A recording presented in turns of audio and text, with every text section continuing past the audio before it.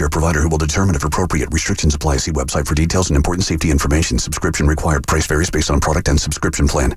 Hey guys, did you know there's a generic form of Viagra that works just the same, but is 95% cheaper? And you can get it online? Just go to hims.com/radio. Through Hims, you'll get a free medical consultation, discreet shipping if prescribed, a 100% online process, and trusted generic alternatives to the name brands to treat ED at up to 95% off. That's right, the same active ingredient as the brand name for 95% less. It's the same ED medication, still prescribed by a licensed medical provider, but with zero copay, no expensive appointments, and no awkward face-to-face conversations. To start your free online visit, you need to go to this exclusive address, hims.com/radio. That's hims.com/radio for your free online visit. HIMS.com/RADIO.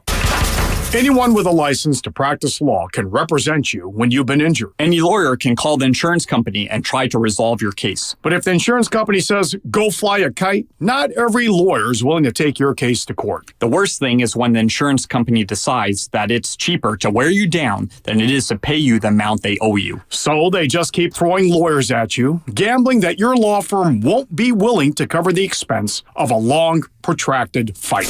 At Habas Law, we believe that a personal injury lawyer should take care of every client like they were a member of their own family. That's one of the things we do, and we do it very well. That's why we don't back away when insurance companies dare us to match them dollar for dollar. We believe in you. We believe in your case, and we believe we can win. Call Habas Law at 1-800-INJURE. When you talk with Habas Law, your day gets a whole lot better. HABBASlaw.com. Have you tried Farmers Brewing yet? If not, it's time you put your lips on a farmer. From sunup to sundown, we're working hard to create beers from our own farm-grown ingredients. Farmers Brewing is 100% family-owned with 5 generations of experiences with incorporation of tradition and innovation. The result, sessionable-style beers that are clean, crisp, and easy drinking for all. From centuries of farmers to future generations of brewers, it's been a long time coming, and we're here to stay. From farm to glass, we're Farmers Brewing. Find us at your local store or visit farmersbrewing.com.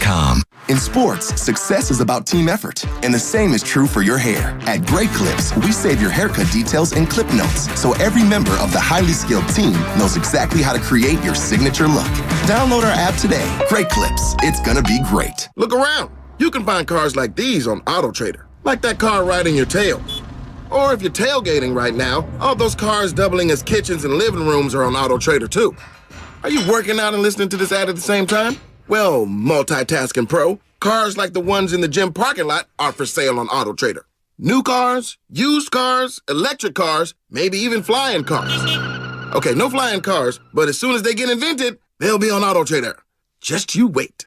AutoTrader. This holiday season, spread the joy to family and friends by filling your hopper with Kingsford Hardwood Pellets. Kingsford Hardwood Pellets delivers excellent performance in any pellet grill and adds an authentic wood-fired flavor to your holiday meals. From favorites like prime rib to mac and cheese, your family will crown you grilling royalty. Trust Kingsford, America's grilling expert with over 100 years of expertise in flavor and quality. Make Kingsford Hardwood Pellets your grilling holiday go-to. Visit kingsford.com. This week at Target, get all your holiday shopping done with last-minute deals on must-haves and wants for the season. Discover big deals on toys and tech, plus top deals on clothing, beauty gift sets, and so much more. At Target, find all you need for the holidays. Shop great last-minute deals everyone will love, and get what you need fast with free drive-up. Hurry! Last-minute deals end Sunday. Score low prices and great last-minute deals now at Target. Exclusions apply. Before. Mid-50s on the coast, mid-60s inland, no rain today. Weather brought to you by Cricket Wireless. Switch to Cricket today and get a free Samsung Galaxy A14 5G. After all, you've been good this year, and they think you really, really deserve it. Smile, you're on Cricket. It's time to wake up with a nice cup of morning brew.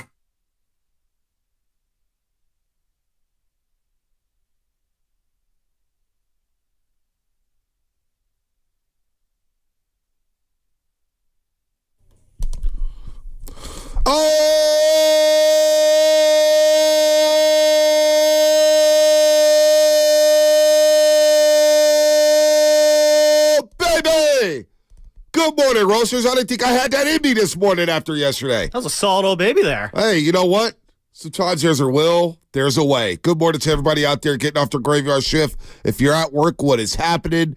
Good morning to all the roasters out there driving in traffic, all the truck drivers, carpenters, janitors, BART conductors, beauty drivers, you know it, roasters on YouTube and Twitch, and, of course, the Comcast Business text line.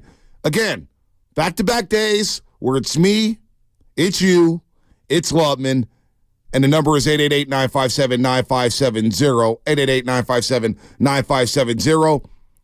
Let's turn our attention, because we will get to the Golden State Warriors, and Steve Kerr, Joy Willard, or Dibs yesterday said a lot of good things about the rotations, about what the Warriors look like, beating the Boston Celtics. By the way, the Celtics impressive last night in Sacramento, dropping 144 on them boys. Without Jason Tatum, without Al Horford. So Sacramento was lighting no beams last night, that's for sure. 888-957-9570, because I want to get into the Baltimore Ravens today. And I was on a Baltimore station yesterday, 105.7, with Greg Clark and Rita, my girl Rita, who's a big-time Florida Gator fan. And the first question they asked me, and I want to ask the roasters this: what does this game mean to you? Because when you look at it, okay, it's a matchup of two 11-3 teams. The best team in the AFC and the best team in the NFC. But what does it really mean? Because the Niners could lose this game and win the next two and still have home field advantage. The Ravens, they control their own destiny as well. So although we could look at it as, hey, this is a Super Bowl preview, this is a measuring stick game, what does this game on Monday night really mean to you? Are you looking at it as saying, hey, we beat the Ravens, I know we're the best team in the league, I know we're Super Bowl contenders, blah, blah, blah, blah, blah? Or are you saying, hey, if we lose, it's not the end of the world? Because I'm looking at Baltimore. They've got the Niners, Miami, and Pittsburgh in their last three. The Niners have, of course, Baltimore, Washington, and then the LA Rams to close out the season. But what does this game really mean to you? Because Baltimore, they come in with one of the best defenses in the league. And I was looking at their numbers last night and watching the Jacksonville game over, and it wasn't the prettiest game. It wasn't. But they dominated Jacksonville. By the way, Trevor Lawrence at the end of the first half, watching that back, what is he doing? He throws a pass to Zay Jones inside the 5-yard line. They have no timeouts. They get up to the line of scrimmage. Instead of spiking it, they run the play, and he throws short of the goal line, and Baltimore tackles Zay Jones again, and the clock runs out. They're down 10-0 at the half. That basically was a football game. But I'm looking at Baltimore's defense, and this is going to be, and we'll play some Baldy Sal from earlier this week where he said, look, if Brock Purdy wants that MVP, show me what you can do against this defense. And I get what he means, because his defense is really, really good. They give up 288 yards per game. That's second in the NFL. They've amassed 50 sacks. That's number one in the NFL. They give up 185 passing yards per game. That's seventh in the league. And they stuff the run. So what Baldy said earlier this week said, hey, Brock Purdy's got to do it against this defense. And I thought, well, how similar are they to Cleveland? It's one of these AFC North defenses where you got Cleveland, you got Pittsburgh, you got Cincinnati, and of course Baltimore. And it's a blue blood division. I mean, this division is nasty when it comes to defense. But Baldy mentioned how different they were to Cleveland, where Cleveland plays that sticky man defense where they can just go one-on-one on the outside with their quarterbacks, Denzel Ward, Newsome. They got the safeties, and you got Myles Garrett up front. You got Taki at linebacker. That's a really good defense, man. That defense swarms you. But he mentioned how Baltimore plays a lot more matchup zone and how they don't play a lot of man defense. But they got ballers who I think they are capable of playing man. And right now they feel disrespected. And one thing I know about that Baltimore organization over the years, and I'm not one of those Niner fans who hate them for beating us in the Super Bowl. We got some highlights from that. I'm not one of those Niner fans who hates them for beating us in 2019 in the rain out in Baltimore. It's one of those healthy respect organizations because of the way they draft for a long time under Ozzie Newsome, the longtime GM of the Baltimore Ravens, who retired a couple years ago. I respect them because of John Harbaugh and his kind of a no-nonsense head coaching style. And they always seem to have the same type of team. physical, running the football, and hitting you in the mouth on defense. And they always got ballers. And this year's no different. Kyle Hamilton, the safety, may be their best player. This safety is everywhere. I mean, first play of the game against Cleveland, I know they lost this game a few weeks back, the same day when the Niners were down in Jacksonville. But the first play of the game, he swats a pass from Deshaun Watson and goes in for the score. Pick six, easy. He can play in the box. He plays deep. He's a great cover safety. He's a great hitter. He may be one of the best players in this league. Marlon Humphrey outside, playing corner. He can play some man. But I do want to know from Niner fans, as we look to Christmas Day, we don't know whether or not Eric Armstead or Javon Hargrave are going to play. We're going to get an injury update later on today when the Niners hit the practice field in Santa Clara. But what does this game on Monday Night Football mean to you? Are you looking at it as saying, hey, it's a measuring stick game. I need to snuff out Lamar Jackson. I need to snuff out Odell Beckham Jr. I need to shut down Zay Flowers and Gus Edwards in this rushing attack. I do want to know how Niner fans are looking at this game. Lubman, when I go to you and you preview this game and you're playing this game out in your head for Christmas Day, Monday Night Football, how are you looking at this game? Yeah, hello there, Bonte. Hello there. I look at this game, I feel like, I want to lead off by saying could be a statement game for Brock, but I feel like I kind of have to lead off there and say that this could be a statement game for Brock. And I mean that very much in the MVP race, because he's got another MVP contender come to town in Lamar Jackson. Brock Purdy's currently on top of the MVP odds right now at minus 200 last I checked on whichever board. Every odds maker seems to have slightly different numbers there for some reason. But close behind them is Lamar Jackson at plus 450. He's right now number 2 in the MVP favorite vote right now. And so I feel like for Brock, what's online here is if you can show up, have a solid outing on national TV on Christmas night in front of the entire nation against your biggest competitor in the MVP race, what a solid performance from Brock plus a win could more or less put the MVP race to bed on Monday night in Brock Purdy's favor. So right off the bat, I think that's the big thing for Brock. As far as team-wide, though, this is a chance, I think, for the Niners to really get a statement win over one of the truly elite teams in the AFC. I mean, when's the last time the Niners really had one of those big wins against a top-notch AFC contender? I mean, obviously, there's not that many opportunities for that. Right. But this year, I mean, what you had the Bengals when Joe Burrow was was healthy. That didn't go very well. They got routed. You went to Cleveland against P.J. Walker. You lost that game. Run to that buzzsaw there. Last year, when the Chiefs came to town, the Niners kind of were put in their place by the Chiefs last year. They got blown out. So for the Niners, like, this is a good chance to really go, take on an AFC opponent, one of the elite tier AFC opponents, and let the league know, hey, not only does the NFC run through Levi's, the entire NFL might be running through Levi's right now. Well, I'm looking at Baltimore right now, and they're so similar to what the 49ers have done this year. We know the Niners are averaging 30.4 points a game. Well, Baltimore's not far behind, averaging 27 a game, all right? They're allowing just 16 points per game. So their defense is right there with the 49ers, if not better. You look at the way they run the ball, and the yards per carry, and the passing yards, and the third down efficiency. It's a very, very good football team. Very good. They average 5 yards a carry. 5 yards a carry.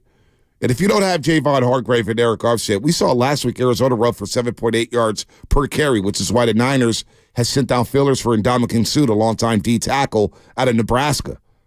Because the depth at inside and the interior, this could be a worrisome game if Armstead and Hargrave cannot go. But then I look at their offensive line and I say, okay, I got the advantage on the edge. This could be a Nick Bosa game. And I wonder defensively, we're going to talk to Eric Crocker at the 9 o'clock hour. I wonder, like the Kanye West beat, if the Niners are going to rush the passer like they did against Jalen Hurts against Philadelphia. Remember with Jalen Hurts, they kind of waited a little bit, and Nick Bosa mentioned how very disciplined, staying home with those rushing lanes, and that's because that's what you got to do when it comes to quarterbacks who are able to run like Lamar, like Jalen. You really got to stay true to your lanes, contain that outside there, and I think that's probably right off the bat your biggest key against Lamar Jackson. But don't you? I feel like Lamar's a better pocket passer right now at this stage of his career than Jalen Hurts. I'd agree with that. I think he's become a more balanced player too. Like he's not first off, he's already got a career high in passing yards. He's got over 3,100 passing yards this year, far and above his career high. So definitely a more dynamic passer, which is impressive. When you look at his receiving core, which is, not the most, It's not the sexiest. No, it's not. Yeah. Although Beckham Jr. probably past his prime. Zay Flowers, a very good rookie out of Boston College. And then Mark Andrews was hurt. Nelson Aguilar is your number 3 receiver. Rashad Bateman is a guy who you're constantly waiting to play big, but isn't. I know that from weeks and weeks of frustrating fantasy lineups. But yeah, it's impressive the passing performance that Lamar has done with the crew that he's had. And yeah, he's more balanced between being a passer and a runner. He's not a guy who's looking to just take off first chance he gets he was when the Niners faced him in 2019. Now, Isaiah Likely's a good tight end. And Baldy mentioned Charlie Kolar. Charlie Kolar, the backup tight end out of Iowa State, who played with Brock Purdy. And watching that Jacksonville game, I'm like, oh, this guy could play. And Baltimore, it just seems like they always deal with the slew of injuries every single year, and they find a way to get at least into the playoffs. They find a way to at least be in football games. Even last year, they made the playoffs, and Lamar Jackson didn't play half the season. Gus Edwards, he's going to step up for Keaton Mitchell. Justice Hill will be his backup. Melvin Gordon, old man Melvin Gordon, who's been around this league for a long time, whether it's Denver, the Chargers, he's their third-string running back. Baltimore figures out a way to churn yards, but the premier matchup, because the Niners are 18th against the run right now, and last week they missed 16 tackles. I think this extra day off will help the 49ers freshen up their legs, freshen up Fred Warner, freshen up this defense. I think that's an advantage for the 49ers, especially when you consider the short flight from Phoenix to the Bay Area. Going from Glendale, Baltimore has to go, from Jacksonville, which is not a long flight from Baltimore. It's about a 2-hour flight, if that. But then they got to come across the country on Monday Night Football, so the Niners will have the advantage there. But this defense, man, with Kyle Hamilton and Marlon Humphrey, you got Clowney up front. Clowney's having one of his best years. Kyle Van Noy, very good pass rusher. And then you got the linebackers. Look, we talk about Warner. We talk about Dre Greenlaw a lot. The second best duo at linebackers may be Roquan Swift and Patrick Queen. These guys can go sideline to sideline. They're pretty damn good, Lubman. They're pretty good. So let's go to Will in San Francisco. He wants to chime in on this football game. We'll get Will here in the first segment of the show. Will, what's happening, man? You're on the Morning Roast here on 95.7 The Game. Good morning to you. How you feeling about Monday's game against the Ravens? Mr. Bonte, morning to you, top of the morning. How you doing? Top of the top, Will. Top of the top, and happy holidays to you and your family. Yes, sir. Yes, sir. Same at you. Man, my thought to this and the importance of this game is if we win out, but first off, let me say, when Dallas lost and Philly lost last week, that was my first thought was we can let this game go. But what to you is the number one thing that football players can get during the season? Rest, number 1 seed? That's it. Thank you. So if we win out these next 2 games, we can rest our players on the last game of the season and then even the bye week, and we got a fresh team ready to go and hot and ready. So that's the importance of this game. If we do get that thought of let's just let this game go and we can win out the next 2, man, rest. Will, let me ask you this. How do you view the Ravens, though? They're such a bully. And the Niners have struggled with these bullies in the AFC North. Outside of the Pittsburgh game in week number 1, Cincinnati, maybe you could say, hey, they were a tired team playing a Bengals team coming off a bye week. They had the short week coming off of Monday Night Football. And, of course, losing to the Cleveland Browns without Debo, basically, and Trent Williams on one ankle. But how do you view the Baltimore Ravens? It's a whole new ball game now because their running back is out for the season. Keaton Mitchell, so now, yes, sir. So now we're going to find out how they really are going to bully teams without that running game. Now defenses are going to focus in more on trapping and keeping Lamar out of that, out from going out of that pocket. How do you look at Lamar Jackson? Because he is an MVP candidate, and it's the narrative about him, hey, can he win in the playoffs? Can he throw from the pocket? How do you view Lamar Jackson? Is this the toughest test at the quarterback position for the 49ers this season? The Niners have always had problems with mobile quarterbacks. They've always had an issue with them. So, I mean, and over time, Lamar's been getting better and better. So it's hard to say. It's hard to say, but it's going to be a different game. Like I said, that the running back who went out, it was a big part of their whole offense. And it opened it up for Lamar. And now without him gone, like I said, this is going to be their first week without him. And so it's just going to, it might put them on their heels. We'll find out, but there's going to be, I feel, an important game just to get through this one and the next one. But, yeah, Lamar's always an issue because of his mobility, of course. All right, thanks for the call, Will. Good stuff there. Lamar Jackson, we remember him from 2019. 2019, he did this to tie the game in that rain-soaked game. Fake to Ingram. Jackson back. Floats one towards the middle. Is caught for the touchdown. Mark Andrews. And in that football game, he ran the ball well. They controlled the clock. They had 2 clock-eating drives in that second quarter. I remember that game when they were up 14-10.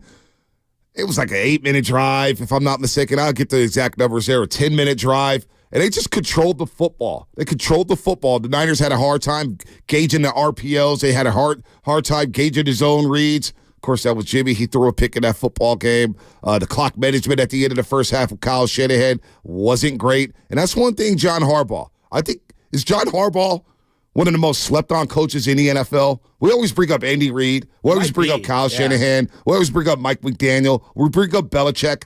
Nobody ever talks about John Harbaugh. No, they really don't. I mean, he's been there since, 2008, I think was his first season. Mm-hmm. They've always just had really consistent, we said earlier, it's like almost the same team every year despite different personnel. But yeah, he's had the Ravens consistently in contention in the AFC every year. Obviously, he got that Super Bowl early on, a lot of playoff success early on. But I feel like ever since, when you talk about, the great coaches of today, he does never get brought up. We celebrate guys like Sean Payton all the time for being one of these great coaches, and he's another one where he got, his Super Bowl early on with the Saints and then hasn't won anything since. But Payton, I feel like he really gets elevated a lot, and this isn't to take away from Sean Payton, right? But he gets elevated a lot, where with John Harbaugh, it's just kind of like he's just there every year. It's almost like sometimes you look over there, it's like, oh, wow, I didn't know John Harbaugh's still coaching the Ravens. Good for him. One thing I do know about John Harbaugh, one thing I do know about him, clock management, really good. Attention to detail, really good. Teams buttoned up, not being penalized, very good. Very, very, very, very good. John Harbaugh is one of the best coaches in this league, and I don't think he gets the respect. And he's reinvented himself in terms of his coordinators, right? He brings in Todd Monken for our old friend Greg Roman. His defensive coordinator, he actually stole him from his brother, Jim Harbaugh, from Michigan, Mike McDonald. And Mike McDonald has his defense flying around. He was very good at Michigan, and you see what he's doing now with the Baltimore Ravens. Again, they lead the league in sacks. They're second in the league in yards per game. They're physical. They're flying around the football. And Baldy believes this is the barometer for Brock Purdy. He feels like this is the game. Here's what Baldy said earlier this week about Brock Purdy against his Baltimore defense. Look, he's special. And part of, I think, the pushback, just forget about the Mr. Irrelevant. He looks at like he's just this little kid out there that makes it look way too easy. I mean, he's not uptight. He's not into this. It's not like he's in this kind of crazy zone. Like, he's very approachable before the game. He's not uptight. He knows the answers to the test. Like, I don't think you could do a lot. And Baltimore does a lot. This is a great test. Baltimore plays a matchup zone. They've got they've got a great pass rush. They blitz efficiently. They've got tremendous speed. Like, this is a really good test because I don't think in the playoffs that you could see a defense that is this complete. And so it's really, I kind of like, the superlatives are he's worth all of it, right. But this defense in Baltimore gives everybody trouble. That's what Baldy said earlier this week. Do you guys agree with that? 888-957-9570, 650. I kind of agree with you here. I hate the narrative that the Niners struggle with running quarterbacks. Who doesn't struggle with running quarterbacks? That's the entire league. Everybody struggles with running quarterbacks. 888-957-9570. Are we just overhyping this game? What does this game mean to you? Because I was asked yesterday on the Baltimore radio station, and they were just kind of ho-hum about it. Like, we're just kind of worried about ourselves. We don't believe this is a Super Bowl preview or whatnot. But I want to hear from Niner fans. It's Christmas night, Monday Night Football against the best team in the AFC with the best defense basically in the NFL outside of the Cleveland Browns.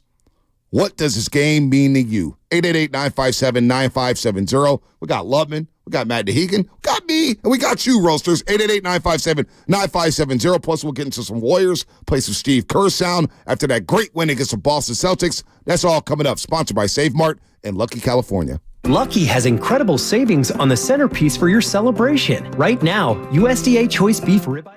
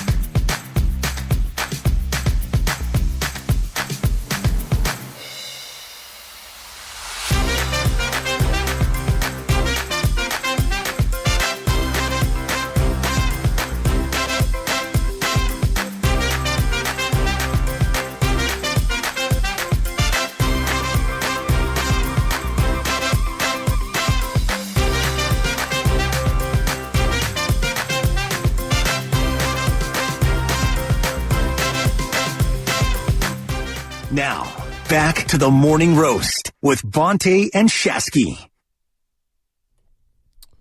Morning Roasters. Shasky out. Spadoni's out. Ludman's here. Ludman's never out. Guy has no life. He lives here at 95.7 a game. We've even got the boss man early. We've even got the boss man early here at 6 in the morning on the Morning Roast on 95.7 a game. Good morning to everybody out there. 888-957-9570. This Baltimore game's huge to me. And I'm hearing too much as we're going to get into the Warriors. And, of course, they'll welcome back Jordan Poole tomorrow night at Chase Center, and he deserves a standing ovation. He'll come in with the Wizards, who have won one game in the month of December. One game. If it wasn't for the Detroit Pistons, a lot of people would be talking about the Wizards. But we'll get to that a little bit later. But this game, I'm hearing a lot. And it's been back and forth. Well, you don't really need this game. Don't really need this game. It's not the end of the world. Now in my mind, I'm starting to flip, saying, you know what? I want to keep the momentum rolling. I want to get that number one seed secured, locked in. I don't want to have to deal with the Rams in the last week of the season saying, all right, I have to beat the Rams to get the number one seed. No, I want to beat the Ravens. I want to show the entire country that the best team in the NFL at this stage of the season, this isn't October, this isn't September, this is late December, going into January. And you got to let one of the best teams in the NFL know that, hey, if you see us down the line in the Super Bowl, this is what it's going to be like. You're going to get beat up. You're going to get dominated in the trenches. So I want this football game to keep the momentum rolling. I don't want to risk losing this football game. Then you got to travel across the country, take on a Commanders team that's going to be desperate. They got nothing to lose. Then you got to come all the way back home and take on the Rams and try to secure the number one seed. I want this game on Monday night. Now, I know there's some people, we're going to play some Peter King sound a little bit later about what he thinks about this football game, saying, well, you know what? It's not the end of the world. And I respect Peter. He's a longtime journalist, been covering the NFL a long, long time. Been covering this league, man, longer since I've been on this planet. I got to have this game. I got to keep the ball rolling. What about you? 888-957-9570. Let's go to James in Santa Rosa. James, what's happening, man? You're on the roast. Good morning to you. Man, I'm fired up for this game. I got a little extra fire this morning. I'm a delivery driver, and I'm a longtime listener, big-time fan. Thank you. I dropped off my delivery to one of my clients, and he starts yelling at me because I'm wearing a Niner hat. And he's like, oh, we about to whoop you. It's not going to be close. I bet $1,600 on this game. And I said, you just curse yourself. How are you going to bet Joe Montana's number on this game? You know what I mean? And so you wait, hold on. James, real quick. Sorry to cut you off, but you delivered a package to a Ravens fan right here in the Bay Area? Yeah. What are the odds of that? Man, he came at me at 5 a.m. yelling and stuff. I'm like, get back to Baltimore then, man. What the hell are you doing over here? Well, you got to remember, it's 8 a.m. where he's at. So he's a little hegs. Oh, wait, you're on the East? No, he's in Santa Rosa. No, I'm saying the Ravens fan. Ravens fan. No, it's... The Ravens fan. Yeah. Gotcha. I don't know what's going on. He seemed like he had a lot of... he's overconfident, and, man, I'm so tired of people talking smack about my guy, Brock Purdy. You know, like, I remember a Bay Area athlete back in the day who they said was undersized and he couldn't win championship and he was injury prone. That guy turned out to be Steph Curry. You know, and people keep talking smack about my guy. It's not about all the physicals.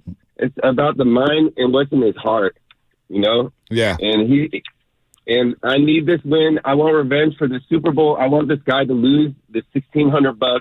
And thank you so much. All right, James, be safe out there on the roadway. See, I'm seeing some comments here on YouTube. And they're saying, man, we need to show who the best team is in February. This game doesn't matter, blah, blah, blah, blah, blah. But you are the same people that if the 49ers lose this game on Monday, you'll be calling in Tuesday saying, see, the Niners are front runners. They don't stack up with the best teams in the league. You're the same people that will flip and say they're not on the Ravens level. So that's why I really want the game. We need to mentally know that you can hang with the big boys. And earlier this season, I got thrashed by Cincinnati. Joe Burrow did whatever he wanted to do. Cleveland, they forced you into 8 straight 3-and-outs. This is another good defense, and defense that feels disrespected. Look at some of the quotes coming out of Baltimore. Kyle Hamilton. The Ravens are 5.5-point favorites. Kyle Hamilton, their star safety out of Notre Dame, says, we feel a little disrespected by that. I feel like we are the best team in the league, and we have an opportunity in front of the country to show it. Look who else is talking. Lamar Jackson. I don't want them to pick us. I like being the underdog. I believe we play better when we're doubted and when people aren't choosing us to win the game. I feel like we play better all the time, so just do it all the way to February. That's all I ask. Now think about this. Lamar Jackson has been favored in 62 of his 75 career regular season starts. Lamar Jackson has been favored in 82% of his starts. That's absurd. He's 9-4 as an underdog. Marlon Humphrey also was talking about it as well. He said the size of the spread hurt his feelings. It hurt his feelings. So you got an angry team coming in here. Angry team coming in here feeling disrespected. So they want this game. I know for sure they want this game. I want this game as a Niner fan. I don't want to risk anything. I want to keep the train rolling. I want to keep this winning streak rolling. I want to go into the playoffs hot. I want to win on Monday night in front of the nation. I don't want any doubt creeping into anybody. Anybody. No, I agree with you. I do think the stage definitely ups the ante, ups the stakes of how badly you want this game. Because, yeah, it is fun to win on Monday Night Football. It is fun to win in front of the nation. Let everybody know, hey, this is what we're doing out here in San Francisco. This is how we're balling out here. This is how we do things. I do think, yeah, there is that statement, yo, AFC, you guys got to be afraid of us too. Look what we just did to your top dog. We just ran roughshod over them on Monday Night Football in front of the nation. You know, be aware, you do not want to face this team if you make it to the Super Bowl. So I think, yeah, that's the big reason there. I think the biggest reason I think Will touched on in the last segment, he basically said, the goal should be you want to rest guys week 18 against the Rams. And if the Niners win these next two games, regardless of what the Eagles and the Cowboys do, because the Niners have tiebreakers over both those teams, if they go into that final week of the year 13-3, they have that one seed all locked up. Exactly. You know, they will have that bye all locked up. So that week 18 matchup against the Rams, it won't mean anything. I don't know if they fully rest guys that game because they probably don't want to get maybe you play for a half. Yeah, something like that. Trent Williams goes in for like a cameo snap or something like that. We'll see a lot of Sam Darnold, but you know the Rams, Bonte, they're going to be playing for their playoff lives that week. Well, maybe the Niners want to play spoilers and keep their NFC West rivals out of the playoffs. That's going to be very interesting when we get there. But do you want this game? Or are you good with just trying to win the two after that? See, I want this football game on Monday. I want this football game because I still got memories from the Super Bowl of Niner fans. And I see you guys stacking up on the phone lines here. But I still have memories of this. From the gun.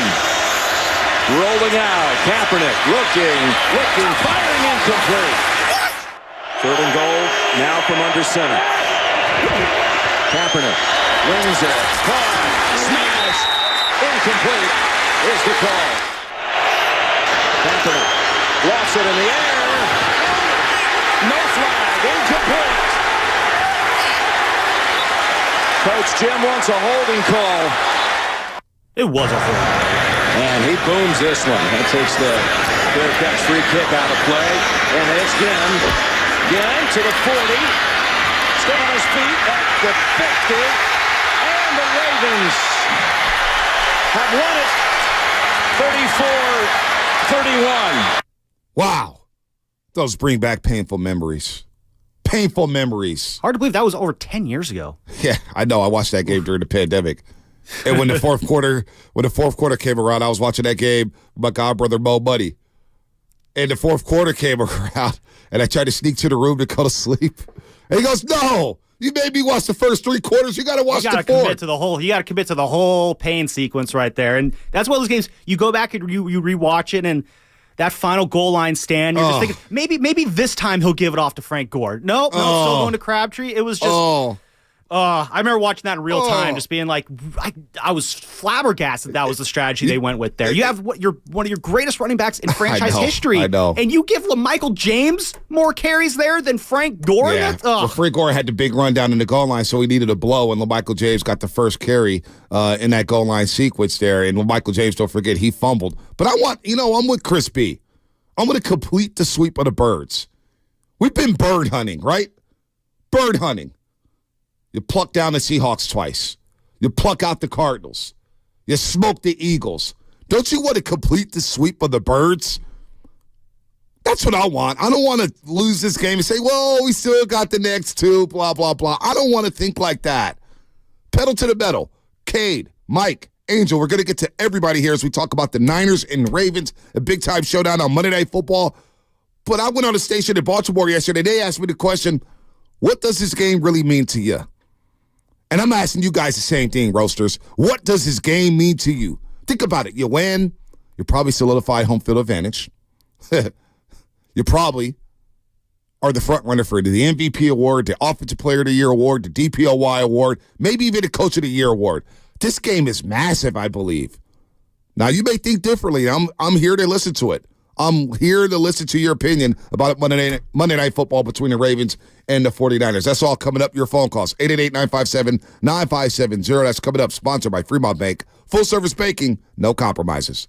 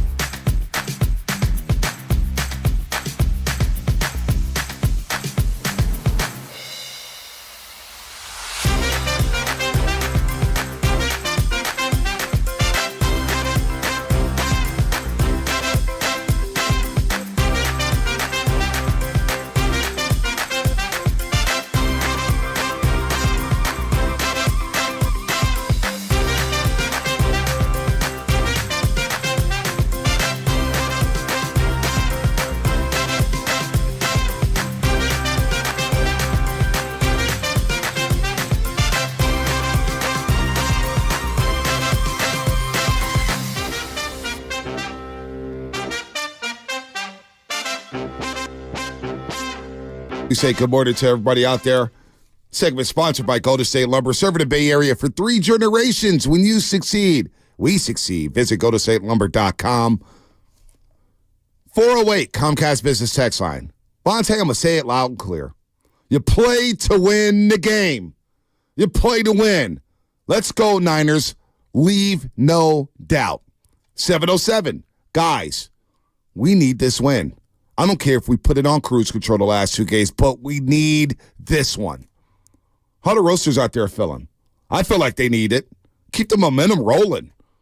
I don't care about week 18 against the LA Rams. I want to win on Monday Night Football in front of the country, in front of Troy Aikman, in front of Joe Buck, against that Baltimore Ravens team that is the beast of the East so far, or the beast of the AFC, I guess you used to say, in the AFC North. I got to have this one. This is one of those got-to-have-it games. How did the roaster feel out here on the phone lines here? Let's go to Cade in Texas. Cade in Texas, what's happening? You're on the roast. Hey, what's up, guys? Man, I'm calling out here from Texas, and man, Monte, I'm just like you, man. To those that saying about, this game that we don't really need it or whatever. Look, I don't want no drama come the last week of the year, especially when you have these teams like Washington who's going to throw everything at you. What do they have to lose? And then the Rams, who they're in the playoff picture, but division rival. Kyle Shanahan, he's in his bag as McVay, but it's like I want this game, and especially this is a potential, could possibly obviously be the potential Super Bowl matchup. Who knows? But this Baltimore, this is easily the number 1 and 2 teams in the NFL. Yep. I think this is a big test for the whole team, and like you said, I think this is a huge game for Brock. He's had a great year. Yep. If he goes out and performs, to me, I think he's the MVP. But after this, there's no question about it. If, obviously, he goes out there and has a good game. And Kyle Shanahan, like we said, against Harbaugh, who's a really good coach. I don't think, he gets talked about as much as he should. Yeah. But, he's very good with clock management and stuff like that. And Kyle Shanahan has been in his bag all year. But this is a good game for him because I think if, it's a close, tight game that we really, it's kind of nice. We haven't had a whole lot of those kind of games blowing some of these opponents out, but that's good for Kyle, going into the playoffs, where he could, kind of be a little bit of a, clock management type game where sometimes we've seen from Kyle, like, oh, what do you do? But hey, Kyle's been in his bag, and Good call, Kate. Good call. Harbaugh is underrated. John Harbaugh, that is. He's the better of the Harbaughs, in my opinion. He's the better of the Harbaughs. And you want to leave no doubt here. You want to prove to the world that, hey, we could be some of the top teams. And I'm with Mike Ladd on YouTube, where he says, I don't even want to look like we struggle against another AFC North team this season. It's almost like it's for the psyche, really, for Niners fans. You just want to know that, that this team can handle games of this magnitude. Like, I feel like, again, the last caller, I think he made a good point, Cade. Like, this does feel like, I feel like the biggest storyline of this game is a potential Super Bowl preview. Like, I remember that was kind of a feeling, a few years ago when the Niners played the Chiefs. Obviously, it didn't work out that way. But, it feels like this is the game that, like, we could see this again in February. Yeah, we can. And I feel like now you want to make that statement if you're the Niners, like, because the Niners, they're looking at the Ravens. And it's like, it's almost like they're seeing like a carbon copy of themselves. Yep. Maybe not in how they play the game, but the results in terms of just how good that offense is, how good that defense is. You want to make that statement, hey, if we run into you guys again, you're not going to have fun. Well, you mention it. They're a carbon copy of each other. Well, they both like to play physical football. They both use fullbacks, right? Mm-hmm. They're both physical. They both love to run the football. That's been lost on everything with what Brock Purdy has done. The Niners still are a run-first team. And they're still running the ball down teams' throats. Fewest pass attempts in the NFL, the Niners. There you go. So they hang their hat on defense. Both defenses are very, very good, especially against the run. 1 and 2 in points allowed per game. Yep. Ravens allowing 16.1, Yep. Niners allowing a tick more at 16.7. Well, where the Ravens at in terms of points scored? Because they average 27 points per game. The Niners are at 30.4. Ravens average 27.4 points a game. They're right there. Yeah, like you said, Ravens 30, Niners 30.4. That's third in the NFL. Ravens right there at number 4. Niners are third in the NFL? Behind the Cowboys and those Miami Dolphins. Wow. What are the Cowboys averaging? Cowboys are averaging 30.8. Yeah, they're front runners. So they've feasted on all those bad teams. And the Eagles. And we see when they played Buffalo, what did they score, 3? When they played the Niners, they scored 10. I'm not worried about the Cowboys. They're fraudulent. Oh, no, not at all. And the Dolphins have yet to show that they can handle competition at the highest level, too. They've chewed up a lot of really cruddy teams, and Tyreek Hill, he's been kind of banged up a little bit lately. Yep. That's going to impact their offense a lot. But Ravens, this is, I think, the most complete team the Niners are going to see all year, probably. I mean, outside of the Eagles, but we saw what the Niners did to them. But Cincinnati was pretty good when they had Joe Burrow. That's true. When they were full rolling. strength, yeah. But again, that game, and I'm not making any excuses, that was a 17-10 football game going into the fourth quarter. Brock throws a terrible pick going into the fourth quarter. He throws another pick on the next play the offense had from scrimmage. So he was not good in that football game. Joe Burrow carved him up in that first half. But, Cincinnati, they had the advantage. They were coming off a bye week. The Niners were coming off a short week in Monday Night Football and late flight, and obviously Brock didn't practice that week due to the concussion symptoms that he had. He didn't get cleared until Saturday. But you tip your hat to Cincinnati. They were the better team that day. Cleveland, we all thought the Niners were going to roll. They had P.J. Walker, no Deshaun Watson, no Nick Chubb. And you know what? They shut the Niners down. I mean, to be honest, the Niners rolled on defense that day. I mean, they did hold the Browns to 19, on their home field. But it was their defense that forced the Niners into 8 straight 3-and-outs. They had Brock flustered. They had this offense flustered. Now, again, you lose Deebo Samuel, but when you have an Ayuk, you have a Kittle. Kittle had 2 targets that day. What do you have? 1 catch, 2 yards that day? Yeah, he was very underutilized, especially during that whole little skid there he was. Maybe he was underutilized, or maybe Cleveland just shut him down. That defense is legit. Cleveland's legit. So you want to see what the Niners can do against another AFC North team. Before we get out to the lines, I want all the roasters to listen to this. Peter King, who joined Willard or Dibs earlier this week, listen to what he had to say. What this game means for the 49ers against Baltimore on Christmas night. The next 2 games, honestly, are more important for the Niners because you want to win your NFC games. If they win the last 2, Washington and the Rams, you would think they would. They're 11-1 in the conference, and that'll trump all tiebreakers, obviously. And I think when I look at the 49ers right now, and I know this is going to sound, overly cautious, but the thing I'm most concerned with in the last 3 weeks, not at the expense of getting home field, definitely, but I think when you do see that you're either way ahead or way behind late in any of these games, man, you got to take Debo out. You got to take McCaffrey out. You got to really do everything you can to make sure that whenever your playoff season starts, you go into it relatively healthy. You agree with Peter King there, folks?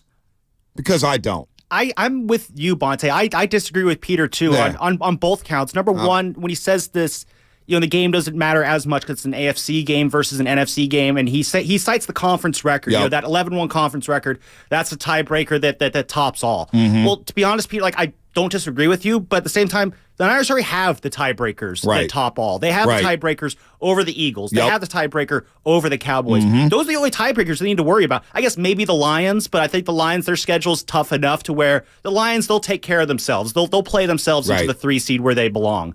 But so that's the first part I disagree with. And then he kind of, I don't want to say contradicts, but it's like his second point kind of goes against the first, where if the goal is to get guys healthy, you need to win now so you can get them healthy later. Mm-hmm. Like, it feels kind of counterintuitive in that way, but again, it's like I said, you win these next 2 games, you could take it easy week 18 against a Rams team that is going to be playing for their playoff lives. I understand the concept of wanting to play spoiler in that game, like you mentioned, but to be honest, having those 2 weeks off and then playing now, there's also the conversation about rust factor. Do you want to have too much time off? Maybe you play the guys for a quarter. Yeah, like maybe half. You play it for a half. Make the Rams earn it a little bit, but I would rather this team be healthy and rested going into the divisional round of the playoffs rather than risk catastrophic injury or someone getting bumped in a bad way just by trying to keep push the Rams into the 7th seed versus the 6th. I'm kind of with you there. Let's go out to the lines. Let's go to Mike in San Francisco. Mike, what's happening? You're on the roast. Morning, guys. How we doing? What's up, Mike? We're doing good today. Good. I can't even believe the concept of losing this game is crossing people's minds. Yeah. And when have we ever been okay with losing a football game in the regular season? It's insane to me. Yeah, no, it's kind of befuddling here. It's silly. Like, I don't know anybody. I'm not like that, Mike. I'm not wired like that. I got to have this one against Lamar, against their stars. I got to give them a warning shot. So when we do see you, if we do see you in Las Vegas, this is what's going to happen. I'm with you, Mike. I don't want to lose this game. 100%. I want to run up the score on them. I want Jake Moody to settle in, feel like he's the man again. He hasn't missed a PAT all year, which is great. But last time he played an AFC North team, lost to the Bengals, missed the game-winning kick against Cleveland. Let's get him rolling again. Let's get him. Yep. Nah, you got to keep the momentum rolling. You got to keep this momentum rolling if you're the 49ers. You come out of the bye week scorching hot. All right? Look at the point totals they put up since the bye week. All right, 34. 34, 27, 31, 42, 28, 45. They have been humming. And if you can do it against one of the best defenses in football, and you can run your misdirection stuff, and you can run the football, you can run your end cuts and your drag routes, and you can have your timing against this defense, that will say a lot and do wonders for the confidence of this offense. The offense already feeling sky high. They're already feeling good about themselves. But against a team that's going to be buttoned up, and they're well coached. Baltimore, you got to give them credit. Led by John Harbaugh, led by Tom Bakken, led by Mike McDonald, their defensive coordinator. This is a buttoned-up team. And you just cited it, Sam. Loving. Top two teams when it comes to points allowed. Top two teams in football, so they don't give an inch. 2 of the 5 best offenses in football, too. I mean, there you go. This is legit heavy hitter Monday Night Showdown. This is what Monday Night Football games should be like, too. You don't want to lose. You don't want to lose this game, no, especially at home. Christmas Day, in front of your family and friends. With how the last Monday Night Football game went, too, when you went into Minnesota and you had Kirk Cousins show you up like that. Like, I forgot all about that. You had the last time you were on the Monday Night stage, you put up a stinker. And so you want to come, you want to right that wrong and let them know, because I'm a believer the primetime games, they just mean more. They do. There's a reason why you're in prime time. You know, we talk about, Deion Sanders, he's prime time. You don't call him prime time because he's whatever. He's prime time because he's up there at the top. I can't believe I said that about a Florida State guy, but that's why he's got that name. By the way, Florida State, emergency meeting with the Board of Trustees. They may be going to the SEC in a heartbeat. Well, yeah, I mean, they kind of have to. The college football committee basically just said we don't respect the ACC when they left them out. So Florida State, Miami, go to the SEC at this point. It kind of has to happen. But yeah, no, this is the kind of matchup, the elite tier matchup that the elite tier teams win. And in Baltimore, like I said, they're feeling disrespected because they're underdogs. The reason they're feeling so disrespected is because they feel like this should be a game that they should win. So if they're hyped up for this game, if they're feeling like this is a game that they have to win, Niners, you got to match that energy. No doubt. Let's go to RJ in Fairfield. RJ, what is happening, RJ? I'm surprised you're up so early. Thought you'd be sleeping a long, long time this morning. Oh, no. Hey, Bonte, don't go there, Bonte. You don't want to go there with me, man. I don't even know what you're talking about. I don't want to talk about the kid. I don't even know what you're talking about. All right. Just want to know. We'll talk about that another day. Hey, just want to talk about this matchup against the Baltimore Ravens. This is huge, man. This is. Are we a championship Super Bowl team or are we a playoff team? Looking at this matchup, guys, like if you look at Baltimore, they got every. We have no excuses. We're the healthiest team, and all the talk coming out. If we lose this game, all the talk coming out of this game is going to be the Niners are going to be pretenders. We have no excuses. We have talent on the defense. We have talent on the offense. We're healthier, and all the talk coming out if we lose this game is going to be Brock Purdy's not MVP. How we're just pretending we're not contenders. So I just want to lay that out there. And Bonte, y'all didn't win the championship when y'all beat Boston. All right, just want to let y'all know. Hey, RJ, must suck to know that you couldn't beat Boston on the back end of a back-to-back without Jason Tatum and Al Horford. You gave up 144 points. So you know what? People saved electricity. They saved money on electricity out there to go to one center. There was no beam lit last night, baby. Bonte, we've been beating teams we've been beating the teams y'all lost to all year. All right, OKC, we sweep them. We beat Denver. We beat all them boys. So it's all good. Have it with your way. We'll say that another day, Bonte. I appreciate you, dog. Happy holidays, RJ. Happy holidays. He knew he was stirred up. He knew what was going down. Boston. I just love how you led off. I don't want to talk Kings. I don't want to talk Kings. Like, oh, that's a refreshing change of pace. Usually that's his first go-to there when RJ comes on. I just knew he didn't sleep well last night. I knew he didn't sleep well last night. How did you not? I mean, they just blew away past him. After Sacramento, they get that good first quarter, and then the Celtics cruise control after that. I mean, Boston dropped 144. They had 5 dudes score at least 20 points last night. At least 20. I think Jaylen Brown had like 3 dunks in the first quarter alone. I'm watching highlights here on ESPN. It's just, it's a dunk fest. It's a dunk fest. I mean, they were just dunking all over the Jaylen kids. Brown eating in the pain. Where have we seen that before? Yeah, no doubt. Angel in San Jose. Angel, what's happening? You're on the roast. Yo, what's up, Bonte? You're killing me when you played that thing back. Oh, my God. If they would have scored that touchdown, I would have won 5 G's. You're killing me. The Super Bowl. Oh, man. Oh, sometimes we got to live through the misery, Angel. Sometimes we got to live through it. The misery builds character. Fan. Look, I'm a Dallas fan, but I'm going to tell you something. You don't want your team to go in there misfiring. You want to hit in all cylinders, man. You want to win out, baby. I don't care what anyone says. Yeah, I'm not a Niner fan, but this is what I want. I want them to cover the spread and hit the over, baby, because I'm about the paper. You know, I'm a football fan. Oh, so you're betting the spread. You're laying the 5.5 on Monday. Yes. Come on, man. Are you kidding? You guys are playing at home. I'm not mad at you. Scare money don't make money. Lay the 5.5. Hey, Angel, happy holidays, brother. Merry Christmas to you and yours. You're listening to 95.7 The Game, KGMC FM in HD1 San Francisco. Always live on the free Odyssey app. Download the Odyssey app. Your favorite 95.7 The Game for the best and most up-to-date sports coverage. Do not forget, you can also watch us every single day on our YouTube and Twitch streams. Just log on and search 95.7 The Game. Be sure to like and subscribe to the channel. While you are there, I'll play this once again. I'm going to play 2 cuts. I'm going to play one from Baldy and one from Peter King. Baldy joins us every Tuesday at 7:30 in the morning. Baldy, look, he loves Brock Purdy as much as everybody. He loves Brock. But he says he just wants to see it against Baltimore. Look, he's special. And part of, I think, the pushback, just forget about the Mr. Irrelevant. He looks at like he's just this little kid out there that makes it look way too easy. I mean, he's not uptight. He's not into this. It's not like he's in this kind of crazy zone. Like, he's very approachable before the game. He's not uptight.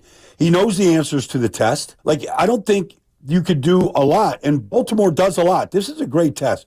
Baltimore plays a matchup zone. They've got they've got a great pass rush. They blitz efficiently.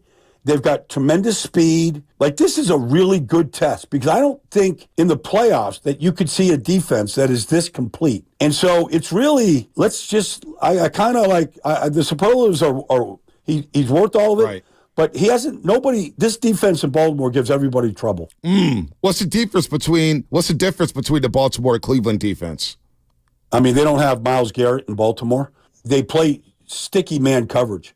And whether it's Martin Emerson or Newsome or Denzel Ward, they were not afraid to man up the receivers. It helped that Debo went down, but they were not afraid to play man coverage on Ayuk and the guys. And so Baltimore doesn't play that style. They're a matchup zone. They're a zone drop team. They get to their spots. They're moving at the snap of the ball, and then they cover a great deal of territory as they're pressuring you from a variety of ways. All right. That's Baldy. And he talks about the difference there between the defense of the Cleveland Browns and the Baltimore Ravens. But Peter King's been covering this league a long time, joins Willard and Dibbs every single week.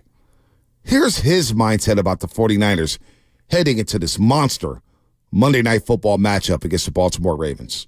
The next 2 games, honestly, are more important for the Niners because you want to win your NFC games.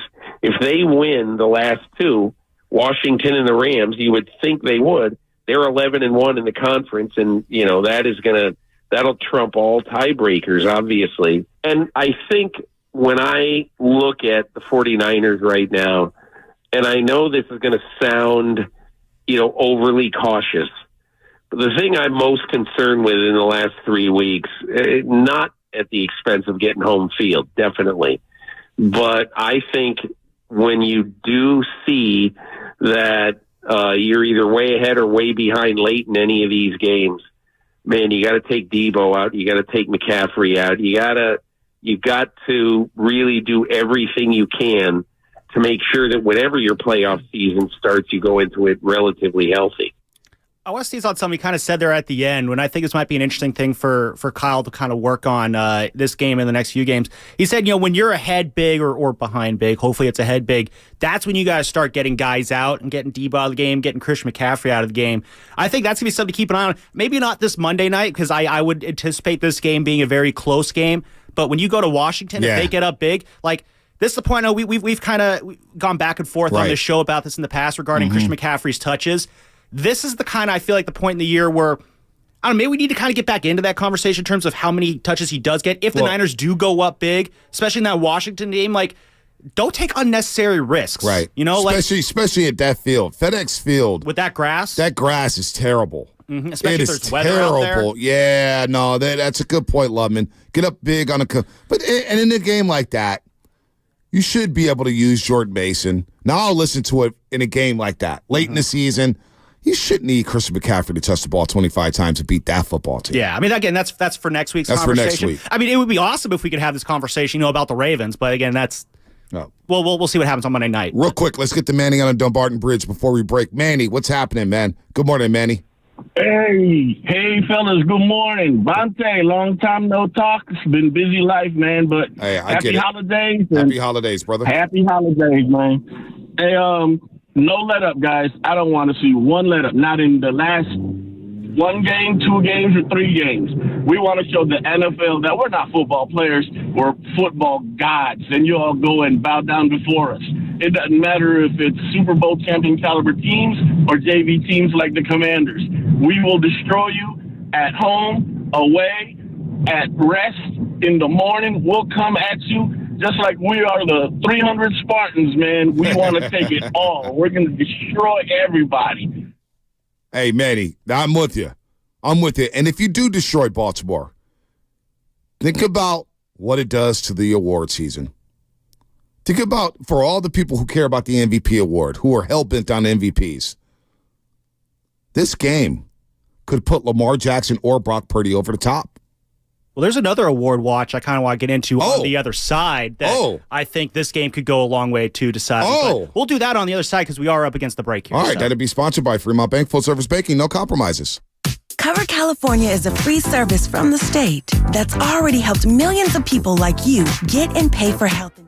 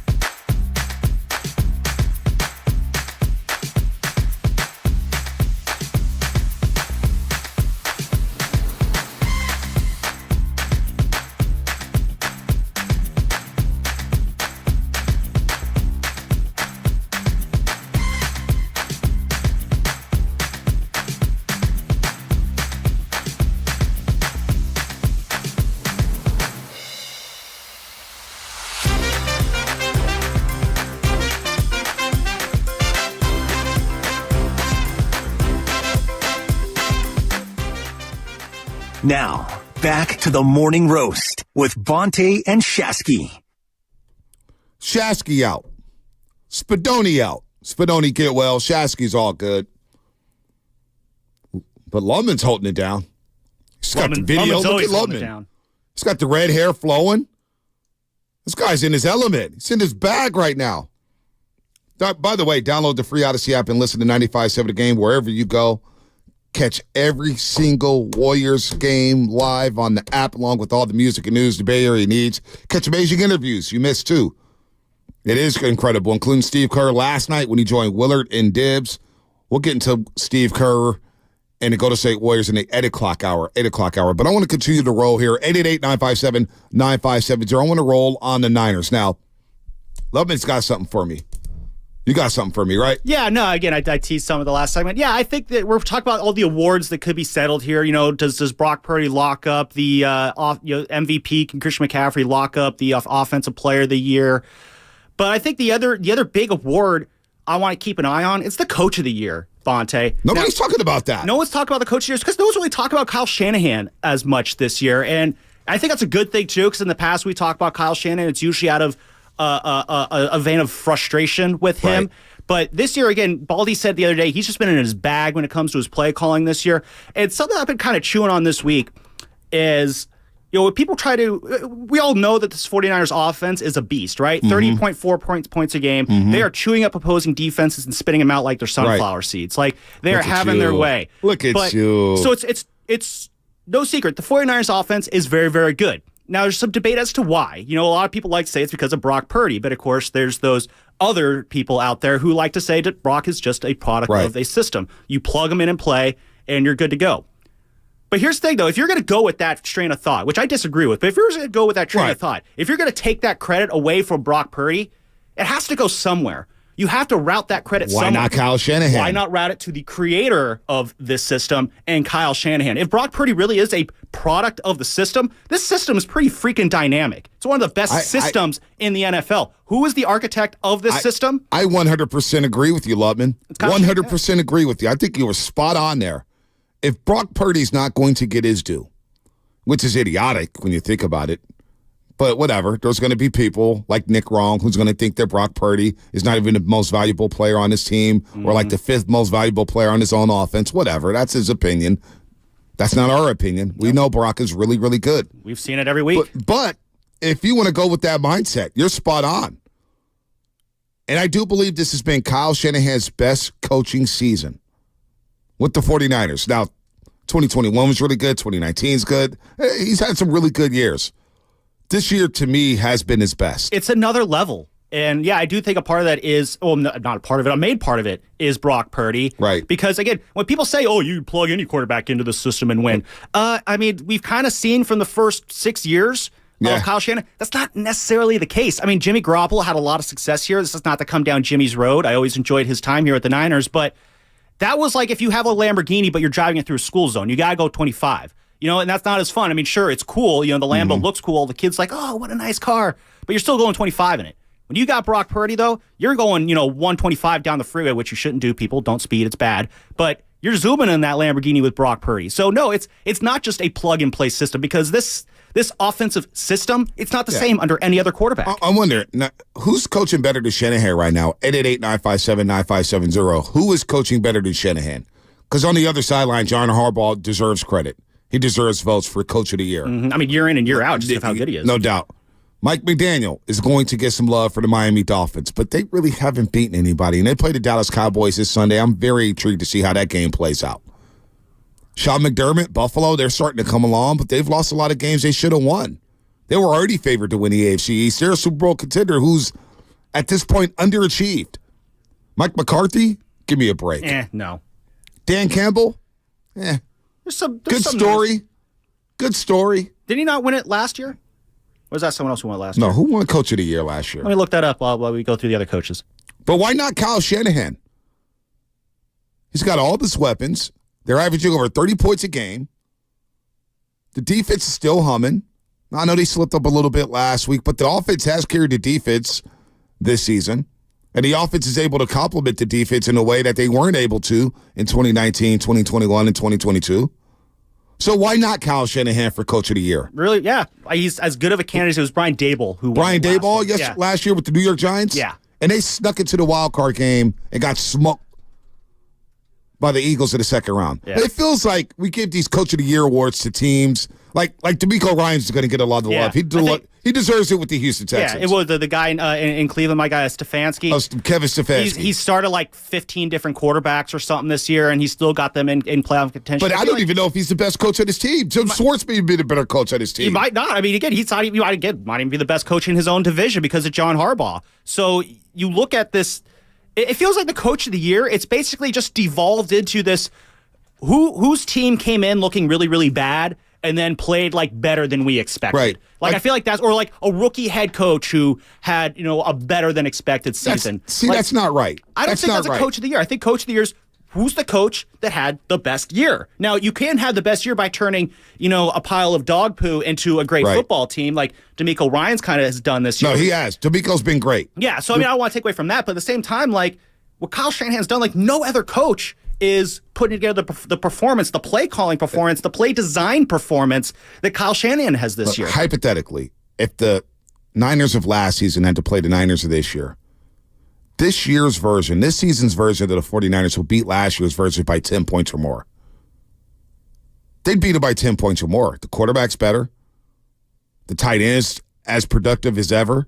Deebo Samuel's fresher. Ayuk is taking another step. This team is taking another step. I believe this team is a lot better than last year's team. Again, I believe last year's team would get smoked by this version of the 49ers by 10-plus points.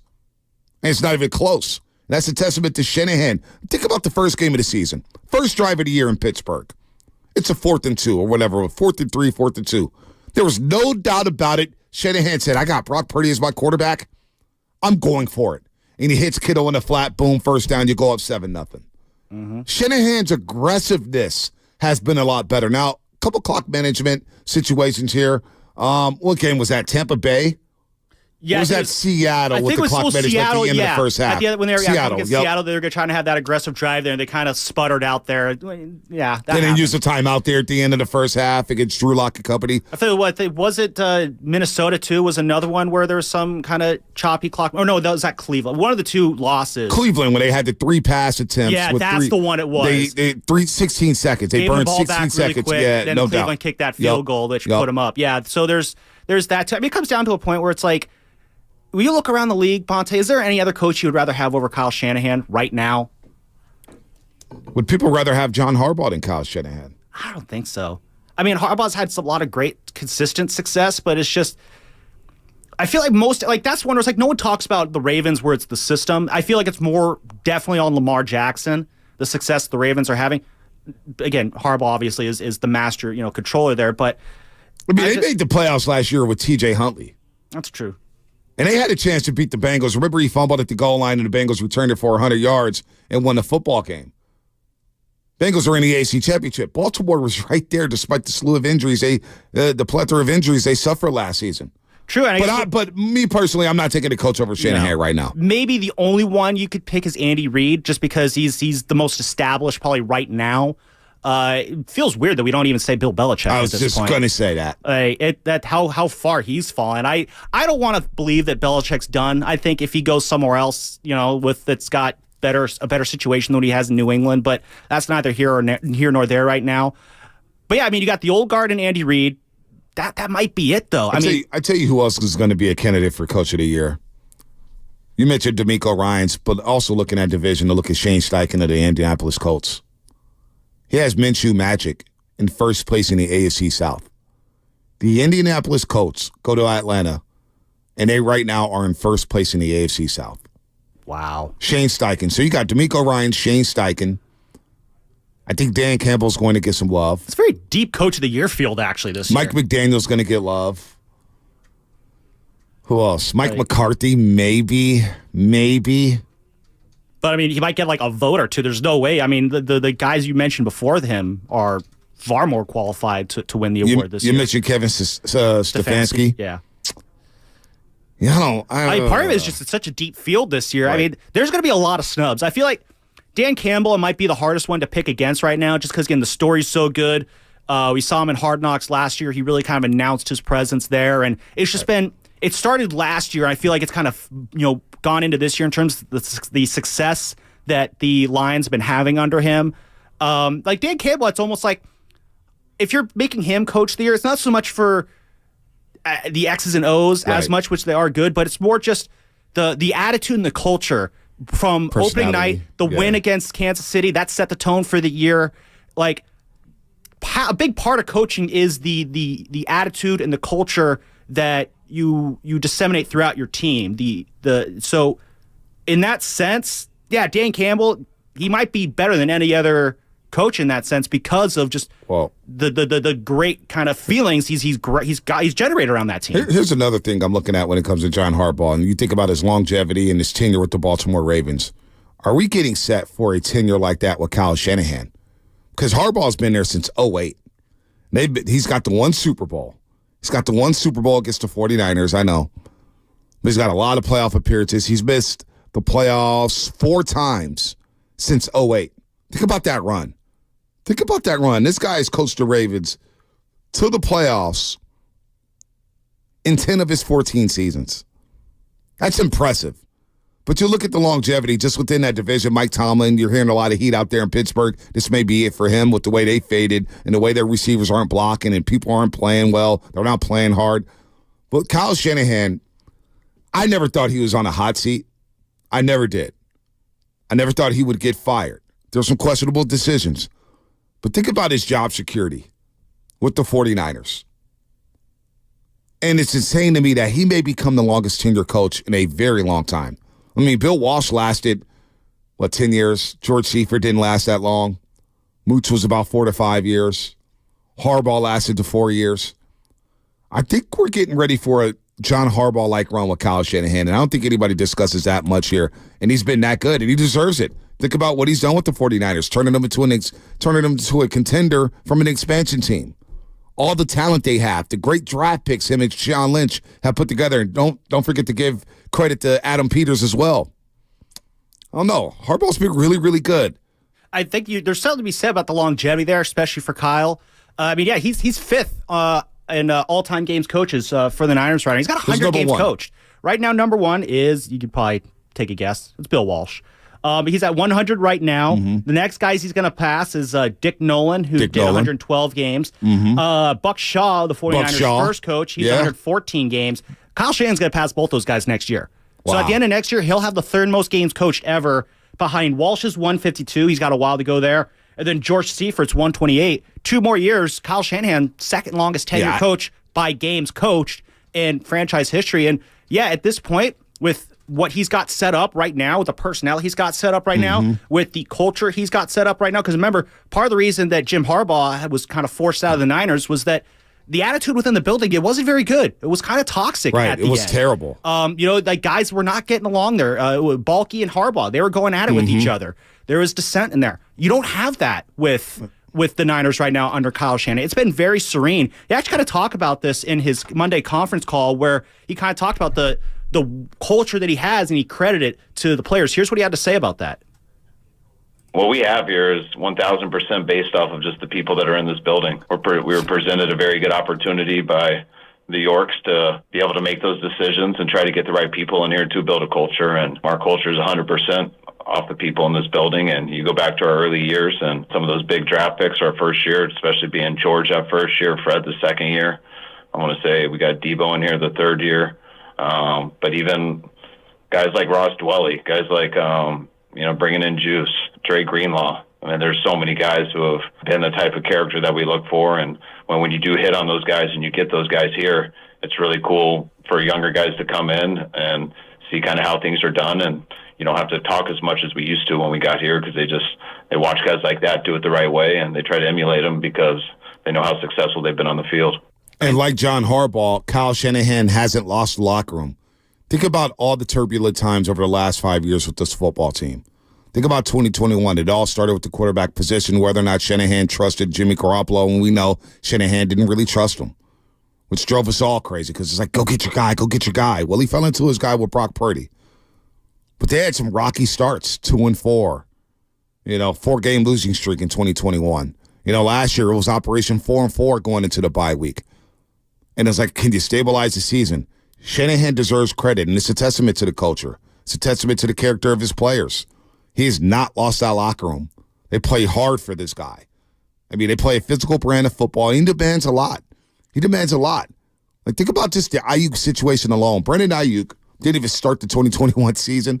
Trent Sherfield started in Detroit. We're all going crazy. Like, what the heck is going on with Brandon Ayuk? And we see a lot of wide receivers. We see a lot of young players just get down on themselves and say, you know what, screw this. I'm in a doghouse. I'm not going to play hard. I'm going to go the opposite direction. Get me out of here. But instead, it's a testament to this team, to this culture, and they brought the best out of Brandon Ayuk. They brought the best out of Deebo Samuel. The way they handled the Deebo Samuel situation, Deebo did everything to get traded. Scrubbing the Niners from social media, discussing the Niners in a way that drove me crazy, drove you crazy, drove the 49er fans crazy. And they stuck with the young man. They gave him the money. And even last year when he came into this regular season out of shape, they didn't panic. They stuck with the kid. They stuck with Deebo. They make the bold moves, and bring in players into this locker room who are good for the culture. So you got to give Shanahan credit for that. You have to give John Lynch credit for that. They have built the bully brick by brick, but with high character guys. Yeah. And that was something that Jed York wanted after all the Harbaugh situations with all the, it wasn't just Harbaugh, but it was the players that they had with Aldon Smith, obviously Ahmed Brooks, and of course Bruce Miller at fullback and some of the things he did. Yeah, that was part of it. You had some knuckleheads back on that team, but this is where, with Kyle again, you talk about like what he said what Peter King said at the end. Those guys when they get in there, Kyle Shanahan, the GM. I think the part of the success he's had obviously is the talent that he's found. They finding guys like Kittle, finding guys like Warner, finding guys like Deebo, finding guys like Brock at the back of the draft. These are not high picks. Yeah, he found them deep within the draft. Those are all third round picks or later. So it's not just the fact that he's finding these talented players later who are really good on the football field. A big part of it is because you could find talented players at any round of the draft. It's one thing to find talented players. It's another thing to find talented players who aren't jerks. And that's why you got guys like Kittle, guys like Fred Warner, a guy who, if you're looking for a jersey to buy, that's the jersey you go for because that's a guy you can believe in Fred Warner. Guys like Deebo Samuel, these tone setters who, when they're in the locker room, that's the example that you follow. Those are the guys you fall in line behind. So you talk about guys like Brandon Ayuk when he's in the doghouse. The reason that the reason he's not going to just be like, oh, well, screw it, I'm going to do things my way or the highway, is because you're not going to do that when you have a guy like Deebo Samuel saying, no, you got to earn your keep. You got a guy like George Kittle saying, hey, man, this is how we do things here. You got to play your way onto the field. You got to understand how we do things here. You can't do things your own way. And Peter King mentioned at the end, when you have that, basically, guys come in, they know the culture, they know what's expected of them. You create that template, Vontae. You create that template where you start plugging guys in and the culture, they become one with the culture right away within this lock. They all buy in right away. Think about all the players that he has. And he's got some personalities who I'm sure want the ball. But everybody's happy on his offense. Brendan Ayuk doesn't complain when he only gets 4 targets in a football game. Nope. Deebo hasn't complained when he's been forced to run block. George Kittle, we all know about his situation. He's forced in the block at times. He can't run the routes that he wants to run. Hasn't really complained. Just says, you know what, I'm going to do my job. Sometimes I love run blocking. Kyle Juszczyk sometimes doesn't play, depending on the game plan. No complaints. I think he's done a great job of spreading the ball around and keeping all these dudes happy. You haven't heard a peep from this offense. They just go out there and do their job. And when you know a team is bought in, is when you see the first play against the Seattle Seahawks and Christian McCaffrey going down to the goal line, and Brandon Ayuk is deep down the field blocking for Christian McCaffrey. And McCaffrey's pointing at him saying, that's what we do. That's what we do. Think about the first long touchdown run for Christian McCaffrey in the third quarter against the Pittsburgh Steelers. Who was downfield blocking? Brandon Ayuk.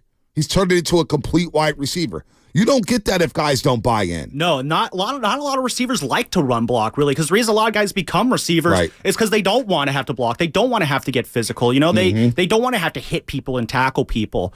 And you don't see that in Niners because, again, that's the mindset that's been instilled from day one. It's all about the complete. You have to play a 100% complete game here with the Niners. I think that's probably why, guys, it's so easy for them to buy in. It's a level of complete football that if you play this game, that's what you love. You love that full completeness of that team out there, of that unit out there.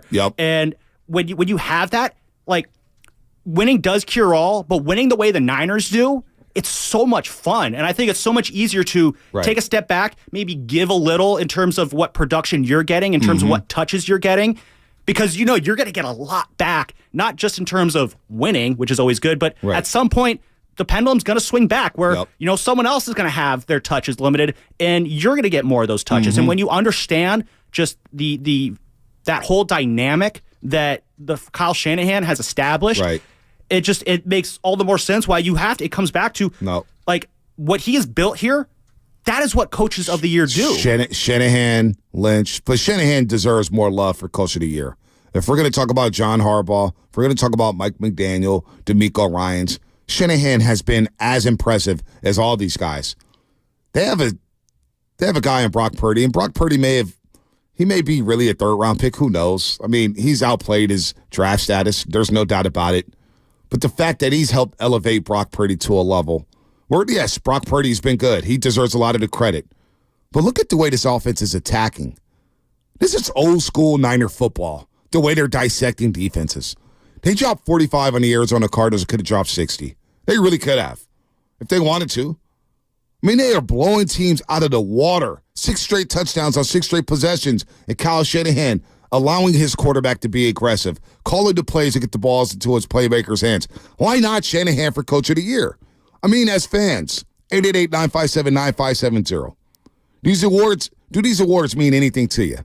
Coach of the Year, MVP, DPOY, OPOY, All-Pro teams. Do you care about these awards, or is it just about number 6? And you know what I mean by number 6. I'm not talking about jersey numbers. I'm talking about that Lombardi. Is that all that matters? I mean, it's definitely the one that matters the most, but I like those awards because it's just fun to see your guys getting honored. Like when you see Brock collecting that MVP trophy, it's like, yeah, that's our QB right there. But nobody's talked about Shanahan being Coach of the Year. It's kind of mind-boggling to me. Especially when you consider all the times we've spent burying Shanahan here. Like, again, I'm one of them. I've been a guy I'm one of those people. I was very skeptical of Shanahan for the longest time because it's just so many times you've seen him on the biggest stage just kind of gack things away. And, that's kind of been his overall kind of legacy to me so far. It's a lot of great, but you're not getting that final step. This year, I mean, again, time will tell whether he does do that, but at this point, it's like you can't shake a stick at literally anything Kyle's done this year. I got a question for everybody after the consultant who's driving to Las Vegas right now. Let's get to the consultant. Hopefully he's driving safely down to Vegas. Wonder what's going on in Vegas, man. Hell of a weekend to go to Vegas, consultant. Man, thank you. And thank you for the, I'm going to drop. Thank you for the Odyssey app for keeping me awake, listening to you guys on the drive. So that's pretty awesome. No, look, man. Just 2 things. One, I just want to make it really clear. I want the Niners to win this game. I am a diehard Niners fan. With everything that we've talked about, with the Super Bowl loss against Baltimore, you replaying that clip, just this entire season being magical and us wanting to just stomp every great team. I want them to win. But I just want to nuance it, man, because, you talked about if we lose, what happens on Monday. This Niners team has nothing to prove to me. Like, they've proven it to me that they are the best team in football, and if they have a bad game, I'm not jumping ship. It doesn't matter how they look this game goes. They are my team, and they got nothing to prove. So I want them to win, but if they don't, this is not like push the panic button for me. And the second thing, I do want to say, I think the Niners are getting disrespected on the spread, man. This is the best constructed team in probably about 30 years in terms of just superstars on offense and defense. They should be favored by more than 7 at home every single game. Wow. There's not a team that can compete. Now, don't get me wrong, Baltimore is a good team, but this is a historically built roster, again, because they've got, in my opinion, one of the top 2 quarterbacks in the league making $850,000. That is Christian McCaffrey, Fred Warner, and Nick Bosa combined money in one quarterback who's playing top 2 in the league. They should win they should be favored by more than 7. And that's why I'm going to Vegas. I'm going to drop some money on my Niners, baby. There we go. Go ahead, do your thing. Happy holidays to your consultant. Drive safely there. He feels disrespected by the spread. The Ravens feel disrespected by the spread. They're not happy by being underdogs. Consultants like, we should be 7-point underdogs. I love that energy. That might be a Call of the Week nominee right there.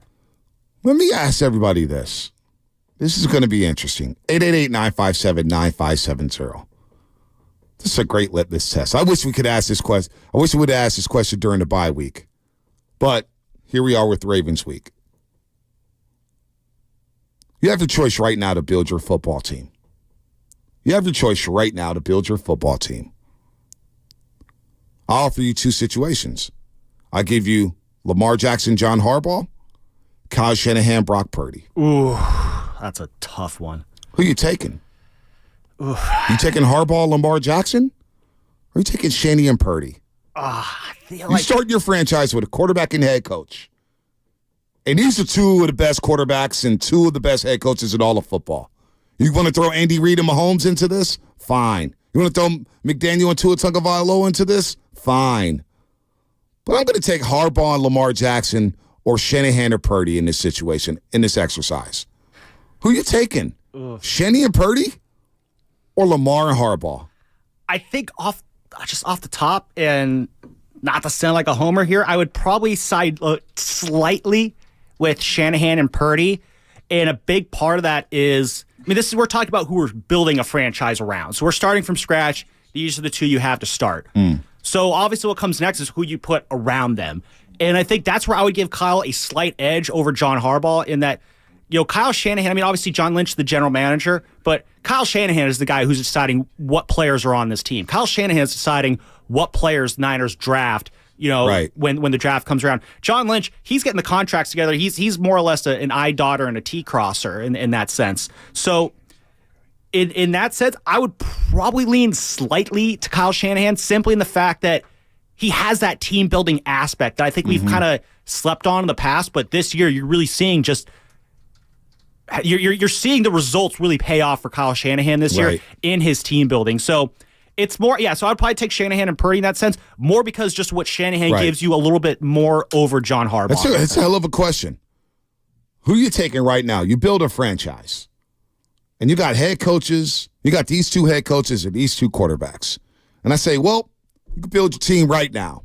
There's a Lamar Jackson, a former league MVP, a guy who's going to break the rushing record for quarterbacks, and he already has. He's going to run. He damn near may run for another 1,000 yards this year, and I need he's about 260 yards, I believe, to do that.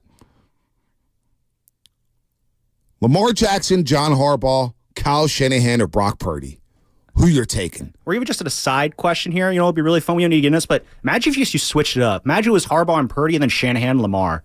How fun would that be? Well, just Lamar in this offense. We discussed that in the offseason. Trade for Lamar because we didn't know about Brock Purdy's elbow. And Lamar Jackson was lingering in the offseason, and the Ravens basically, not John Harbaugh, but the Ravens basically dared Lamar Jackson to go find a deal elsewhere. It was tantalizing to have him come here. Can you imagine Lamar with Shanahan? That would be nasty. Oh, my God. I feel like if you're a defensive coordinator, you just got to quit. I don't want to have to go against that. But that's not the question, Lubman. No, that is not the question. Shanny and Purdy, Harbaugh or Lamar. I feel like, again, another reason I would maybe go Shanahan and Purdy is I feel like a lot of people look at Lamar, they see probably a more dynamic player, obviously because, again, how good he is using his legs to do damage to opposing defenses. And especially this year, he's become much more well-rounded where he's not looking to run first. He is looking to throw the ball downfield, but he's very good at moving back and forth behind the line of scrimmage, finding those open guys. And I think it's very easy to see those highlights of Lamar and be like, that's the guy I want. Because Lamar, he is just a dynamic star of a player.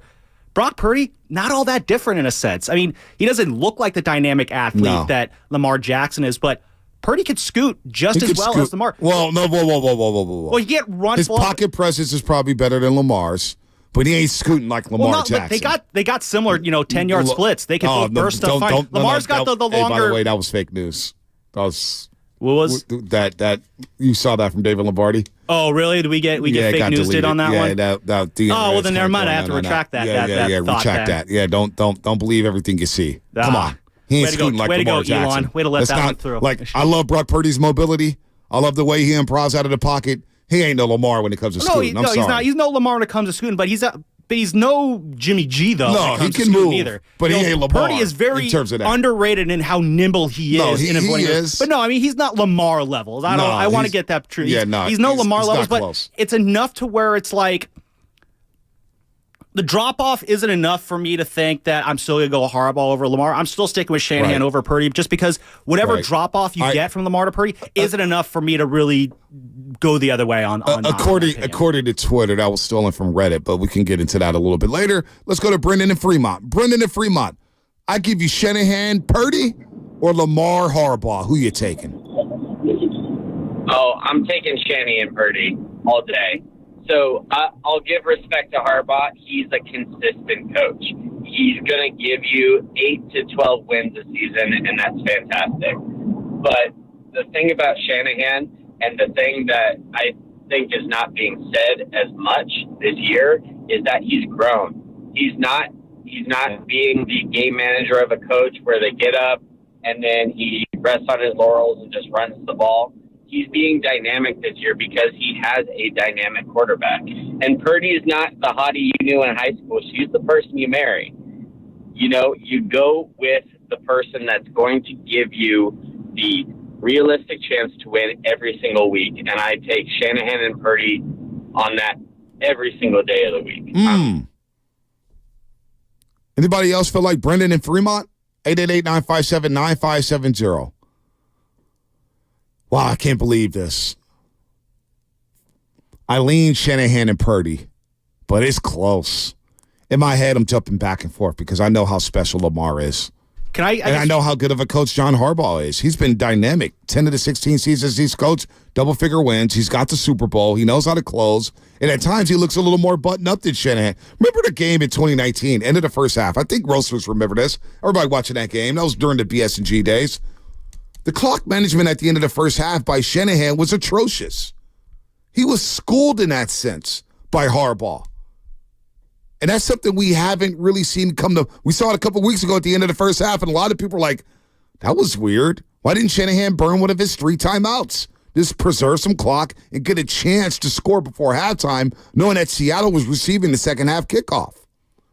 Harbaugh, all the little details. You got to remember, Harbaugh is a former special teams coach. So in a game like this, too, on Monday Night Football, you got to watch for that stuff from Baltimore. The fake punts, the fake field goals, the trickery, the gadget plays. John Harbaugh has some tricks up his sleeves. Now, I know Shanahan does too, but John Harbaugh is known for this type of stuff. He is buttoned up in terms of the little details, so you can't take that away from him. No. And I know Lamar doesn't have – look, Lamar's been in the league a lot longer. Brock Purdy has 2 playoff wins. Lamar's had a couple playoff wins. I don't know. This is close. It's been kind of underwhelming, though, when it comes to the playoffs for John Harbaugh lately. You know, obviously, he got off to a great start there in the playoffs. You know, he had a 9-4 playoff record in his first 5 years there, including, culminating with that Super Bowl win over the 49ers. He was 54-26 those first 5 years. That's equivalent to a .675 winning percentage, or about 10 wins per year in that area. Since then, though, Bonte, .591 winning percentage. Granted, there's some lean years in the middle of the 2010s when they had to, basically when the Joe Flacco era ran out of gas. Right. And they've bounced back since then, obviously, since Lamar came along. But they're 2-5 in the playoffs since winning that Super Bowl. So the thing with Harbaugh is just a lot of the greatness, it kind of came early on. Yeah, it did. And I feel like when you win one really early, but then you kind of don't win one later, you kind of start to get forgotten a little bit too. So he hasn't really been able to finish the job the last few years, despite having one of the most talented rosters in the league. That's my mistake. Lamar's got the one playoff win against Tennessee. They had the number 1 seed in 2019, lost in the divisional round to Tennessee. They lost a wild card game the year before to the Chargers and Gus Bradley at home.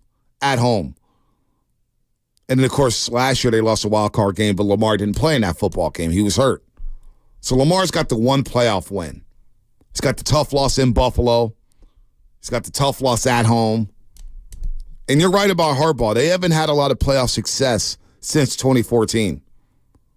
Heck, since the Super Bowl, and that was back in 2012. So, I mean, they've consistently been, basically what they've been since that Super Bowl is they're kind of like a stepping stone team in a sense, in that they're the team that the eventual, AFC winner has to beat to get to that point. So they're that team that, they're always just the team that the better teams end up stepping on to get to that next level of the playoffs. I think that's something for John Harbaugh really to kind of get back into that spotlight that he used to have. Like, he's got to be able to shake that. He's got to stop. Yeah. He's got to get his team out of stepping stone territory to a point where, this is a team, the Ravens, one of the best teams in the AFC in the regular season the last 4 or 5 years. They need to translate that to the playoffs. No doubt. Cincinnati's had more success in the playoffs. Kansas City obviously has had more success in the playoffs. Buffalo's had more success in the playoffs. Like, they got to get to an AFC title No, game. they do. They get, at least. Lamar's got to have a deep playoff run to debunk this narrative that he can't win in the playoffs. So there's no doubt this is a huge postseason for Lamar Jackson and the Baltimore Ravens. By the way, injury report will be later today. We'll find out about Eric Armstead and Javon Hargrave. They're a little thin at D tackle, the 49ers that is right now. If those two guys can't go, and that could be a problem on Monday Night Football, but we'll have an injury report later on today when the Niners hit the practice field. Not the Boxer and Gerson injury report. Not the Boxer and Gerson injury report. 49ers injury report. Let's go to Aleem in Atlanta. Aleem, what's happening? You're on the roast. Hey, what's happening, Bonte? Man, I love listening to you guys, man. Y'all are the only y'all are the only media outlet that gives us 49ers coverage, man. I appreciate that. For that, we try. I appreciate you, man. Unlike listening to these national shows where it's basically Cowboys and LeBron.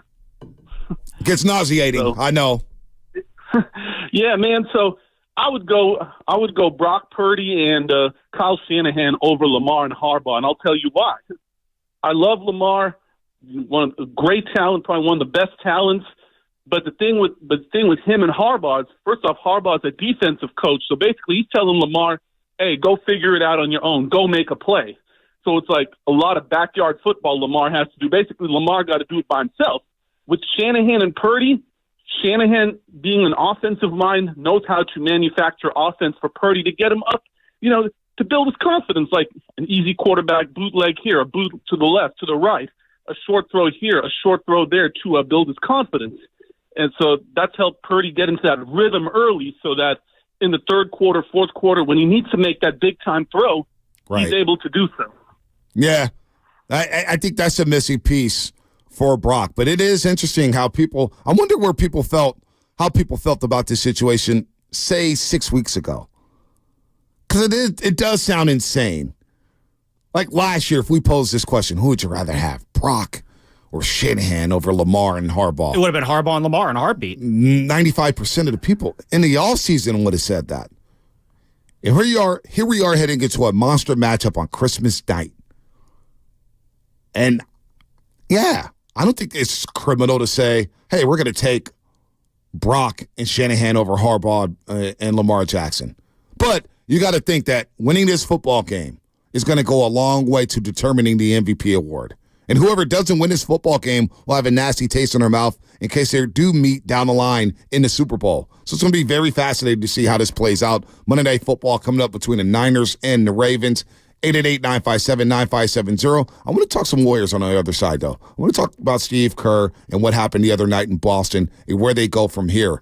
Don't forget, Jordan Poole's coming back to town tomorrow night. Anthony Slater's going to have a great piece about him in The Athletic. Can't wait to read that, reflecting on his days with the Golden State Warriors. Going to be pretty polarizing, but JK's feeling good. Steve Kerr's feeling good. Stephen Curry's feeling good. So I do want to get into the Warriors in the 8 o'clock hour, 888-957-9570. But first, let's hit the injury report.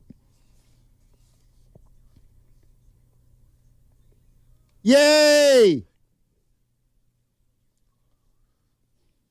Yay! All right, during the Warriors' win over the Celtics on Tuesday, they did lose rookie Brandon Podziemski late in the first half. He got tanked up with Keita from the Celtics, big number 88 under the hoop and went down to the floor.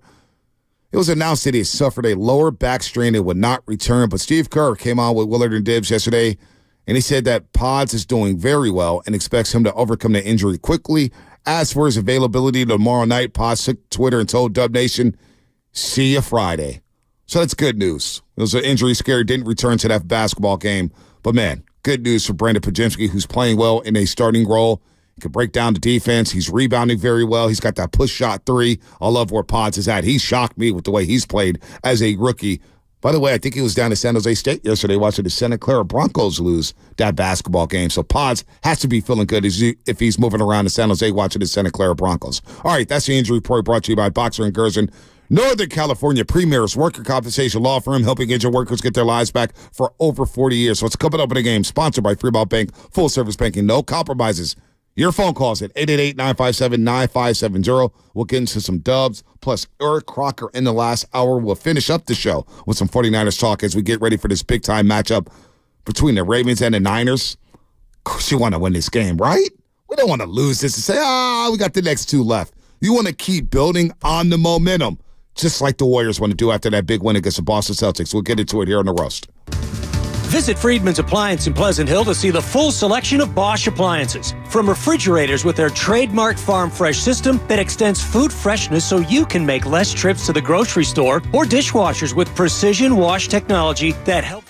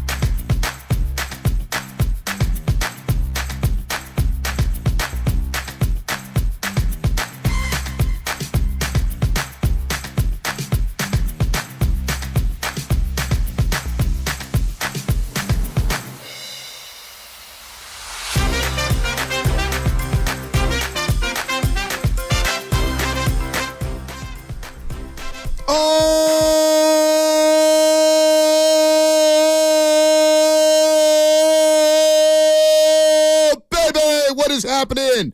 Bay Area, good morning to everybody out there getting off their graveyard shift. If you're at work, what is happening? Good morning to the overnight dancers. Hopefully the holiday season's treating you well. I know you got to get gifts and everything like that, so hopefully you're making some good money. All the students, all the cops, all the firefighters, all the carpenters, all the truck drivers, all of the servicemen. Thank you for your service. You know, UPS drivers, FedEx drivers, DHL, all the taxi drivers, Uber drivers, man. Be safe out there. Good morning to everybody who's celebrating their holidays. If you're traveling for the holidays, safe travels to you. As we get ready to talk about the Golden State Warriors here in hour number 3 of the roast. It's me, it's Lubman, it's you, Roasters, 888-957-9570. We talked a lot of Niners in the first 2 hours. I think we all agree it's a big-time game. We don't want to see the 49ers lose. We want to handle our business on Monday. But I do want to shift focus to the Warriors for a second. And Steve Kerr joined Willard and Dibs yesterday. And maybe it's lost its luster because Draymond Green has been suspended indefinitely. But today, bye-bye. Yeah, the day has finally arrived, though, folks. The Washington Wizards will be in town tomorrow. And that means Jordan Poole will be in town tomorrow. And I know last week we had the most polarizing figures in Bay Area sports history on the King of the Hill. My list, the most polarizing figures. And Jordan Poole was pretty polarizing last season. And we know how last year went. And the vibes were great going to Tokyo, Japan. Oh, they were awesome. They were immaculate. They just come off a championship. They're dancing around in Tokyo, Japan. They're having 3-point shootouts. They're having a lot of fun. And then the vibes were gone. The good vibes, that is, during one training camp practice on a Wednesday afternoon. And it just never felt the same. But by the end of the year, this fan base was split. They were divided. They were ticked off at Jordan Poole. Some of us sympathized with him for what he went through last season. And by the end of the season, he just did not play. He was a shell of himself. He was unplayable in the Sacramento series. He was unplayable in the Lakers series. But we cannot forget that without him, I don't think the Warriors win that 4th championship. I just don't think so. He averaged over 17. He had a great first-round series. He had a great game 1 against the Memphis Grizzlies. He had his moments against Dallas. He had his moments in the NBA Finals. Remember, it was his first ever postseason. So when tomorrow happens and the ball gets tipped off, how will you feel about Jordan Poole? How will you react to Jordan Poole? Are you giving him a standing ovation? Are you giving him a clap? Or are you going to boo him? Or are you going to say, hey, thank the heavens he's gone? This is very strange. Like, first of all, Draymond not being involved is pretty ironic. It's just he's suspended, so you don't get that added drama to it. But Jordan Poole is coming back into the building, to the team that he was drafted to, where he went through his lumps, winning 15 games, being sent back and forth to the G League. And again, he had to go down to Orlando bubble and kind of fix his game. And he did that. And then he came out like lightning that 3rd season. And boy, was he dynamic. How are we feeling about Jordan Poole heading into Chase Center tomorrow night? Now, Steve Kerr. Lubman, do you have the cut of Steve Kerr? If you could pull it up yesterday on Willard or Divs. Because, of course, they asked him about Jordan Poole and how he feels about Jordan Poole. And I believe it. I know the Golden State Warriors organization is first class. Kevin Durant got his standing ovation finally. But Steve Kerr was asked that same question by Willard or Dibs. How does he feel about Jordan Poole? Here's what Steve Kerr said about Poole. Well, number one, I'm excited for him because I know our fans are going to give him an enormous ovation, and he deserves that. He's a champion. We don't win that championship in 22 without Jordan. Played a huge role there. He's an unbelievable success story. 28th pick in the draft. Played that first year that I referenced when we had the worst record in the league, and we really threw him into the deep end. He wasn't ready and took his lumps and then just went to work and put in so much great work and turned himself into the player that he's become. And our fans, they recognize all of that, and so do all of our players and coaches. So we're going to welcome Jordan back with open arms on Friday, and we're excited to see him. How's Poole going to feel? How's Poole going to feel in pregame? This is a game tomorrow. Well, I may get there about 2:30, 3 o'clock to the arena. May have to skip the afternoon nap. We'll see about that. Probably lying about that, but I am eager to see Jordan Poole warm up, and I can't wait to say hello to Jordan Poole. So I love Jordan Poole.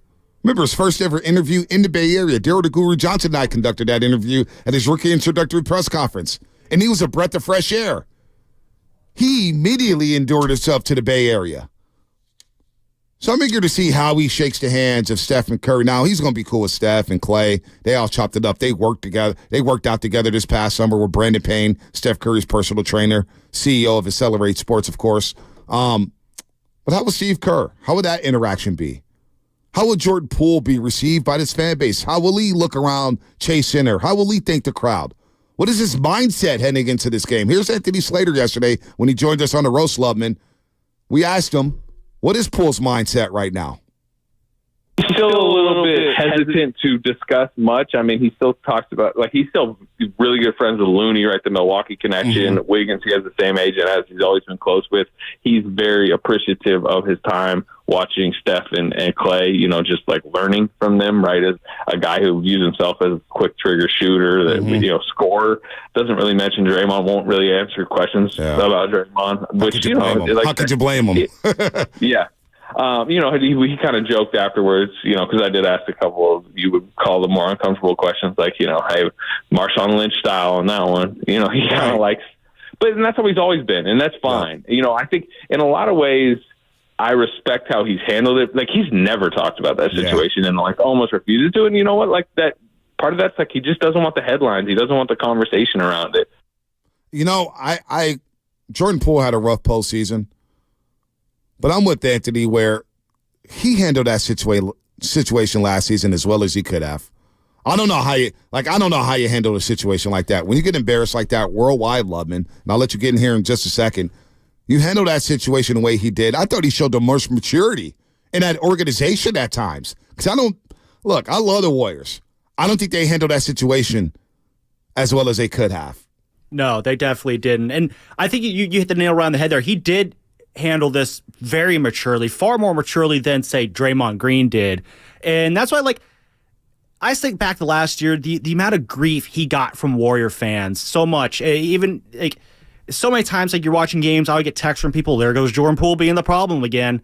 And it felt like we were just so unnecessarily coming down on him.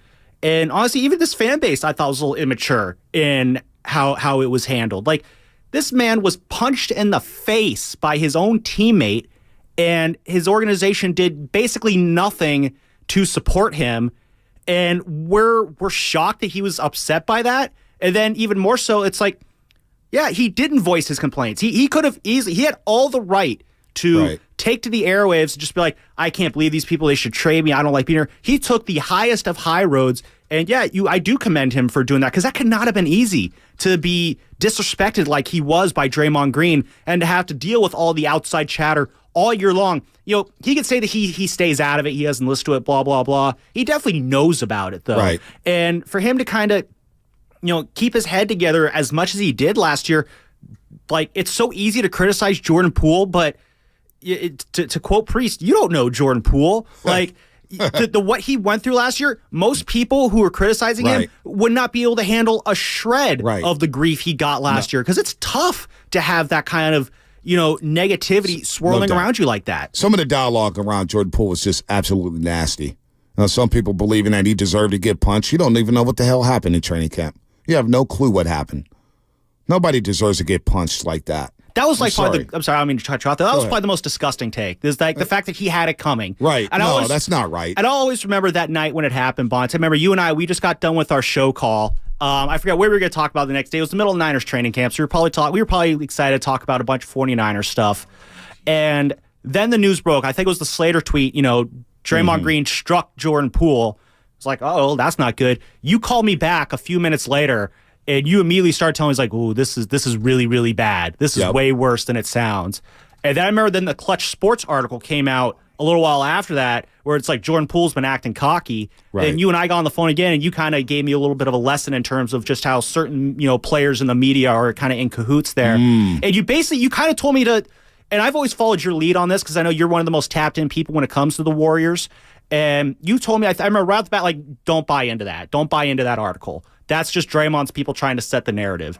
And that's kind of why I really kind of commend Jordan Poole for, where everyone else is kind of creating the narrative. Yep. And he's just serious, like, you know what? I have my truth. I know what happened. Right. I know that I was in the right. He was in the wrong.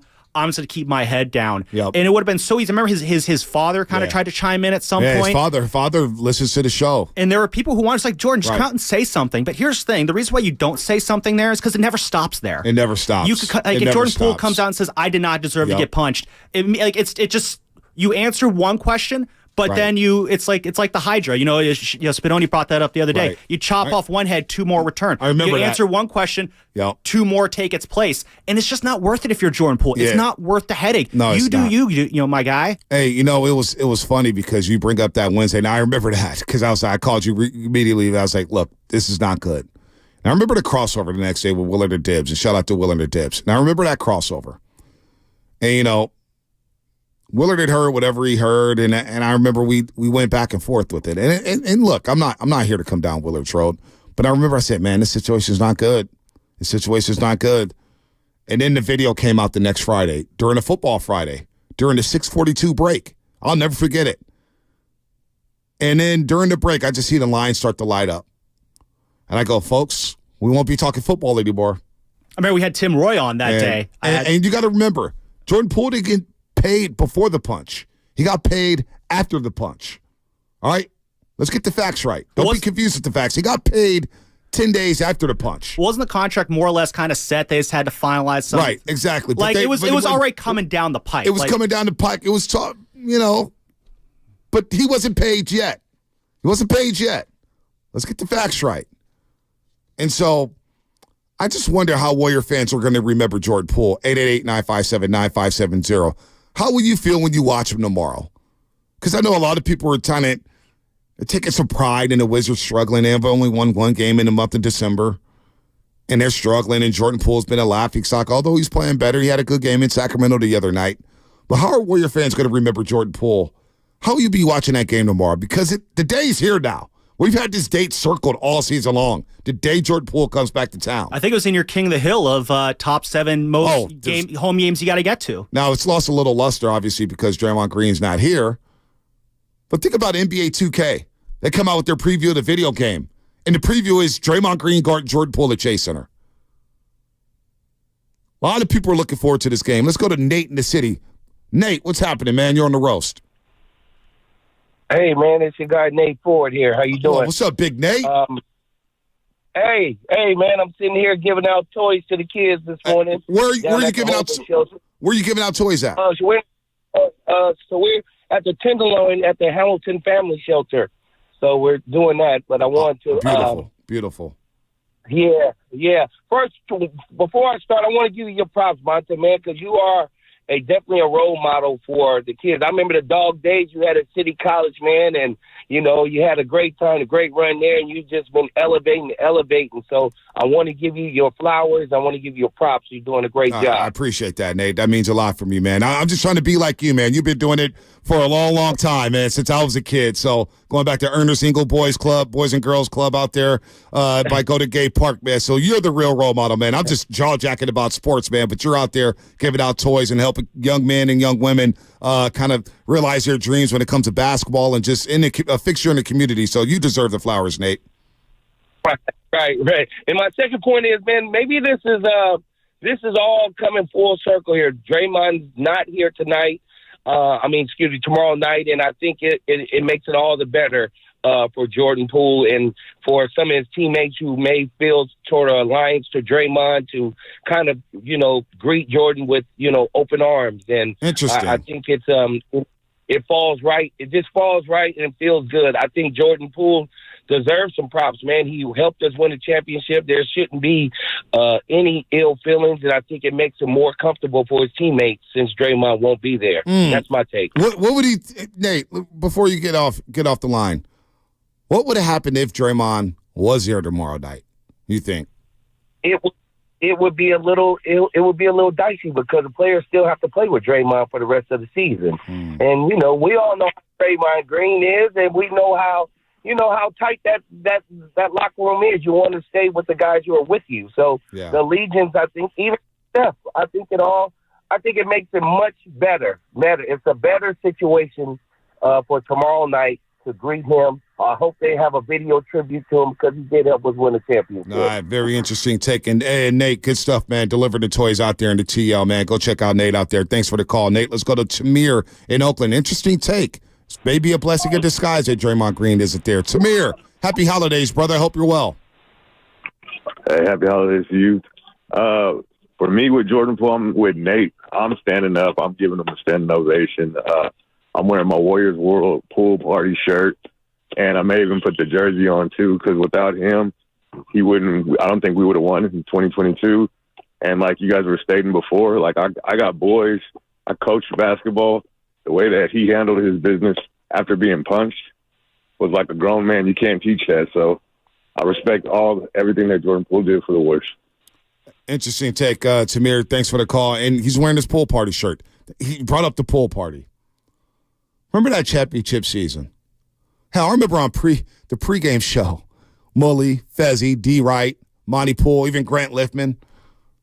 We were wearing floaties as suntan lotion or sunscreen lotion because we were just having a pool party. We were having so much fun with him.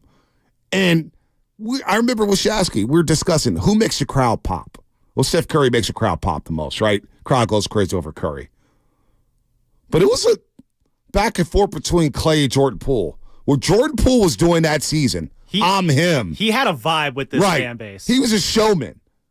And everybody had Jordan Poole. So, matter of fact, a barista at Starbucks, a local Starbucks I go to, I forget her name. She works with Iris.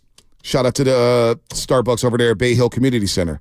But she asked me, I stopped in there last Saturday, she goes, can you tell Jordan Poole to come by to Starbucks? I love Poole. People don't realize, I think, how much clout Jordan Poole had with this fan base, how much love he had from this fan base. They loved Poole. There was a lot of Poole jerseys at Chase Center. There's your Curry jerseys. There was your Clay jerseys. But Poole jerseys were selling off the rack. I mean, you had to wait on some Poole jerseys. I think that was lost on a lot of Warrior fans, the dynamic Poole had with this fan base. Let's go to Carlo in Frisco. Carlo, what's happening, Carlo? Big Bonte, what's up, dog? Big fan. Always listen. Don't always agree, but I always listen. That's Frisco, all. 100%. Hey, you and my girl think the same thing, buddy. Hey, it's all good, baby. Got big love for you and Butcher Boy. Hope everybody's good. Yep. One thing, though. The Warriors did Jordan Poole dirty. I will go to my grave thinking that the karma is now showing on the team. It's going to be a black eye on Draymond, Kerr, and the organization forever. Free Jordan Poole. We missed out on a great player, a great character. And that's all I got to say, baby. Have a great holiday, man. You too, Carlo. I wonder how many people feel like that.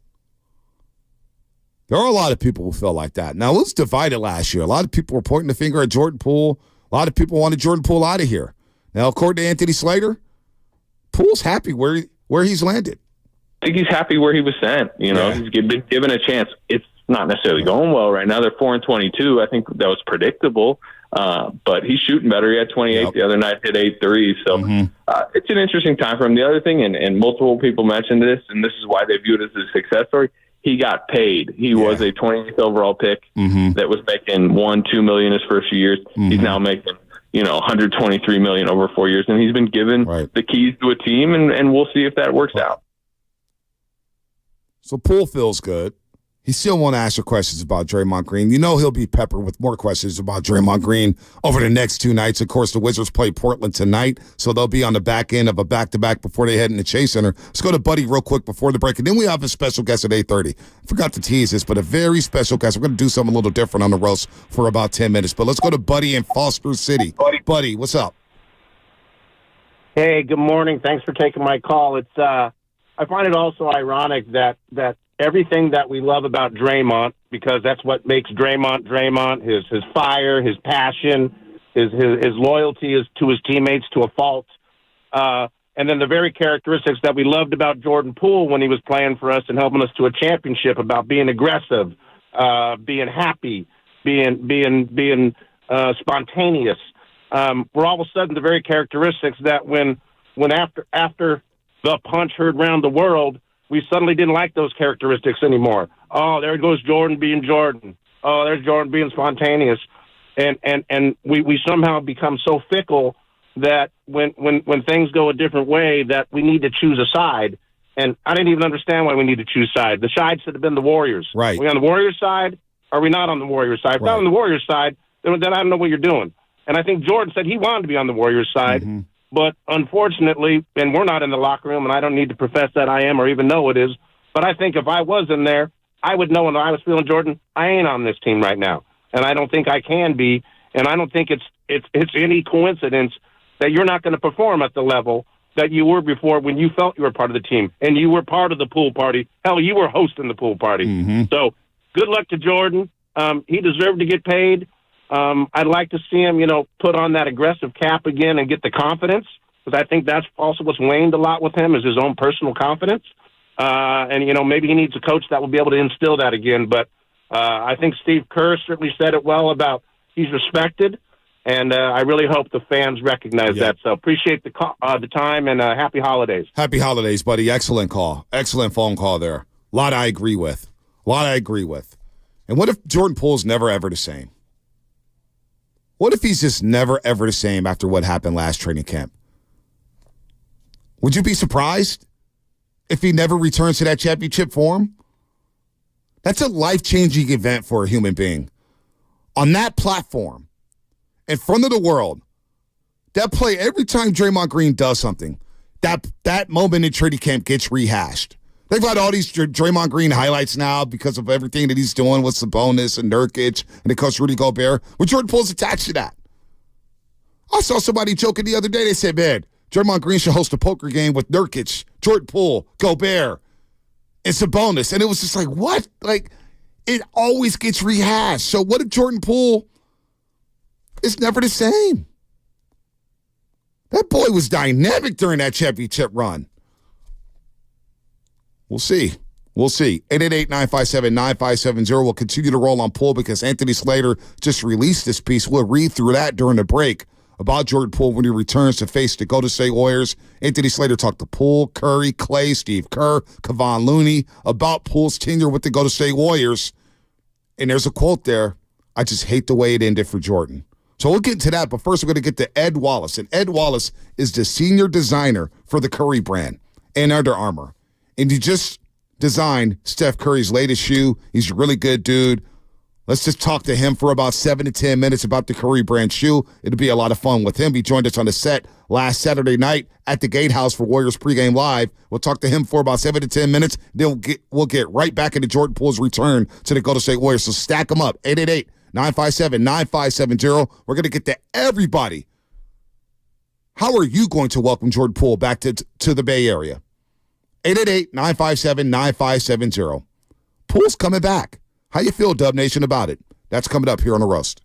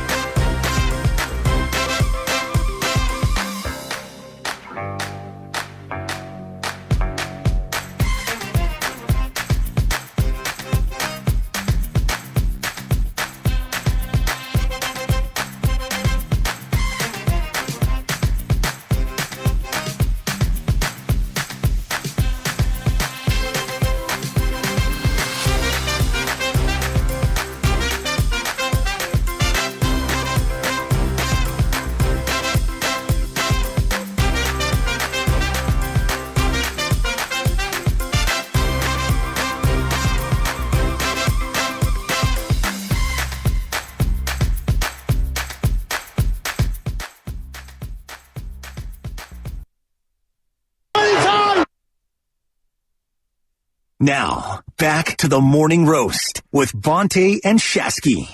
All right, everybody, wait on hold here. 888-957-9570. We'll get right back into Jordan Poole's return to the Bay Area when the Warriors take on the Washington Wizards tomorrow night, and I believe he should get a standing ovation. He's a champion. He helped the Warriors win that fourth championship a couple seasons ago against the Boston Celtics, and without him, I don't believe they do win that championship. So Jordan Poole deserves all the love from Dub Nation. I expect it, but a lot of people have mixed feelings about the situation, so we'll get right back into it. But first, let's get to Ed Wallace, who's the senior designer for the Curry brand shoe, plus Under Armour. And Ed, he's a good dude. Got to meet him last Saturday night at Chase Center at the Gatehouse when the Warriors took out the Brooklyn Nets. And what do you know? Stephen Curry scored 12 straight during that fourth quarter when they almost blew an 18-point lead. Steph and Clay scored the last 22 points for the Golden State Warriors. Now, he had the off night against Portland, and then he bounced back in a major way Tuesday night against the Boston Celtics with that night shot. Ed, good morning, man. Thanks so much for coming on the Morning Roast this morning. Hey, good morning, man. Thanks for having me. How you doing? I'm doing great this morning. I know you're doing well.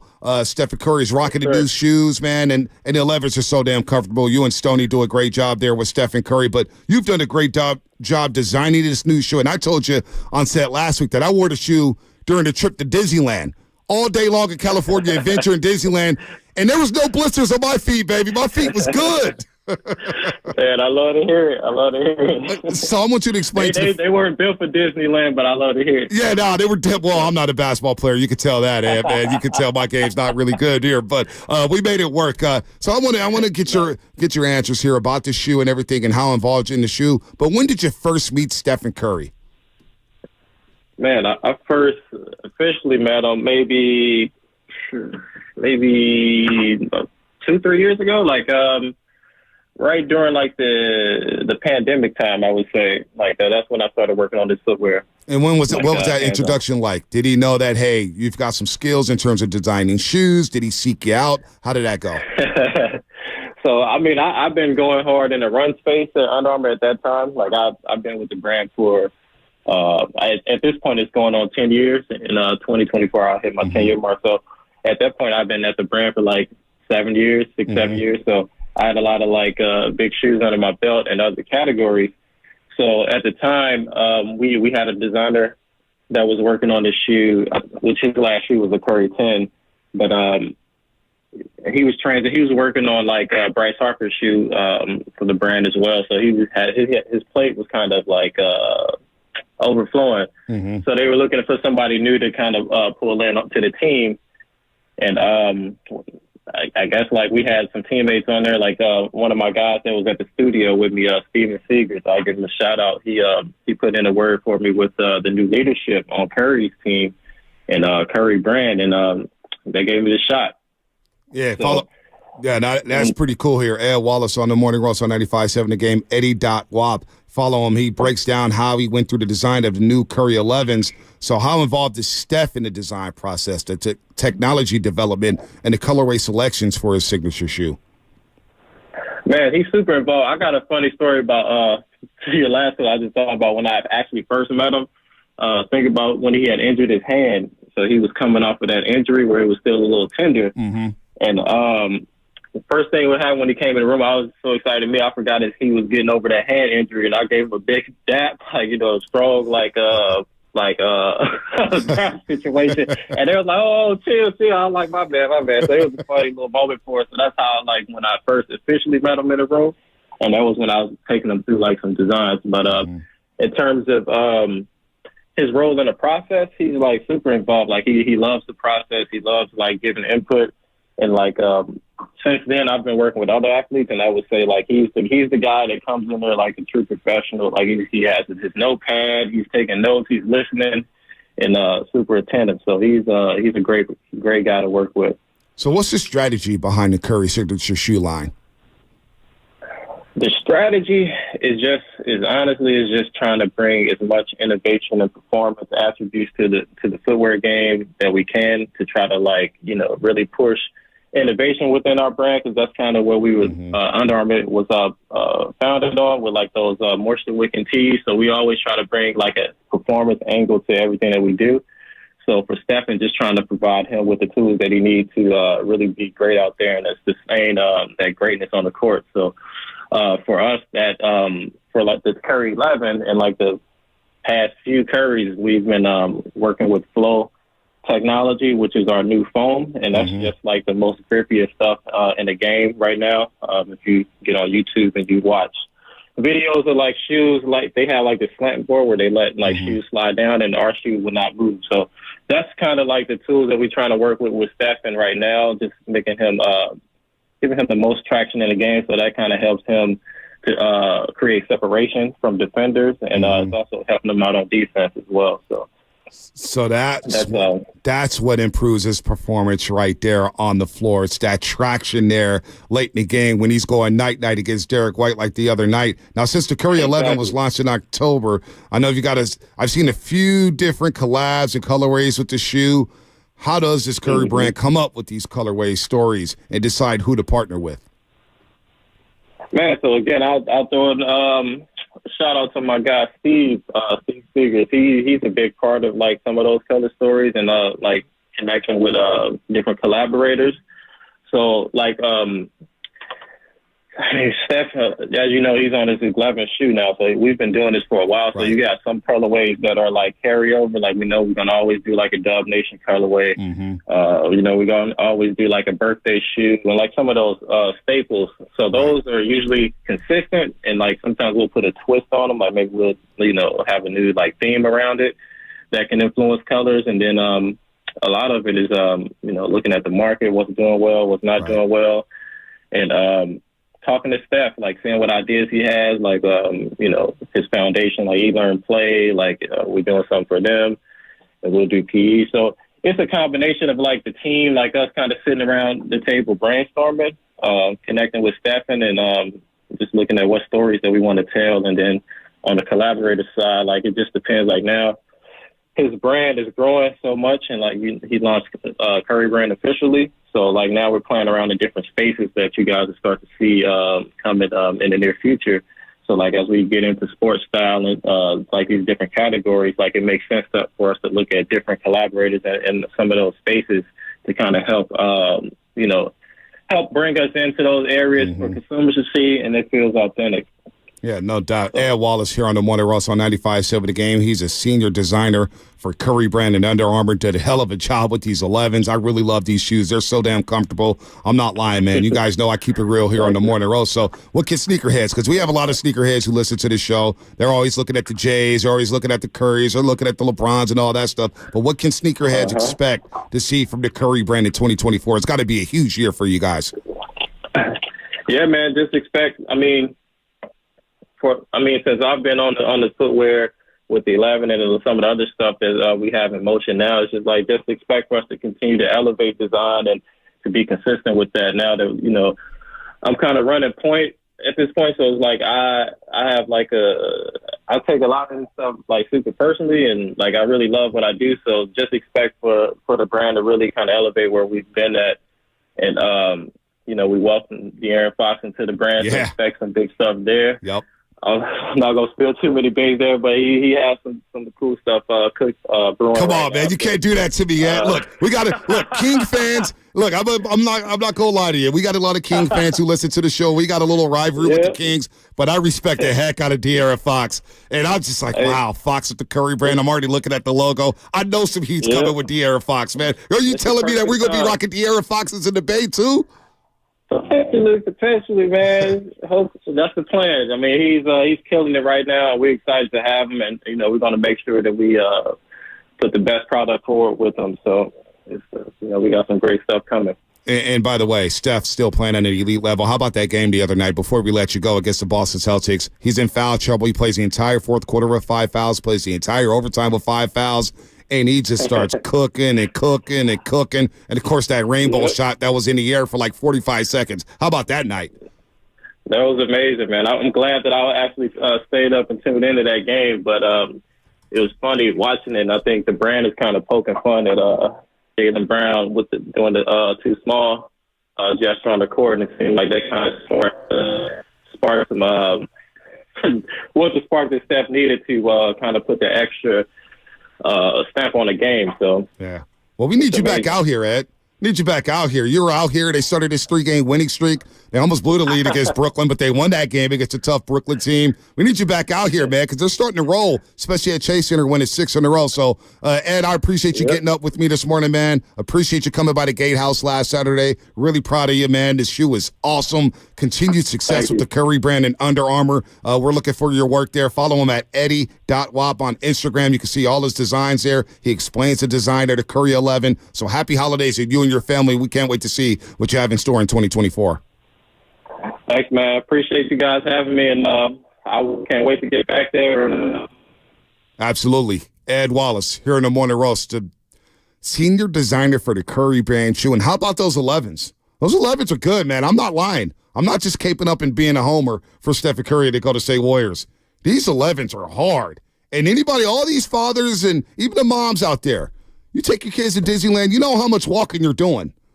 You're probably walking about 10 miles in a day. From California Park, Adventure Park to Disneyland. Easy 10 miles. Easy 10. And I had to make a decision. NMDs or the Curry shoes. I took a chance with the Curry 11s. And you heard Ed. He said they weren't meant for Disneyland. But, boy, I took them shoes off at the end of the night. I said, man, my feet feel good. Yeah, got very good ankle support, too. Very good ankle support. Very good ankle support. Now, a lot of people can say Jordan Poole didn't have the ankle support last season because of all the slipping he was doing on the floor last year for the Golden State Warriors. But Anthony Slater, and I bring up Jordan Poole because Anthony Slater just released a story as he caught up with Jordan Poole. He caught up with Kevon Looney, Steve Kerr, Steph Curry, Klay Thompson on Jordan Poole's time with the Golden State Warriors. So 888-957-9570. I'm interested to hear from Dub Nation because I believe, and I know Dub Nation, you guys are classy. You're the best fans in the world. There's no doubt he's going to get a standing ovation tomorrow night. I don't think that's even a question after helping raise that banner last season. I remember the reception he got last year when he received his ring. There's no doubt about it. Jordan Poole is going to get a standing ovation. But not everybody feels the same way about Jordan Poole. Now, Jordan Poole, there's a quote here from Poole. Anthony Slater asked him about his time with the Golden State Warriors. He said, Poole said, successful time. Learned a lot. Can't ask for too much more than that. Won the championship. Played with Loon. Played with some of the greatest ever. Played with Andrew Wiggins. Met great guys. The staff is good. It was a cool experience. It was just dope to accomplish something you've been looking for your entire life. Winning a championship at the highest level, seeing what it takes. But the conversation shifted to the fourth season.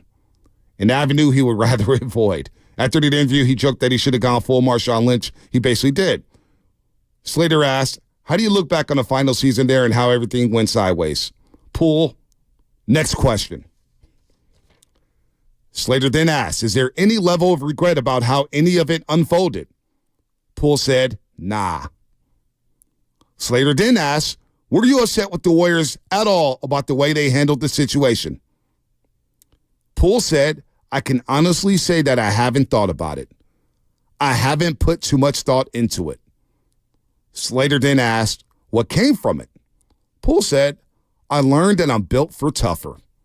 I think that was pretty dope. I mean, being at the highest level, you get just like so much media, so much of everything just being with that organization. It made me realize I was built for a lot tougher. Slater then said, do you still watch them?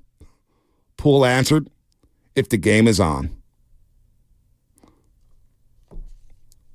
Pretty standard professional answers there. I mean, it's clear he still doesn't want to get into it. Again, I don't blame him for it. He kept his answer short, kept him sweet.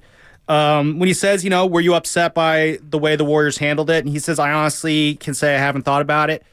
It's one of those things, like, when you say that you don't care what other people think about you, that's like a telltale sign that you absolutely care what other people think about you. He's absolutely thought about it. He has absolutely brooded over it. There's no way, like, what we saw from him last season, the struggles he had, the mental lapses he had, and how we know where that all started. Like, no, it is absolutely something he has thought about, and rightfully so. Like, he really got a raw deal. Yeah. He got punched at work, and his own company basically did not back him up. I mean, think about everyone out there who's listening right now. have you ever been frustrated with where you're working at? You know, we're lucky here, Bonte. We have a really fun time with where we work. But no matter what you do in life, no matter what job you have, whether you're in the corporate world, whether you're in the food industry, whether you're one of the truck drivers driving around, at some point or another, everyone is frustrated with their work. You know, how many times have people gone to bars after work and complained about their boss? You know, I've never done that personally, but there are people out there who have done that. I said because our boss is standing right next to me. Be careful. How's it going, Coach? Be careful. No, seriously. No, but we've all been frustrated with our places of work, and that's more or less what Jordan Poole had last year. He had a situation where I am not really thrilled with how things are going at my job right now, with how I'm being treated.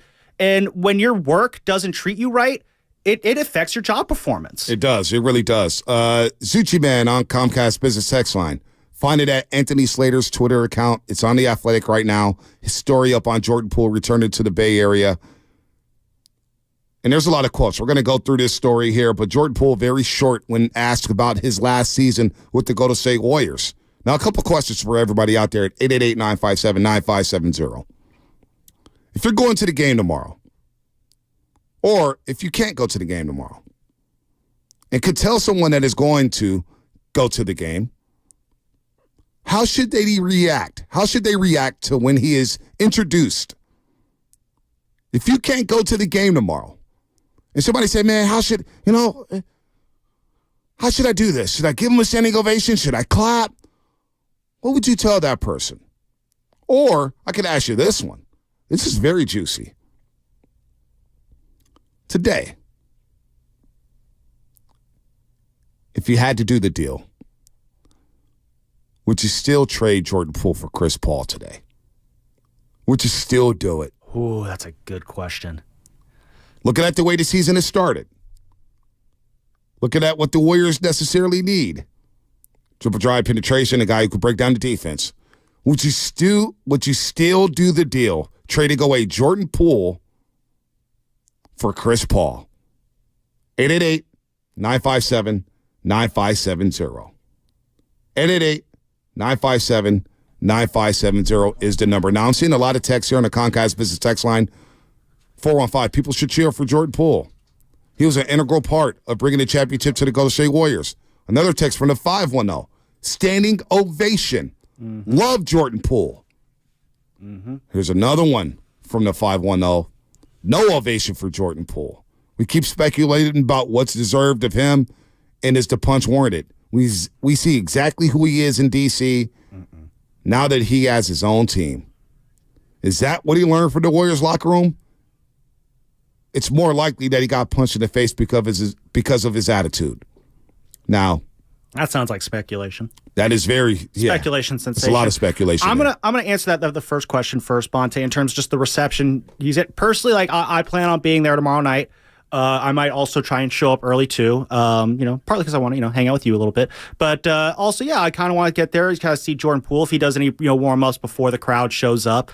I'm kind of curious to see how many people kind of stray over to that side of the court and watch Jordan Poole's warm ups. And when they do announce him pregame, like I'll be in the media section, so you can't really cheer. But I'll give him a polite round of applause because for me, Bonte, the way I operate as a fan, I'm one of those people where if you are a part of a championship from one of my favorite teams, you're a forever Giant. You are forever minted. Warrior, forever Niner. Yeah, like you're in. That's why I will always cape up for Brandon Belt. Shasky's not here, so we don't have to get into that argument. Well, but, I'm not the biggest Brandon Belt fan either. But again, when you play a part, when you're a homegrown player who played an integral part in bringing a championship to this area, think of how long we would go without championships for the longest time. The Giants, they didn't have any. For the Warriors, it was just, an embarrassment of sadness. And then Jordan Poole coming in here, the rise he had, how bad he was his rookie year, the improvement we saw from him from year 1 to year 2 to year 3. Like, it was remember how bad he was his rookie year? He couldn't hit water if he fell out of a boat, No, Bonte. he was awful. And then he was basically carrying the Warriors through that Denver series in the first round of the playoffs when Steph was coming off the bench. Like, he is a made man as far as I'm concerned in Warriors fandom. When you play a major role in winning a title, you are a made man unless you do something stupid to take that away, but that's neither here nor there with Jordan Poole because he hasn't done anything stupid, in my opinion, to take that away. So he should forever be memorialized as a Warriors champion because, again, let's not forget, people, where the Warriors used to be. Like, we're like before the championships, how bad it used to be. And now we're in a situation where we're looking down on guys who won titles for this team. It's disrespectful. And honestly, it's kind of ungrateful in that sense. No, it is. Jordan Poole that first year, 28% from the three-point line. 28% from the three-point line. I remember going to those games when they won 15 games, and I was like, boy, I don't know if he's an NBA player. Then the second season started off rocky, and he got sent down to the G League. But he came back from the G League, and it was like, oh, there may be a player there. He came back from the G League, you're like, oh, I see something in this guy. All of a sudden, the three-point shot was falling. All of a sudden, you could see some of the quickness, some of the speed. He got a little stronger there, and he started hooping. And then he just took off during the championship season. He took off. I mean, even last year, think about last season. Despite everything that went down, he still dropped 20 a game. In the bad year, and Andre Iguodala's on record saying, man, you drop 20 a game in the NBA, you're no chump. Money time! That's a drop. We didn't play much last season. And that's unfortunate. It was one of our best drops, too. It was a great drop. You love that drop. That was a drop we have on your board every day. It was always right there in the same spot because we know how much you love playing that drop. Money time! Money time! Money time! It's fun to hear it again, though. I'll be honest. And that was after a huge win in Denver that season, in the regular season, when they were kind of scuffling and there were some injuries there. And then they got that big win. It was like, oh, yeah. Oh, yeah. Now, maybe he was saying money time because he knew it was a payday coming. But it was money time, and he was Mr. Money Man. Let's go to Coach Hall in San Diego. Coach Hall, what's happening? You're on the roast.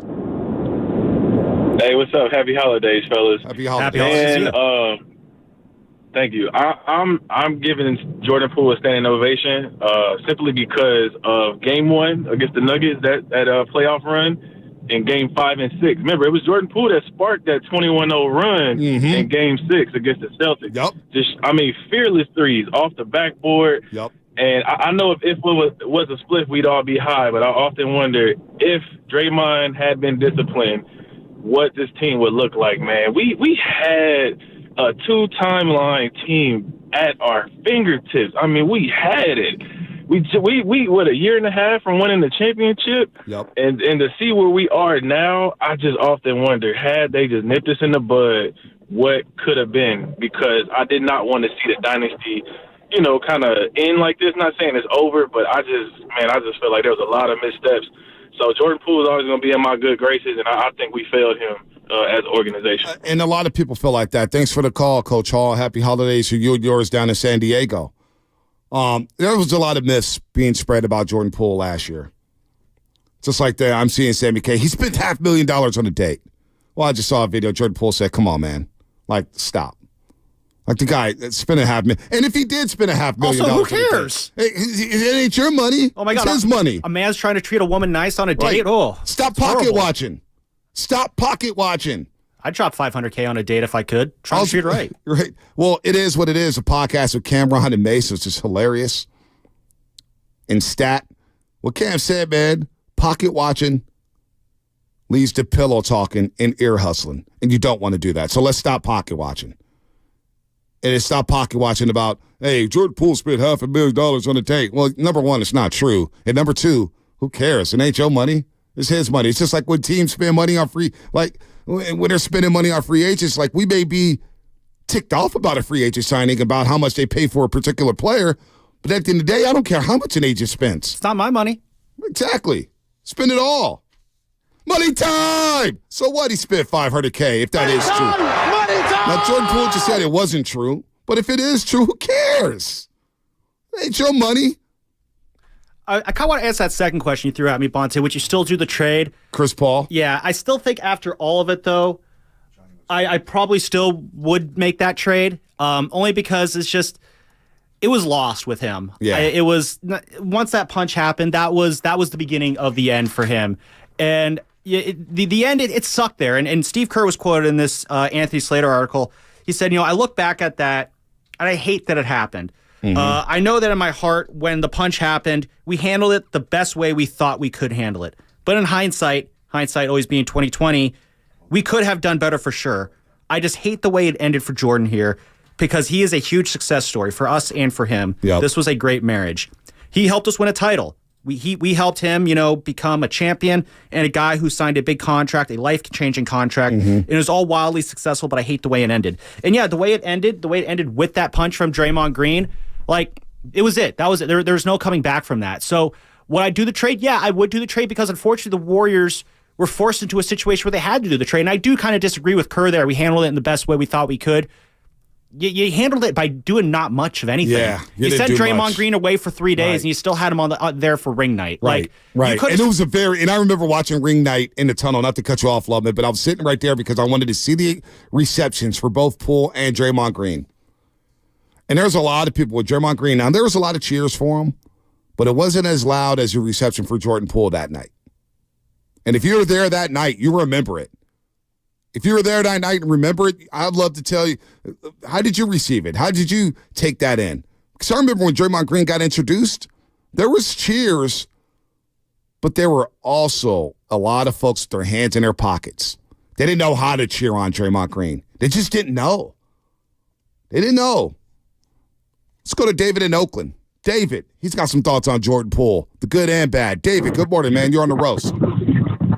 Hey, what's up, gentlemen? So, first things first, yes, he gets a standing ovation. You can never diminish the accomplishments of, his participation in the 2022 championship. Draymond Green was totally wrong. Those things can all be true. The reality situation is if Jordan Poole didn't get drafted to the Warriors, he might not be in the NBA. They kept his worst impulses down for years and forced him to play a certain way, which got him a $33 million contract. What did he do with that contract? And remember, he didn't get that contract before he got punched. He got caught that contract a couple days after he got punched. Yep. So right away, like you said, everybody's cheering him on, telling maybe we got to get rid of Draymond. Draymond completely loses his voice for 2 months. If Jordan Poole stepped up and became a leader of that team, everyone would have still had Jordan Poole here. But no, what happened? He got paid. I know you guys say we can't criticize a man for, the first thing him doing, spending money on a huge date like that. But some people get paid and they make good. And some people get paid and they stop working as hard. And it's apparent that Jordan Poole said, I got paid. Draymond punched me. I don't have to get tamped down anymore. I can do whatever I want. I can be loose with the ball. I don't have to play defense. And those are the things that eroded. Those are the things that eroded the trust in Steph Curry. But you know what though, David? I disagree. He did work hard. He's one of the hardest workers in that organization. First one there, last one out. That's not true about him not working hard and lollygagging. I'm not saying that he wasn't working hard. I'm saying that he clearly changed his approach to the game after he got paid and after the punch. Well, how would you change your approach to work if you got punched, to your job? Okay. Right off the bat, he had an opportunity to take advantage of that situation, right? Wow. And it's a bad situation that he got put in, but everyone, like you said, was cheering him on. Jordan, we paid you. We want you here. And over the year, he continued to not take advantage of that situation. That's fair. He continued to say, I'm going to get mine. I'm not going to play defense. I'm not going to listen to Steph anymore. And now you see in Washington, he's not playing the way he played for us. He's playing crazy. He's doing all the stupid things that we would bench him for. And I think if you don't sort of tamp down his sort of worst impulses from the beginning of his career in the NBA, he's not in the NBA anymore. So instead of him being like, nah, whatever, I don't listen, I don't care, he should be like, I appreciate getting a $33 million contract from that organization. Yeah. But money doesn't erase all feelings and the trauma that takes place when you get punched like that and it's all over the internet as a 23-year-old man. Because I just know in my shoes, if that happened to me, I wouldn't be the same. I wouldn't be able to do things the same way. I would be a wreck. Now, I appreciate the call, David. It's a great take, and I think a lot of people share those same sentiments. Now, if we're going to comment on him spending $500,000 on a date, that's terrible. There's a lot of NBA players who do a lot more. Trust me on that one. Trust me. And you know what? They can get away with it because they make a lot more money than we do. For them, it's just a speeding ticket. For us, it could be our life savings. maybe even more. You know what I'm saying? So that's, but I'm not going to agree, but I'm not going to tell a young man how, hey, man, you need to be a leader. You have an opportunity to flip the game and do all that. No. Now that they're going through something like that as a young man, and you're on the internet all day and people are making fun of you left and right and speculating on what happened, speculating on why you got punched, blaming you for why you got punched, lying and saying that some people are in the organization happy about you getting punched, which wasn't true. Come on, man. Let's go to John in Fremont. John, what's happening? Hey, what's going on, fellas? Happy holiday. Happy holidays. The Jordan Poole situation, man, I feel like he deserves as much love as anybody outside of KD should get coming back to the Warriors. You know what I mean? Like, he did a lot for this franchise. Like Lubman was saying, we watched him grow. We watched him go from a rookie that didn't know anything, new booty, to, $33 million contract. We watched him go from a guy that was struggling in the G League. And literally, I remember that Suns game that he came in and he killed before he went to the G League. He was knocking down, I think he scored like 20 in Phoenix. Phoenix, yep. Yes, exactly. And everybody was so upset that he went back to the G League, the players, the fans, because it was like, man, we see this growth. Like, that was the inflection point of Jordan Poole. And we got to see that. And we got to see him in the playoffs. And we got to see those two half quarters that he threw up and the joy that he brought and how special that season was. So I think Jordan should get the ovation. I think he should get the love. And I think Dub Nation will bring that on Friday, because we're usually, outside of Twitter at parts, we're usually a classy fan base, and a fan base that does respect the players coming in to chasing her and coming back who helped us. That's a good call, John. Good call. We'll get to the rest of the calls in just a second. You're listening to 95.7 The Game, KGMZ FM at HD1 San Francisco, always live on the free Odyssey app. Download the Odyssey app and favorite 95.7 The Game for the best and most up-to-date sports coverage. And do not forget, you could also watch us every single day on our YouTube and Twitch streams. Just log on and search 95.7 The Game. Be sure to like and subscribe to the channel while you are there. Now, Lubman, what do you think about this quote from Curry? This is what Curry said in Anthony Slater's piece in The Athletic about the return of Jordan Poole. Unless you were in this building, you could always talk about what could have been punishment-wise. But unless you were in here having these conversations daily and everything that we tried to keep in-house that then got out, it made everything a lot more complicated. We obviously will be scrutinized for whatever happens. We did the best we could with a very hard situation. Between them two, that's whatever it's going to be between them two. That's from Stephen Curry. I mean, I guess that is the thing. Yeah, we aren't in there, so we will never know until obviously they make the 30 for 30 about this someday, and that this might be like 2 episodes worth of content just on this one alone. But yeah, I mean, as far as they handle it, it's between them. Like, I don't know. I think I'm sure at some point they probably had a handshake. Like when you're young and you get in a fight with your sibling, and mom says, "Okay, now shake and give a hug," and that's supposed to put it to bed. Like maybe they had something like that, but. It was disrespectful what Draymond did, the way he came at him. And I remember watching that video, like, it wasn't just like a normal punch. That was remember, he punched him, Bonte, and then he kept going at him too and almost tried to put him in a headlock, it seemed like. It was, like, Draymond looked like he was out for blood on that one. And there was anger there, a lot of anger. And that's just not something you can just come back from. That's a forever relationship-altering situation, which is why, as I said earlier, I think you had to make that trade, no matter what, for Chris Paul. There was no doubt. The only other way I would amend that is instead of Jordan Poole for Chris Paul, would you have done Draymond Green for Chris Paul last offseason? If that was the option in hindsight right now, yeah, I probably would take that one right now. But because there are nights where the Warriors clearly do miss the scoring punch that Jordan Poole brought last year. You're hoping some of these young guys, someone can take that up. Maybe Moses Moody can fill that role. But for the time being, like, I get, we weren't there. But if it was between them, like, we know what kind of a person, like, we've seen what kind of a person Draymond Green is. He's a very proud person. He's very much, backs his own stuff. It was one of those situations where it's just neither one of them are going to probably back down in that situation, saying that, Jordan Poole, I'm right to be aggrieved. Draymond Green, I was right to be angry at you. And as long as that's the situation, the Warriors, it was kind of sunk from that moment on. Well, here's what Looney said in this story here. He said, I felt like we handled it the best way we could. Draymond and JP were professional.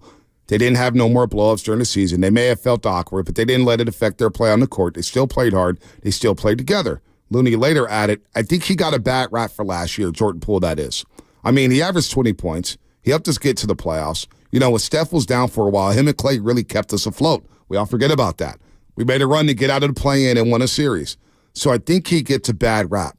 It wasn't all bad that year. It might have felt that way. Now, JP, on coming back, I've never had the opportunity to go back and play somewhere where I used to play. So, yeah, kind of just going in, it should be cool. Spent 4 years there. Now, Clay ended his story by saying, it was unfortunate what happened because he helped us raise a banner. But at the end of the day, time heals all wounds. And Dub Nation will be forever grateful for that pool party. I know I will.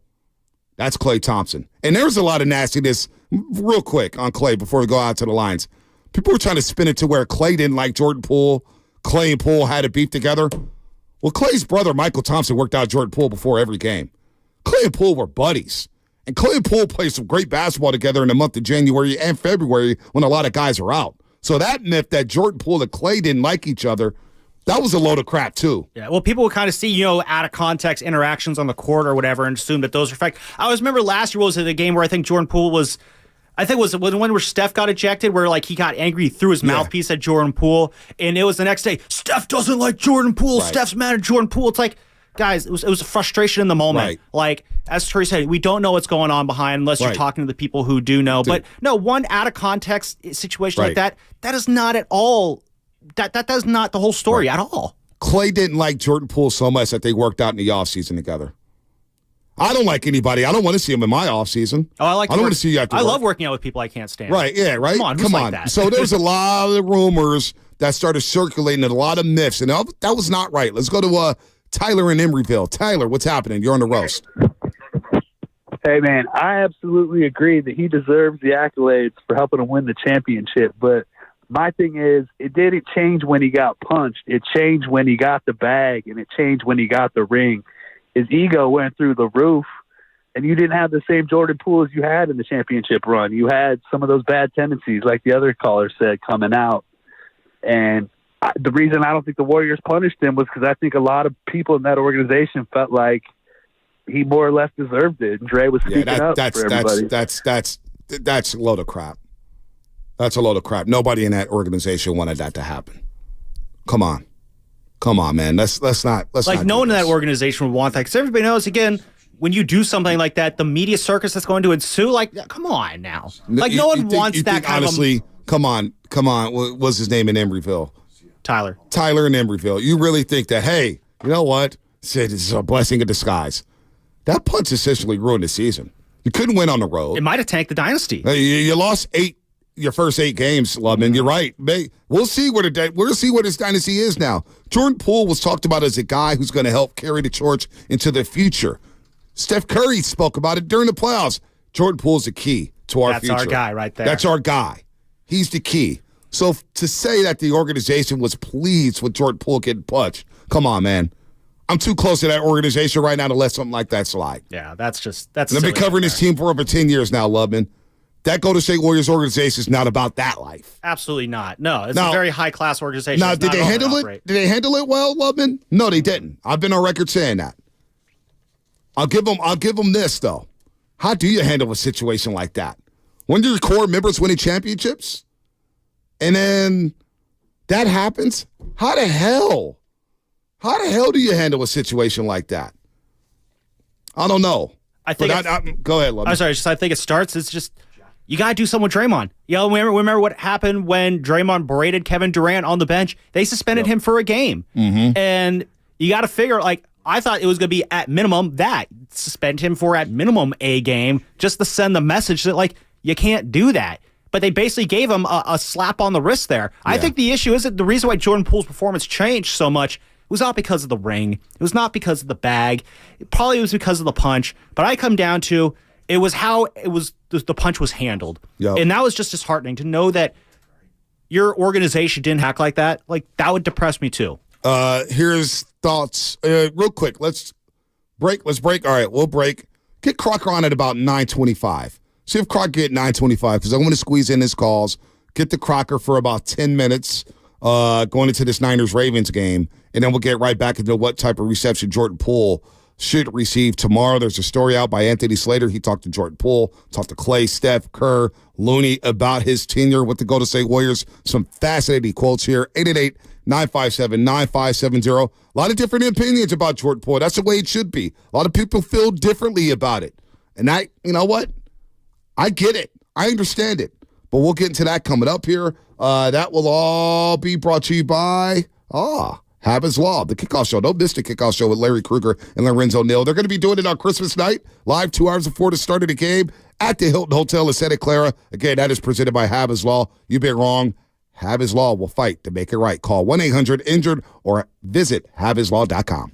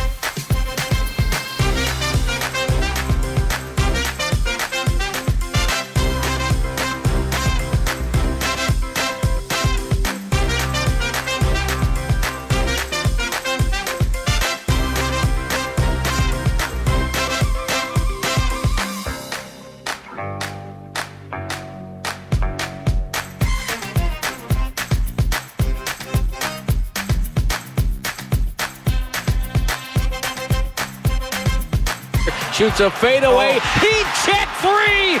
Jordan Poole, get out your Speedo. Get the suntan oil. We're having a pool party. Money time! Money time! Now, back to the morning roast with Bonte and Shasky. I think we had it, Poole. Rejoin, too. I thought you were good. What a call by Tim Roy right here on 95.7. I'm sure we have it somewhere. It was probably in the old system, so I'm not sure if we do have it anymore. Speedo. Oh, man. Jordan Poole back in the Bay tomorrow. How ironic is it that Draymond Green's not going to be there tomorrow because he's suspended indefinitely for actions on the court, choking Rudy Gobert, to slap on Yusuf Nurkic. Pretty ironic that he's not there for Jordan Poole night. Unbelievable. You can't make this stuff up. You really can't. And at 8-957-9570, Croc time coming up in 6 minutes, right? You told Crocker? Times Crocker, 6 minutes, love you? All right, thumbs up there. Let's go to the lines before we get to Eric Crocker because I do want to dive back into the Niners or Ravens. This is a monster game. Monster game. Nick in San Jose. You know what? Hold on, Nick. I'm going to finish with Nick because I know he's going to bring the heat. Let's go to Jack in Redwood City. He's going to hold a little bit longer, and then we'll get to Nick. Jack, what's happening? You're on the roast. Bonte, my guy, it's actually Zach. So first of all, I wanted to give a shout out. Zach Green? I got to give a shout out. Yes, sir. Oh, what's up, Mr. Indiana? Yeah, I got to give a shout out to Trace Jr., a.k.a. TJD, baby. So I got to give a shout out to him, but I wanted to ask you, I'll be there tomorrow. I'm going to be standing cheering on Jordan Poole because we wouldn't have gotten that fourth chip without him. But I wanted to ask you, do you think we'd be in a different position if the NBA would have just handled Draymond differently when he rocked Jordan Poole? Because that's what I'm telling people in Indiana, being a Warriors fan. I'm like, look, we wouldn't be in this position, I don't think, if Draymond would have gotten, slapped with 10 or 15 games when he rocked him. It's a great question. And you got to think that things would be a little differently, right? Maybe Draymond's humbled there. And maybe we get back to the championship last season.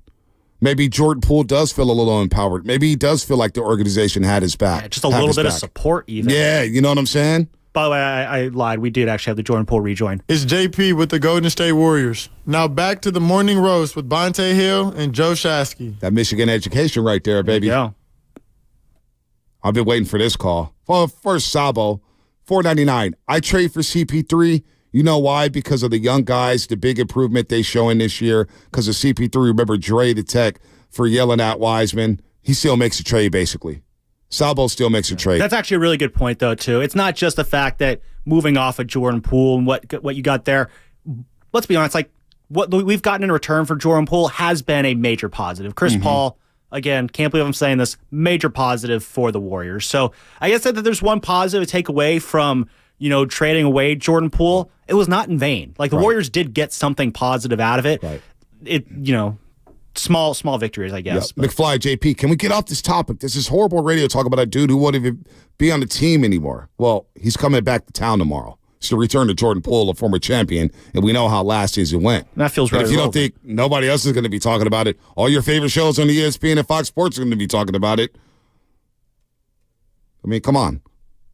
Let's think here for a second. Nick in San Jose. Nick, good morning, man. Hey, man, I got one request, Bonte. I'm bringing my son tomorrow. Please wear some of those Gucci shoes that you're known for, man. I want to show my son some style. I don't know if I'm wearing the Gucci's tomorrow, Nick. I wore them the other day. I tried not to wear the same shoes 2 times in a row. No, you don't want to do that. That's a faux pas. Hey, we're going to be there tomorrow. We're going to cheer on Jordan Poole. I thought Looney and Clay's comments were so mature and comprehensive and balanced. There's no doubt Jordan Poole was a Herculean contributor to our 4th ring in 8 or 9 years, and he did help us when Steph was out last year. But also, Kirk came from the Jordan punch with the Bulls. It's just sad that got on tape and got leaked. I think that happens more than we're aware of.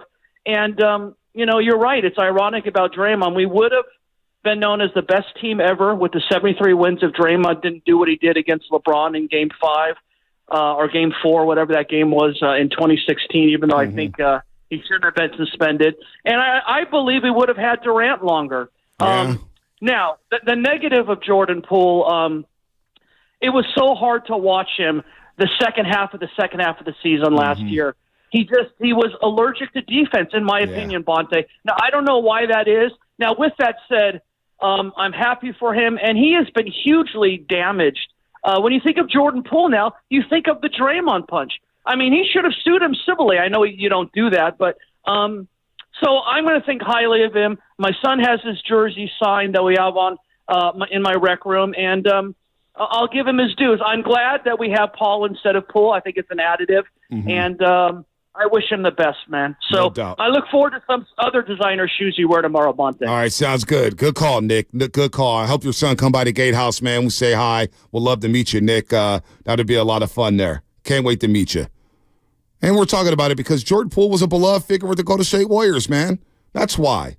It's going to be emotional for some people. Now he'll get a standing ovation, and then we'll play basketball. And we'll play basketball, and we'll start to salivate over J.K.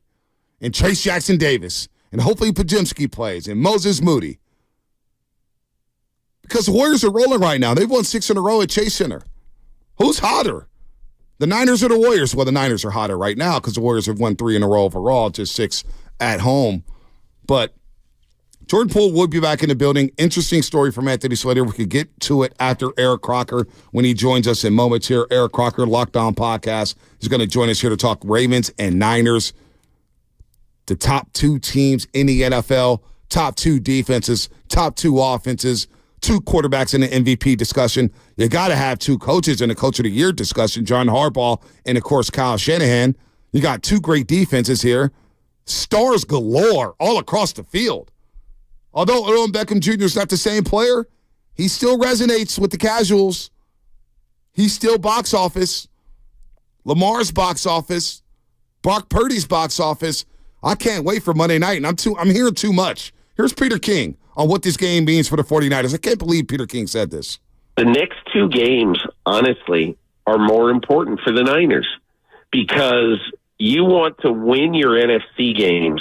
If they win the last 2, Washington and the Rams, you would think they would. They're 11-1 in the conference, and that'll trump all tiebreakers, obviously. And I think when I look at the 49ers right now, and I know this is going to sound, overly cautious, but the thing I'm most concerned with in the last 3 weeks, not at the expense of getting home field, definitely, but I think when you do see that you're either way ahead or way behind late in any of these games, man, you got to take Debo out. You got to take McCaffrey out. You got to really do everything you can to make sure that whenever your playoff season starts, you go into it relatively healthy.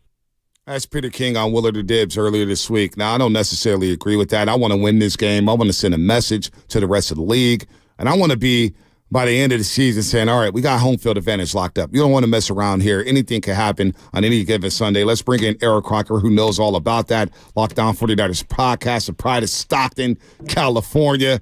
And we're going to get to some funny stuff here because Will Compton was busting it with the boys, and Rashard Mendenhall and Delaney Walker are making the rounds, and I thought Will Compton did a hell of a job breaking it down. Well, that's a little teaser for everybody, man. I got a great kick out of it. But Croc, man, good morning, man. Happy holidays to you and yours. Yeah, good morning, man. Thanks for having me on. Anytime, man. Ravens, Niners, and, some people around here are saying that, you don't necessarily have to win this game because you have 2 of the next 3 to take care of home field advantage. But I think nobody in that locker room down in Santa Clara is thinking like that. They want to continue this momentum. They want to continue to put their best foot forward. And after last week's defensive performance, in which they missed 16 tackles and gave up damn near 8 yards on the ground a pop, you don't want to mess around against this Ravens team. I think this is a measuring stick for the 49ers, and I think the players feel like that, Crocky. Yeah, I think in the words of the great Herm Edwards, you play to win the game, all right? All that, this game is more important than that game or whatever. I think for the 49ers, it's all one game at a time. And I think there are different challenges in each game. This game, you have a dynamic quarterback on the other side that's kind of carrying the Baltimore Ravens team. They don't have Keaton Mitchell. I think that would be a big blow for their offense, kind of lacking that speed. But for the 49ers, hey, can you be a bully against another team that considers themselves bullies and have, terrific linebackers that run to the ball the same way you do? So I think the 49ers, more so than the AFC, NFC type stuff, is more so finding a challenge within every game and overcoming that. Should we be concerned about Arik Armstead and Javon Hargrave's injuries here? Because last week they gave up so many yards on the ground, and you have a Baltimore team who is known for running the ball. I know they lost Keaton Mitchell, but Gus Edwards, Justice Hill, they seem to just find a way to run the ball anyway, no matter who's back there, whether it's J.K. Dobbins, who seems to get hurt every single year. How concerning is the depth of the D-tackle spot here, especially with Armstead dealing with the foot and knee injuries? Well, anytime you lose two of your better players, on defense, it should be kind of a blow. But I don't think we expected to the tune of 284 yards on the ground or whatever they gave up. So that's kind of unacceptable, especially when just watching it, just seeing them get gashed up the middle. Luckily for the 49ers, their offense, and this is kind of what I was looking for, that game where defense isn't playing great. You give up 29 points, but, hey, when you score 45, it doesn't matter. I think that overshadowed really what was a very poor performance from that defensive line. Figuring out a way or a rotation of guys that can help kind of fit in while you're missing two of your, big staples in the middle there, I think that would be huge. So hopefully they come back. Hopefully you have Hargraves back. Hopefully you have Armstead back, or at least one of the two, and try to figure out which one of these younger guys is going to kind of step up to the table and help you in that run game. Because that was bad last week. Yeah, no, it was definitely tough to watch at times. And, yeah, not a shock, obviously, when you lose your top two defensive tackles, things get a little soft in the middle. It seemed like, though, that again, when you talk about next man up, it felt like the top of that next man up list was Javon Kinlaw. There were definitely moments in that game against Arizona where I think there was a moment in the second quarter where he really kind of forced Kyler Murray back into the pocket, right into the arms of Nick Bosa there, which you like seeing that from Kinlaw. He's definitely got the size to kind of disrupt there in the middle. What did you think of just how Javon looked in that last game against the Cardinals? And if he really is, D tackle number one on Monday night, how good do you feel about him kind of being in that role? I think for Hargraves, we've seen this throughout his career. A guy who was drafted as high as he was. The physical element to his game is why he was drafted. We know he's this big, strong guy. But the reason why right now the 49ers didn't pick up his fifth-year option, he's just not consistent. So there will be plays where you just see him bully a guy, put him in the lap of a quarterback, but then you also see the things that you need him to be consistent at, right. Which, maybe, having a stronger anchor, not getting moved out of there. Yeah. Those are things that he allows, to happen. Maybe not being as strong against double teams. I think those are all things that he can definitely improve on. But throughout his tenure so far, he's shown that, this is who I am. And I'm not going to be consistent at doing those little things. And I think we saw the results of that last week. Yeah, no doubt. Eric Crocker here on the Morning Roast. By the way, that's my producer, Sam Lubman, and he's stepping up, man, helping me out for 4 hours as everybody is sick or out here, man. Sam Lubman, the pride of the University of Miami. The whitest white boy Crocky, down representing the Miami Hurricanes. Crocky and I, we talk a lot on the phone. Because again, he's the first guy I'm the first guy he talks to every time he comes on this show. Hey, man, Lubman's turned out by Miami, man. You have no idea, Crocky. Top 5 recruiting class. He's turned out. The secondary for the 49ers was a topic of conversation early in the season. The move to move Diamador Lenore to the nickelback spot has paid dividends. Less Isaiah Oliver, more Diamador Lenore. Ambry Thomas has stepped up. And then Charvarius Ward has been locking dude down. I've been hearing Charvarius Ward may make some all-pro teams. I can't believe how well he's playing. What about you, your assessment of the secondary since the bye week? Oh, man, first of all, let's start with Diamador Lenore. All right, this is a guy that faced heavy scrutiny entering this year. I think we all saw him finish his season strong. Especially in the postseason, having multiple interceptions, had a pick in the first game against Seahawks, had an interception against the Dallas Cowboys in that postseason game. And then to get into this year and say, all right, you're going to play outside cornerback because Isaiah Oliver, he's going to play in the nickel, and he's going to do well there. Well, right away it was very clear. Oliver might not be the guy in the nickel. So now, all right, you got to play in the nickel, and you got to play outside. You're going to play outside in base situations, and in nickel situations, slide inside. And I think he's been terrific doing that. He's one of the stickier man coverage guys in the league. He's playing in a position where you're faced with lots of space and two-way goes from guys, and all he does is compete. And then when you say, you know what, hey, you got to play outside, and you're going to have to play against one of the more physically imposing receivers in the league who's a blazer, he's fast, and you're only 5'10", but keep up with this 6'4", 230-pound receiver. He did a terrific job of not letting DK Metcalf bully him, staying in his hip pocket, being really aggressive at the top of the route, looking through the receiver on potential back shoulder throws, which tells me he's very confident in his speed. I mean, I've been very impressed with how he's played for the most part throughout this year. So that's him. And then obviously Travarius Ward, where he talked about how, hey, man, I lead the league in pass breakups, but if I can catch some of these picks, then, hey, they might be talking about all-pro. Wow. And next thing you know, he gets 2 interceptions, and now people are talking about all-pro, but he has been playing at a very high level. A lot of people talk about DBs that can't catch. I think it's a myth. For defensive backs, a lot of times the ball kind of jumps up on you because, you know, you're paying attention to the receiver, then by the time you look, the ball is arriving. Well, in his pick 6, he's coming downhill, working downhill, catches the pick, and then he takes it to the crib. So good job by him capitalizing on a couple of throws and making plays. But it's been fun to see how those guys have gotten better throughout the year and how the narrative around the 49ers cornerback position has kind of changed. So, Eric, I want to move over to the other side of the ball here. Eric Crocker, Locked On 49ers podcast, joining us here in the Morning Roast. At Crocky209 on Twitter. Looking at the offense, maybe we can all agree this offense is really, really good. 30.4 points per game, third most in the league. They're chewing defenses up. And when it comes to, obviously, when it comes to the reason why this offense is so good, you know, there's the belief that it's Brock Purdy. He's the driver of this team. But then there's those who kind of want to take away that credit and say he's just a system quarterback. Well, if that is the case, Kyle Shanahan is the one who created this system. Kyle Shanahan is the architect behind this incredible offensive performance here. And so if you're looking at it through that sense, I feel like you got to start giving more credit to Kyle Shanahan in terms of just the success the 49ers have had this year. But at the same time, you're not really seeing him kind of popping up in any of the Coach of the Year debates that are going on right now. It's a lot of, you know, Kevin Stefanski or Dan Campbell. Why do you think that Kyle Shanahan isn't getting the Coach of the Year love that he, I believe, deserves?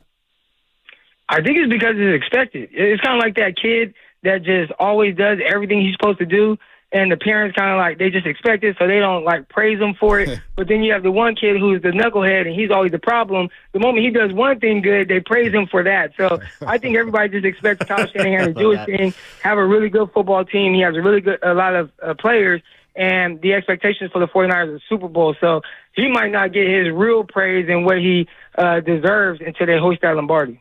MVP. You go on Brock, you go on CMC, Crocky. Oh, that is a great one. I'm going to go Brock. And I love what Christian McCaffrey's doing. I saw what Tom Brady said. He said, hey, if it was him, he'd give it to CMC. I think it was George Kittle. He also said that he'd give it to CMC. But I'm going to go Brock because I think, you know, at the level in which he's executing, he's not only not losing games for the 49ers, he is a big part of contributing to the wins because of the efficiency. And he's making it look so easy. I think he's making it look so easy that people are kind of discrediting him and saying it's only Kyle. And Kyle has his part in this as well, and the players. But the level at which he's being efficient, man, I mean, I haven't seen this before. Right. So, well, in a long time. I mean, there's been, you know, Tom Brady, there's been Peyton Manning, Drew Brees. But as far as right now, it's hard to find another quarterback that's playing as great in their system as he is in his, and at the level he's doing it. So shout out to Brock Purdy. I think he should be MVP. Yeah, no, he's averaging 10 yards at a tip, basically, a first down at a tip. And I think this is the best offense. I think this offense is better than the 94 Niners right now. I think they got more playmakers than the 94 Niners, which is insane, but that's a conversation for if the 49ers win that Super Bowl in February. Now, I do want to get to this because you're the perfect guy. I've been following you on Twitter, getting laughs out of this. I'm a little weary of retweeting it or talking about it because you never know who's watching, how people take it. But you could get away with that, Crocky. But I could get away with talking about it on these airways. So Rashard Mendenhall, former running back out of Illinois and, of course, Pittsburgh Steelers. He tweeted out earlier this week, I'm sick of average white guys commenting on football. Y'all not even good at football. Can we replace the Pro Bowl with an all-black versus all-white bowl so these cats can stop trying to teach me who's good at football? I'm better than your GOAT. Now, Will Compton would busted it with the boys. I didn't realize how hilarious he was. He took this and said, okay, let's do the all-white and all-black bowl, but I feel good about my all-white team. And he got me thinking, man, this all-white team is pretty damn good. You got Bosa's, you got J.J. Watt, T.J. Watt, you got the quarterbacks. He said we got all the tight ends, and then Delaney Walker came with his team, and then Will Compton's like, yo, Christian McCaffrey's playing both sides of the ball. He's playing safety. We're dropping 8. We're rushing the passer. It was hilarious, but I think Rashard Mendenhall is out of pocket with this because football is a one sport where I know there's not a a lot of white cornerbacks, but offensive linemen, quarterbacks. You got some wide receivers, Cooper Kupp, my guy Adam Thielen for many, many years, Puka Nacua. You can put him in that class. The tight ends, defensive linemen. It's kind of out of pocket for Rashard Mendenhall to say something like that. It sounds like he's going through something deeper. It's kind of wild because I remember growing up, the all-white schools and the all-white teams, they always beat the all-black kids. You know what I'm saying? I remember our coaches always say, hey, man, we play this team. If it's an all-white kids, right, it's like, they're going to be a little disciplined. They're going to do everything right. But then when you play the all-black schools, it's like, hey, they're going to have really good athletes, but they're a little undisciplined. Right. But as far as Will Compton, man, I thought he did an amazing job of kind of like bringing laughter and light to a situation where people are like, man, this dude Mendenhall, he's kind of tripping right now. Right. He did a great job of, I felt like what Will did, it should have been some kind of like stand-up comedy type special or a bit or something like that, because he had the perfect amount of kind of like racial stereotypes in it. Like when he said, hey, you only get 2 weeks to prepare. I think that favors us. Like just like little things like that I thought was comedy. So Will, I've been following him. We've been following each other for years now. He's always been this funny guy. Right. Anybody that you've been around that's been in the locker room with him, they say he's always been that type of guy as well. So great stuff by him. Anybody that takes it too serious, come on, man. But I thought it was really funny, man. I laughed the entire time. No, when he said, man, if you say the word and you're a half-C, well, you go on this side. If you don't say the word, then maybe you go on this side. It was comedy. My kids are half white, so, I went straight to them. We're like, do my kids say the word? Do they say it? I know I do, but they don't. So I think my son, he would have been good on the other side. Hey, you're so right, though, because I remember playing Pop Warner football, and we played all the Marin teams. Sebastopol, Rancho Cotati up in Rohnert Park, and the Marin teams, Novato. And you're like, man, them boys are big. Them big country boys, man, they going to wear us out. And you're not lying, man. Them all-white teams gave us that work. So football's in one sport, man. I don't think it doesn't matter. If you're a baller, you're a baller. It doesn't matter what color you are. Yeah, and also he referenced one thing. He said, they just started hiring black coaches. So, the white coach side, they got the edge. And he wasn't lying. I was kind of doing coach for coach. I'm like, man, black guys, we might be a little in trouble. We got to win off all You got Mike Tomlin probably coaching that team. Yeah, I don't know how I feel about Mike Tomlin. Well, maybe Tomlin's your head coach. You got Eric Bieniemy as your offensive coordinator. There's a staff that can develop there. Hey, Crocky, man, this will be a hell of a battle. This will be a hell of a battle, man. They got the tight ends, too. Like Will Compton said, we got all the tight ends. I kind of want to see this matchup now. Oh, it was great. It was great stuff. Too into it, though. Eric, man, continued success, man. You're doing a great job, man, covering football. Lockdown Podcast, of course, Lockdown 49ers. Ravens Niners going to be a very fun Christmas night special. I hope to see you soon, man. Thanks for all the work you do for us. Always coming out here on the Morning Roast. Our roasters appreciate you. Our audience appreciate you, man. Happy holidays and you and yours, brother. All right, thanks, guys. You guys have a great one. You too. Eric Crocker here on the Morning Roast on 95.7 The Game. Man, I've got 2 more shows. This is the last 10 minutes of this show, and then we got another show tomorrow. And then that's it for us on the Morning Roast for the year. And we'll do the Doobie Awards the first week of January. Maybe we'll do it. We've got to do the Doobie Awards. We've got to figure out when to do it because the Niners will have it. They'll be having that playoff push. We've got to figure out a day to do the Doobie Awards when we get back in the first week of January. We'll have all that stuff set up. A lot of people are going to get snubbed. A lot of you are going to get snubbed.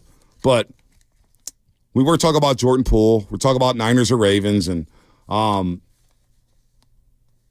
there's a lot going on in the Bay Area when you think about that. Jordan Poole coming back, and then, of course, Lamar Jackson and company coming back with the 49ers. You heard Crocker there with the defensive tackles and the defense giving up that many yards on the ground, nearly 8 yards per carry, and then you missed the 16 tackles. They've got to clean that up on Monday Night Football against Lamar Jackson and the Ravens because these boys, they don't go down with arm tackles. You have to really hit these dudes. They are physical. And they punked the Jaguars. They really did. Oh, man, I see we got some. Oh, we got my girl on the line, Lubman. We got my girl on the line. Let's bring her in. Tony in Oakland. Tony. Hello. I missed being able to speak to Sam. How are you? Happy holidays. Well, Sam's here. Lubman's here. You want to speak to Sam Lubman? Well, we'll just get to that. But today is the solstice. We haven't spoken of that. And what's great about the solstice is the most intimate time of the year because it's the sun and and the Earth are very close together, and the Earth tilts in a certain way. So there's a big time frequency going through everyone. Some of us feel it, and some of us don't. But you know what? It's akin to the perfect Purdy pocket potential, right? Hey, you know what, Tony? You're going to be a candidate for some Doobie Award. I just don't know what Doobie Award that is. You may have your own category. The crystal blue power. Oh wow, you're talking Breaking Bad Crystal Blue? Yeah, crystal blue. But you talking wait. Walter White Crystal Blue, Tony? I don't know if we can go there. We're talking the divine crystal blue. Oh. But the thing, I was listening on 2 days ago, and everyone still doesn't get Purdy. How does he do it? I was talking to Sam. Sam goes, well, he's got to practice. And then I said, and you get into the battle, it's like Denzel Washington, right, on Crimson Tide. And he knows what to do when that submarine is attacking, right? Yep. Okay, so this is what happens. In the perfect Purdy pocket, okay? This is a line from Taking Command. Their line had me, but in his name, I got away and made the touchdown. What that means is, usually the pocket is behind the line, right? But wherever Purdy moves, he's in the pocket because the dude gets in like the solstice every day with the divine. He gets in and he carries it with him. He feels it within himself and he operates from there, right? Yep. And that is the perfect balance that you need as an athlete. When you're in that line of fire, you got the line within you. It's like the way in Greek mythology they'd ask Athena or Jupiter to protect them. Tony, real quick. My boss is in the studio right now, and he's jaw-dropped. I mean, he's jaw-dropped at you right now, Tony. Matt Nahigian, our great program director, he's jaw-dropped at this absolute game you're spitting right now on the Morning Roast. Well, you guys are in the perfect spot because the church is the sports arena where everyone feels something. I do feel it, Tony. I feel you, Tony. I feel you so much, and I got to let you go because I can't keep this feeling all day long, Tony. All right? Hey, Tony, real quick. Hold on, Tony. Oh, my boss wants to talk to you, Tony. Tony, do you want to do 10 to 2 today, filling in for Steiny and Evan? All right, I'll be there. What's the address? Let's not go that far. You're not ready yet, right? Oh, he's not ready. I don't think our audience is ready. I don't think our audience is ready for 10 to 2, Tony. We may be out of some jobs. We'll try to keep some jobs. All right? Well, I can chameleonize to whatever I got to speak to, right? So just like you, Bonte, look at you on TV. You have that presence, and then you get on the radio, and you're the cool dude. Hey, that's what I do, Tony. That's what I do, Tony. You recognize it. Game recognized game. Happy holidays to you, Tony. Hopefully you have a Merry Christmas. You started talking about the Crystal Blue stuff, and I went straight to Breaking Bad. I was like, where are we going here? Boy. I never watched Breaking Bad, so I don't. No? No, never got around to it. Honestly, it was more fun just telling people I haven't seen it and seeing their reactions. You know, Spadoni and Shasky are not here, and they would hate to hear this, but it's probably better than Sopranos from start to finish. The one thing about the Sopranos was great. But the last 2 seasons really lacked. There was no drop-off with Snowfall. There was no drop-off with Breaking Bad. And there certainly wasn't any drop-off with The Wire. There's a little bit of a drop-off with The Sopranos. It happens. Yeah. Well, I'm just saying. They're hard to land. I'm just saying. It happens. So. Doobie Award. What award should Tony win? I mean, there's a lot of candidates here. She's had a lot of good calls. She can have a Call of the Year, Roaster of the Year. Maybe we have like a Nude Roaster of the Year award. So we have like our roasters from the last few years, but then we have our roasters that popped up this year, like the Tony, like Nick in San Jose. Yeah, our new Cal, can opener Cal, he came around this year. Clark the Shark, he was another new roaster this year. So maybe we have a roaster of the year, and then we have like the rookie roaster, rookie roaster of the year. Wow, look at us! Wow, look at us planning stuff on it. Wow, I like that idea actually. Wow, we got a lot. There's gonna be some snubs here. Oh, yeah, it's going to be tough. I already can't wait for the DMs I'm going to get from snub roasters asking, whoa, why didn't I get this? How come I didn't get nominated? YouTube Chatter of the Year? Oh, wow. I don't know if that's an award you want to win. Well, obviously, YouTube Spammer of the Year should be the name of the category. That's Tyler Miller. Yeah, he would be very happy. The Tyler Miller YouTube Spammer of the Year award. that will have him sponsor that one. Uncle Gene's got to be somewhere because of all the duets he's done. Him and Carol Over to Cal always come with duets. Mm-hmm. Got a guy on the line right now who he actually hit me up yesterday to remind me that he did a freestyle at the beginning of the year going to Adam in San Francisco. I don't remember his freestyle. Oh, it was like right at the beginning of the year. Adam, do you remember your freestyle? Bonte, how do you not remember that? It was the day after the Raiders game before Baldy came on, and I just dropped a bunch of bars. Like, you guys didn't know that I have bars like that. That's right. I've watched that video on my phone. Like, it's coming back to me, Adam. It is coming back to me. Your stock is rolls on this show. There's no doubt. I appreciate you guys. No, what I wanted to call in, just two points. Just the first one about Jordan Poole.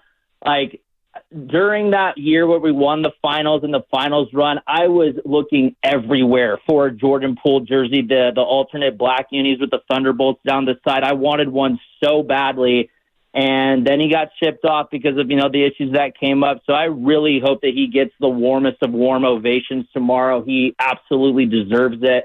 I loved watching that guy play basketball and doing his best Steph Curry impersonation. You guys brought me into the studio over the summer right after we traded him, and you asked me about Jordan Poole, and it's like he just deserves all the love in the world when he comes back home to Chase tomorrow. But last point I wanted to make, because I was listening to you guys earlier about how the Niners can maybe slip this game up. Forget that. We need to win 2 more games, and we get the number 1 seed locked up. Like, this is a huge game. It's Christmas Day.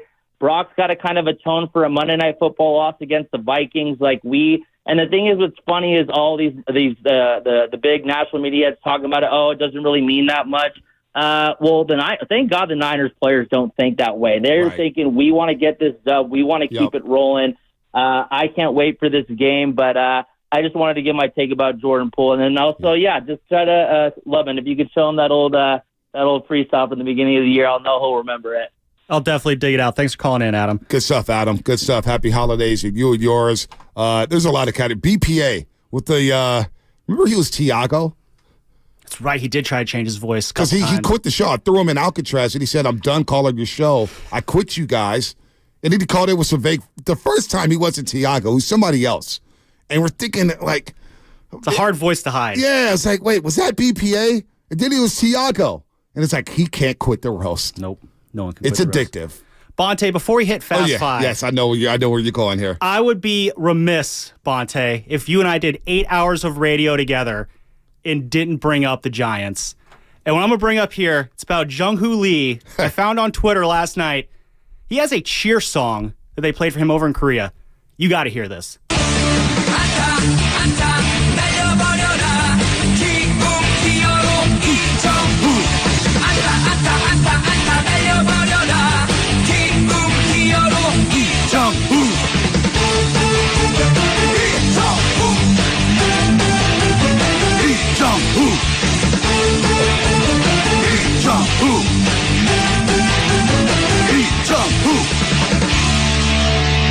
Come on, if that doesn't get you fired up for Jung-Hoo Lee, what? I don't know. There's something wrong with you. My San Francisco Giants are down so bad. That's the only thing to look forward to. That doesn't put a smile on your face one more time. It does.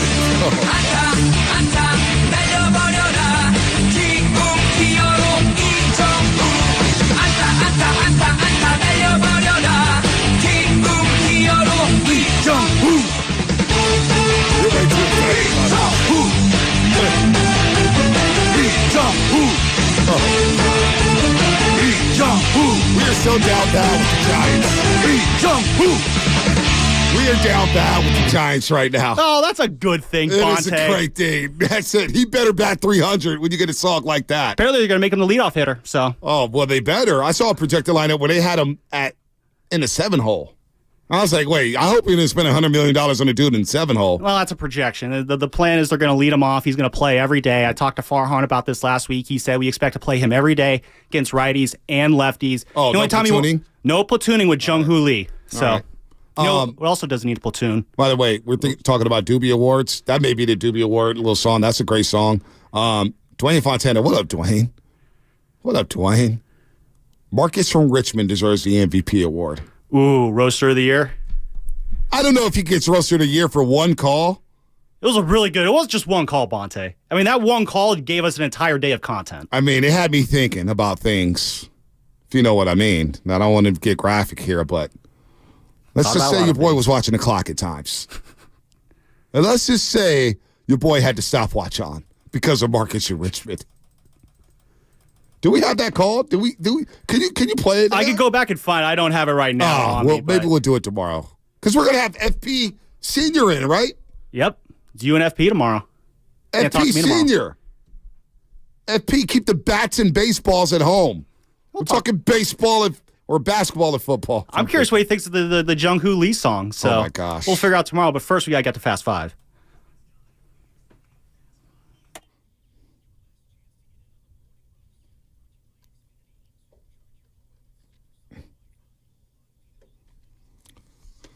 Dude, Marcus and Richmond was talking about 2-minute offenses, going right down the field, how to use your timeouts.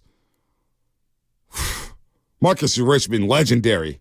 Happy holidays to that man.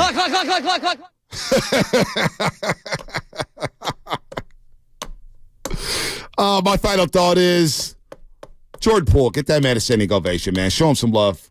Last year was a rough year for him. Last year was a rough year for Dub Nation. Show Jordan Poole some love tomorrow night at Chase Center. What you got, Lubman? No, I agree with you. Jordan Poole, he's a champion. He deserves a champions reunion, the champions welcome when he comes to town tomorrow night when he faced the Warriors at Chase Center.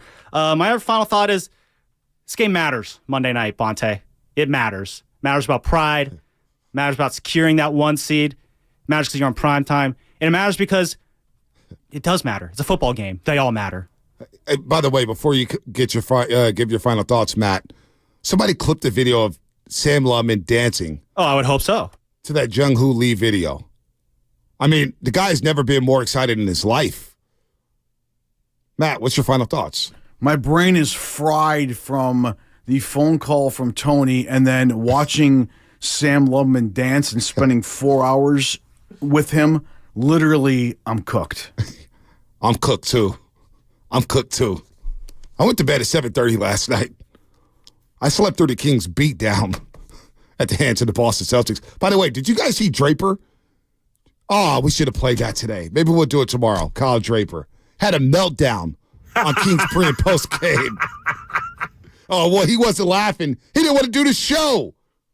He was so butthurt about the Celtics dropping 144 on them. All right, that was Fast Five, brought to you by Xfinity, the next generation 10G network, only from Xfinity. The future starts now. Great day, Roasters. A lot of fun today. We'll be back at it tomorrow to end the year. But up next is Steiny and Evan Giddings.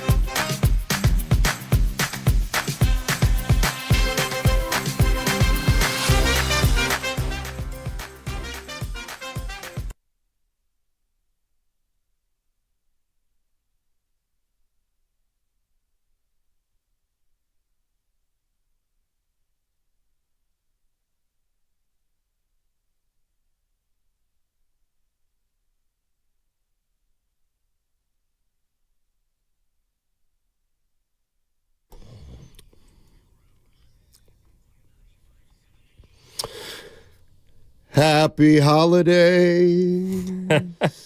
Happy holidays. Matt Steinmetz and Evan Giddings with you.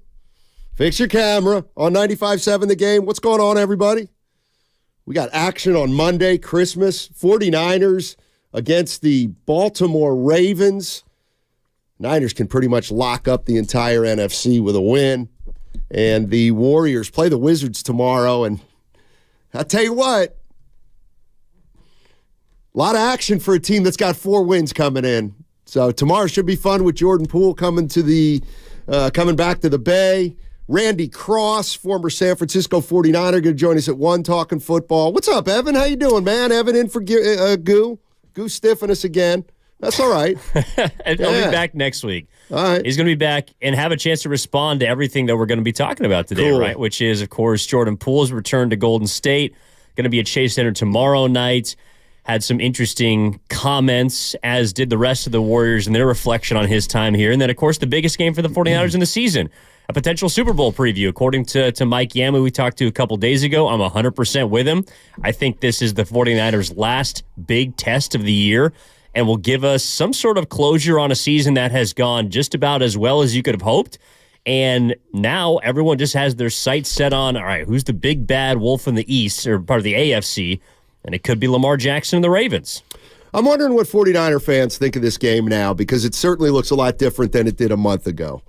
What you tell me, 49er fans, what's at stake in this game on Monday? I mean, to me, the biggest thing at stake, and I don't even know how I can measure this, is will it give the winner a possible psychological edge if they meet in the Super Bowl? I think if you meet the Baltimore Ravens in the Super Bowl, you'd rather have won Monday's game than not won Monday's game. So I do think there's a psychological component that goes along with this win that could be worth something down the road. Aren't they? Here's one thing I asked you too. So the Niners are given 5. Okay, they're given 5 at home. Some places 5.5. 5.5, 5.5. My question is, the winner of this game will definitely be the favorite in the Super Bowl, right? If these two teams meet in the Super Bowl. Is there and I'm just spitballing out loud here. There's no way that the Ravens come in to Santa Clara, win, then they meet in 6 weeks on a neutral field, and the Ravens aren't favored, right? If the Ravens win by a field goal on Monday, okay, I do think there's a scenario in which the 49ers are still favored on a neutral field, because generally home field's around 2 or 3 points, so they would be favored on a neutral field right now. If the Ravens go in and control the game from wire to wire and they establish something against the 49ers that, frankly, we haven't seen since the 3-game losing streak, then I do think they should be favored. But that's why I'm so excited about this game, is because I think the Ravens are a team that can beat the 49ers and can do it at home. And the Niners have pretty much passed every single test, especially against the big boys. Like all the big games this year, they have passed with flying colors. Dallas week 5, Philly week 13. They've lambasted just about every good team in the NFC. And the only good AFC team that they've seen so far, the Cincinnati Bengals, walked into Levi's Stadium and waxed them. So and I'm very interested to see how this game plays out. But as far as what's at stake, I do think some Super Bowl kind of, foreshadowing, whether it's a matchup or a psychological edge, I do think there's some of that, because you hear some of the Ravens players talking about it right now. Oh, yeah, they feel disrespected. They should. Oh, they feel very disrespected. They should feel disrespected. No, I mean, they feel very disrespected. Your guy, Roquan Smith, is not happy with the way they're being talked about. Best middle linebacker in the NFL? Oh, I'm sorry? Don't say that. Not in San Francisco. Better than Fred? You ready to, is that what you're coming out with today? They're just as good. Well, we'll see. We'll see. They're on even ground. I know a lot of people out here don't watch the Ravens. That's fine. I'll tell you what, let's put the rat on the table. Atco Pest Control, you know who they are. They get rid of mice and vermin, etc. Mm-hmm. You think the Ravens are winning this game? I do. I think Baltimore is going to beat San Francisco. Why?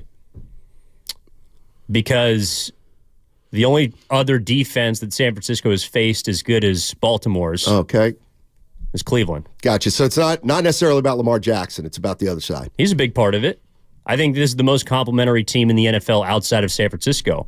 And I think the way that they play is built to beat a team like the Niners. They're built to run the ball. They're built to stop teams from running the ball. And they're the only team in my mind that has the personnel to match up with San Francisco. 888-957-9570.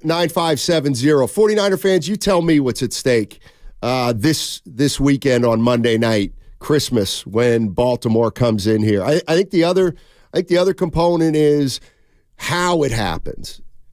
If Lamar Jackson comes into Santa Clara on Monday and the Ravens are able to put up some points and he's able to be effective, the one thing that's going to linger then from that loss until they either win the Super Bowl or get eliminated is kind of the specter of a running quarterback. You don't want Lamar Jackson coming in here and having a big game knowing that you might have to play him down the road and everybody thinks that's your Achilles heel. A quarterback like that. So that's another reason I think it's an interesting game. And here's the other one. It's not my huge cup of tea, but I'm going to make a prediction. The winner of this game, the MVP is going to be the quarterback of the winning team on Monday night. You look at these two guys, Lamar Jackson, 17 touchdowns, 7 interceptions, 66% completion percentage, 750 rushing yards. Purdy, 69%, 29 touchdowns, 7 interceptions. He's been incredible. 270. So the bottom line is that Purdy's averaging 50 more yards passing, but Lamar Jackson obviously makes up for that shortage with his running ability. It looks like he could, he's going to knock on the door to rushing for 1,000 yards for the third time in his career. So I like the uniform game, too. Do we know? Do you know what? I don't think we know what the uniforms are. Are we going to have Ravens in there? Oh, because they're all blacks? I'm looking at that game on Sunday with the Cardinals, and there you see the 49ers in their red. Very unusual, right? Cardinals win their white? Yeah, at home. I mean, look, I don't know how teams... Come on, Goo. This is stuff Goo knows. Well, Goo's got... Actually, I think he has a website that sends him all the jerseys for every single game. It's not just the Niners, but the Cowboys and every other team that he's locked in on. I need to find that app. But I would think that the Ravens are going to probably play in their purples. And then the Niners, I'm going to go ahead and guess, will be just in their classic reds, red and golds. The Ravens, well, we have, I'm interested to talk to Randy Cross about this, too. We're going to have Randy on at 1 o'clock. And I'm convinced I'm right about this one, too. Remember when I was talking to Guru, and you might have been in on it when I said, NBA players have no idea what their record is at any given time. And then remember we had a bunch of Warriors players come in, and I said, what's your record? Nobody knew it, except the only guy who knew was Curry. I thought Looney had it. Looney knew, of course. Yeah, Kevon Looney knew where they were at. A bunch of guys It was only because they had lost, though, and said they had to know exactly the next amount of games that they needed to win. Yeah, that's true. That's true. I wonder if I'm going to ask Randy Cross. Okay, so the 49ers now know they have a game to play with. Does that matter to a player? Like, does that matter to the psyche of Fred Warner? Hey, we know we have a game to play with. So then in theory, the Ravens are going to be hungrier. I don't think that's the way it goes. I think that they're right now looking at a bigger picture than just one game, and they want to keep this thing rolling. By the way, according to 707, they're wearing the throwback reds. Oh, sweet. Well, that's just the text line, the Comcast business text line. What? Well, we don't know that they're right. I trust the Comcast business text line. They haven't led us astray last few days, Steiny. They rarely do. Come on. So doesn't one team have to wear white? See, these are the kind of rules I don't know. Well, purple and red are pretty easy to distinguish, I think. Yeah. Oh, remember, I'll tell you what. Wasn't it 2 years ago? We're talking about Lamar Jackson's mesh point. What do you mean? His mesh point. Remember with the oh gosh. Remember he would wear a black like sleeve. Yeah. And when he tucked it into the runner. Am I alone here? And they said it was like camouflage and it was really hard to tell if he was there was holding it or pulling it. Are you referring to the member of the 49ers broadcast crew that was talking about how I think the ball was camouflaged into his skin? That's right. Yeah, That's right. That did not go very well for that broadcaster. Okay. So we'll let that there. Yeah, I think we gotta come off of that on 95.7 the game. I knew, but that was was that a Christmas game too? Christmas Eve. That was Christmas Eve, I think. 650 wants to start up a little come on trivia contest. All right. What is the most iconic jersey in the NFL? Well, it's not a trivia question. That's well, I know, but we could always put it to music. Dun, dun, dun, dun. Well, to me, that's easy. What, the Kelly Greens? No, the Chargers, those powder blues. I was going to say the Chargers, but I'm biased. I'm not. It's the Chargers. Appreciate the you. Lance Allworth Chargers. Oh, the powder blues? With the bolt and the number. You know his nickname, right? Who? Lance Allworth. Oh, my gosh. Yeah, yes. You know what? Don't tell me. Oh, boy. Jerry Jones said he's the best receiver he's ever seen. God, what is it? Well, he used to run like a deer. Wind? Bambi. That's right. That's right. Well, knowledge for you. Yes, and 2 years ago, 707 said it was a rain game. That's right. Yep. And I think the Ravens won that game, right? They did. They absolutely did. 888-957-9570 is the number. Steiny in with Evan Giddings. No Guru today. He'll be back next week. And I'm looking at these standings. And the Niners, how important is it? You know, the Niners win this game then, they can put it in cruise control for the next two pretty much. Yeah. Rest, certainly, they win this game. They're 12-3. They have two more left. They can rest guys the last week of the season. I mean, it's all locked in the last month for the San Francisco 49ers. And so they're in control of their own destiny. If they win on Monday, you got to believe they can start preparing for the postseason, knowing they're going to have a week off with the bye, knowing they might be able to get some rest for some players. How much does it matter? Yeah, I mean, if the Eagles win and the Cowboys win this weekend, you can't necessarily put it in cruise control. The Eagles would be on Monday night earlier before the 49ers play taking on the Giants. You would assume that they're going to win that game. Cowboys got a much tougher matchup, meanwhile, on the road in Miami, but the Dolphins haven't played necessarily well against top-tier teams. So I still like the Cowboys in that game. But, no, you're right. Like, if the Niners win this game, then they essentially need one more because they have the tiebreaker against both of those teams that are in second and third place right now in the conference. So I think that's why you heard Peter King of NBC Sports earlier this week with Willard and Dibbs essentially say this is a bigger game for the 49ers.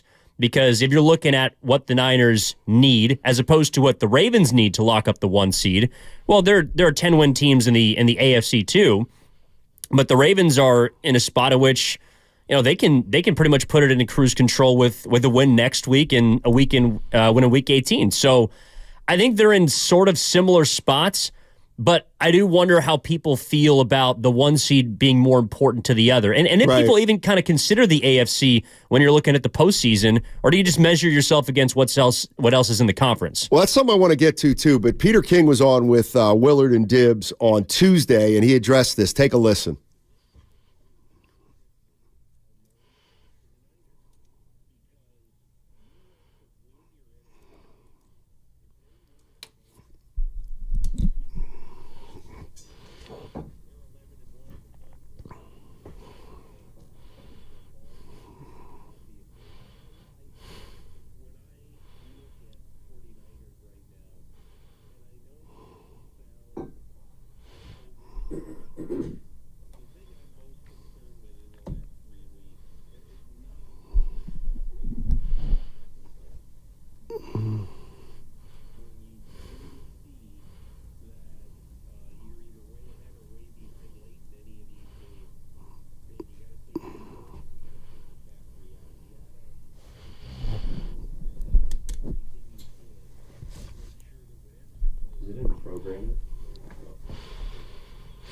Yeah, I think you worry about that obviously after this game. I think you go all in on this game, obviously. And if you win this game, like, to me, you got to have the players play unless they've clinched. Like, that's what you work for. You can't start thinking about resting players until you know that you've got home field locked up. You just can't. And to me, if the San Francisco 49ers beat the Ravens on Monday night, then they can kind of manipulate the last couple weeks to their liking. If they don't, I was going to give you a little grief. Who knows? Who knows what that Rams game might mean to the Rams? Yeah. To the Rams. And so the 49ers are knocking on the door to home field throughout the playoffs. But if they were to lose to the Ravens and then assume that Philly keeps winning, I know they've lost 3 in a row.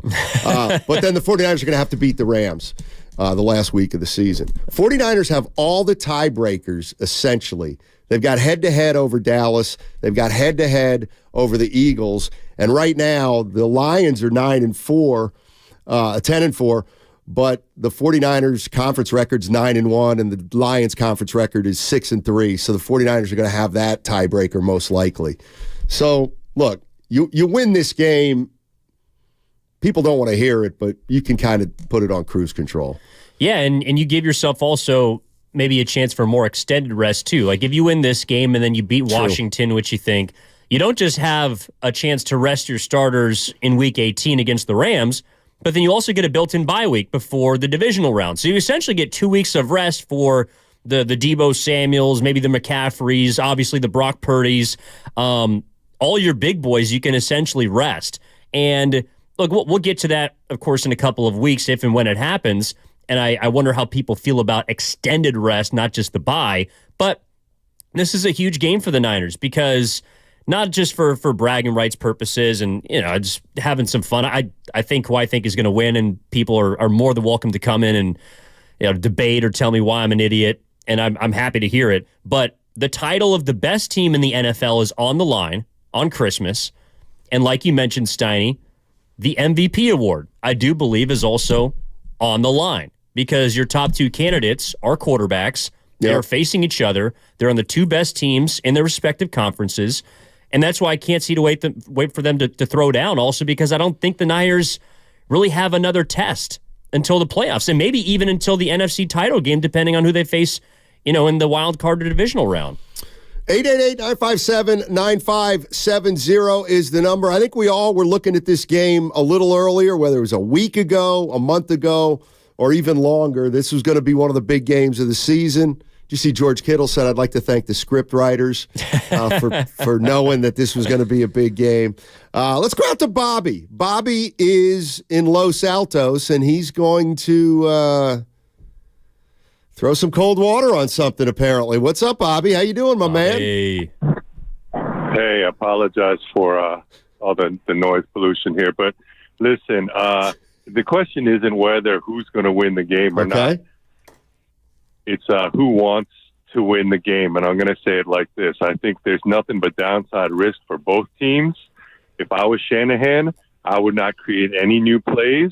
I would ask the guys just to play normal, and then I'd take them out, regardless of how close the game is, because the Ravens have a lot more to play for. They have not locked down their division, the best division in football. And also, for whatever reason, they feel disrespected, even though they are the road team. So they're going to play a little bit harder. I am really terrified for Lamar Jackson that he's going to get hurt because he's going to try too hard. I personally want to see Harbaugh 2.0, Ravens, Niners, and I want them at full strength. So this game, it might be great for bragging rights, but I think there's absolutely zero upside for either team to play hard and really put all that effort out there. And I think there's zero upside for the coaches to create any new plays. Hey, Bobby. I hope it's actually quite a boring game. Bobby, I got to do my guru. When you say that, I feel like picking up a brick and throwing it through a window.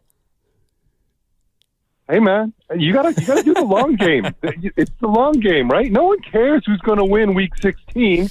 Everyone only cares if they're going to win the Super Bowl. All right, let me ask you this, Bobby, real quick. What if they didn't have this game to play with? Look, if the Seattle Seahawks or something were nipping at their tails, sure, you got to go harder. But look, the Niners can beat any team home or away as long as they're healthy. So let's just do what we can to try to ensure health. Nothing's guaranteed, but I know you can't get hurt if you're not on the football field. Good stuff, Bobby. Appreciate it as always.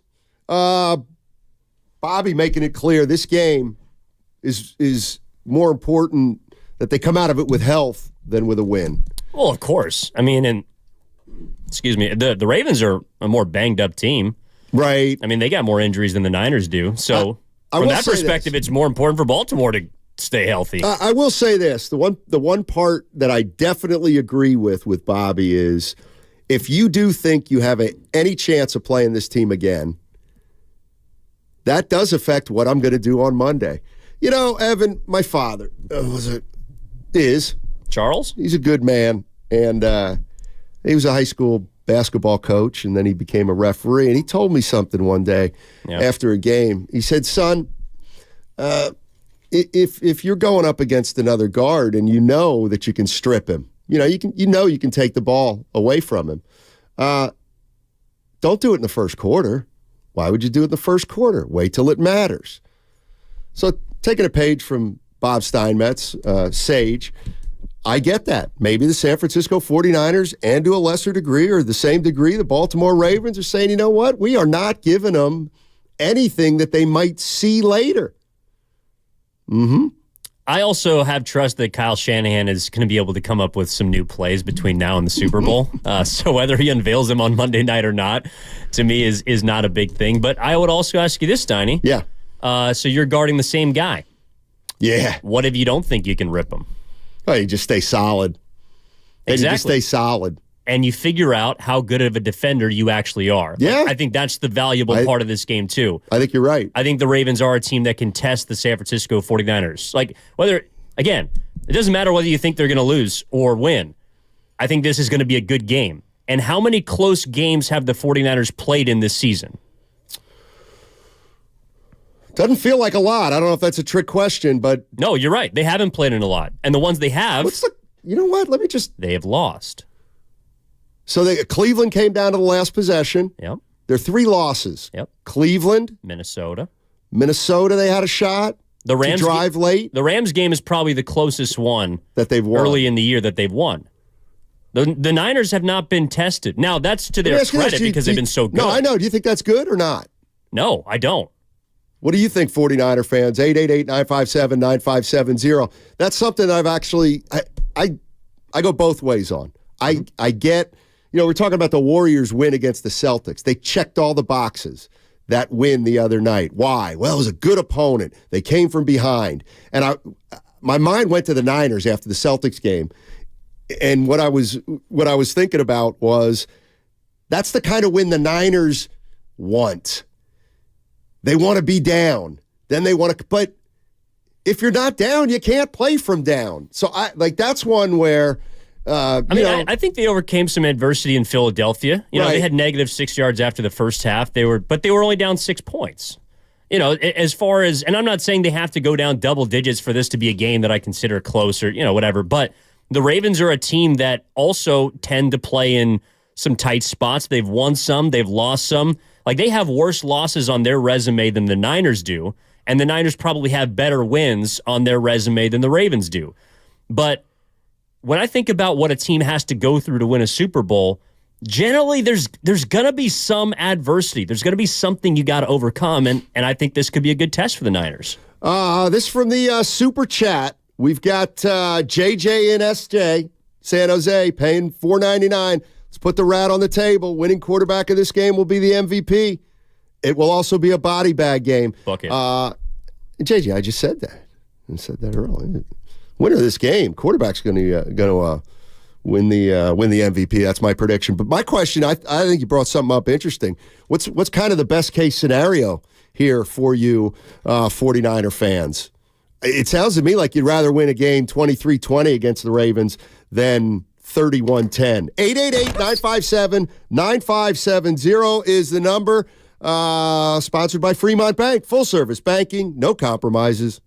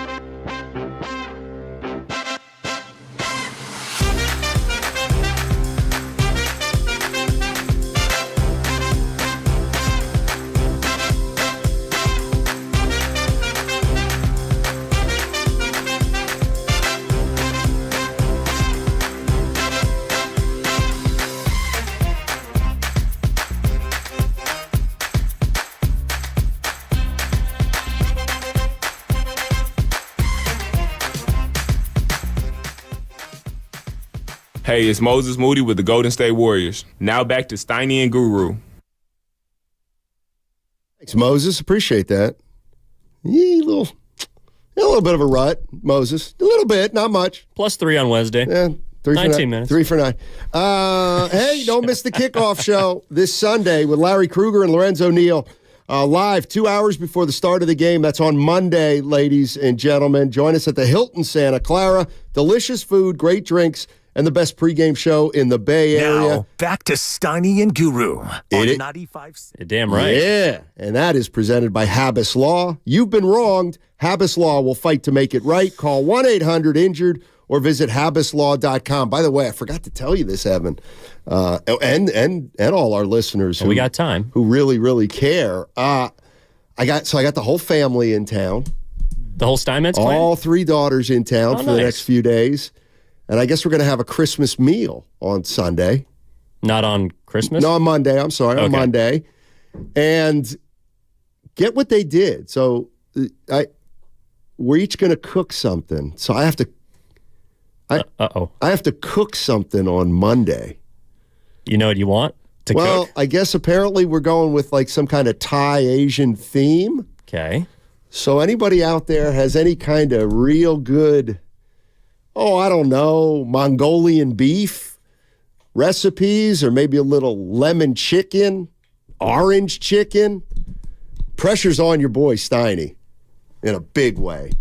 Well, do you have to make, is everyone bringing an entree? Are you being... I think we're going to just make a ton of rice just appetizers among us all. Well, you got to bring the fried rice in, Steiny. Someone is actually making, I think one of my daughters is making fried rice, which I actually love. Now, I like combination fried rice. YouTube chat, just order out. That's a 4. That's a 4. San Francisco 49ers, they play on Christmas. They play the Baltimore Ravens, 2 11-3 teams. And the question I have is, best case scenario. Is there a better case scenario than the 49ers winning a close game? Would you rather they just continue to roll? I guess the question I'm asking 49er fans is, would you like to see this team tested? Now, nobody's saying they weren't tested during the 3-game losing streak. Obviously, they were. But when this team's been healthy, they have just been rolling. So you want to see them in a close game just to see them. Let's go to Khaled. Khaled's in San Jose. How you doing, Khaled? What's going on, man? What do you got for us, my main man? Hey, Khaled. Thanks for letting me. Hey, can you guys hear me? Yes, sir. Loud and clear. All right. Sorry. Yeah. So I actually had an opinion about that. That's a great question. I think anytime you have a new team that's sort of up and coming and contending for Super Bowl, they definitely need close games to build that confidence. But not for a team that's been playing for the past 3-4 years together, and they've been an amazing team. They need to dominate. In order for you to win Super Bowl, you need to dominate. You need to not to have close games. You need to give no hopes to your opponents. So I don't think it's a good idea at this point where this team is obviously dominating in a lot of the games, and they need to continue to do that. And in order for us to win, in order for us to put that fear in our opponent's heart, we have to make sure that no games are close. You go out there with a bang and you end it with a bang. You make sure there's no even a hope. Don't give them a chance, because if you give somebody a hope, most likely you will lose. So, think about it. If you're a dominating team, you're a number 1 team, you're on the top, and everybody's trying to chase you down, who's most likely to get benefit out of that? A team that's chasing you, right? Not because you're a dominating team. I think dominating teams need not to have close games. They need to have, far dominating performance every game and try to send that message out. Hey, the championship is ours. I don't have the trophy in my hands yet, but that championship is ours. You need to come and get it from us, right? And I think that's kind of the performance we need from 49ers. All right. Khaled wants utter domination. Who do you think this game is bigger for? Because I'm not sure that I buy that it's bigger for either team. I think it's essentially the same. Yeah, I think it's valuable for both, because from one standpoint, the Niners don't have their 1 seed wrapped up, and neither do the Ravens. But I guess if I had to lean one way, to our caller's point earlier, the Ravens haven't clinched their division yet. There still is an outside shot for Cleveland to catch them, even though I don't think it's going to happen. So I guess it may be a little bit more for the Ravens. I mean, the Ravens are also the underdogs, but you could also argue that, hey, the 49ers, if they lose at home, might look a little bit mortal. But if they win, I mean, I don't know if there's a box they haven't checked this season if they win that football game. Well, let me ask you this, and if they win convincing, let's say they somehow win convincingly, like they did over the Eagles or like they did over the That's not out of the realm of possibility. It isn't. The only team that really handled them that they could see down the road, and I'm going to assume Cleveland's not going to make it, would be the Bengals. They're not going to have Burrow. You know what I mean? Like they will have handled the three teams most likely to get in their way for the Super Bowl by a handy margin. Like that may mean something too going into the tournament. 100%. Yeah, I mean, and this game is fun as a potential Super Bowl preview, but you're not going to have to see the Ravens until the Super Bowl again. Right. If they make it. That's kind of what I mean. Yeah. And the Ravens could get knocked off in the postseason. I mean, Lamar Jackson, I think, is 1-3 in the playoffs. So it's not out of the realm of possibility either that the Ravens don't hold up their end of the bargain. True. I would feel more confident in the 49ers making the Super Bowl right now than the Ravens. But if the Ravens walk into Levi's Stadium and win, then I think there's going to be a new favorite on Tuesday. People are going to be talking about beginning of the year. Maybe it was the Cowboys. Maybe it was the Eagles. Throughout the season, the Dolphins, after they hung 70 points on the Broncos. The Kansas City Chiefs at one point. There's been a lot of teams that have held the mantle of top team in the NFL, and right now it's the 49ers. So if they get knocked off on Monday, then that title belongs to the Baltimore Ravens. And the 49ers are essentially playing not just for the 1 seed, but for that as well. And I also think, too, like the 49ers should feel more confident than any team in the NFL because they've hurdled the most obstacles at this point. But if they beat the Ravens, well, then you really can say, like, there is nothing that stands in this team's way. Like, absolutely nothing. And it's going to be really hard for any team to envision, I think, beating the 49ers because if this Ravens team can't do it, I don't know if there's a team that can. Well, that's what's interesting, and I'm thinking about the AFC teams because we when the season started, we talked about solely the NFC, and the 49ers right now look like they are the best team in the NFC. So now you go to the AFC, and you got Kansas City, and you got the Baltimore Ravens. Does it matter, Mike? When you look at the Super Bowl, if the Ravens, I guess what I'm saying is, to me, if the Ravens get beat by the Niners on Monday, then the Niners become such a prohibitive favorite to me that, yes, it will accentuate the disappointment if they don't get it done. You know what I mean? Like if they get beat by the Ravens, let's say, and they go to 11-4, they're still one of the best teams, but they got beat by the Ravens going into the playoffs. They're going to probably still be the favorite in the NFC, and they should be. Right, but we won't know about them in the Super Bowl.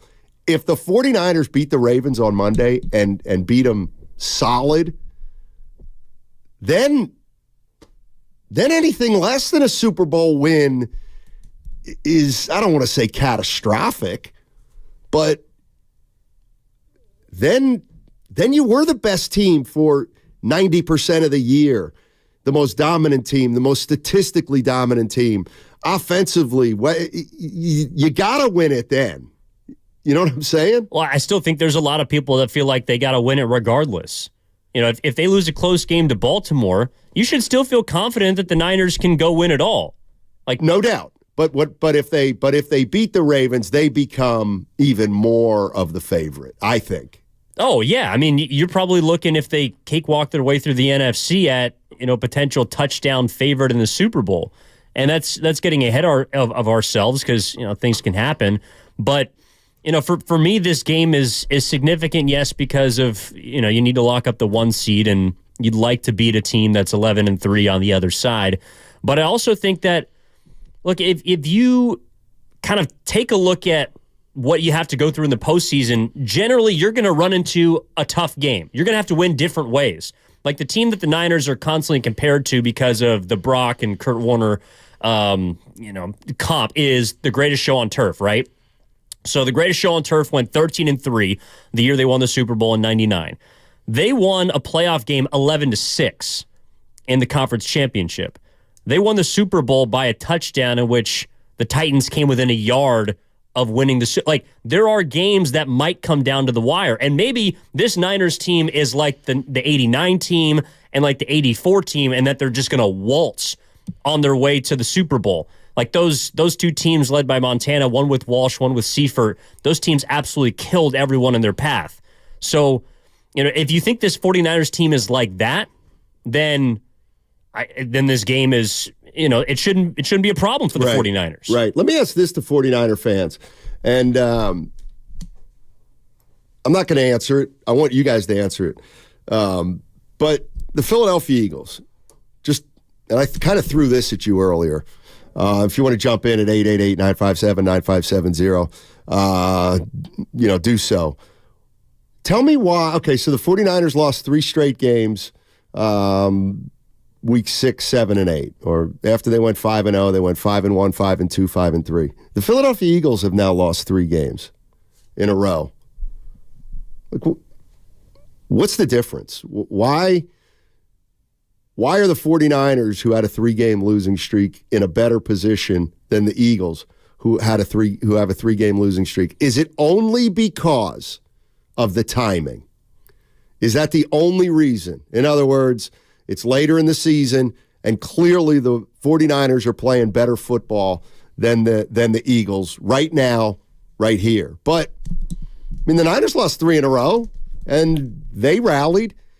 It kind of feels like people are making more definitive conclusions about the Eagles after this 3-game losing streak than they did. Is it simply because we're getting too late in the season for some people? Well, you want to be playing your best football, but the two numbers that jump out to me, the Niners and the Eagles are separated by 1 game, right? Okay. The Niners have a plus 191 point differential. The Philadelphia Eagles have a plus 18. That is a team that is closer to 500 than a team that's on the top of the conference. Are you saying they're the Vikings? The Eagles? Are you saying that the Eagles are last year's Vikings? I don't think they're that bad. Hey. What? That Vikings team... They had a negative point differential entering the postseason. Right, but they were gutsy. They were, yeah. And they put together the greatest NFL comeback in history, statistically speaking. Yeah. But there's also a reason why they got upset in the first round of the playoffs. Well, it was their defense. Very high-scoring game. But that's a part of the NFL. The reason why I think people aren't high on the Eagles is, I don't know, maybe some people don't like their offense, but that's not the reason to me. They can't stop anyone. They are one of the worst defenses on third downs. They don't get teams off the field. They don't create as many turnovers as they did last year. They don't get to the quarterback like they did last year. Their defense is soft. And the 49ers, I don't think exposed them because there were signs about it before. But for whatever reason, since the 49ers game, they have trended in the direction of a team that is closer to 500 to me than a team that is 10-4. 610 says, your answer, Matt, is because of the area code you're working in. No, yes, that's probably got something to do with it, but I think it's right now that the 49ers are the best team in the NFC. They proved it by beating the Cowboys and by beating the Eagles. I feel like the Eagles are being,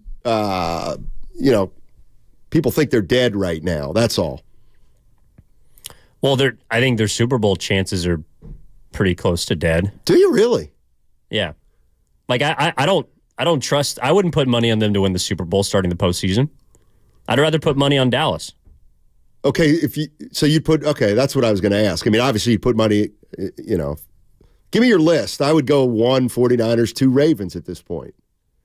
Oh, I thought we were just talking about the NFC. No, we were. Okay, so in the NFC, because these are the teams, again, all right. I know the Ravens are coming into town, but it's hard to look at the postseason and say, well, that team scares me when they might get beat on the other side of the bracket. You know what I mean? Sure. So, to me, it's the Niners are clearly the best team in the NFC, best team in the NFL. And then in the NFC, I would say Dallas is 2. I do have to give the Eagles the 3rd spot because of what they did last year. I think that experience matters. And then the Lions are the fourth team. That makes sense to me. And I know that's how the standings also look right now, so I don't mean to have what was it, Goose power standings? Yeah, there's your power standings for the year. Dre, our good buddy Dre's in Lemoore. What is going on, Dre? How you doing? You disagree with Bobby in Los Altos. What's going on, Dre? How are you? Happy holidays, buddy. Of course I do. Hey, happy Merry Christmas to you and your family, Steiny. Just buy some lumpia, brother. Buy some lumpia. All right. I can do that. Hey, man, I don't know if anybody's brought this up, but I heard a couple years ago the Niners have never beaten the Ravens since the Ravens became a franchise. Oh. Got to do some digging on that. Somebody get Elias on the phone.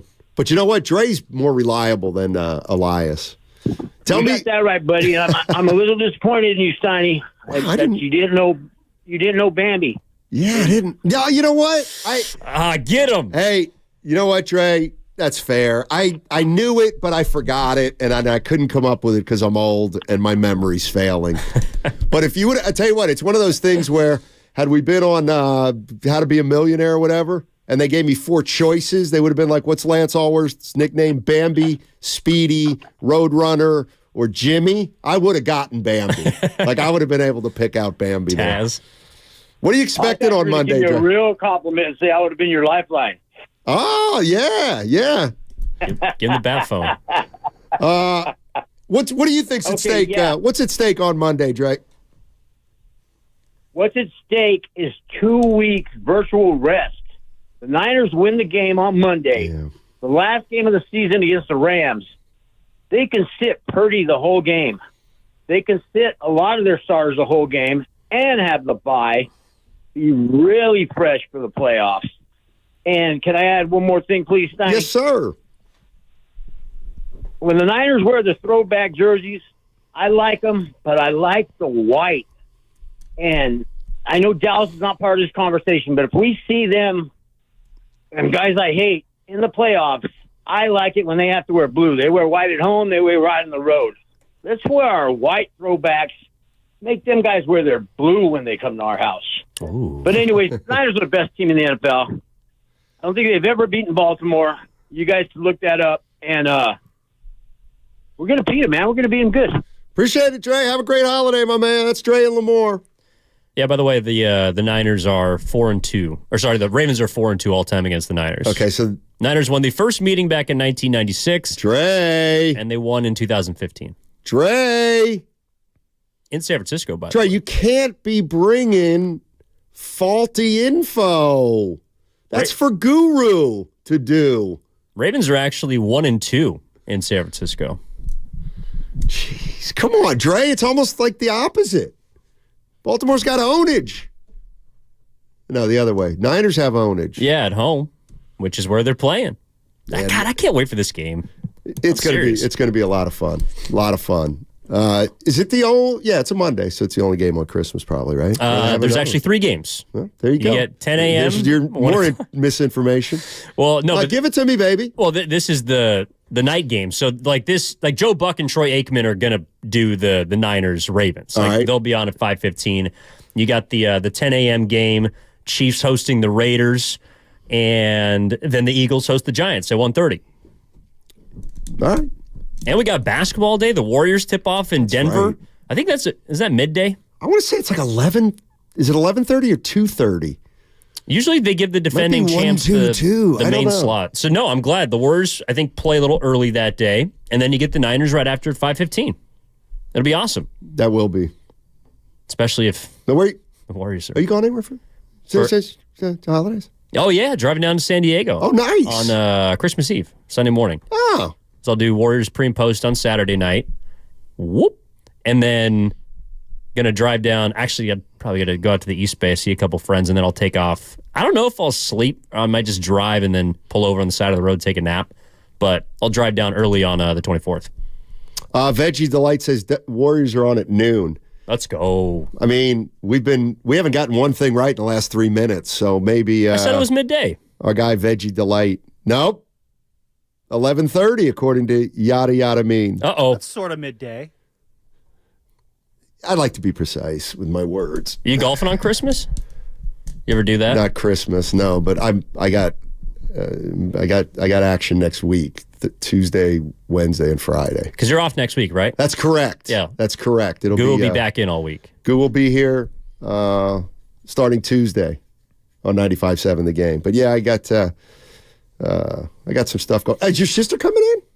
No, unfortunately. She lives in Sweden. So, I know. Yeah, she's going to be in Scandinavia this year. It's kind of every other year, but sometimes depending on, she's got 3 little ones, so depending on what's going on with them, I think they got plans. But it'll be me, the little brother, mom and dad, just all cooped up in the San Diego apartment. Yeah. Okay. I feel bad. Last time my sister came to the States for Christmas, I ruined it because I got COVID. And so I ended up not actually being able to see her. Are you serious? Yeah, I felt terrible. Because of the COVID or because you weren't able to see your sister? Well, both. Oh. I mean, I literally felt bad because So she was in the same house with you? Yeah, I was just in one room, siphoned out from the rest of the family. Did you FaceTime her? Or? We talked through the door. Felt like it's like that sucks. It slipped the meals under the door. Yeah, I had a bunch of books and just it was all bad. 408 on the Comcast business text line saying it's supposed to rain next week. Not really. Not really. That doesn't deter the real golfers. Not in San Diego. Well, that's true. Woo. Hold on a minute. What? 408. Hold on. Let me look at the weather. Dude, we got like W. Was it 3 inches the other day? 101 was getting pretty close to. There was a couple tires underneath water when I was driving. It was getting a little scary here. Yeah, you got to be careful out there, everybody. Absolutely, positively. Especially, too, if you're going to the Warrior game tomorrow. Yeah. Warriors play the Washington Wizards. Most exciting 4-win team in basketball history. The prodigal son returns. What do you think? I do want to talk about this on the other side. We're going to get into some Warriors on the other side, and then we'll get back to the Niners with Randy Cross, former San Francisco 49er lineman, and this game on Monday and what it means. I'd like to see the 49ers play a close game. Well, I would. I want to see a great game on Monday. Yeah, I would like to see them get tested, but then again, if they just ransack the Ravens, I also don't think that's necessarily a bad thing. I mean, that just tells you that it doesn't matter who is on the other sideline. Come playoff time, they could blow out anybody. Maybe they might just waltz their way to Las Vegas. It's possible. It's possible. Matt Steinmetz, Evan Giddings with you on 95.7 The Game. Happy holidays to everybody out there who celebrates anything. If you celebrate anything, I'm wishing you a happy holiday. That's the kind of guy I am. By the way, with the holidays right around the corner, now's the best time to download the Odyssey app. You can listen to all 4 hours of Steiny and Goop, plus outstanding segments like The Morning Roast with Brian Baldinger or Willard and Dibbs with Peter King. You can listen to that interview from Tuesday. Still, Peter King had a lot to say on the San Francisco 49ers. Jordan Poole. Jordan Poole's going to be in the Bay tomorrow. I dare you to call in and tell me that you're going to boo this kid. You're not going to boo this kid if you're at this game tomorrow. You're going to stand up, you're going to cheer for him, and you're going to acknowledge that title number 4 doesn't come without Jordan Poole. This is the biggest no-brainer in the history of mankind. Standing O tomorrow for Jordan Poole. 888-957-9570. And don't even try to tell me different.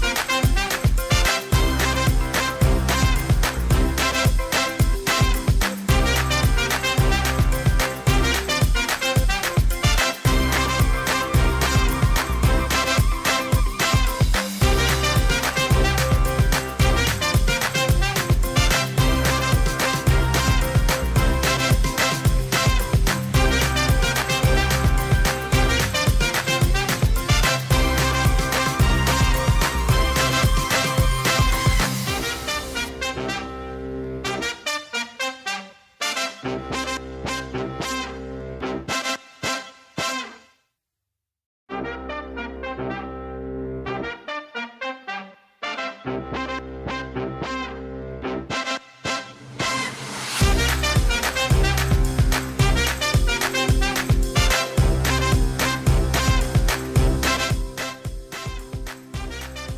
JP with the Golden State Warriors. Now back to Steiny and Guru. Oh, I missed that voice.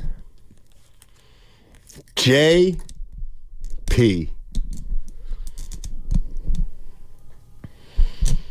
Jordan Poole coming back. Isn't it ironic?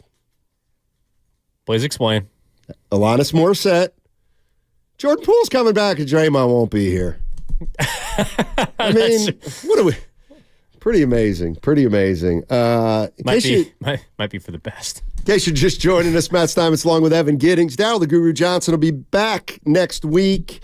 We talked Niners for the first hour. We'll get back to the Niners later on. We got Randy Cross at 1 o'clock. But Jordan Poole is back in town. The Wizards play the Warriors tomorrow.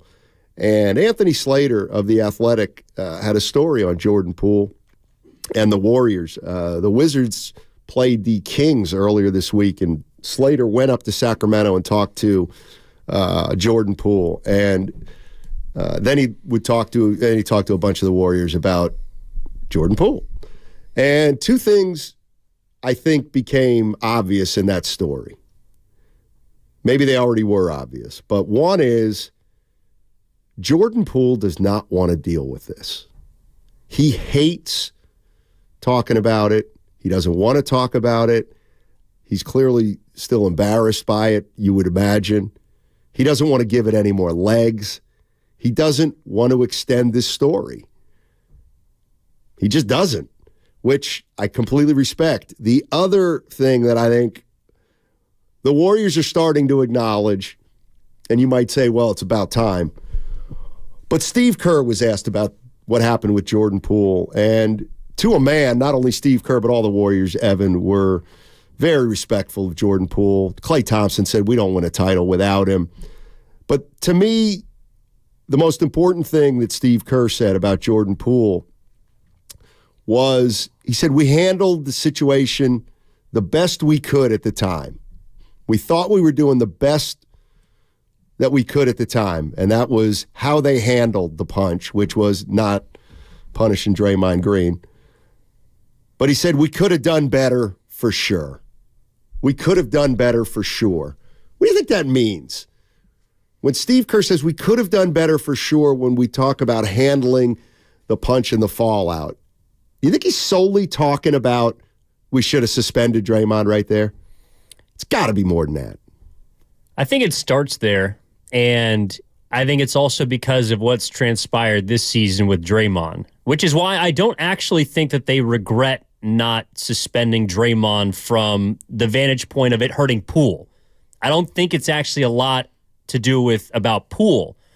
I think it's about the reflection of, well, if we had suspended Draymond then, would Draymond be acting differently this season? And I don't know if he would. A part of me doesn't believe anything would really change as far as his antics or his attitude, because that's just who Draymond is. But I think that because of what's happened recently, there is a little more, I don't know if it's introspection or reevaluation of what they could have done last season, because it could have helped Jordan and it might have helped the season, who knows. But I think it also could have helped the Warriors with what they're dealing with now, which is trying to figure out how to get Draymond Green to adjust his attitude and his impulse control. Yeah, I wonder, the one thing that surprised me this year a little bit is I'm trying to measure the loyalty that the fans have to the big three.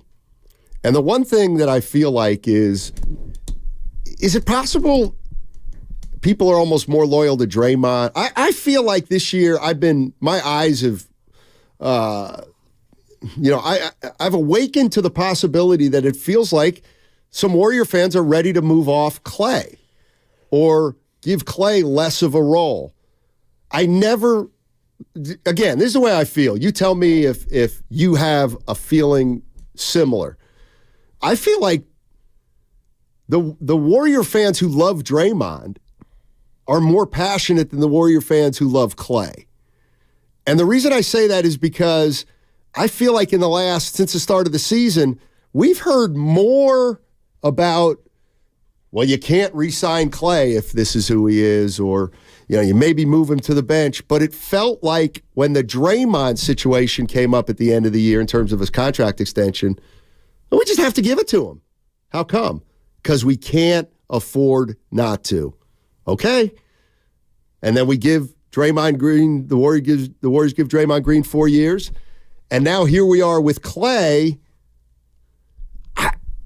Is there the impetus to re-sign Clay the way I felt there was from a strong percentage of people that they had to re-sign Draymond to keep their title hopes alive? That's interesting. I think a lot of it has to do with the contract and the potential of Klay Thompson not being a Warrior next year. Right. Like, Draymond Green has a contract, so I think there's not as much talk about him because there's not an obvious out. Klay also, and this is part of where I think Poole factors in, both of those guys' seasons did not end well. I'm not saying that Draymond Green was an all-world player, but he did play 73 games, I think, last year. Was decent in the postseason. I know he got ejected in Sacramento, but he didn't have a 3-for-19 game and a closeout like Klay did. He didn't have a 0-point effort like Jordan Poole did off the bench. He didn't miss a potential game-tying 3 in Game 1 against the Lakers like Poole did. Right. So I think the end of the season left a sour taste in people's mouths just because of how the Warriors lost, but also how it looked for both Klay Thompson and Jordan Poole. And then you move off of one, and Klay Thompson starts out poorly this year, and it's starting to look like, well, maybe is he washed? Is he done? Is he this? Is he that? And so I think that's why the noise for Klay Thompson was a lot louder than Draymond Green. But I also think to kind of rebuke your first part, I don't think that there is a larger contingency of Draymond fans than Klay fans.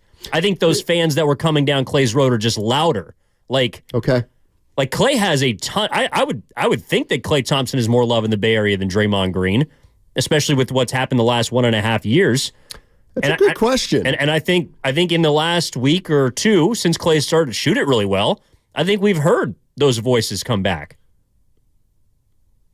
I mean, I'm not going to ask this, but I always think this. Well, if you had to get rid of one, which one do you think the fans would keep, and which one they would?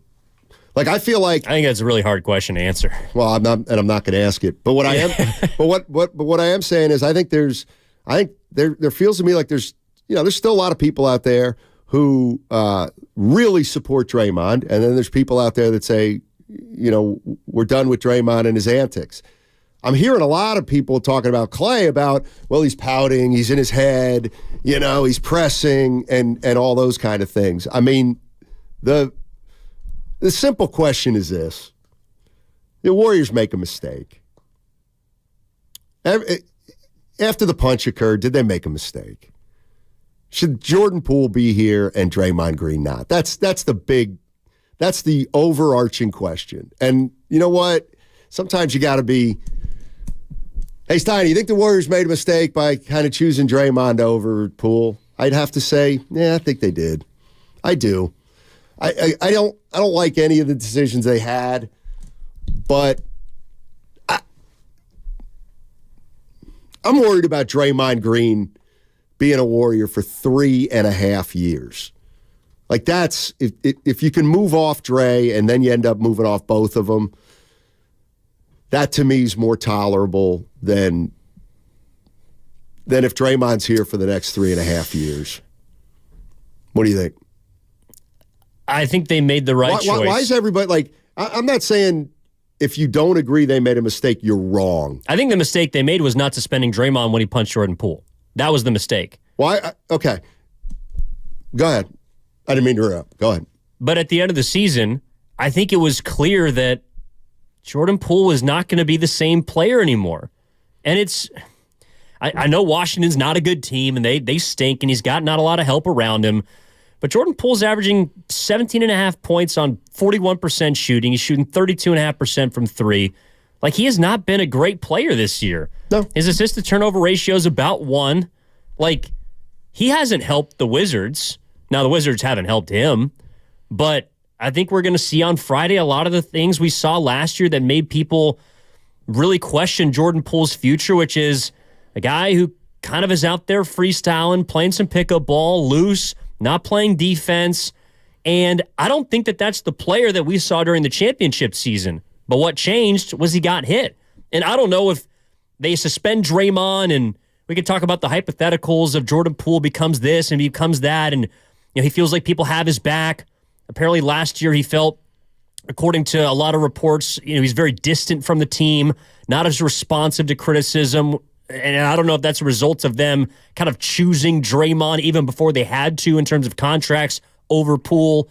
But I think at the end of the year, with the way it played out, it's not a good choice, but I think they made the right one. Yeah, I don't know. Somebody asked me, this was before they won 3 in a row. Well, what would you do?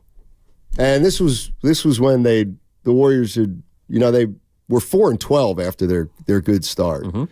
And I don't know if I would advocate for this, but what would you do? I mean, at this point, I would. They're in such a tough spot. I know. They really are. But I think if I would have to the direction I would go in, I think, assuming I let the next month play out and there's nothing that changes my mind, I do think I would try to move Draymond. I do think I might let Clay walk. And I absolutely would not bring Chris Paul back. And I would see what our money situation is at that point and see if we can't rebuild in a hurry for Steph.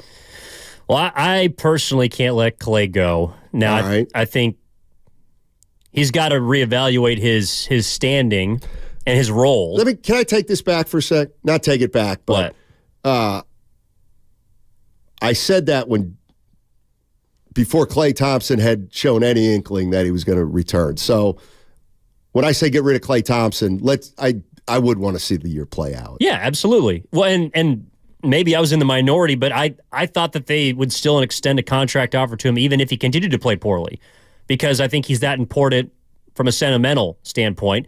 Now, if he didn't want to come to a certain number, then maybe that's what forces him his hand. But I think the Warriors want Klay Thompson to retire in Golden State. I don't know that the Warriors want Draymond Green to retire in Golden State.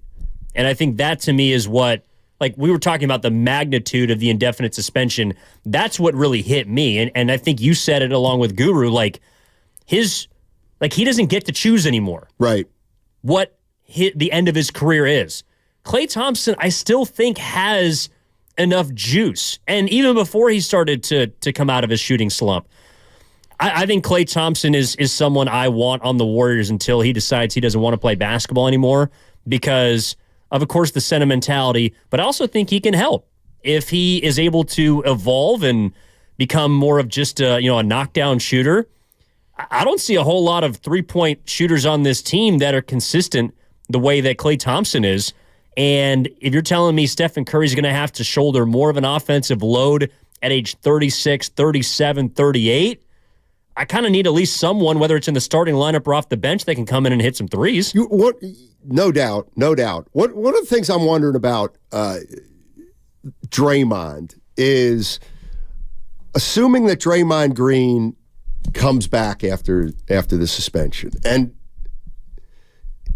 I don't want to really get into Draymond and if he's right or if he's wrong or to what degree he's culpable, but if you're an organization, you're Joe Lacob, okay?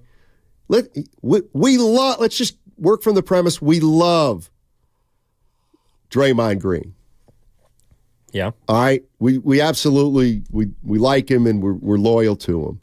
But don't we have to acknowledge that when he comes back, okay, one of two things is going to happen. He either falls in line or he doesn't. And if he doesn't fall in line, now you're playing without Draymond Green for the rest of the year. That's the part that to me, is a very real consequence of where we're at. It's not that I don't think Draymond can be super valuable when he's playing well. It's that now the uncertainty of where Draymond is with the league and how they're coming down and trying to punish him, that now has tangible consequences to my team, my players' availability, the rotations and how Steve coaches, who's going to play on a given night. And once that happens, like, then it's kind of over. And so what I worry about is, and this is kind of what I was getting at yesterday, and maybe I didn't do a good job of explaining it. Shams Charania said he's starting counseling. Maybe he'll be back 3 weeks at the earliest. Might be a little, okay, so right around January 15th, he's coming back. Yes, sir. Well, that sounds to me like there's nothing to see here. Just another thing, just another suspension. Draymond's coming back. He'll be back in the lineup, starting lineup soon, and then we'll roll. Okay? Can you count on him from that point on? Like, if you can't count on a changed Draymond Green, why would you bring him back? Or you're saying, why would you not try to trade him or move off him? Well, I'm saying when he comes back, he better be on his P's and Q's, right? Yeah. Because if he's not, your season's shot. Well, why would you? Okay, so but we had this conversation based on the results of the next 3 weeks, right? Yeah. Like, if they keep this thing rolling, and they'll probably win Friday, they'll probably win Saturday. You're looking at your first 5-game win streak since early in the season, and then you get a tough 5-game stretch. Maybe you make some things happen, but you're playing better basketball, right? So I guess I'm confused as to why you think that. Like, to me, it's well. If they're playing good basketball, Draymond coming back is a win-win, because either he comes back and he falls in line and he helps this team and they get better, or he doesn't fall in line, he reverts back to who he's been, he gets himself, excommunicado for this season, but you're already playing good basketball, so you already think you don't need him. Like, I don't really see a downside to him returning. Well, the downside to him returning would be him returning and then leaving again, and then having to leave again. But you're already starting to see the team turn the corner in his absence. Right. So what I'm getting at is, if he doesn't play in the next 10 games and you do well, okay, well, now we're working for the premise that when we add Draymond Green to this mix, he can elevate us even more. Hopefully he does that. But then what? If it see, the thing is, when people say, well, and then if he's the old Draymond, it's not going to be it's going to be one more incident. That's it. One more incident, and he's probably going to miss the rest of the year, I would think. Yeah, and then you probably try and move him in the offseason. Like, I wonder if that would be harder than moving him, let's say, in a month. Well, you're probably not going to get as much, but look, I mean, his contract is not that terrible. I mean, he's now the length of the contract is bad, but he's only making $25 a year. We just saw a guy on Wednesday who came into Chase Center's making $60 million. That's Jaylen Brown. Like, I think Draymond Green is half the player that Jaylen Brown is. Yes, if you want to go that way, sure. I'm just saying, like, I think you could move him. Like, he doesn't have to retire here. I just don't think you have to press the button at the trade deadline. What about this? 925 Comcast Sportsnet Bay Area. Do you think him not being here or being there the other night changed the morale of the team?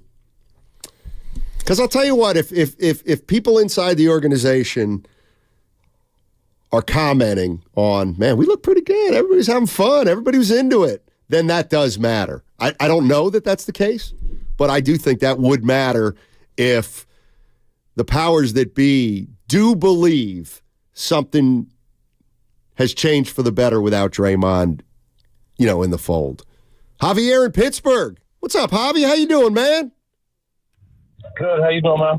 Doing well. Thanks for taking my call. Hey, real quick. So Draymond used to be a potential liability. Now he is a liability.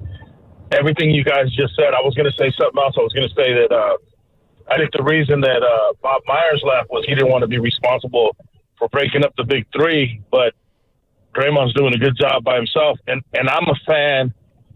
I started watching the Warriors as a 6-7-year-old kid back in 78, 79. So when the Warriors started making the playoffs, man, that was heaven for me. So now that they won all these championships, we're spoiled, and these guys think they can do whatever they want, and they can't. And I hate when I get ready to watch a game and Draymond pulls something and he just blows the game. I don't even want to watch it anymore. And I was a season ticket holder all the way up to 2 years ago, and they just priced me out. I could afford them. I just don't want to stop the rest of my life. You know what I mean?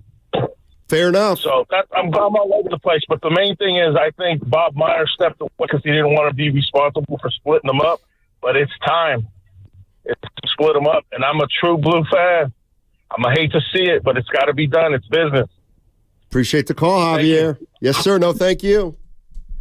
Well, so to Javier's point, I think that this season has trended in the direction I'm about to go, which is we were talking about how Klay would be the first one to leave because of his contract situation. He's not playing well. If you're breaking up the big three, Klay Thompson's the first guy to go. I think that's changed. I think Draymond Green would now be the first person of the big three that the Warriors would feel comfortable moving off of. I don't think it's going to happen this season. Not to say it can't happen in the offseason because there's a logical breaking point, but I think we've flipped. It was Klay, it's now Dre. I think you're right. What about this sent? And this, you know me, I can't stand, the black and white. If Draymond hasn't changed by now, he's never going to change. Mm-hmm. Do you believe that? I actually don't. I don't think you can go from a warmonger to a pacifist, but I think you can tinker around the edges. I think you can get better coping with stuff. Like, as much as people think I'm down on Draymond Green, the one thing that I will absolutely allow for is that he could start to change. And why not? Like, why not? People change. Yeah. People get better. People evolve. Thank you. I don't think Draymond is going to change, but I also don't think he's going to be the player that will have, by the time he comes back, been going to get himself suspended for another, 18, 20 games. Like, he's missed 3 games because of injury or personal reasons. He's now missed, 8 or 9 games due to suspension. I don't think he's that. I don't think he's going to be that guy. I'll say this, but it doesn't mean he's all of a sudden just going to walk in and, I don't know, like Pedro Serrano between Major League 1 and Major League 2 when he turns from a voodoo artist into a Buddhist. Like, he's not just going to immediately be that guy. No. He's going to flip his religion and find Jesus? No, that's not going to happen in 3 weeks. Probably not.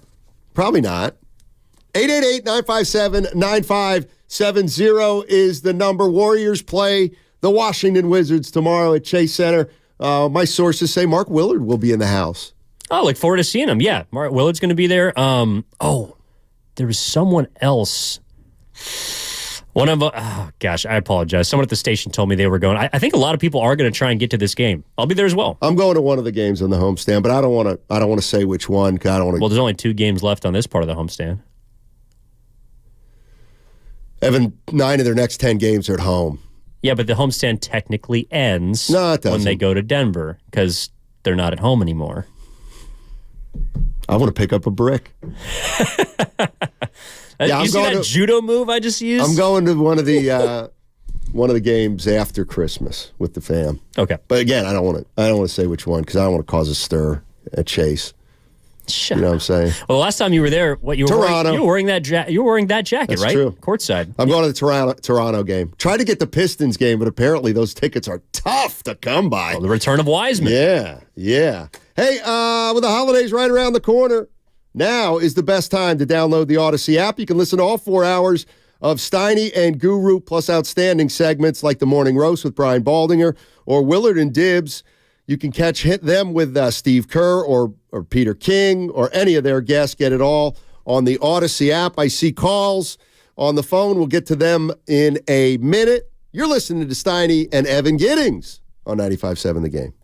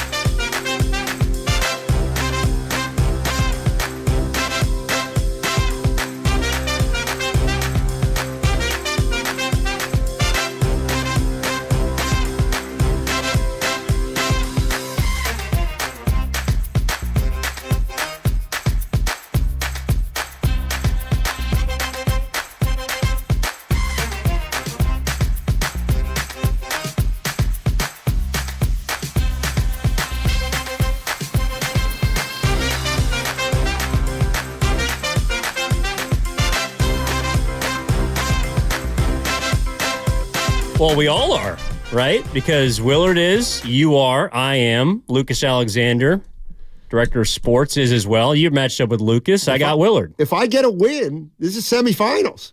If I get a win, I'm guaranteed a $400 payout. Yes. My 100 back and then 300 for sure. Yep. And then we take our chances and roll the dice in the Super Bowl for 9? I mean, we're basically in the conference championship. Oh, my gosh. But you are in trouble, though. Why? Because, well, if you happen to get to the finals game. Why? You're going to be running into the San Francisco 49ers. That's okay. That would be my team. Listen. I'm telling you. Dude, I will not be denied. This is the best run by an expansion team in fantasy football history. Listen. There's 14 teams. Right, but this is the first time I've ever played fantasy football. Well, you're welcome to the league then. Right, as an expansion team. You kind of just asked to join, and we let you in. And as the reigning champ, I gave the okay. Haters. Let's go to Janet. Janet's in Berkeley. Hey, Janet, how you doing? Start us off on this segment, Janet. Hey, I'm doing good. Thank you. Just have to call in because all that conversation about, Draymond and Clay and who do we want to get rid of Clay? Is he really worth it? Is the team going to make it? Come on. Clay Thompson got us through 4 championships. And the guy went through a slump. He's back on his game again. Yeah. Draymond is Draymond. He needs, obviously, anger management, but you don't dump the guy because he's had some hiccups. We don't know about his personal life. Mm-hmm. He needs to figure it out, but you don't dump people when they're in a slump, when they got you to 4 championships. That's just ridiculous. Sorry. Thanks, Janet. I knew I shouldn't have said that. She's talking to you. I know she was. And I said I don't want to ask, but... But don't act like... You brought it up. Stop acting like... What? The Warriors don't have decisions to make on their championship players at some point. It's coming. They made a decision on Draymond. Yeah. To sign him. That does not necessarily mean to me that you're going to keep him here for all 4 years. Steiny starting Dallas's defense this week. Great question, 650. Do I go with Dallas against the Dolphins? In Miami. Or New Orleans defense against somebody they play tonight? The Rams. The Rams. By the way, I actually think I would start Dallas. What do you mean? Would you really? Yeah, I think I'd start Dallas at Miami. You made another mistake early. Well, I've only made like one. Well, you said that, last time I went to a Warrior game, I wore this. That's not true. What? Remember, I went to that game with Goo, and we sat in the nosebleeds. Oh, that's right. Well, sorry, I couldn't see you. Yeah. You were so high up. That's true. Do you want to go to Miguel? Yeah. You want to go to Miguel in San Mateo? Or, hey, Miguel, how you doing, buddy? Hey, Steiny, can you hear me? Loud and clear, my man. Loud and clear. I think you're kind of crazy for what you said. You said I know. It was a mistake for the Warriors to let go of Poole and keep Green. I don't think that's a mistake because you're telling me you're going to lose that defense there, and I think it's still there. But think of all the stops that he makes. And Jordan Poole out best is going to get you 20, and that's not even going to happen every night. So why do you want? That's not a mistake. I think that's crazy. All right. I appreciate that. So when Draymond Green was a free agent at the end of the season, he opted out, by the way. No, you're right. He wasn't a free agent. Correct. He could have opted in. Correct. Yeah. Draymond Green had 1 more year left in his deal. He chose to. He said, I'm going to opt out and become a free agent. At that time, I said, you know what? Well, there's 2 terrible decisions. Let Draymond go for nothing or re-sign Draymond for 4 more years. I don't like either of them. I didn't like either of them, to tell you the truth. And I just remember back then saying, you know what? I think I'd move off Dre. I think I'd move off Draymond Green. Why? Well, I'll tell you why, is because you won a title 2 years ago. You changed your strategy, not really changed it, but you won a title 2 years ago, and you put all your eggs in the basket of running it back. You ran it back, and Draymond Green was mostly responsible for sabotaging last year and mostly responsible for the Warriors winning 44 games. The way I've kind of been looking at it is that was it. Last year was your run it back year. You didn't get it done. You won 44 games. So now maybe it's time to move off Draymond Green. They didn't. They're now 13-14. I'm not saying that's a direct correlation, but that's the reason that I was willing to move off Draymond was because I do believe last year was the year that they ran it back. They tried to run it back, and they didn't get it done. You don't get a do-over on that, but they are doing it over in a way, which I understand you kind of have to because of the championships, and I think they felt pressure, obviously.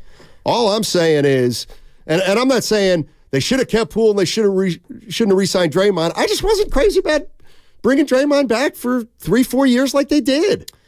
I'll figure out Poole later, kind of. Yeah, I mean, the run it back thing to me is understandable. Like, it's really hard to win back-to-back championships, especially when you don't look like you're going to be the number one team without a doubt. Like, Denver this year hasn't looked very good, and they're trying to defend their crown.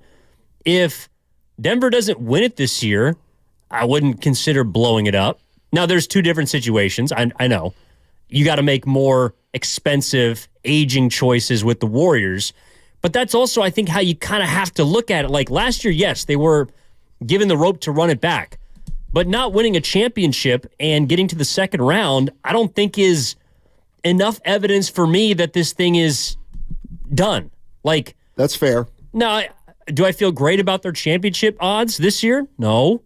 But I think you kind of owe them at least one more. Oh, them?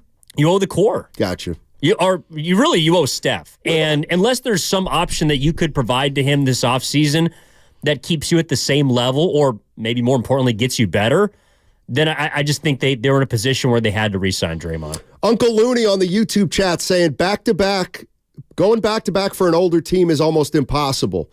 Okay, let's say I agree with you, Uncle Loon. Do you think that means they have a better chance now, this year, because they're a year removed? See, I think, what do you do with that extra year, though, of age? But grant me this, though. Like, you can see the logic, right? Yeah.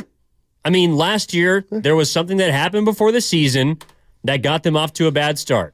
Andrew Wiggins misses 2.5 months. Curry misses 20 games. Like, whether you think that's, I don't know, gullible or whether you think it's illogical, like, I don't know. I think it's pretty simple to see that, or convince yourself if those things don't happen, then maybe you do make a run to the semis. And I'll be the first to admit that when I see what happened last year, I say that's the proof. You know what I mean? Sure. I say that's the proof of why. But again, I can totally understand why someone said, well, if some things wouldn't have happened, I just think we're at the point where things are going to happen. A lot of things are going to happen, and they're kind of still happening right now. Here's the other thing. Don't you have to consider, and I for all the Draymond Green fans out there, and I definitely respect you, and I definitely respect what Draymond Green has done. Don't you have to acknowledge there may be lost my train of thought. There's a like a chance? Or? No, correlation between Draymond not being there and getting more out of Kuminga. Like, I don't know if you feel this way, but if I'm looking at a team objectively and I'm Steve Kerr, I think I know, okay, when we get Draymond Green back, hopefully Draymond will be Draymond. But what's Kuminga going to be then? And do you take that into consideration at all with your decision making? I mean, could it be as simple as Mike Dunleavy said, hey, Steiny, we had to re-sign Draymond Green. Kuminga's not ready. And now halfway through the year we go, you know what? Kuminga's ready. And that changes our thought process. I'm just throwing some stuff out there. 888-957-9570. We do have a super chat from DSEP_3up. $5. Appreciate you. This is his message, or hers. They brought Draymond back because of Steph. That's his guy. You do it 10 of 10 times to keep your superstar happy. I kind of agree, but I also think that with what you brought up about Kuminga, that's the interesting part to me, because I was not at the point to say this offseason, Kuminga's ready to be your starting four. Right. Age 21. Like, he's ready. But the length of contract for Draymond does send a conflicting message to someone like Kuminga, which is, we don't think that you're ready, and you're going to have to wait 4 years. So either you're going to try and move off of Draymond, which I think is probably the most likely outcome. I don't think it's going to happen at the deadline, but I think it could happen this summer. But now Kuminga does look like he's a guy that can help you win games and do it impactfully and do it consistently. So what I think changes for this season is Draymond's going to have to take a back seat. And maybe that's what we learn over the next 10 to 15 games is Draymond starts to come off the bench or works his way back. But whether he's starting or whether he's coming off the bench, just like Clay, like you're going to have to play less minutes unless you have it going. Unless you're playing well, you're going to have to take a back seat to some of these younger kids who have proven now, at least so far, that they're ready to impact the game. Like they're ready to help you win. And that's what, that to me was the best case scenario coming into this, that you have guys who can emerge and show you that they are ready. Because I don't think last summer Kuminga was ready, but it appears that he is, and he's trending that direction now. 408, and we're going to get to calls right now, but this is something I just said a little while ago. I don't like the extremes when someone says it's one way or the other. I always think there's probably in the middle. Curry wants to keep Draymond. Why are we even talking about hypotheticals? I don't buy it. I don't buy that Steph Curry has this ultimatum out there, or even an understanding, where he has looked at Joe Lacob or Mike Dunleavy in the eye and said, do not trade Draymond Green. I think they probably asked Curry, what do you think about Draymond? And he might have said, we're still better when he's playing well, this, that, and the other thing. I do not believe that Steph Curry is the sole holdback of moving off Draymond Green. He might not want to move off Draymond Green. He might have said, I really hope we don't move off Draymond Green. But this notion that as long as Steph says Draymond's here, he's here, and it's unquestioned, that I do not take it that far. David's in L.A. What's going on, David? How you doing, man? All right, Steiny, I'm going to defend you because one of your callers said you're crazy about unloading off of Draymond. I actually thought that Draymond should have gone instead of Jordan Poole when the whole punch happened. But that's obviously in the past. Right. But I agree. I think Draymond is he's definitely move offable now. I think for the exact reason why you mentioned about Kuminga's development. My only issue with the whole idea of moving off of Draymond is even if we did move off of Draymond, which team is willing to take him, and are we even going to be satisfied for getting what we can get back for Draymond? Well, that's the one, David. That's the one, and you're right on the money. And the money, and why I'm saying that is because they had an opportunity to move off him for nothing, and they obviously said we cannot do that. So if he has very little trade value, you may essentially be moving off him for nothing still. And you already acknowledged that was the reason why he couldn't do it in the first place. I don't know what they could get for Draymond, but I hear you. Thanks for the call, David. Appreciate it, man. Pleasing Steph would make sense. Sure, Green, but then it doesn't explain. Yeah, I agree. Now that 415, pleasing Steph would make sense for the absurd 4-year contract to Green, but then it doesn't explain why they haven't extended Clay. Don't you think if Clay... There's no way Steph Curry has told management, Draymond has to be here. I don't really care about Clay. So I'm going to assume that Steph Curry, if he wants Draymond here, then he wants Clay here. So why doesn't Clay have an extension? Probably because of how his season ended. That's what I think. Like, if the Warriors had made the conference finals and lost in 6 games to the Denver Nuggets, and Klay Thompson averaged 18 points a game, he's shooting, close to 40% from 3. I think he would have a deal. But this offseason, if I'm Klay Thompson, I don't want to negotiate for a contract. I just came off the worst playoff run of my career. Like, I don't have leverage right now. And if I'm the Warriors, the alleged contract that was offered to him, or the report from Shams Charania that they put 2 for $48, was it on the table? Like, he's making 42. Now, whether he thinks that he's a certain level of player, 30 million above, below, like 2 for 48 is not exactly a glowing offer, especially after Draymond just got 4 years. Like, if you're Clay, you're probably looking for years as opposed to money, and that's not on the table right now. So I think it was just a mutual thing. Like, we know you don't really want to negotiate because you're not in a great spot right now being Clay, and the Warriors would like to have this be where we start, and they couldn't come to terms. Like, I think it's as simple as that. And then for Kerr, because he's also got his contract up, I think it's as simple as, dude, Monty Williams and Greg Popovich are the two highest paid head coaches in the league. Their teams stink. Like, their franchises are not run very well, and they don't look like they're going to be good this season. So if I'm Kerr, I'm going to wait to see how those years play out and then walk to the table and say, this is the money that I want. Like, so I think it's more about negotiating for those two guys as opposed to, well, you know, Steph wants him and Draymond got this. I think it's more individual. Mike's in Oakland. Hey, Mike, what's going on, man? You want to talk about Draymond Green? How's it going?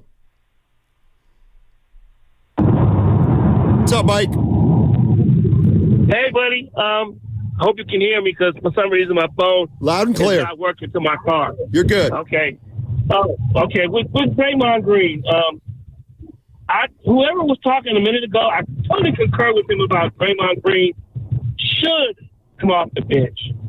And I also think that Curry does want Draymond Green there because half of his points comes from Draymond's screen. Uh-huh. You know, so he makes Curry's game easier. So I do believe that they want him there. And I do believe that Kuminga is coming on, but he's not totally ready yet. But last game, he stayed in front of his man for a change. So there is some growth there, which I'm proud of. The Warriors are still a great team. Don't get me wrong. They're getting ready to get hot because they're playing the youngsters, and the youngsters are the ones that are giving the old guys longevity for the long run. This is not a short-term thing. This is a long-run thing because we have to be able to finish at the end of the season. And that's the most important part to me. And I'll listen to you guys from here on, and thank you very much for having me. No, thank you, Mike. Appreciate it. And happy holidays. Listen, I agree with you completely that all things being equal, Steph wants Dre here, probably wants him here. I just question how dug in he is, or if there's been an ultimatum, or if Steph's made it clear, don't even think about it. That's where you might lose me a little bit. That's all. But I don't know. But no, you don't know I'm that with you. You don't know that it's I ride with Draymond or I'm going to ask for a trade either. I'm not with sure you.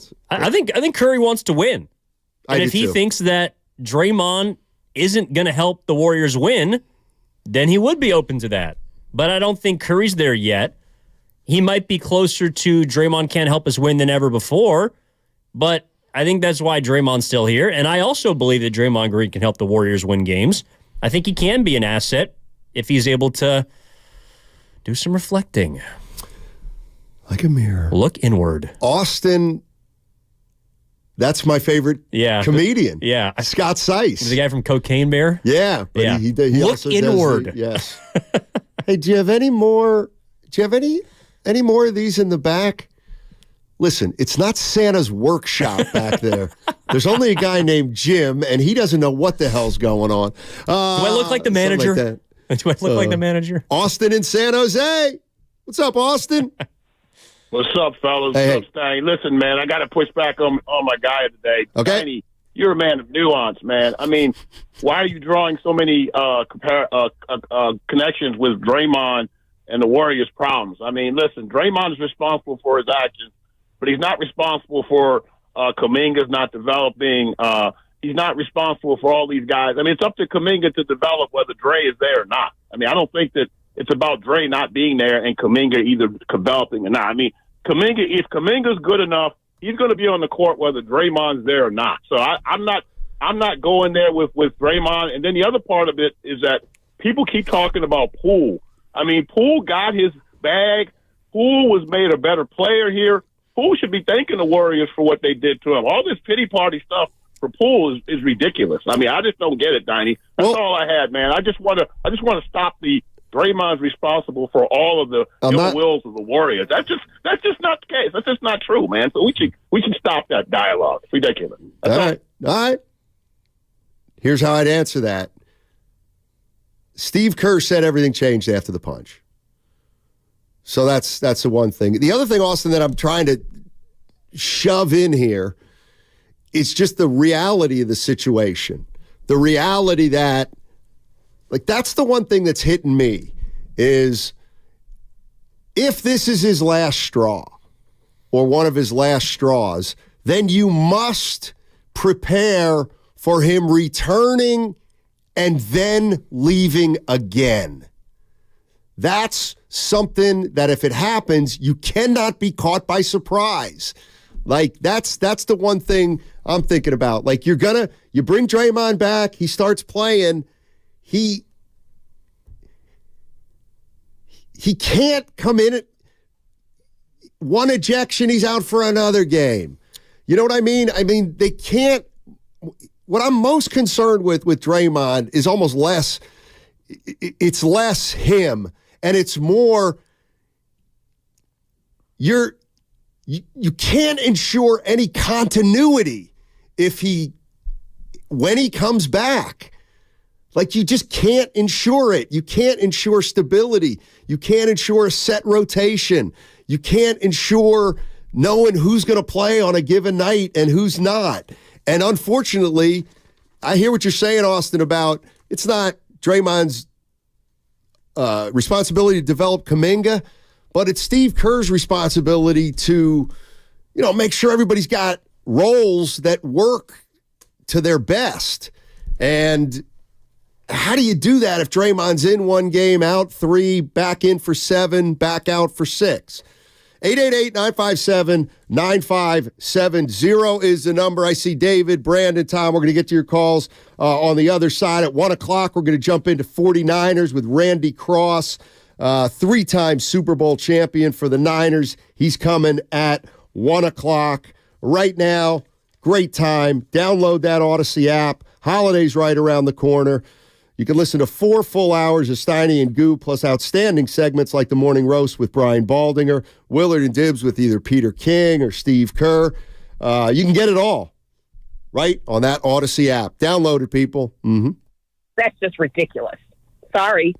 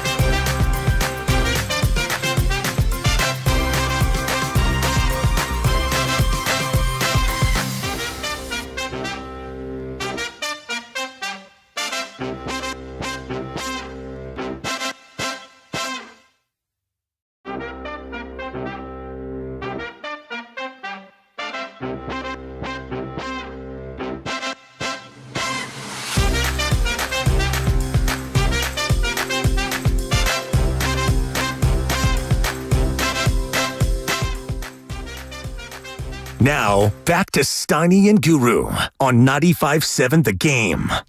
All righty, Steiny and Evan Giddings. How dare you call me a front runner? You are. All you guys are. So Lubman's in there. I love Sam, but he's a front runner. Lucas is the ultimate front runner.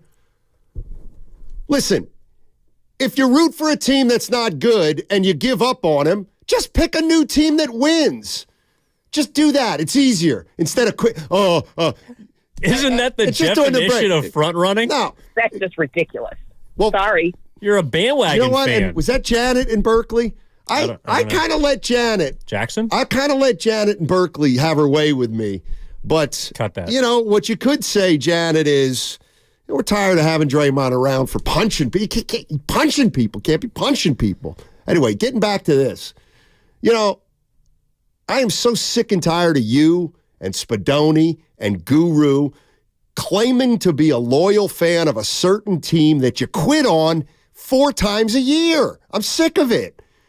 Evan. What would you like me to do? Go be a 49er fan then. Absolutely not. Evan, you know, you should have been a Patriots fan the last 10 years. What are you talking about? You know what I'm talking about. You guys. The Chargers, I'm giving trying no chance. Pick a new team.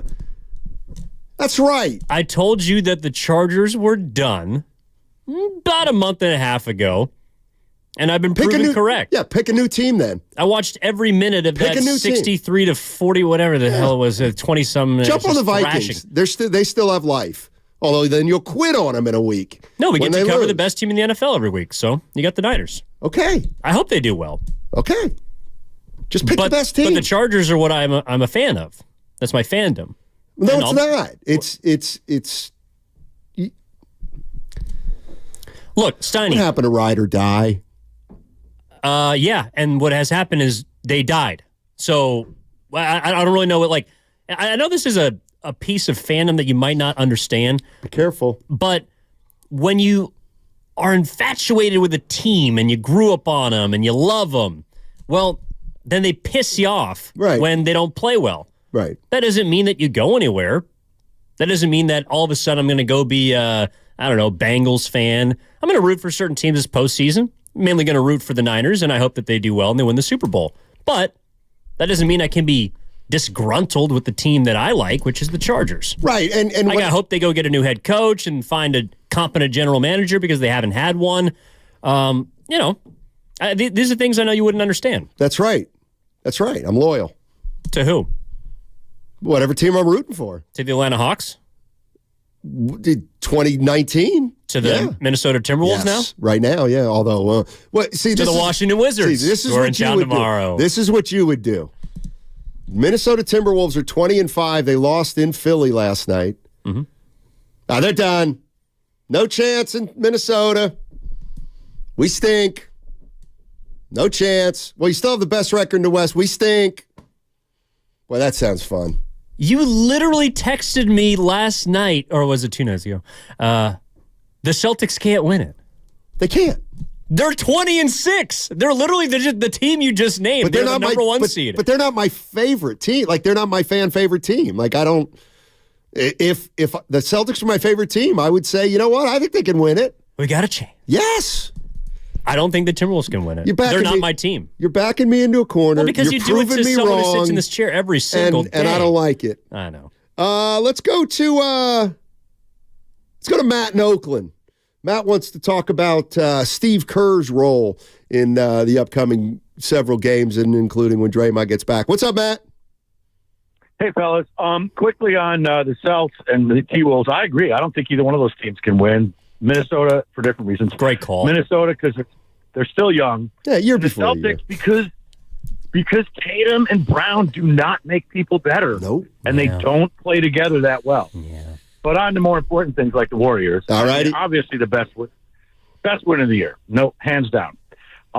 If I were Kerr, and I'm not, and I don't think he would do this, his asset is a deep team. They are 13 deep. When Draymond comes back, this is the best case scenario. Assuming Kuminga's killing it, TJD is killing it, that kid, those guys are both way farther above the rim than anybody else. I would DNP the guy. I would sit him on the bench and make him watch an entire game without playing, because he needs to earn his space back in the rotation, and his teammates, I wouldn't say confidence, trust. Or standing. He needs to earn that back. He has lost it. It is not his position anymore, and I think it'd be a huge mistake if Kerr would bring him back and then start him. I agree. I agree. I think he's bringing him off the bench. Thanks, Matt. You want to talk about something based on nothing?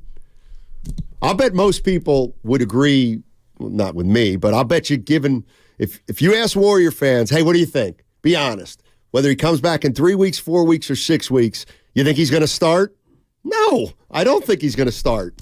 Do you? No, and I think if he did, it'd be a mistake. You're talking about things that could impact the season. Like, if things are going well for the Warriors and you bring Draymond back and he's immediately back in the starting lineup and playing 30, 35 minutes a game, well, then you have act like nothing has changed. And that, I think, also sends the wrong signal to these guys that have helped step in, played well, developed, ideally helped you win, that, well, you're really just placeholders. Like, that's really what you've been, not players that can contribute to a winning team. Right. And so that's why I think Draymond also needs to look in the mirror and say, it might be better for everyone else if I take a step back. And I think he might do that, to tell you the truth. I think he's smart enough to do that. This from the 510, I wanted to read this one. I got this one before the break on the Comcast Business text line. Because Austin from San Jose called in. He's like, called it a pity party, feels like, for Jordan Poole. And I do, this text resonated with me a little bit. It's not a pity party for Poole. It's a pity party for what the Warriors could have captured from his continued development as a Warrior, which seemed to halt after the punch. That's said perfectly. That's what I feel like also.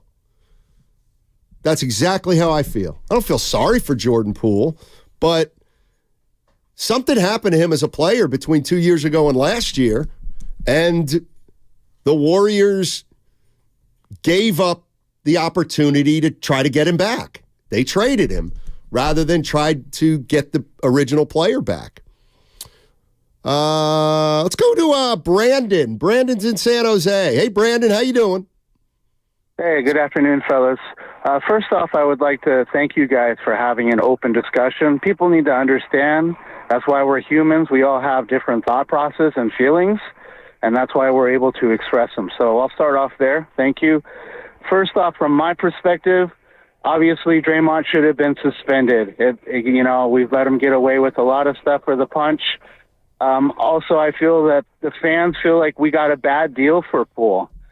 And what's sad is fans aren't surprised by this outcome by Draymond. We've known that he's a ticking time bomb, and we never knew it would go to this extent, but it has.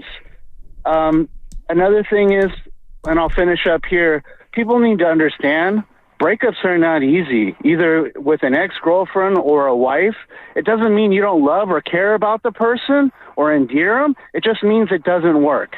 Thank you, guys. I'll listen to you guys, what you have to say off air. Thanks, Brandon. Appreciate the call. It was heavy. It was good heavy, though. It was a good heavy. There was a divorce. Yeah. You know how, sometimes, let's say you're not in terrible shape, but you're not in great shape, and you go to the gym. Mm-hmm. You play some basketball, maybe lift a weight or two, and then the next day you're like, ooh, I'm sore. But it's a good sore. It's a good sore. Yeah. Yeah. That was a good heavy. Oh, I was like, wait a minute. What? I don't know where you're going with that. Well, it was heavy, but it was a good heavy. No, it was. Hey, look, Jordan Poole did a lot of great things in Golden State. And I think that's also what I took away from the Anthony Slater piece in speaking with Poole. And he also, on the Warriors, he spoke with Kerr, Clay, Curry, and Looney. Because Looney's from Milwaukee, and they were close. Jordan Poole, they had a successful run with Jordan Poole. They won an NBA championship. Jordan Poole is a massive part of the 2021-22 season. And it's why on Friday night, he deserves a standing ovation. I don't care about... Abbreviated, but yeah, sure. Yeah, standing O. Well, he's a champion. Last 1/4 of as long as it would last for a Curry or a Draymond, because he only won one. Sure, that's fine. Doesn't mean he shouldn't get one, though, just because of how his time ended in Golden State. If he gets booed, that's disrespectful. Here's what I'm predicting. Unfortunately, I'm predicting a muted response. That's what I'm predicting, unfortunately. You think it's going to be mixed? Yeah. Or they're just going to be silent? No. There's going to be, it'll sound like a cheer, but there's going to be some jeers. They'll probably have like a video set up for him. I would think so, for sure. I would hope so. But I'm talking Warriors about, do it right. I think there could be, what's that thing seed, 18K? There could be 1,000 Draymond supporters in there that are going to boo him. I don't think so. You don't think? No. I think it's possible. A smattering? Is it going to be muted? A smattering of boos? No boos? I don't think it'll be a cascade of boos. Might get booed once the game starts. But Sprinkling? Oh my God. Sprinkling of boos? There won't be a chorus. How about that? That's fine. Hey, by the way, coming up at 2 o'clock, Mark Willard is coming in along with FP Santangelo. Yes, sir. Working with Mark Willard, 95.7 The Game, welcomes FP Santangelo, former Major League Baseball player. He's going to be one of our guys. So he and Willard will take over today at 2 o'clock. Dibley is at Yoga Duce. Well, we're going to talk to both of them. El Duce, what's the golf course up in Cache Creek? Yokohama? I don't know. I shouldn't make fun of it. It's a great course. I don't golf. You know this. You haven't golfed for a while. Doesn't mean you don't golf. You said you golfed like 10 years ago. Yeah, so it's been 1/3 of my life since I've golfed. That means I don't golf. Do you think that's why maybe you're having some issues with mental health? You've got to get exercise. You've got to get outside. You know, if you stop doing the things you love. I never loved it in the first place. Oh, really? No. Okay. No, I exercise, go for runs. Evan said he hadn't played golf in 9 years, and I said, oh, my God, that would not be good for my mental health at all. But you switched over from playing pickup basketball to golf. That's true. It kind of just fills your competitive void. Like, I have that, but I do other things. I just don't golf. I got you. Tommy. Tommy's in the creek. What's up, Tommy? How you doing, buddy? I just wanted to say I think I'd be the minority when it comes to Poole, but he was the one rotten apple that took our team sideways ever since. Not Draymond. Friday. I have to get off Draymond for now because I want to focus on Poole. All right. He makes me so emotional, so pissed off. Every idiotic thing that he's ever done, and he took our new players, our young players, sideways. His effect on them has been detrimental. Do you mean Draymond? You mean Draymond Green, right? No. I'm being Poole. Jordan? No, I'm in Poole. Let's get off Draymond for now. Have you ever seen Steph Curry being so pissed off at somebody that he threw his mouthpiece halfway across the court? Yeah, Poole should have been gone then already. Yeah. Come on, man. I mean, Draymond, I'm on the other side of Draymond, too. I think we should keep him. All right. Sorry. You don't have to be sorry. Thanks. I got you, Tom. Go ahead. I don't want to cut him off. Was playing a year ago. Have you seen how when he makes a mistake, the whole team shoulder just drops? Have you seen that? I've seen so many games like that. All right, Tom. Appreciate it. Well, we know one guy's going to be booing Poole tomorrow. Okay. Jeez, I'm so dumb. Let me tell you who is responding. Let me tell you who is responding to Jordan Poole, Kyle Kuzma. They got a connection there. Well, did you hear what they talked about before the season, right? They got a chance to be one of the best duos in the league. That was their words, not mine. You know what they call themselves? What do they call themselves? The Wavy Navy. I actually kind of like that. Because they're so wavy. Yeah. Their hair? Like Guru? Well, that's how Guru uses that term. Yeah. Okay. Is seasick, you know? It does kind of always bother me when people say, "Oh, now Poole now he's going to get a taste of what it's like to be a number one." He doesn't want to be a number one. He might think he does, but he's never going to be a number one.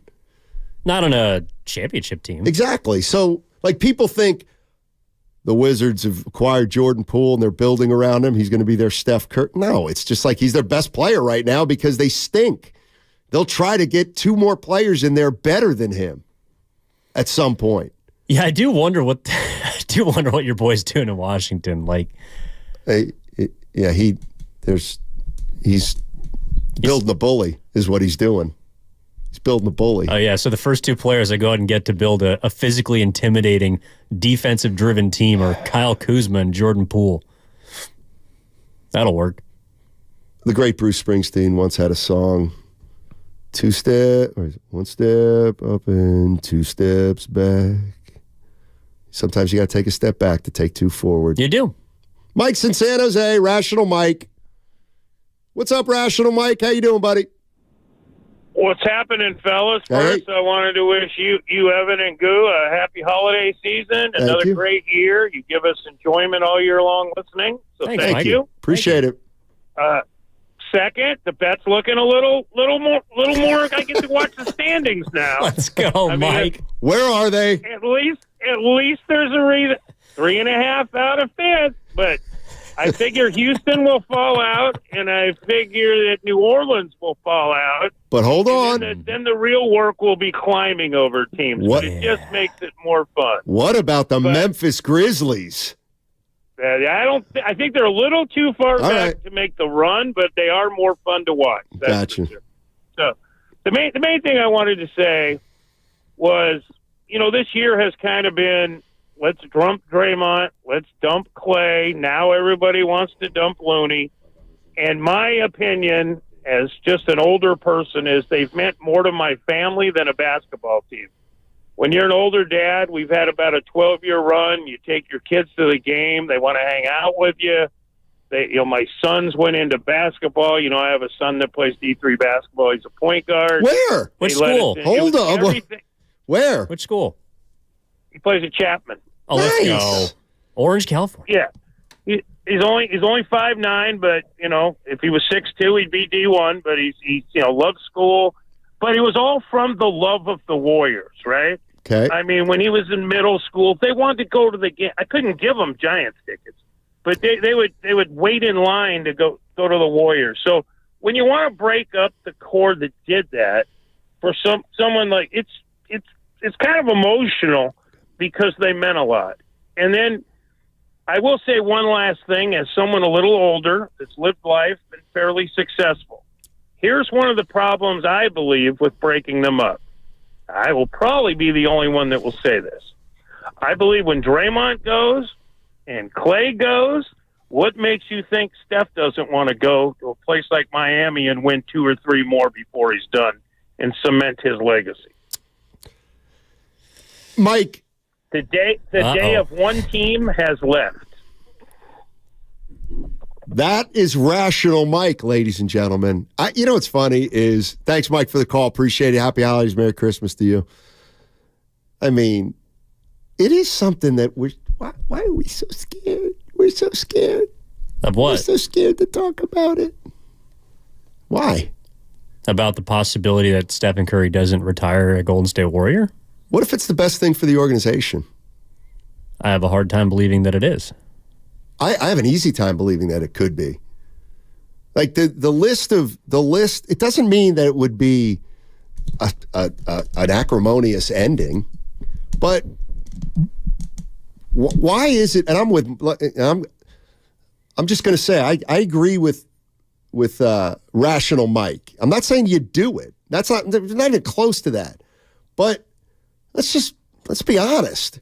If this season goes sideways and Clay doesn't come back, and now we're in no man's land, I don't think it would be the craziest thing for Steph and the organization to say, let's let you finish out your contract somewhere else. We can get a jump start on rebuilding, and in 3 years come back and you retire a Warrior. Like, is that, and I'm not, like, do you see thousands of people listening to me in the Bay saying, what a troll Steinmetz is? I don't think you're No, I don't believe you're trolling. I think you've considered that. Well, the Warriors, Chris Mullin was a Warrior forever and ever. And obviously Curry's reached the stature above Mully, but Mully found himself here later in his career, and the team stunk. It was terrible. And Mully and management talked about it, and Mully said, you know what, if you can get a deal for me for a young player, I'll play for a contender. And they traded Chris Mullin to Indiana, and he got to play for a really good team that made a deep playoff run or two. And the Warriors got a young player, Eric Dampier, who I know people who remember him, many don't remember him fondly, but he was their starting center for 8 years. But you know that there's a huge difference between Curry and Mullin. Yeah. No doubt. With all respect to Chris Mullin. I mean, I guess what I'm saying is I'm with Mike. If and we're not there. I'm not saying that. But what would be wrong with getting to a point where we're in no man's land and Curry and the Warriors do what's best for both? There's nothing wrong with that, but to me, no man's land is you're not a playoff team. I don't think that they can't be a playoff team as long as Curry's here. You know what I mean? So I think there's an alternate timeline in which, maybe Curry doesn't want to, he wants to go somewhere and compete. I just don't think that that's going to happen. I don't think the Warriors will let it get to that point. Oh, I see. You okay. I just don't think it's going to happen. I'm not saying it can't. Again, if you're asking me to bet, I would say no. But I also think that's why Draymond Green is back here. Now, I don't know what Draymond's going to be age 37, which is why, again, I think there is flexibility.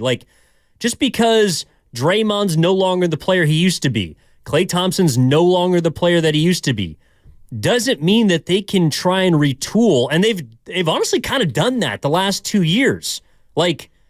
Okay, so after the championship, they re-up with Wiggins and Poole. So we thought that those guys were going to be here for a very long time. Well, one of them is for now, but he's been moved to the bench. Jordan Poole, meanwhile, you traded a year after you gave him big money.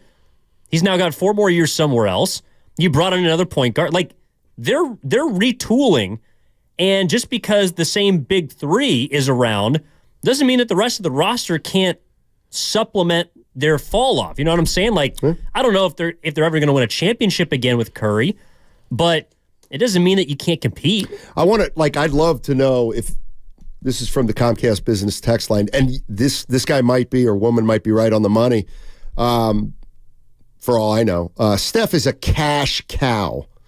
That man makes this franchise so much money that even if they're a 500 team, he ain't going anywhere. There might be something to that. Unless he asks. That's true. the only way that I could right. see this thing ending with him not being a Warriors if he publicly stated that he didn't want to. Right. Which again, I just don't see it. Well, I don't see it, Bob. No, I don't see it now either, Evan. But what I'm saying is, if it were to happen, yes, it would have to be the player and the organization basically agreeing to help themselves. And if that did happen, I would blame the Warriors. For what? If Curry, for some reason in the future, asked or demanded a trade, I think that would be on the Warriors. And see, this is where I'm not. The scenario I'm talking about is way different than a trade demand, because I don't think. I don't know. I mean, I would never say never, but that doesn't sound like Steph to me. All right, 888-957-9570 is the number. I see Mike, I see Zach, I see Daniel. Randy Cross coming up at 1. Half hour more Warriors. Anything's possible. Kevin Garnett said it. I'm just bringing it up. Actually, I didn't bring it up. Rational Mike brought it up. That son of a...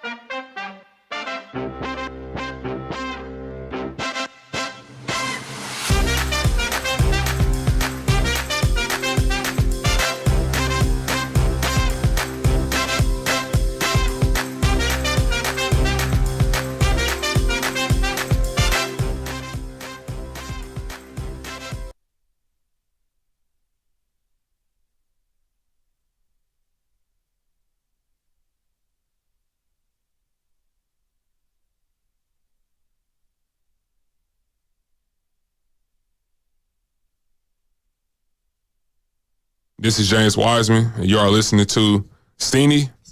Okay. This is James Wiseman, and you are listening to Steiny and Guru on 95.7 The Game. Why did you do that? Jimbo. Why here? Why now? There's a couple of legendary Jameses in that cut. That's true. Wiseman and Kincaid. James Kincaid. Coming up at 1 o'clock, Randy Cross.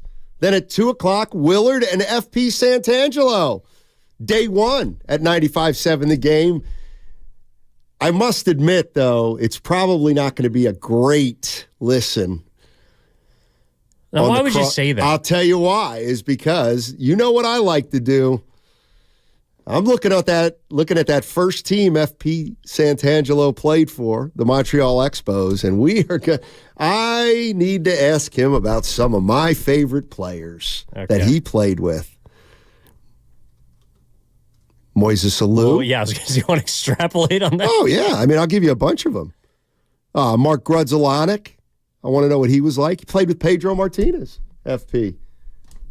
He's probably in the same, he would have been. He was a pitcher there. Oh, no, sorry. Outfielder, my bad. Yeah. 888-957-9570 is the number.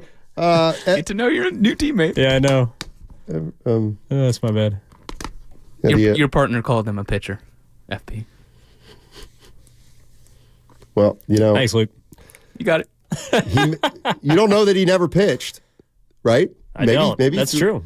Maybe he threw a pitch. He almost looks like he was almost a rookie of the year. I'm getting to know my new teammate.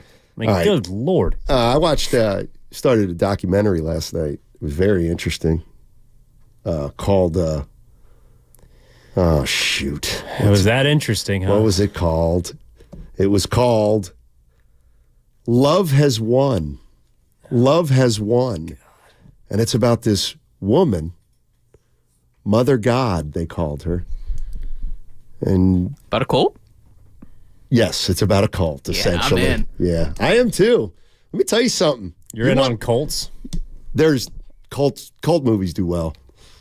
In fact, the floor is yours, Lucas, because I want to hear about escaping twin flames. Yeah, I'm only 1.5 episodes in of 3, and it's about pretty much taking advantage of desperate young people looking for the love of their life, and it turns into a bit of a cult. I don't know exactly how, but we're learning. Okay. We're on our way. Yeah, I got a cult with Mother God, and they're she's written manifestos, and I got to see how it ends. I'm only 1 into 3 parts too, but you want to know what I watched last night? Sure. I watched Donnie Brasco. Oh, with Leonardo DiCaprio. Nope. With Johnny Depp and Al Pacino. But you want to know the most, of course, the famous line from that movie, right? We're not going to be friends? Nope. Forget about it. Oh, that's right. Which is what we should do with this documentary. That's right. Yeah. That's right.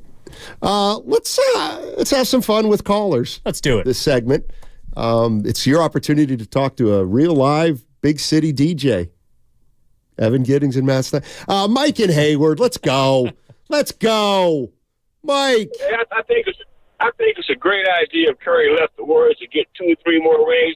He owes it. That's his greatness. If he has to leave to go do that, well, more power to him. I just love the guy, right? Character, whatever you got to do. If the Warriors don't put enough people around him, he probably won't do it. But it's like when LeBron left and he got another ring, nobody said anything. Curry wants another ring. He wants more rings. Okay, and that's his greatness. Okay, so you cannot deny him. He decides to leave. Hey, right on. I will follow him to wherever he goes, okay? That's all I got to say. Thanks, Mike. Appreciate the call. I mean, the one thing we've got to, we all say, oh, no chance, no chance, no chance. And I kind of agree. There's probably no chance. But what if it's for the best? But I don't know why it would be for the best. It would be for the best. Here's why it could be for the best. Maybe the Warriors owe Steph something when it's all said and done. Maybe they owe Steph Curry. And what I mean by that is they owe Steph Curry to put the best team possible around him. And if they can't, they then owe him an opportunity to play for a championship somewhere else. Did the Los Angeles Lakers owe Kobe Bryant? Like, he obviously wanted to win his last 3, 4, 5 years of his career. True. They didn't trade him. And some would say that set the Lakers back a few years. Yeah, and they weren't successful, until LeBron came, right? Right, but the Lakers have always been a free agent destination. So I think that and you know what? I think Joe Lacob thinks this way too, to be quite honest. I think he absolutely believes that after Steph leaves, he'll get another free agent. Obviously, it won't be Steph Curry, but Joe Lacob absolutely thinks he's going to get another free agent in here if he needs to. If the guys they're drafting are a championship team, then no. But there's no doubt Joe Lacob thinks he can go get any free agent he wants.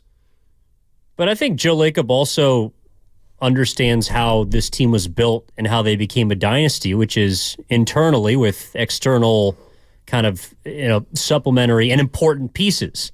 So the question is, do you think on this current team, and this is also one of the reasons why I don't think Curry would leave, but it's more about the future for the Warriors, is it looks like we're starting to see some guys on this team, most notably during the Boston Celtics game, that look like they can be potential cornerstone pieces. Now, I don't know if Kuminga or Moody or Podziemski or Trace Jackson-Davis could be ones on a title team, but it looks like they could help a team that, along with maybe in the future an addition of a free agent, an aging Stephen Curry, but he's still playing really good basketball. He's at a high level. Like, I do think there is a vision to this team remaining relevant until Curry decides to hang him up. I think that's the plan. Absolutely. Let's go to Zach. Zach's in San Francisco. He may be going to the game tomorrow. And he says he's a Draymond Green fan. What's up, Zach? How you doing, man? I'm doing well. I might go to the game tomorrow. I did go to the Boston game. I'm a Draymond fan. I would cheer for Poole, first of all. I think, he didn't do anything really that wrong. He might have deserved the punch, but nobody blames him for the punch, and I don't think he got traded because of the punch. I think he got traded because he failed to progress and wasn't really working hard enough, and a couple of other reasons around that. But I don't think he. I think he'll get cheered. On the other question, go ahead. Sorry. Yeah, I hope he gets cheered. Yeah. On the other thing, I don't see Curry ever demanding a trade. It's not his personality. He's never going to do it. He knows that the team could never recover from that trade. They'd never get enough. Or if they did get enough, then he'd be getting traded to a team that couldn't win. It would be a Brooklyn-type situation. So I don't think he could ever do that. So it would have to be some situation where he was a free agent and he just decided to go, to the Celtics and somehow make the salary cap work. So he was going to win. I don't know if I see him doing that, because it gets back to the point you'd have to believe the team wasn't committed to winning. I hear you. Good call, Zach. No, and again, I want to. This is where I got to be specific. I think there's a huge difference between Steph Curry demanding a trade. I happen to agree with you. I don't think I'll ever really demand a trade. That's not who he is. I never see him getting so frustrated where he goes, Joe, get me out of here. Just get me out of here. What I see is more likely, I don't know how much more likely, but again, a season goes sideways or two and you get a big injury. I could see that's what superstars do with their teams. They kind of work with them. You know what I mean? And if Steph Curry and the Warriors think they could do something that would be mutually beneficial, I think they would consider it. Down the line. Let's go to Daniel. Daniel's in Indiana. He must have been stirred by the Mullen-Dampier trade from back in the day. What's up, Daniel? How you doing? I'm doing great, man. Big-time Warriors fan. Follow it. I'm big into analytics and stuff like that. And I feel like since the very beginning of this season, we've been right on track with everything. The short-sightedness of the average fan, though, is that they want everything to happen in the moment, not realizing that every single game is a resource to evaluate talent, to figure out the pieces, and we don't need to knee-jerk react to every single situation. Trace Jackson-Davis was coming regardless of whether he came in the first game or he came, 20, 30 games in. Kuminga was going to make the starting lineup. Going back to when Wiggins came in and replaced Kevin Durant, it wasn't that we had to replace Kevin Durant. We had to replace Kevin Durant's production. So everything here, it's just like Moneyball, man. You're looking for the right pieces, putting them in the right place at the right time. And, 2 or 3 games ago, I was like, the right lineup is Pods coming in because he has an extra dimension over Clay. Clay is a spot-up shooter, but you need somebody who can run it 2 ways so they're not just keying in on the 3-point shot. You have to have it. You have to have a balanced attack, or you become one-dimensional, and then it's too easy to key in. And now that we have somebody guarding the interior on the defense, and Curry doesn't have to help out, which is not his strong suit. He can focus more on that offensive aspect. And, that's where we want these guys. My big question is going to be what's going to happen when Draymond comes back and GP2 comes back. And, those guys are expecting to be in the starting lineup. But if you have a bunch of guys who are synergizing together and working well together and providing, length and athleticism and all the pieces that we need so that Klay can be freed up, to hit his shots, because they have to be honest and play the paint too. Those are the pieces that we need to look at. It's all an evaluation process, and I think that we have the pieces in place. I don't think we have to trade for somebody big. I don't think it's a big name. I think it's about taking what we have and understanding what they are and using them to their strengths, because the system, the triangle style system, is meant to take people like Will Purdue or, Pau Gasol or, people who aren't, top 100 players. I mean, if Allen Iverson can do it with Eric Snow, I'm pretty sure Steph Curry can do it with, Klay and Draymond, No, I got you, Daniel, and it's a good call. Here's what I would worry about. So right now, and this happens with every team, I feel like, not just the Golden State Warriors.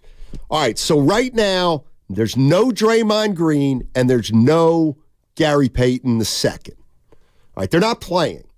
All right, so in the meantime, Kuminga's played pretty well. Podziemski's absolutely contributing. Moody has a nice role on the team, and it looks like Trace Jackson-Davis is going to start to play a little bit. Green and Payton are going to gobble up 45 minutes, let's say. Payton might not, but... But together, like Draymond's averaging 25 minutes this year. Gary Payton II's averaging close to 20. So We'll say, 45. So two things can happen. They can come back and supplement the group and you make you better, or they come back and the guys who have been contributing don't contribute as much because they're not playing as much. Like, that to me, if I look at the Warriors and they're totally healthy, they might be a player or two too deep.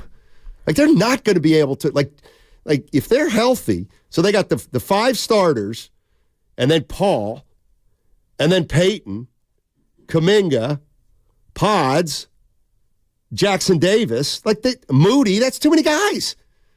It's too many guys. Now, I know you need depth. I think the Warriors are going to have to reach their potential is whittle this down somehow. Either you trade, if you get healthy, you trade a guy or two, or unfortunately, a guy or two may not just be in the rotation because they can't be in the rotation. Yeah, I also don't think it's out of the question for guys to take minute reductions. Like, Gary Payton II probably is not a 20-minute per game player, in my opinion. I think I would love to see him utilized in 10 to 15-minute spurts when he comes off the bench, because he's able to get into a guy's grills defensively. He doesn't have to worry about getting into foul trouble. He can play, Draymond Green is probably a guy that should be playing 25 to 30 minutes a game instead of 30 to 35. Chris Paul can play 20 minutes some nights. Some nights he can play 30. Curry doesn't need to play 35 minutes a night all the time. Klay Thompson doesn't need to play 30 minutes every game all the time. I think there's ways that you can stack minutes. To me, Dario Saric is not a player that probably deserves 20 to 25 minutes a game. So if you're looking at those younger guys that are emerging and pushing some of the older players, I think there are minutes available. It's just going to be difficult for Steve Kerr to figure out exactly how to use those players in which spots. I don't think it's out of the realm of possibility to find your rotation. It's going to take time, and it's going to take some experimenting. Well, yes, and I'm convinced that the only way it's going to work with the roster they have now is at some point, assuming health, that they're going to have to tell some guys they ain't playing. I mean, some nights that might be Moody. Some nights that might be GP2. Some nights that might be Looney. I mean, I don't know. Some nights it might be Wiggins. I know. And what I always worry about with role players is if they're playing 18 minutes and they're a nice role player for you, how do you play them 10 to 12 minutes and they stay as effective as they were in the 18? A lot of times they just can't be as effective with less playing time. I totally agree. That is something Steve Kerr is going to have to figure out. But what I'm saying is I think that if they're healthy and they don't make any trades, the only way it can be figured out is you're going to have to tell a guy or two they ain't in the rotation. Point blank. 510, when Draymond comes back, it'll fall apart. He sucks the air out of every room he enters. I don't know. I don't know about that. I don't think he's going to start when he comes back, though. What do we got here? In who's in Louisville? I really want to hear this call. So this is Blade. I'll do the intro. I don't know who Blade is. He told me a city I had never heard of. Wesley Snipes? What do you mean? Hartonsburg, I believe. It's outside of Louisville. Oh. And he thought we were a music station out where he's from. Tried to request a song, and I told him we're a sports station in San Francisco. Asked if he had a take on anything Bay Area sports. He's like, yeah, actually, I do. So I'll let you. All right. This is Blade, who's just outside of Louisville, home of great Cassius Clay. Brock Purdy, got to be the MVP, right, Blade? Nah, man, he's not worthy, man. Why not? He's throwing check down passes to, all these good wide receivers, Deebo Samuel, he's backed up by all these players, and, throw him somewhere like the Steelers or something, he won't have that same situation, That's just not MVP worthy. All right, I'm actually more interested in what song were you going to request? Space Truckin' by Deep Purple. We're going to look that up for you. We're going to see if we can come out with that next segment. Space Truckin' by Deep Purple. You telling me it's better than Smoke on the Water? Yes, way better song. Really? Yes, really. You're telling me that it's better than the song that starts dun dun dun dun dun dun. Oh yeah, it's 10 times better, dude. All right, man. Blow your mind. All right, Blade. Thanks for calling. Somebody get Space Truckin' up there. Deep Purple. What do you think was his hotter take? What? Deep Purple's a one-hit wonder. Between Deep Purple and the Brock Purdy slander. They're both pretty hot. I know. They're both pretty hot. It's Blade in Louisville. I was expecting Lamar Jackson. You ever been to Louisville? No, I've actually never been to Kentucky. I've driven around it. I've been I think I've been to just about, I would say, 46 of the 50 states. I've either driven through or actually spent time there. But Kentucky's not one of them. Yeah, I don't think I've been to Kentucky either. I had a choice to go through Louisville, and I chose not to. Oh, speaking of Louisville, yeah, I will be seeing them for the Holiday Bowl coming up during the Christmas week. Why? You and I vacation. Well, because they're playing the Holiday Bowl at Petco Park in San Diego. Yeah, I know, but why would you even go to that? Well, because we're going to be seeing a Louisville football product on Christmas, as you well know, former Heisman winner Lamar Jackson. And also the tickets are like extremely cheap. And if you've ever been to Petco Park, it's an amazing place to watch any sort of sporting event. So I wonder how they're going to do football. Right. Why are you going to the game, though? Because I can. Nobody cares about a college football game. Well, I know Lucas doesn't because his version of SC is no longer a rootable product. It's going to be third and fourth stringers. Okay, now this is Is he Lightning playing? Okay, now this is something that I'm going to address, and I didn't mean any disrespect by it. Yeah. 510 says, good afternoon, Steiny. Please address Muhammad Ali by the name he chose for himself. There was no slight there. He was born Cassius Clay in Louisville, then changed his name to Muhammad Ali. Yes. Absolutely meant no disrespect with that. Not the original Louisville Slugger, though. That's a 4. So I was, I know you guys are wondering about this. So I was in Memphis. No, not Memphis. Where was I? Oklahoma City.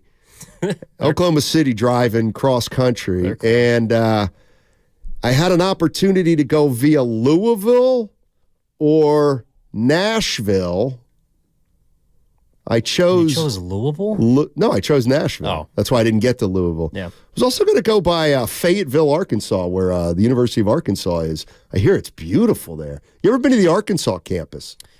I've only been to Little Rock. Okay, but I've heard the Arkansas campus is absolutely incredible. Like the place that Klay Thompson flew out this summer for Moses Moody's first basketball camp?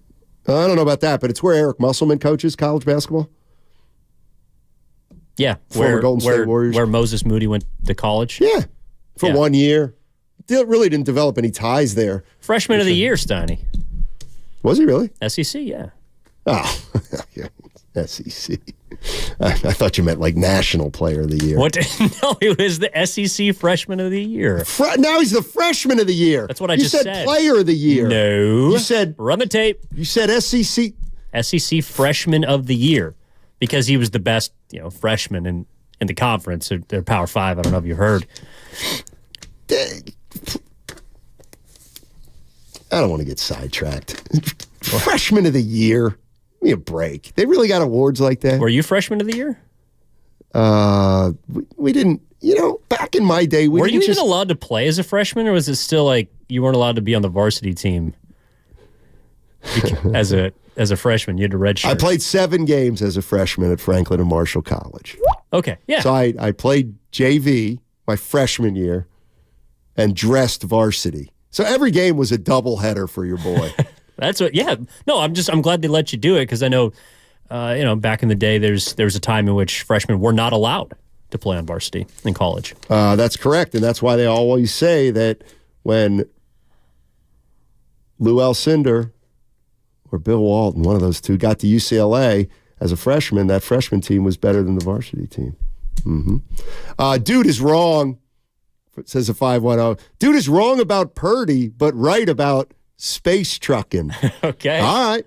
Okay. Hey, kickoff show Monday with Larry Krueger and Lorenzo Neal. It's 2 hours before the start of the Niners-Ravens. Join us at the Hilton Santa Clara. Delicious food, great drinks, and the best show in the Bay Area. Presented by Habas Law. You've been wronged. Habas Law will fight to make it right. Call 1-800-INJURED or visit habaslaw.com. Randy Cross, 3-time Super Bowl champion. Let's talk some football on the other side.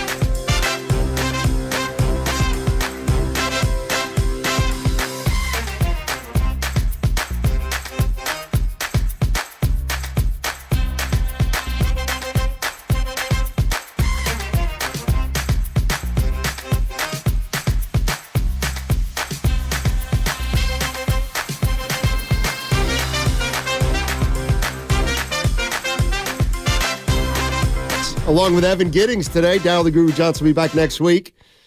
A little Deep Purple throwing at you. Let's go right to it. We don't like to keep Super Bowl champions waiting.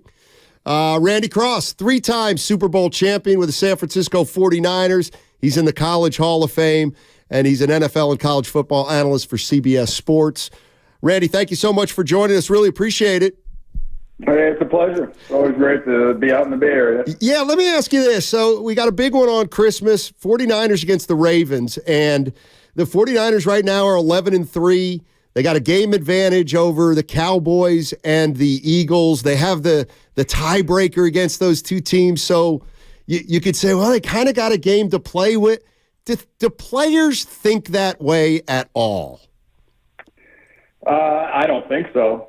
I know it never really factored in back in the proverbial day. I mean, I can think of one game where I think as a team we kind of let off the gas. That was a last game of the season where I believe it was the Saints had lost the day before, the Rams lost the day before, which guaranteed us winning the division. So we didn't really have to. We had nothing to play for that day, so we were going to be in the divisional round anyway. We played the Giants and or the Rams, and didn't win. The Rams won. So that was about the only one I could really think of. I think it's too important, especially nowadays, with the expanded schedule and the fact that everyone is pretty close to each other from a talent standpoint. Well, let me throw this one at you. I guess we're in week 14 or so there's only 2 or 3 weeks left. It's a possible, I know, Super Bowl matchup. Is there any strategy involved in maybe withholding something from the opponent? Is that any part of this maybe? I really don't think so. Huh. There's no value in doing that. There's stuff. That's one thing that's so great about this offense that Shanahan has, and with all the different toys that Purdy has at his disposal, the motions, the formations, and everything else, you rotate it. It's very much like Bill's offense back in the 80s. I mean, it's just you'll run stuff in week 15, week 16 that you haven't run maybe since week 10 or week 8 or week 6. And you have recall back from those kind of games. You're not. What you're gonna not run something in this game just on the off chance you might play in a Super Bowl. I guess this might be a preview, but the most important thing is get the number 1 seed and get that time off and get the home games. Right. Randy, I'm curious because you were part of 3 Super Bowls, 81, 84, the 88 seasons. And I know in 81 and 88, there were some tight games you're involved in, and a lot of close postseason games that came down to the wire. But in 84, you guys, 11-point win against the Giants, but then from there shut out the Bears and then ran past the Dolphins for the Super Bowl. I'm curious, in that season in which you guys were clearly the best team in the NFL and then made light work of teams in the playoffs, relating it to the Niners now with how good they are, with how dominant they feel. Was there a game during that 84 season in which you felt like you were tested, even though your record was incredible, you were tested and you were able to sort of, have that in the back of your heads, even though the opponents that you played in the postseason, you were pretty much able to dominate? We always referred to as kind of next mode almost that entire year. We did lose that one game, which it wasn't a fluke. We lost. We weren't ready to go, and we learned our lesson and then went on another run from there. But no, I think when you're having that kind of a year, the best thing about it is just keeping the run going. I mean, these 40-something points this team's scoring every single week.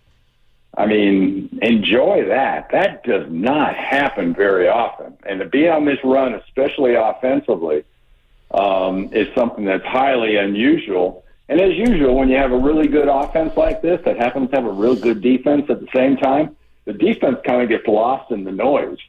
But, that's by everybody but the people you play, that's for sure. Randy Cross joining us on 95.7 The Game, 3-time Super Bowl champion. When I look back on those Niner teams that you played on, I remember just every Sunday being so excited because the offense was just unbelievable. Let me ask you, when somebody says, boy, this 49er offense, I got to tell you, this is every bit, this is like Montana and Rice. These guys might be the best offense since those 90s Super Bowl teams. Does that offend you at all? Nah, not at all. Not at all. And I hope for their sake, because there's been some frustration, with the Niners, because they've gotten a couple Super Bowls and not finished it off and not done it the right way. I hope for their sake they get to put a ring on at the end of this year, and that's just a little bit of the icing on the cake for having this kind of a dominant season. And that's something as a former player with this team, I wish for them that they get that at some point this February. Randy, with how much the game has emphasized passing now, and not that the running back position isn't as important, but you look around and offenses are driven primarily by quarterbacks, and the 49ers are certainly driven by Brock Purdy. But when you look at what Christian McCaffrey is able to do as well, I mean, is it even possible to separate the quarterback and the running back when you're talking about the offense putting up 40 points and the ridiculous sums of yardage that they're running up on teams?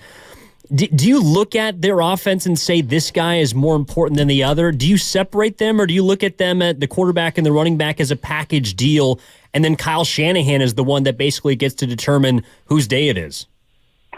Inside that building, hell no. Inside that building, it's all about getting the wins and worrying about that. Outside the building, that's for the fans to kind of debate. That's for the media to debate. That's for the guys that cover the team to kind of get their inches from the standpoint of the paper or the website or whatnot, as far as the articles they have to write. That's what makes that more interesting than anything. I find it kind of amusing. This is such a tough physical football team.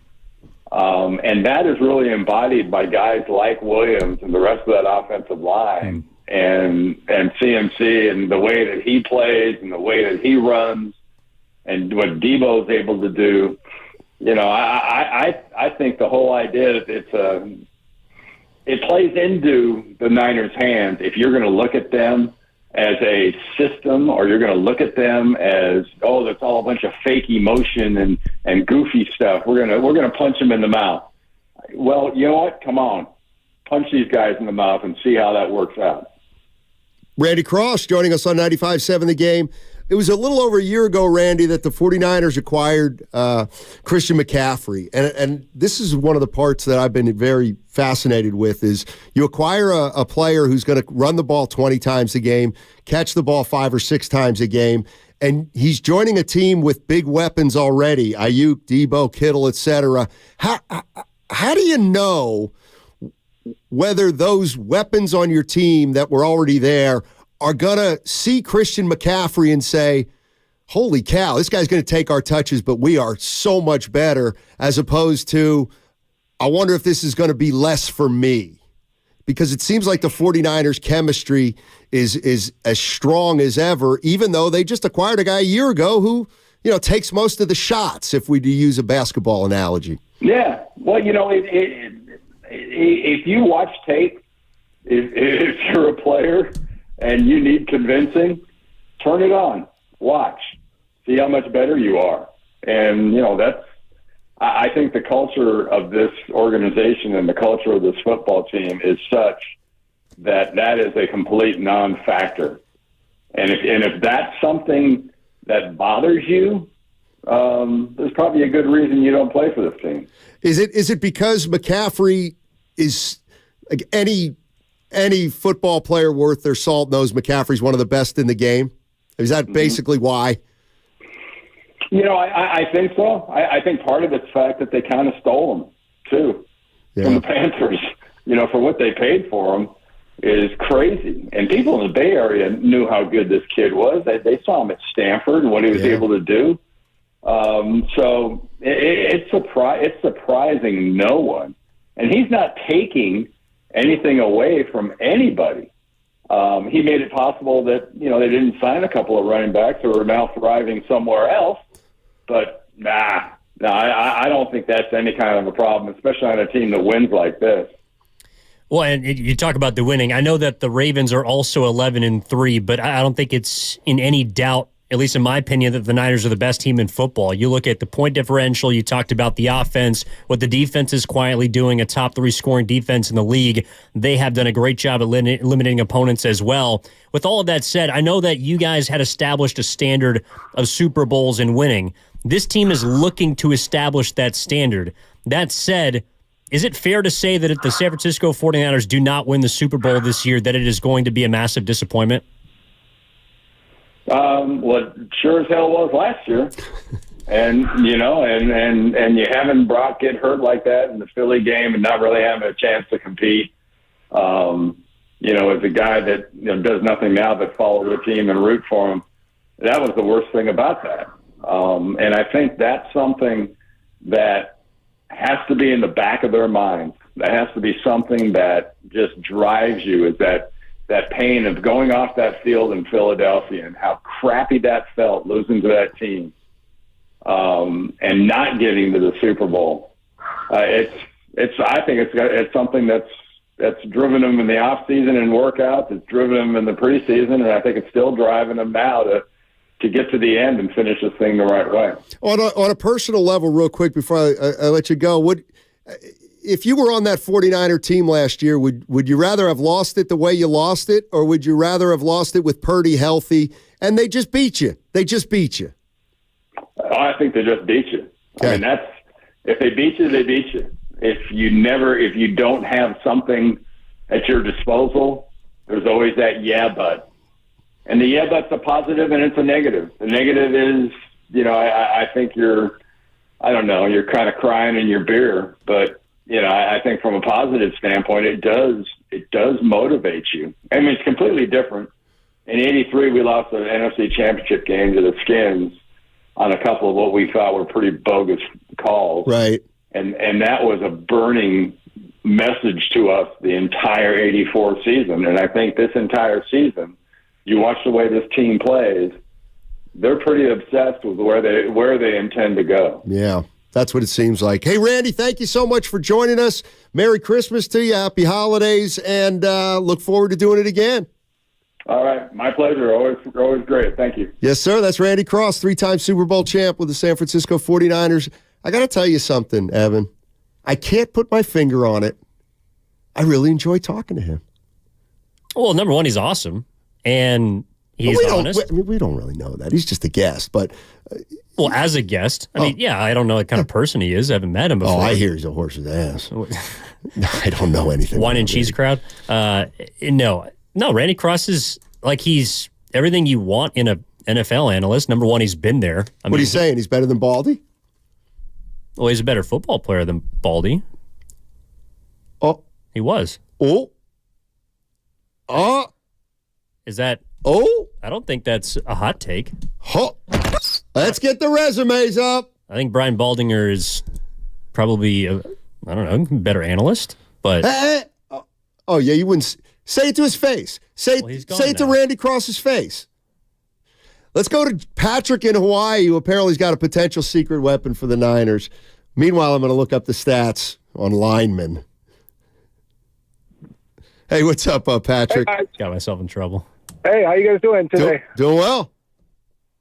All right. I guess my thought I wanted to express was, what do you think of activating Danny Gray for this showdown against the Ravens this Sunday or Monday? I'll tell you what, that's a great question for Evan. What do you think? I'm sorry, I was looking at Brian Baldinger. Patrick, ask Evan again. Played for 11 seasons. He was had a good career. Yeah. Randy Cross. Do you think we should activate Danny Gray for the Ravens this upcoming game? Thanks, Patrick. Yeah, I don't have a strong opinion? No, I just don't think he will be activated. No, to the caller's point, the 49ers have lacked, I guess, a traditional speedy deep threat, but I don't think that's hurt them at all. I mean, Brock Purdy still drives the ball down the field better than, and statistically speaking, better than any quarterback in the NFL. And Ronnie Bell has been a nice fourth or fifth option this year at wide receiver. Now, if they want to activate Danny Gray to return punts because you're worried about Bell's ability to do that, since Ray McLeod's out, that might be a reason to. But to the caller's question, no, I don't think they need Danny Gray. Brian Baldinger's career. It looks like Randy. Well, Baldy played. Yeah, he played 11 seasons. And Randy Cross played. Looks like about 11 seasons. I'm looking at Randy Cross though. It looks like he was an Associated Press second team once. Three Pro Bowler, three-time Pro Bowler. Yeah, All-Pro second team 3 times. Yes. 3-time champ. And 3-time Pro Bowler. Does Baldy have any accolades other than that finger? No, I'm not trying to. God, you see, now you put me in this spot. I apologize. Look, no, you said both these guys are incredible athletes. You said Cross was better than Baldinger, right? Yes. It looks like you're right. Yeah, I don't think that's. Well, we'll ask Baldy the next time we see him. He can. Because I got a feeling Baldy every once in a while will come out with you and say, I'll tell you what, Randy Cross was soft. I mean, I'm sure that'd be his You never know. Looked like Baldy played more positions. He'd play all over the line. It's far more versatile. It was positionless football back then. Jason in North Carolina. Jason, what do you got? Hey, guys. Wanted to get your thoughts on this. Okay. As far as everybody's saying, maybe hold back some plays, don't give them that, don't give them this. Well, you can go back to a touchdown that they had against the Cardinals near the goal line. I'm sorry, about near the 20. Everyone knew Debo was a threat, yet the scheme was set up so great that he walked in. I'm just saying, everybody knew Jordan was getting the ball the last play of the game, knowing it and stopping it, 2 different things. You have to hold back. Thanks. No, it's a good point. By the way. Well, but that's also part of the scheme is you don't know that Debo Samuel's going to get the ball. Correct. That play was a little bit surprising, though. What? That they just left him wide open? Well, he goes in motion to the left, and you can see the defense. And I'm thinking somebody's got to run over there with him at least. Run over there with him at least. And there was a defensive player, and he never came into the screen. I also think part of that play, too, like if you look at the speed at which Debo Samuel runs in motion, he's kind of jogging. Like the Niners will do that sometimes. They'll motion McCaffrey out of the backfield, and he'll just run like a 2-yard stick and just kind of sit there. And his job is to attract attention. He's clearly not going to get the ball in that play, but so someone else on his side of the field can get it, or there's a crosser that's coming over. Like Kyle Shanahan maneuvers the defense very well, and I think part of that play was they told Debo, well, you're going to jog, and so they're not going to think that you're getting the ball, that you're open. And then, lo and behold, no one goes with him, and Brock Purdy has enough time to sit back, create pockets, and then just deliver the football. Like, that's part of it, too. I usually designate one play a year during the NFL season where I say, I think I could have scored there. Yeah. I think I could have scored there. You probably could have thrown the touchdown. I could have thrown the touchdown, too. I'd rather throw the touchdown than... There were 12.6 yards of separation. So much room. On a 12-yard touchdown pass. So I would have needed to get the 12 yards. He caught it at about the 12? Yeah, you could have thrown a punt up there, and it would have landed, and no one would have been able to get to him. Okay, so he caught it at the 12 with 12 yards of separation. Yes. No. It was a 12-yard touch. He caught it in the end zone. It was a 12-yard touchdown pass with 12 yards of separation. I wouldn't have to run after the catch. I was in the end zone if I caught it, right? Yeah. I mean, you'd have to run before the play and then kind of jog up there. And then it's the easiest touchdown in Debo's career. You know what? That's the one where, I go get it. I don't let that ball come into my chest. I go catch it. I put those hands out there. But if you were the quarterback, you could have thrown a pass like Stephen Curry's three-pointer against the Celtics, the one that just goes out of the screen and comes back down. Yes. And no one would have been able to get to him. I could have hit him on that one. You think Lamar Jackson could have hit him? Yes, of course. Steiny, Deep Purple was not a one-hit wonder. Space Truckin' is good, but Perfect Strangers is probably their best track. In case you're just joining us, we had Blade call in from Louisville. He mistakenly thought we were a music station and called to request a Deep Purple song. And that Deep Purple song was called Space Truckin'. We played a little of it at the break. I must say, it seemed like a banger. Mm-hmm. It was well, according to you, because only a head-banging song can be a banger. It was. I liked it. I enjoyed it. I think Deep Purple is considered heavy metal. 888-957-9570. I only know Purple Haze, which is, of course, a great song. Jimi Hendrix. Yes. That's also a banger. He also sang a song called All Along the Watchtower. Have you ever heard that song? I have not. It's a Bob Dylan original, but Jimi Hendrix made it more famous. Because he's better. I just did a different version. Oh, okay. With an electric guitar. I don't know if you know anything about Jimi Hendrix. He was one of the greatest guitar players the world's ever seen. Yeah, Seattle and San Francisco. Yeah. He was left-handed, too. Did you know that? How does that? I'm just saying, he was a lefty. Okay. Well, that's all I'm saying. So is... He also played one of the most iconic renditions of the Star-Spangled Banner this nation has ever seen during Woodstock. Mm-hmm. Yeah, I've seen the documentary. Which one? There's about 19. I don't know, whichever one. Woodstock. Like, it was on Netflix. Fell asleep to it. Like the one last night. I just had a lot of weather that weekend. Yeah, people were rolling around. There was like 100,000 people rolling around in the mud. Yeah. Medgar Evers Farm, yeah, that's what they say. Or no, yeah, not Medgar Evers. Carlos Santana performed not Medgar Evers. That was a song Bob Dylan wrote about a civil rights activist in the South. I'm thinking of what's that? Yasgur. Max Yasgur. Max Yasgur's farm. Mm-hmm. By the way, coming up in 10 minutes, FP Santangelo's debut on 95.7 The Game. He'll be with Mark Willard. He'll be in at 1:40 for the crossover. Was doing some digging. He's not left-handed, but he was a switch hitter. FP? Yeah. You know what I was thinking? It's his debut here. It is. I'll bet guys like him, I'll bet he remembers his first game ever in the bigs. You have to, right?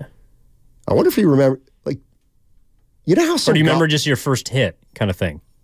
Trying to think, like, my first game in high school or college? I don't know if I can remember. I mean, I'm sure I was pretty good. Oh, look at this. Yeah. He got a hit. He got 2 hits in his first game in the show, so I'm sure he remembers it. Off who? Well, it was a little late in the season. Florida Marlins. And... A.J. Burnett? Jesus. No, Chris Hammond. Oh! Rob Nen pitched in that game, though. Okay. A.J. Burnett was like the early 2000s. Gotcha. Middle. Hey, holidays right around the corner. Now's the best time to download the Odyssey app. You can listen all 4 hours of Steiny and Guru, plus outstanding segments like The Morning Roast with Brian Baldinger, Willard and Dibs with Steve Kerr, Peter King. Get it all on the Odyssey app. That segment was also brought to you by Fremont Bank. Full service banking, no compromises.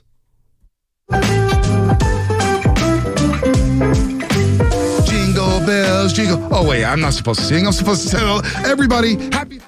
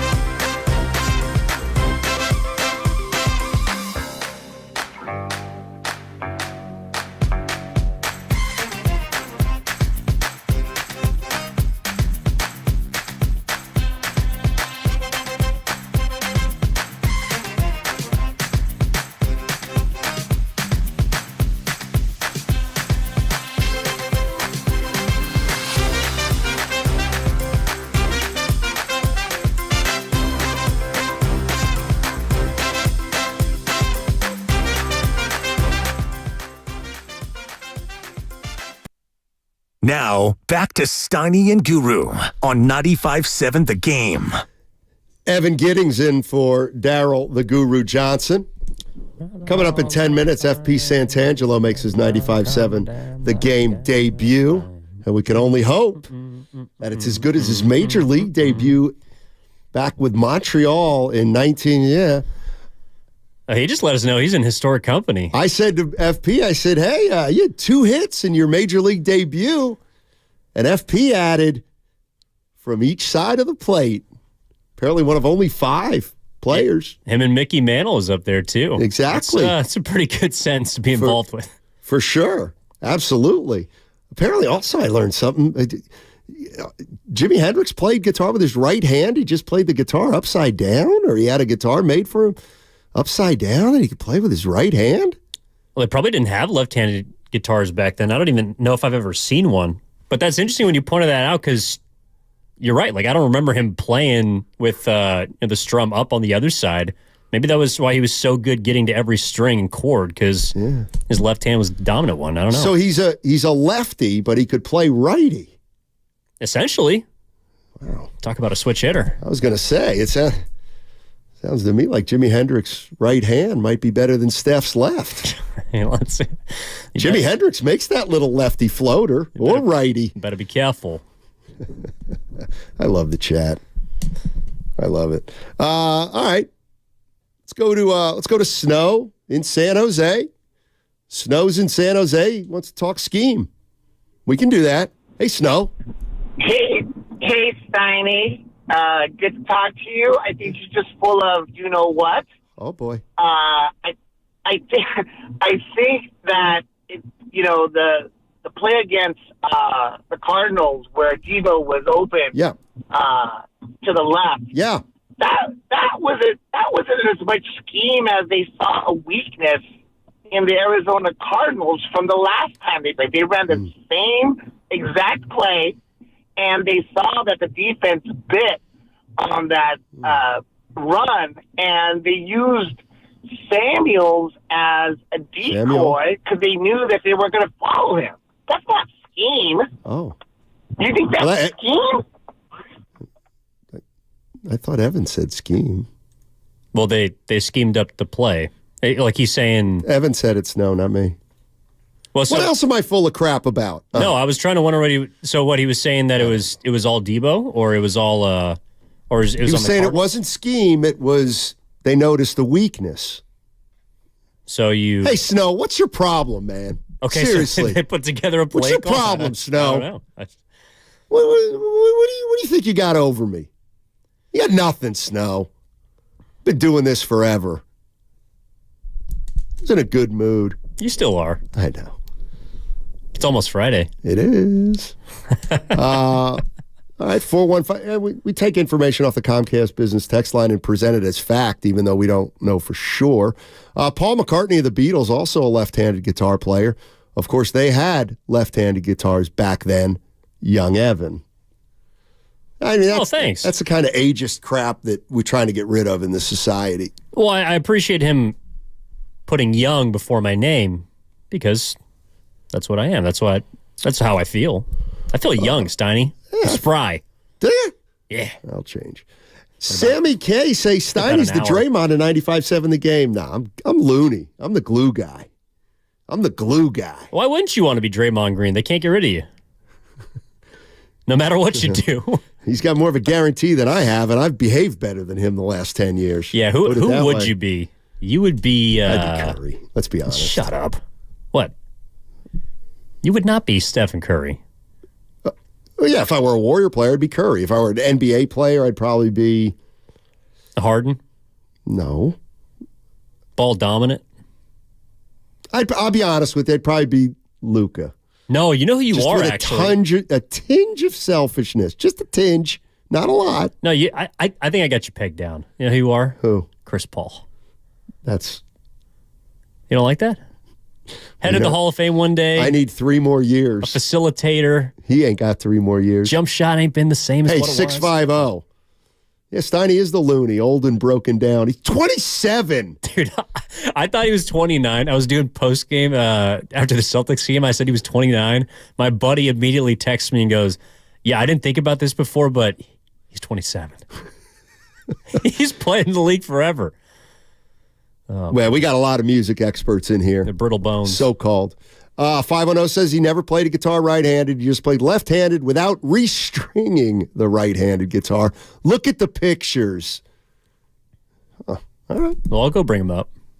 I'll rewatch that documentary, the one of, well, you said there's like 16 Woodstock documentaries. There are a lot of Woodstock documentaries. What's the best one? I think the one that's called Woodstock. Okay. It's like it's long. Like a Ken Burns film? Something like that. Speaking of Ken Burns, I would highly recommend the Dust Bowl documentary by Ken Burns. Let me tell you something. Was that from the early 1900s? Yeah, mid-ish, like 30s, I think. I don't know. Yeah. I didn't watch much of it, but... Well, why did you recommend No, I'm kidding. Let me tell you, one of our parts of the country that just gets lost, unfortunately, the Great Plains. No doubt. In the Great Plains, Panhandle area. Let's go to Word in Oakland. What's up, Word? How you doing, man? I'm good, dude. I heard you talking about music and documentaries. I got one for you that you will appreciate. So in the same summer as Woodstock, there was a concert, just like Woodstock, a little smaller in Harlem. The Black Woodstock. Yes. Yeah, Summer of Soul. Yes. Basically every other black artist that didn't make it to Woodstock. I think Sly and the Family Stone made it to both. Stevie Wonder was there. Too many artists. But what happened was the footage was lost and left sitting somewhere, and somebody brought it to Questlove from the Roots. He got hold of it and turned it into a documentary. It's Netflix. I promise you'll love it, and I'd love to hear you talking about it next time you get a chance. Will do. Appreciate it, Word. I've seen it. I just haven't watched it. I got to settle in. I'll have time. Well, I'm looking at it now. I'm going to cue this up this weekend. It looked pretty cool when I saw it. Stevie Wonder, Nina Simone, Gladys Knight and the Pips, Sly and the Family Stone, like you mentioned, Chambers Brothers. Oh, my gosh. Yeah. At Mount Morris Park in 1969. Problem with Woodstock was Marcus Garvey Park now. A lot of the acts couldn't get there. They couldn't get there. You're wavy gravy. New York State Thruway's closed, man. So the acts couldn't get there. It was a mess. Well, upstate New York is also like, I feel like before GPS and what, it's kind of confusing. It's a big state, New York. You know what else? I just noticed Arkansas. Don't sleep on Arkansas. It's a big state. You know, you think Little Rock, Fayetteville, Hot Springs, they're far from each other. Oh, yeah. Kind of like Memphis and Nashville. Like opposite parts. Like the state is completely different, west versus east. Yeah, it's like it looks like an envelope. Tennessee's shaped like an envelope. Yep. And Memphis is in the bottom left-hand corner. And Nashville's kind of where the stamp would be, but a little below it. Wonder if FP's been there. We could talk to him on the other side. On 95.7, The Game. Tune Tune in every Saturday morning at 8 a.m. during football season for Kickoff with Boomer and Valenti. Presented nationally by Casamigos Tequila. Casamigos, brought to you by those who drink it. And Lowe's. Lowe's knows home improvement.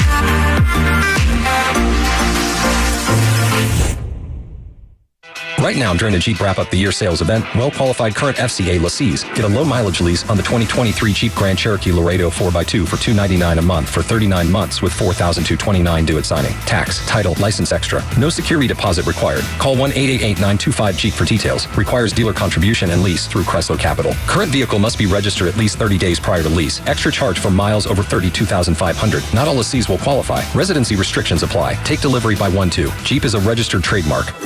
Hi, this is Stephanie from Safeway with great news. Now through December 26th, earn 2 times rewards points when you purchase participating items with Safeway for You. Download your exclusive digital coupon in the Safeway for You app and start earning 2 times rewards today. Then use your rewards on groceries or discounts on gas up to $1 off a gallon. Redeemable at participating Chevron or Texaco stations. Limit 1 offer per household. Restrictions and exclusions apply. Learn more at Safeway.com/for-you. If you have unfiled taxes or are in debt to the IRS, this is important news. The IRS just rolled out a new program to help struggling taxpayers more easily resolve their tax problems. It's called the Taxpayer Relief Initiative, and it opens up powerful new options for people looking to get back on the right track with the IRS. And no one knows this program like the professionals at Optima Tax Relief, America's most trusted tax resolution company. They've resolved over $1 billion in tax debt for their clients and have the expertise and experience to help you. One easy call to Optima can start the process, helping to put an end to your worries of wage garnishment, asset seizure, and other aggressive IRS actions. Make today the beginning of your fresh start with the IRS. Call the experts at Optima Tax Relief now for your free confidential consultation. Call 800-935-7144. 800-935-7144. 800-935-7144. Optima Tax Relief. Some restrictions apply. For complete details, please visit OptimaTaxRelief.com. Prescriptions require an online consultation with a healthcare provider who will determine if appropriate. Restrictions apply. See website for details and important safety information. Subscription required. Price varies based on product and subscription plan. Hey guys, did you know there's a generic form of Viagra that works just the same, but is 95% cheaper? And you can get it online? Just go to hims.com/radio. Through Hims, you'll get a free medical consultation, discreet shipping if prescribed, a 100% online process, and trusted generic alternatives to the name brands to treat ED at up to 95% off. That's right, the same active ingredient as the brand name for 95% less. It's the same ED medication, still prescribed by a licensed medical provider, but with zero copay, no expensive appointments, and no awkward face-to-face conversations. To start your free online visit, you need to go to this exclusive address, hims.com/radio. That's hims.com/radio for your free online visit. HIMS.com/RADIO. Whole Foods Market makes holiday menu magic with sales on rib roast, spiral ham, gourmet cheeses, and beyond. Shop in-store or online to craft your feast, now through December 25th. In this market, you'll find Fisher Investments is different than other money managers. Different how? Aren't we all just looking for the hottest stocks? Nope. We use diversified strategies to position our clients' portfolios for their long-term goals. You don't just provide cookie-cutter portfolios? No, we tailor our clients' portfolios to their goals and needs. But you still sell investments that generate high commissions for you, right? No, we don't sell commission-based products. We're a fiduciary, the highest standard of care for a financial advisor. It means we're obligated to act in our client's best interest. So when do you make more money? Only when your clients make more money? Yep, we have one transparent management fee structured, so we do better when our clients do better. Sounds like you really look out for your clients.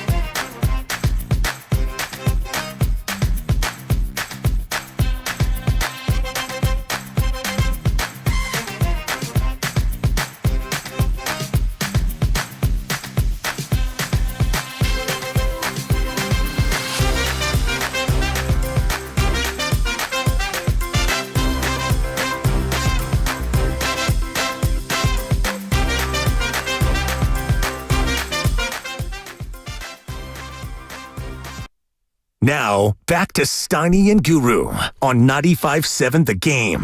All righty. Welcome back. Matt Steinmetz with Evan Giddings today. Guru will be back next week, and we're joined by Mark Willard and FP Santangelo making his, 95.7 The Game debut. Ooh, and that's I guess different. It is. That's different. It is. And are you more nervous now for this debut than you were when you got 2 hits in your major league debut for the Montreal Expos back in... you can say the year. Is it 95? Yeah, 95. All right. August 2nd. Welcome, man. A day that will live in infamy in Montreal Expos history.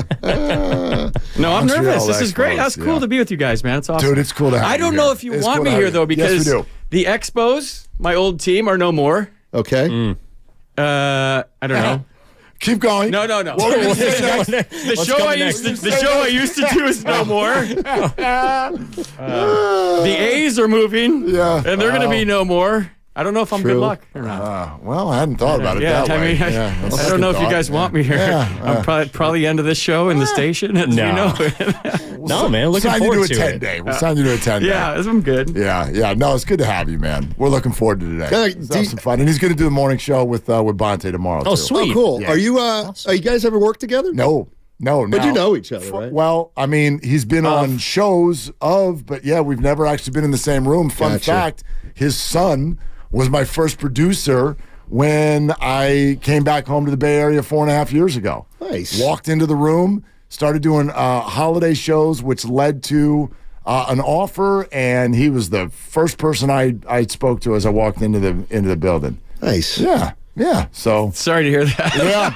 So I was like, am I in the right place? But yeah. So you met him without meeting him, basically. Exactly. Yeah, exactly. Now we got a chance to work. Here Let's we go. Here we go. You get all your Christmas shopping done? Dude. No. Dude, the to-do list right now is stressful. This is a problem. You guys know this. The audience doesn't. I've been walking in for these crossovers 3 minutes ago. Or running. I had to do, the running day. Fourth grade traditions feast today at the elementary school. Of course. You got to be there. I'm up at 6 o'clock this morning baking cookies with a new recipe. What am I doing? Oh, Steiny needs a recipe. I got your recipe. Talk to him. I had a chef call in, texted me, and said he'll help me with a recipe for Christmas. Okay. But how about this? What do you got to make? Something Asian or Thai. I think I'm going to go with like Mongolian beef. That keeps coming up. Are there still Mongolian barbecues? Yeah. Do we still have any? I think so. Not in my neighborhood. Yeah. I miss them. All the ones I used to go to are closed. So get this. What's up? So my youngest daughter's a senior in high school. She's pretty old. And I know she doesn't listen. What? I mean, Mike, she's not 9. You know what she's into? Legos.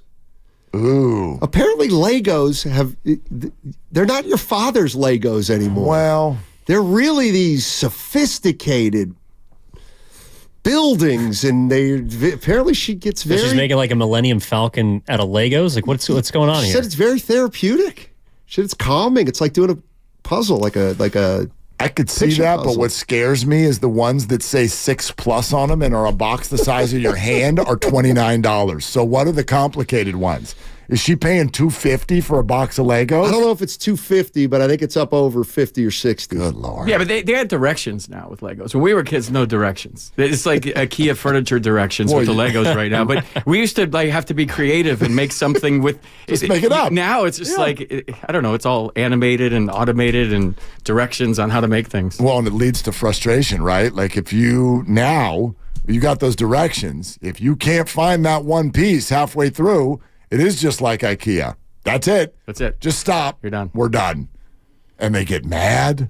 Oh, they get mad. We used to make stuff and then to go straight Godzilla and just blow it all up and walk all over it. That's very zen. Just destroy everything. That's the once we made part. it. No, that's what the Buddhists believe, that everything's temporary. So they'll work on a project for years at a time. And then just destroy it when they're done. They just step all over it. Everything is temporary. Look at the Warriors. That's true. Let me read this text from the 916. No, we can do it. We can do that. I just want to give you 3. Congrats to 95.7. They're having a way better free agent signing period than Farhan. Congrats on Santangelo. This is not a signing on the margins. at all. No. Not even a little bit. Yeah, he's going to be a punching bag until he's not. What are you thinking today? Warriors, Niners? Both. Yeah, what's kind of hitting you? Well, I mean, we talked to Steve yesterday, and I thought he put a lot of interesting stuff out there. Why don't we start with this? All right. So we get it. We asked him about Jordan Poole, and I knew exactly what he was going to say. And I believe that he authentically believes it, yet I also believe it's an advertisement. It was, well, I know that the Warrior fans are going to go crazy with their ovation for Jordan Poole. Are they? I don't know. I don't know. I don't either. I'm going to be in the building tomorrow night. We'll find out. I don't know what this is going to sound like. He's a champion, man. He is. I'm not like... That's where I think it should He should get an ovation. It starts and ends with he helped him get a ring in 22. He's a champion. He's going to get an ovation. Yeah, but so did Aubrey Huff. He was a punching bag. Why wouldn't he get an ovation? And I'm really sorry I just made that. Yeah, I was going to say... But it's not a comparison. My point is like, you won a ring, but that's it? No questions asked? Yeah. But he had a bad year last year and dribbled the ball off his foot every single time and was out of control. But in 22, he was a big reason why they won a championship. I think that's what fans are going to remember. I don't know. I could be wrong. I mean, if people still love Maurice Spates, I feel like they should, What about like Kelly? Jordan Poole is a bigger part of the championship. What about Kelly Oubre didn't play on a championship? Let's not act like we're going to ignore the elephant in the room. It's not the same. And I know I've been super... Well, don't let him score 45. What's that? I said, don't let him score 45 on Friday. Don't let him. Don't let him win another championship. He's shooting.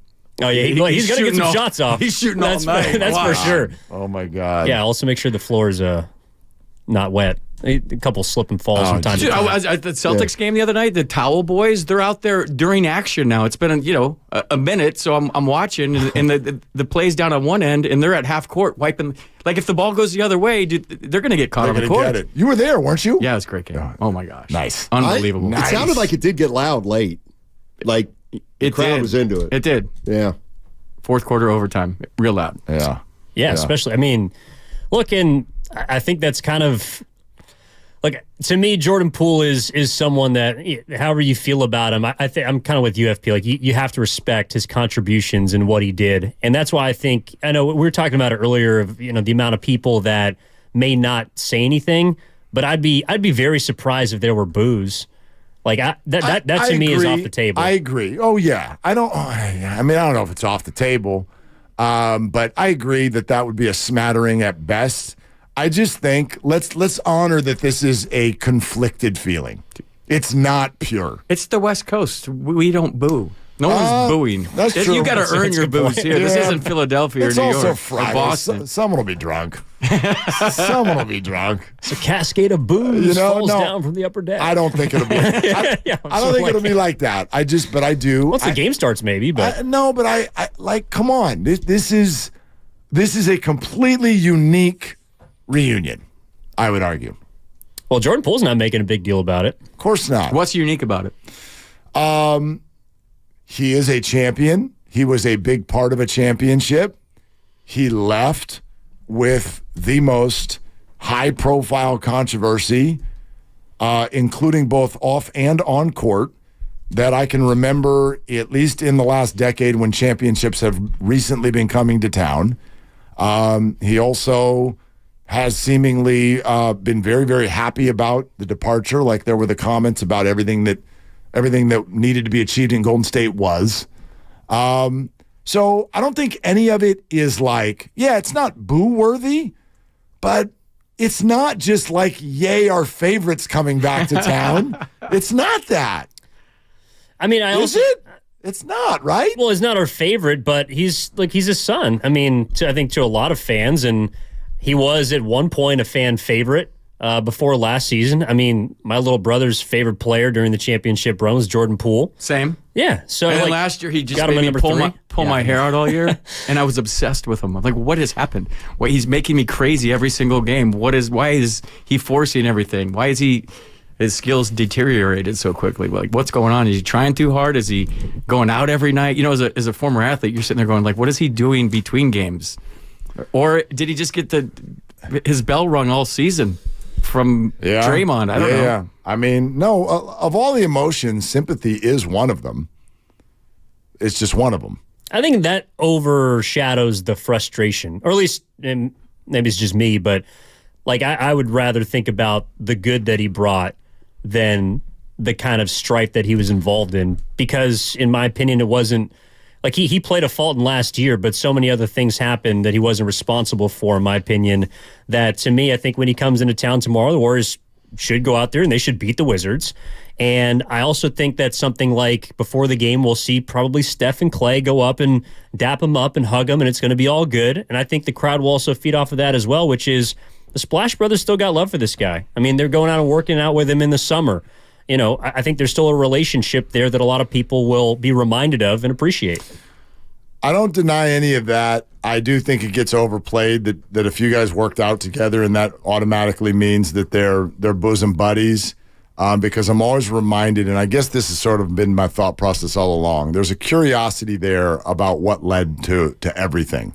Everything. Yeah. Because it's not just Draymond. He clearly got under the skin of almost everybody at one time or another, and I'm curious what that was, what led to that.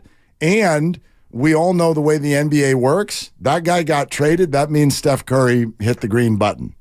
Steph Curry said yes. So they can work out together, but he also greenlit a trade. And that is curious to me. So this is a basketball thing also. You're listening to 95.7 The Game, KGMZ FM and HD1 San Francisco. Always live on the free Odyssey app, Twitch, and YouTube, powered by First NorCal Credit Union. Is it possible Steph said, look, I know we got a problem with these guys. I trust you to figure it out. Whatever you do, I'll support. And it just happened to be Poole. Maybe, but we remember what we were all thinking and feeling back then. Like, there was a drumbeat about you got to trade Poole, or can he even coexist on this team anymore? I do think you got to choose between Poole and Draymond, basically. But there's a big difference, and this is, and I've always loved to get at the heart of this, and this is something FP can speak to as an athlete, a pro athlete. Is okay. Steph Curry is a monster. You know, you gotta not appease him, but you got to run stuff by him, and so. This narrative that we don't know that he said if you trade Draymond, all hell's going to break loose. You know, I don't necessarily like that. That would be one extreme. Like if you trade Draymond Green, I'm going to ask for a trade. Well, the other extreme is get him out of here. So it could be in the middle where, like, you know, Steph's like, I still think we need him to win a title, but I get that he's becoming a problem. I might not want to get into the, you know what I mean? Like, I don't know what, I think, like, LeBron would act a certain way, I think, but I don't think it'd be the same way as Steph acts. Whenever there's dysfunction, you got to get rid of whoever the energy vampire is in the room. Whoever's sucking the life out of the locker room, I don't care how good they are. There's a guy right now that's sucking the life out of their locker room. He's suspended indefinitely. Interesting. And the juice and the squeeze aren't matching right now like they used to, where he can put up with things.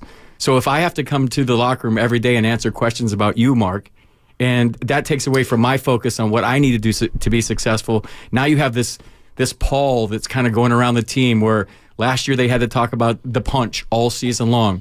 And so however you fixed your chemistry, they were a dysfunctional bunch last year. We saw it. They played good. They were bipolar. One day they play good, one day they play bad. They weren't consistent all year. They couldn't string things together. And that's because they didn't have that continuity and that unity they've had in the past. So what do you do in the offseason? You got to fix that, however you fix it. So you got to cut out the piece that's not functional. And if you have a choice between a guy that's won 4 rings and a guy that is won 1, and he's younger, and maybe he's taking shots too soon with too much time left on the shot clock, and I'm Steph Curry, and I'm throwing my mouthpiece across the floor because I'm pissed off, and you start pissing off the guy that's the guy that's the guy says you're gone, you're gone. Well, that's the thing. See, I like to hear this, though. Yeah, go ahead. I'll tell you why. Is because I get the media's not perfect and all that, and that they have to do some things. But to me, the one thing, when KD was a free agent, all right, or he was signing those 1-year deals, especially that 3rd year, the Warriors would go into a city, New York, and they'd all get asked about KD and his impending free agency. And that's gotta matter over time. I've been around guys like that as a broadcaster, maybe more than a player, but Barry was a little bit like that with the Giants. Not that it was his fault, but when you're that big and maybe you're a little bit surly to the media and you're in the training room and now we have to ask questions about Barry instead of Barry asking him, that becomes a thing after a while where it's sucking the life out of the place. And I was with a team back east for 10 years who had a really big superstar that kind of had the same vibe going where it was a lightning rod kind of guy. Maybe not his fault, but that's just kind of how it went down. And you talk to the players and they're just like, every day it's something about this guy. Every day it's something about this guy. And like, uncle. Right. At the highest level, it's hard to win one game when everything's peachy. Your family life's great. Everything's great. Your contract, your teammates. We're skipping to the locker room every day. We love each other. We all hang out. It's still the hardest thing in the world to win one game. But if you add stuff to the equation of, I got to talk about this guy all the time, and he's never at his locker answering questions, and this won't go away, and you get that whole thing going on, now you're taking something that's hard and making it even harder. So ideally, as an organization, whether it's football, basketball, baseball, the major sports, you want that continuity. The Niners have it. The Niners have it. Whatever it is, they have. They all love each other. They check their egos in at the door. They don't care. The Warriors didn't have it last year. Maybe they're getting it right now. TBD. Maybe it's a good thing that Draymond's gone right now. Yeah. We'll talk about that. I think it's a good thing. We brought that up with Steve, and he answered it. Grandy, get the drip ready. I ran into Barry last night. Did you? I ran into. Now I don't know him. Was he on his bike? No, I've seen him on the bike before. Did you hit him with your car? No, he brushed up against my shoulder, and I flew 7 feet. Yeah, no, same restaurant. I was on my way in. He was on the way out. You said to me, like, hope you enjoyed date night last night. Yeah. He was there when I walked in. The Buckeye? No, it wasn't Buckeye. No, we got out of. You went to a fancy place, man. Wait, actually, Barry's cheap, so maybe it wasn't a fancy place. I'll tell you exactly. Every place in Marin is fancy. Yeah, I'll tell you exactly what it was. We went to Guest House. All right. In, I don't know, was it? Kentfield. Kentfield, thank you. Oh, my God, Kentfield. Well, like any of the cities are different up there. Oh, they're all Kentfield, Ross, San Anselmo. What's the difference? There's some levels to Money County, though. I've heard Kentfield is, hey, Atherton. Listen, wasn't my credit card, so it's all Thank you, lovely Christy. But anyway, yeah. Barry was there, and I have seen him on his bike before. But and I might have done the way too loud, like he wasn't out of the building yet. And I'm like, that's Barry Bonds. I don't have a good whisper voice. You guys know this. And I turned around after I said it, and he and his lady immediately left. So I was wondering if he heard me. He's like, oh, crap, this loser. I'm out. No, he's nice, Barry, now. No, I know he is. He would have come over, I know he is. chatted you up. I know. I've heard that. It's funny. I love observing stars out in the public. Well, the presence. I just love it. The presence is unbelievable. 3 weeks ago, we went to the Ship on a Thursday. John, that's right. Luke, and the drip ready. I can feel it. And who comes walking in but Jerry Rice? Yeah. No way. Yeah. He was suited and booted. You know what the Battery is? That club. Yeah. So I've been there a few times. Yeah, he had an event once or twice. I mean, if we're name dropping, let's go, baby. Randy's just like he had an event there, so he got there early. Clearly, so he went to the Ship. He had a Guinness, and he's standing at the bar, and John Lucan, our guy, a little younger, was like, "Oh my gosh, Jerry Rice." I'm like, I'm not saying anything. Like, I'm like, what am I gonna say? Yeah. But it took about 5 guys on the other side of the bar, and they were just like, "Home." Next thing you know, they're all around him, taking pictures, reliving the glory days, and I'm like, that must be so hard. Exhausting. Day after day. Exhausting. After day. Like it is. Right? It's so hard, you guys. Angelo, ladies and gentlemen. I mean, it's awful. No, but really, like, do you ever have those, like, everybody, maybe not everybody, but everybody sort of dreams about money and fame? And then do you ever have those interactions with people like that and then think to yourself, good God, that must be exhausting. But exhausting. You got to be on. No, I gotta believe. Can't go anywhere. No. But I gotta believe. I think I want my private jet, my helicopter, my yacht. And as exhausting as that would be, I'm all for it. But you could be rich without being recognizable. I mean, I would assume. Wouldn't that be better? I would assume they look at it the other way. Like Jerry Rice is driving to the Battery. He's like, oh, I got a half hour. Maybe I'll go pop in. Dude, when you pop into that bar, like you don't go to a bar and say, I'm just going to have a quiet drink. Like you have to prepare yourself. I'm going to tell you this. He dug every single second of that because when you retire, I don't care if you're Jerry Rice the GOAT or you're some peon like myself, you want to be remembered.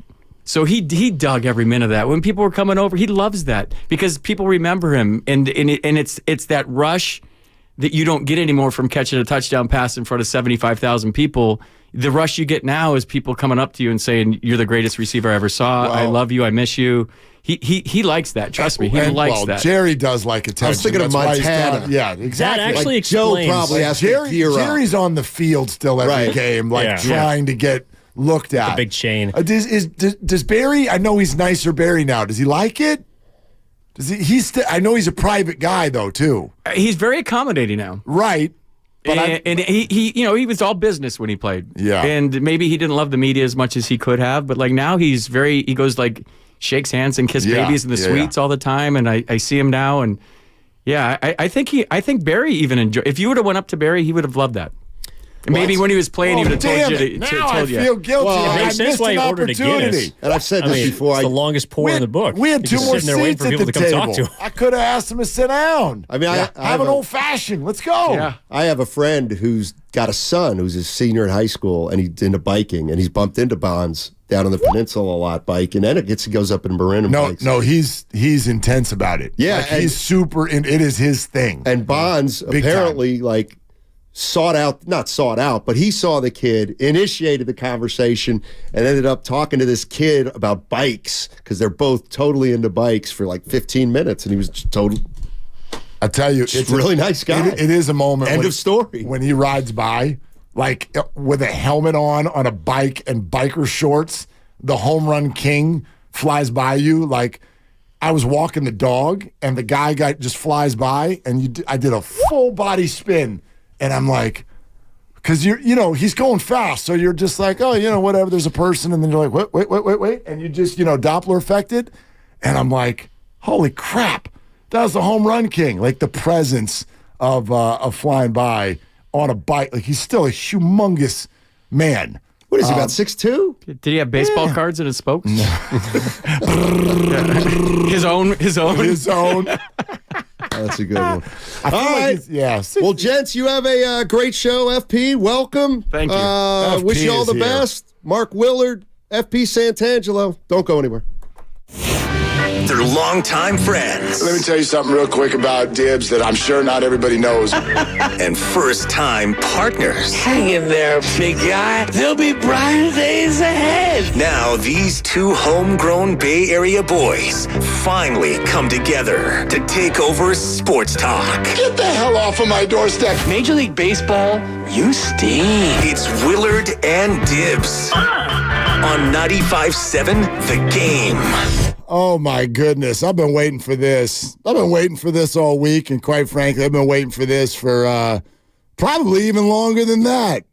Welcome, dude. FP Santangelo is in here on 95.7 The Game.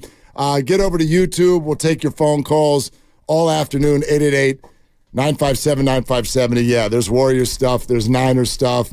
Maybe Yamamoto will break here in the next 4 hours. Who knows? Oh, you gave me a big look, huh?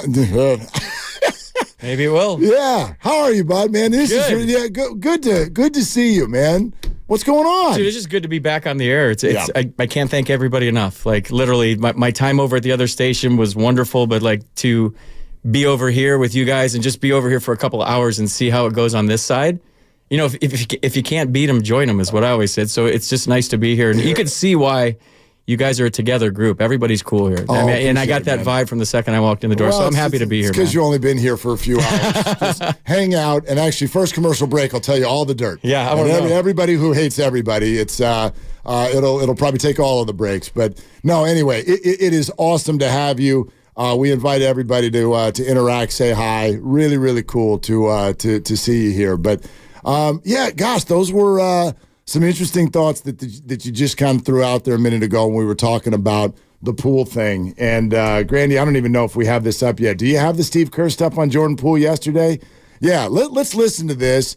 Tomorrow night, Jordan Poole's going to be here. And FP, I'll let you know, our audience knows, I've been hard on him.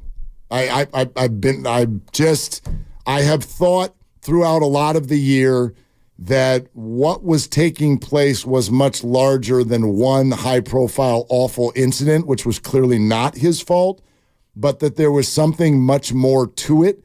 And you could see clues about it. You mentioned Steph Curry throwing the mouthpiece, and then there's also just a basketball thing. I got to the point where I'm like, this doesn't feel like winning basketball to me. So I've been very, very hard on the guy.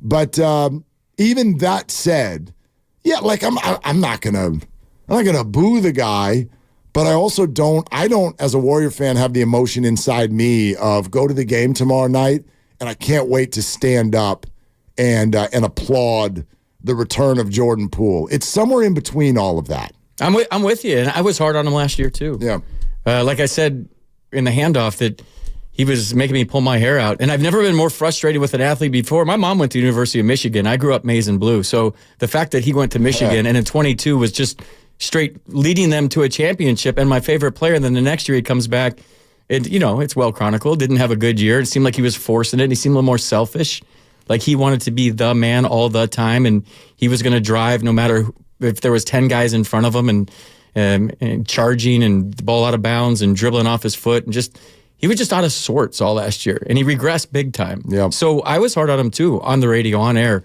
because I was frustrated, and I think a lot of the people I talked to were frustrated too. A lot of family members, my son, we were just like, what happened to Jordan Poole? So I'm in between too.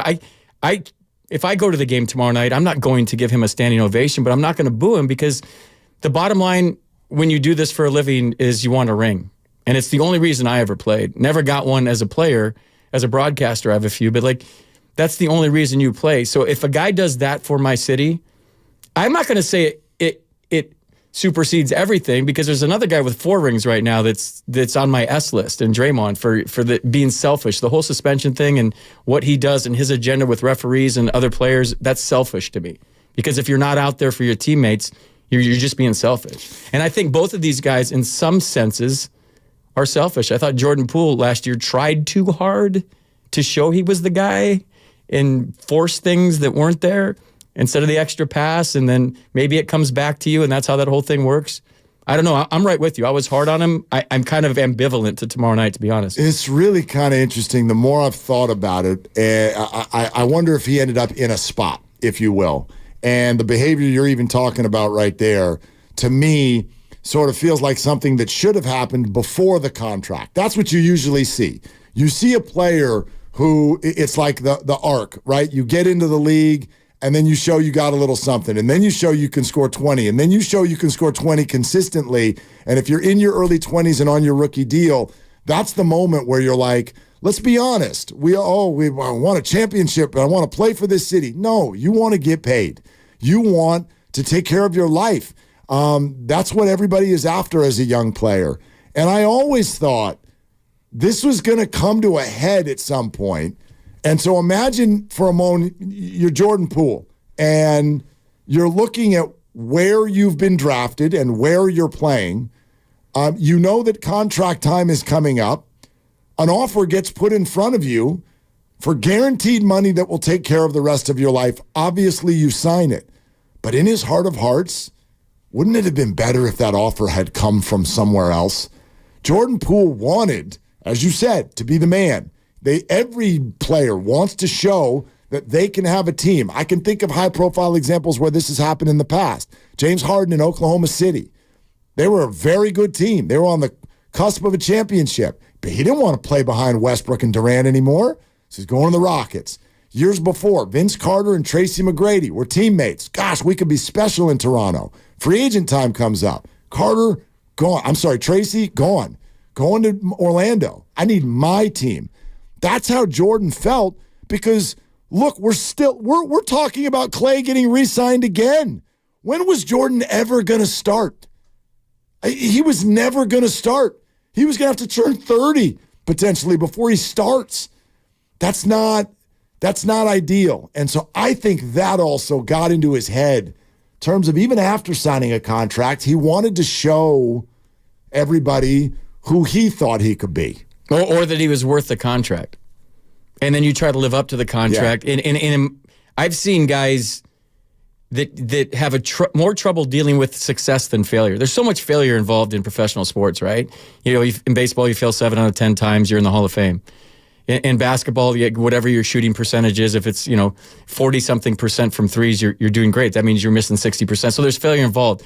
You get the big contract, you become successful, and it changes you, man. It's called being a human being. I had 1 2-year deal with the Dodgers, and all of a sudden I'm driving a Mercedes, and I'm staying in a nice house, and things that I'm not used to because always the salmon swimming upstream my whole career. Yep. And I was always, just fighting for every paycheck. And then I took a deep breath, 2 years, and I hit like 196. And it felt weird driving a Mercedes. It felt weird staying in a nice house. And all of a sudden, I had trouble dealing with success.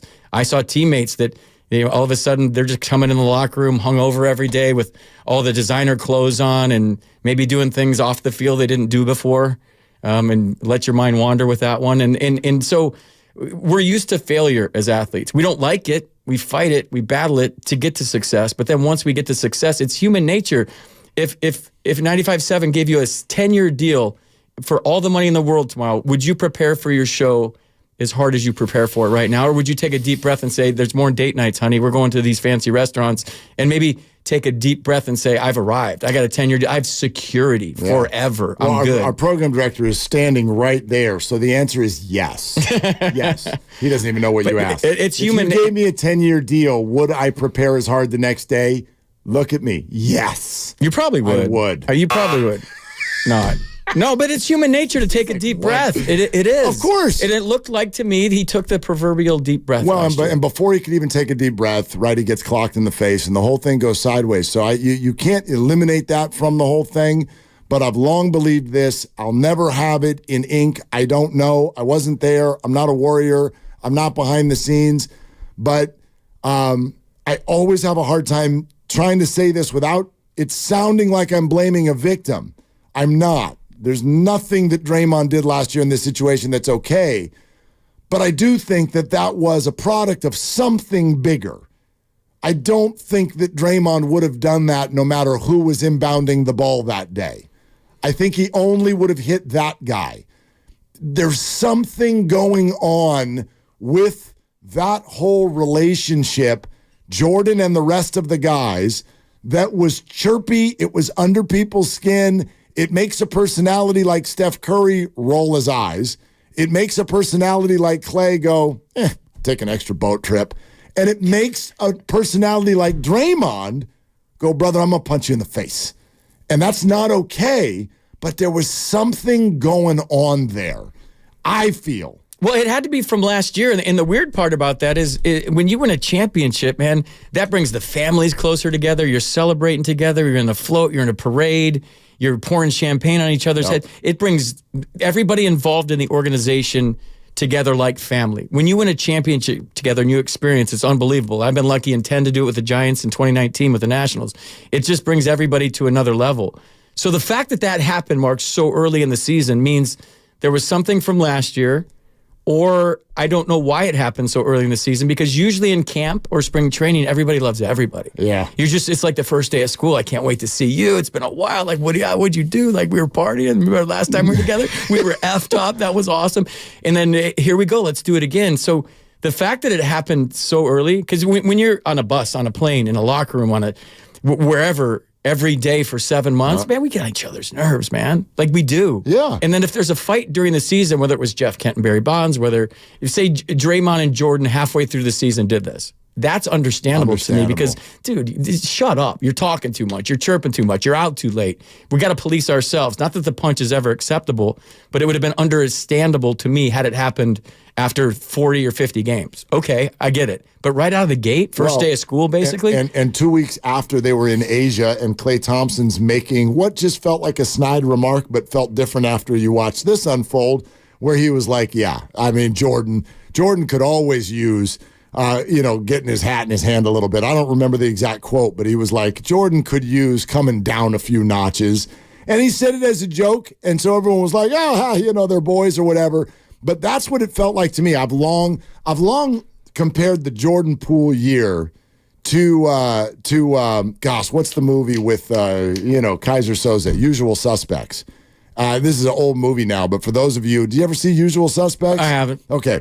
It's one of these things where like the villain is right underneath everybody's nose the whole time and they don't know. And there's a scene at the end of the movie where the villain is basically using all of these visual posters that are in a room right behind the police officer to make up a story. And then, okay, they let him go, and he walks out the room. And the police officer over time then looks around the room and starts to put the puzzle pieces together because he can see all the pictures behind him and realize he's been had. And it's like after the fact, you went, oh, this puzzle piece and this puzzle piece and this puzzle piece. So when you get to the end of the year and you go, remember what Clay said in Asia? Then Steph threw a mouthpiece. Then Draymond walked off the court in the middle of a play. And then Klay Thompson is hucking his hands up in the air and walking toward the bench. You put all of this together, and I'm like, stop telling me that everything was normal. It wasn't. It can't be, You right? could tell just by watching him play. Right. Taking all those great examples you just said, just watching him play.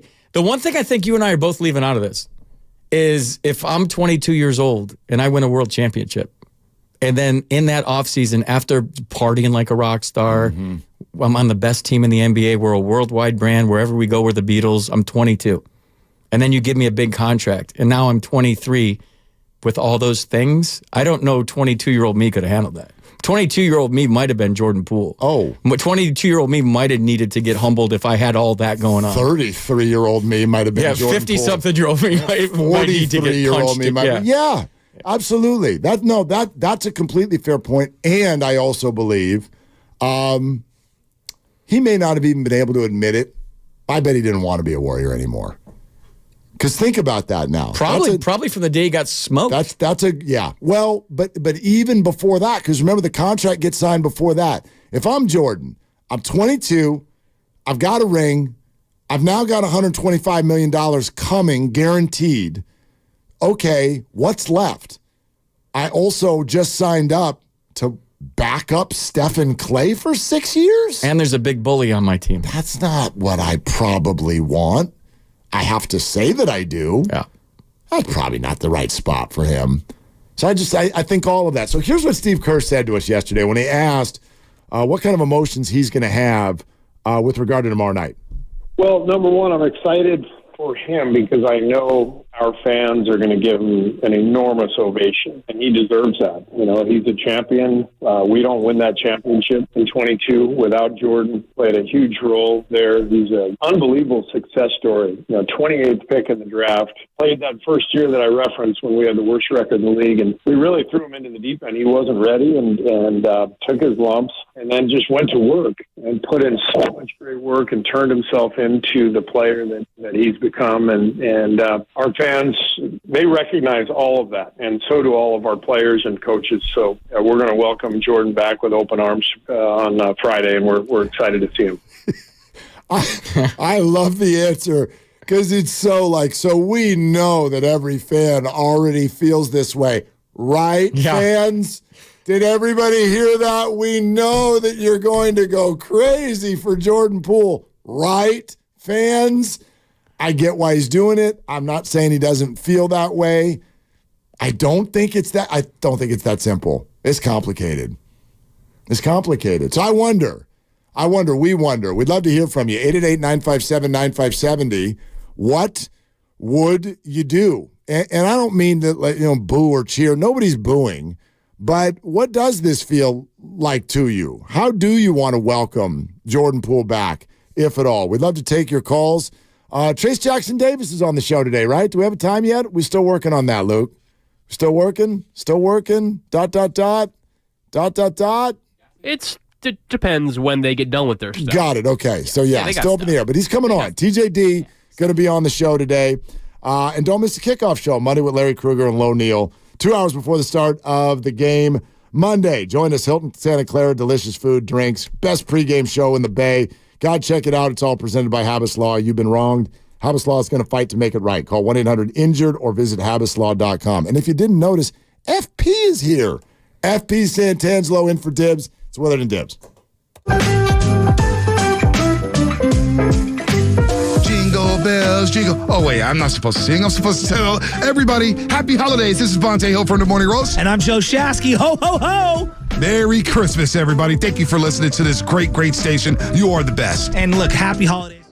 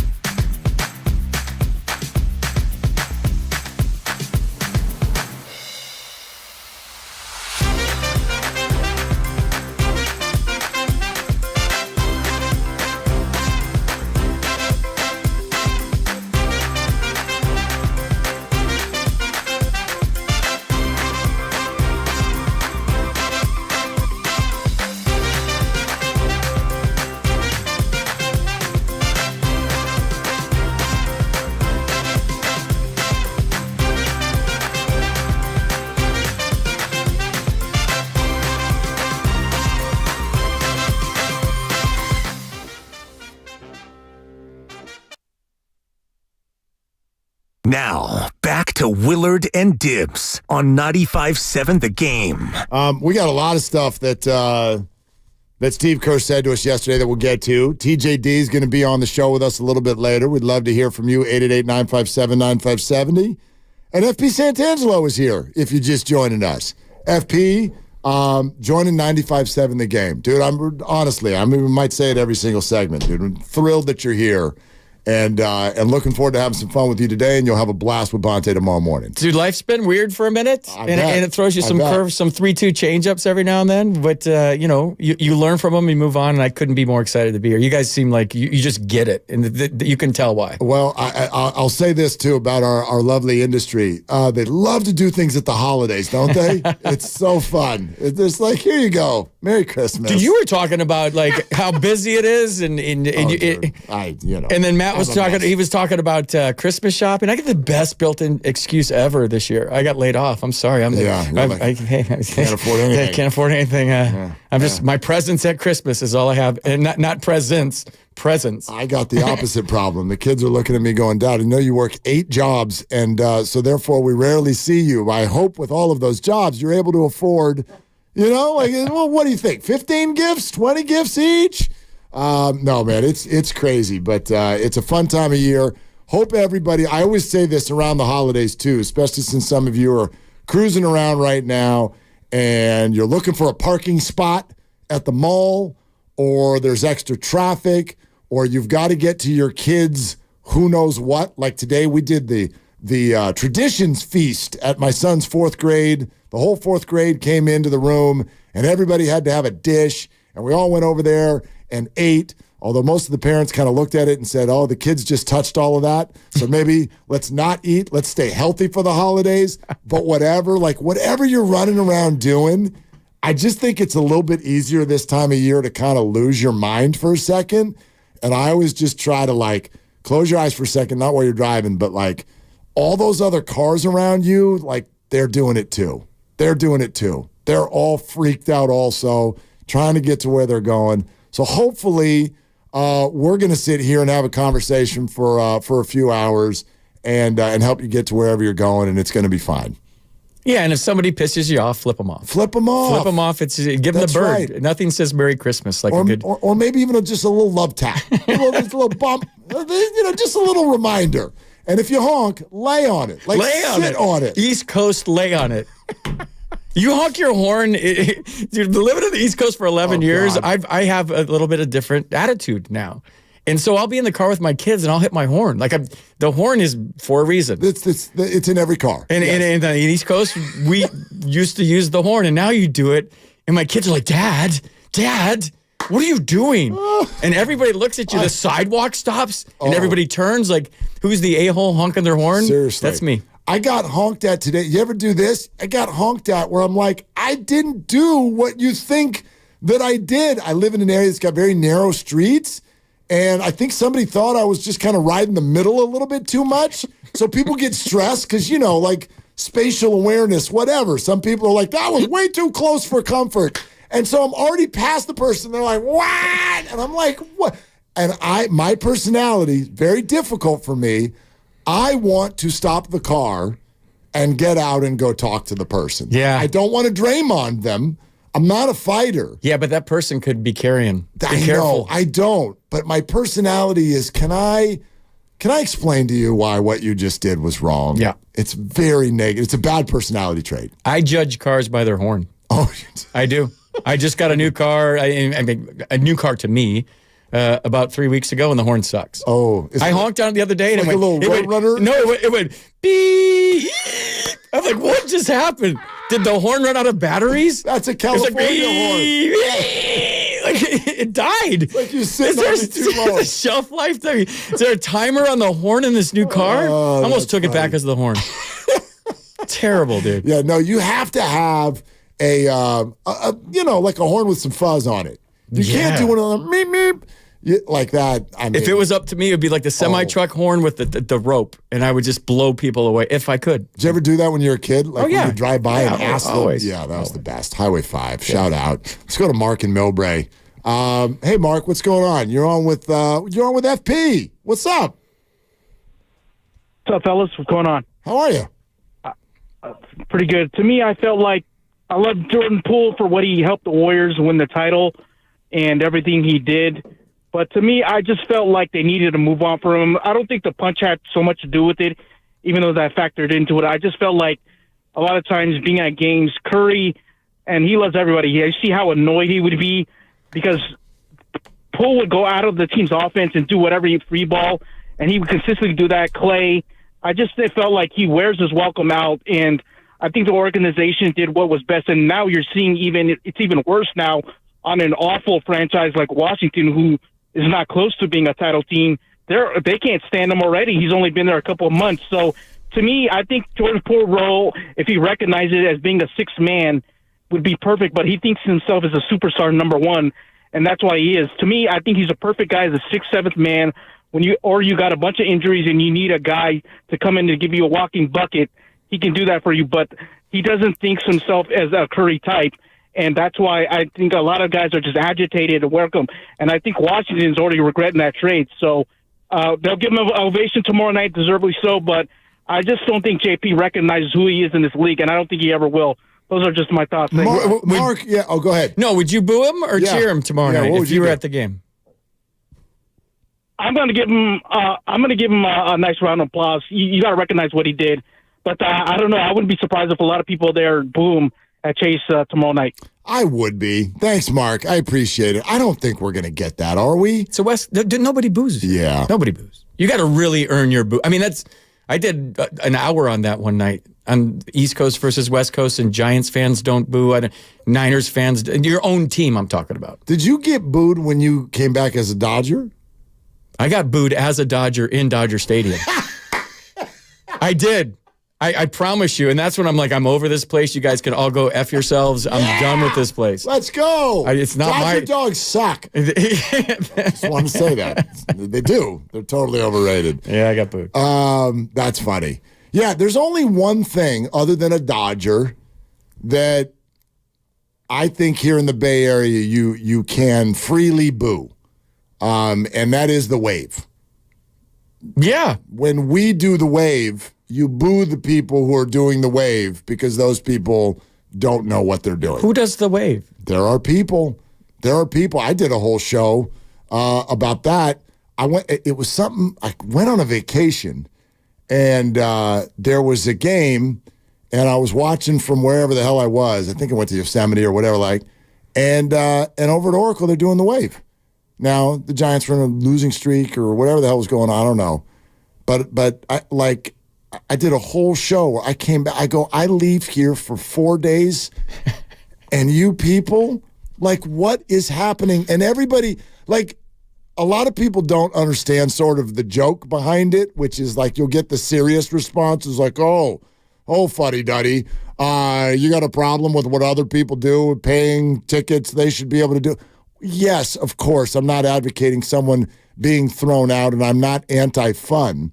But, I do get triggered by it because the wave to me signifies that you're bored. And I know that some Giants fans are like we are. Yeah. And that's fine. I'd say most Giants fans would tell you that now. But that's now. This was back when they were in the midst of winning 107 games. It's to me, it just signifies that I don't know, you're not in to what's going on. You got people out there who are playing baseball, and you're not even going to give them the respect of watching what they're doing. Instead, you're doing the wave. It's not our thing. It's just not our thing. Are you a booer guy? Have you ever booed your own team? No. Or a player on your own team as a fan? No. Won't do it. Yeah, I won't either. I actually had I don't want to bring everybody down, but you'll remember this. Some of our listeners won't, but the Donnie Moore thing, I made an agreement with myself as a kid. I'm like, I will never boo the players on my team. Because quite frankly, I sort of looked at it almost even as a strategic competitive thing as a fan. There's only I don't know, we don't have an effect on a game other than right? The energy you can create in a building. And I'm like, if you're rooting for your team to do well, then why would you behave in a way that's probably going to make whatever they're doing even worse?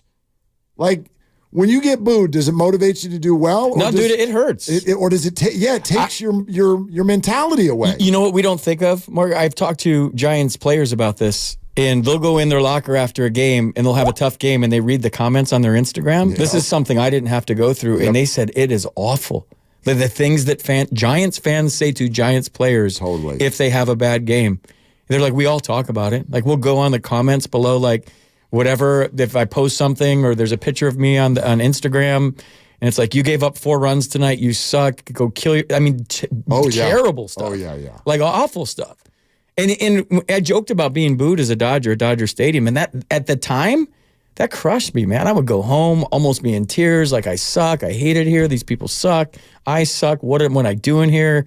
You know, it's hard when you're own fans. And if you're on the road and they boo you, that means you're good. That means you're good. It means you're really good. Respect, right? That fires you up. But when your own fans boo you, man, that sucks. And I like the West Coast vibe. I know in Philadelphia this year when Trey Turner was struggling and they all gave him that standing O, and he was walking in the box and he just kind of looked around and the season took off after that. That right there, that instance shows you how much power fans have toward us as players. I don't even know how that happened in Philadelphia. It was just organic. All of a sudden. That's so not them. Yeah. It's so not them. And he was going home every night before that. And I can't imagine how he felt. Obviously, people say, well, he's making $40 million a year. That's great, but that doesn't help your feelings at night. So, I mean, baseball players and athletes are real people, man. There's real people in those uniforms. So, yeah, I get what I was told, like if a fan boos you, it's a cheer turned inside out, right? They're ready to cheer for you, and then you screw up, and they're like, yeah, boo. They're disappointed. So yeah, but if it's consistent, like if Jordan Poole gets booed tomorrow night, which he won't, I'll bet you a lot of money he won't. I agree. That's not cool. He won't take that well. He'll be like, whatever. But like when he gets home and he calls his folks or whatever, he's gonna be like, that sucked, man. I want a championship for those guys. Seriously. I'm even just trying to think, and I'm not. I like we do what we do for a living. You go to enough games that you sort of lose the fire to. I don't go to games and heckle people. I don't go to games and there's only one game I can think of even in recent memory where I really lost my S, and in a good way. And it was the Patrick Bailey walk-off homer last year. I don't know if you remember this. Yeah. Line drive down the line. Yeah. But it was for different reasons. My son had gone to Giants camp last year, and these were the tickets that you get that come with Giants camp. So he's there with all of his buddies, and we cruised around and just had the greatest day at this game. And the Giants were also on a losing streak, and I was just like, I wanted this game for him. Like he wanted it. He had a full uniform on, and we're watching the game, and the Giants kind of had it. And they choked. And then they choked it. Yeah. And they blew it. And I was so bummed for him. And when Bailey hit that thing out down the left field line, I almost fainted. I was jumping up and down so high. I'm like, I must have looked like an absolute buffoon. But I almost fainted. I was so happy for him and for the losing streak was over. But I don't usually do that. But I'm trying to think of how I am going to react tomorrow night. It probably, you clap. Yeah, but I'm not getting out of my seat and going crazy in a good way either. Just being honest. I think most people will because you get caught up in the moment, right? Okay. It's not just gonna be welcome back, Jordan Poole. It's gonna be music and a highlight video, and they're gonna pump it all up, and it's gonna be a crescendo, right? Yeah. And then at the very end, you're gonna get caught up in the moment, and everyone's gonna cheer. You might be right. Yeah, it's a show. It's the show. Well, it's going to be a show. I'll let my boys. Both my sons will be there as well. My lady and her daughters, and we're all going to be there. Thank you, Mark Grady. I'll let them lead the way. I'm curious. I don't know how my sons will react. You're just driving over there and you're like, kids, we're going to boo Jordan Poole tonight. And when we get out of this car and we get to Chase Center, I want boos out of both. That's like if you were in Philadelphia, that's how they drive to the game in Philadelphia. You want popcorn? New York? You listen to me right now. You boo this MFer. Evan in Oakland. You're over Willard and FP. Hey, Evan, what you doing? Hey, I just wanted to say Jordan Poole contract, the worst thing Bob Myers did in his tenure. I'm gonna disagree with you, Evan. But Evan, think about no. I'll let you finish, but. Some would say the Draymond contract. No, like if you don't give him that contract, Evan, you don't get anything for him at all. He just leaves. Well, I don't think you had to give him all that money. Maybe you're right. He's an awful basketball player. He can basketball, but he's an awful basketball player, and he's an awful teammate. Would you boo him tomorrow night if you're at the game, or you cheer him? I'm either silent or I boo. Wow. Let's keep track. That's one cheer and one boo. I want to hear. Yeah. That's 50-50. I mean, it's only two, though. Evan, thanks. He's an awful basketball player. Terrible. Well, no, I'm processing that sentence. What do you think? I think he had a bad year last year because he got caught up in the contract and success hit him at 22 years old and he couldn't handle it. And then he got smoked to start the year. No championship season ever started with one teammate smoking another teammate. It just doesn't happen. Maybe during the year, but not in camp. Very rarely, if ever. I think he just I got it all figured out. And sports has a way of humbling you. And it humbled him last year. And then once you get into that rut of over-trying, maybe doing things that you didn't do in years before because you have the contract and taking the deep breath, and you're chasing that all season long, it just snowballs and gets worse. He's had a bad year. Yeah, I look at it this way. I don't think he's a very talented player. I don't think he's a winning basketball player. That's great. Which is an odd thing to say for a guy who helped them win a championship. But it's funny. I was listening to Bonte. It was either yesterday or this morning.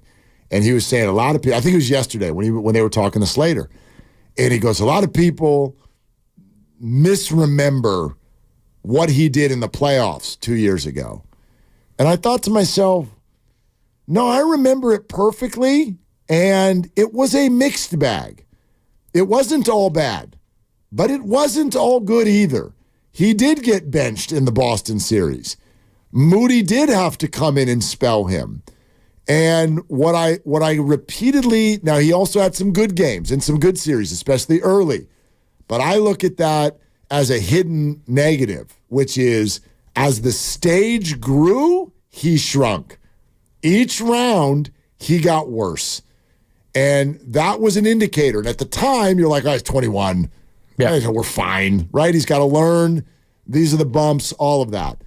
But I think it ended up being a thing, which is to say we've watched Jordan Poole in the NBA many times before. He used to be called Steve Francis.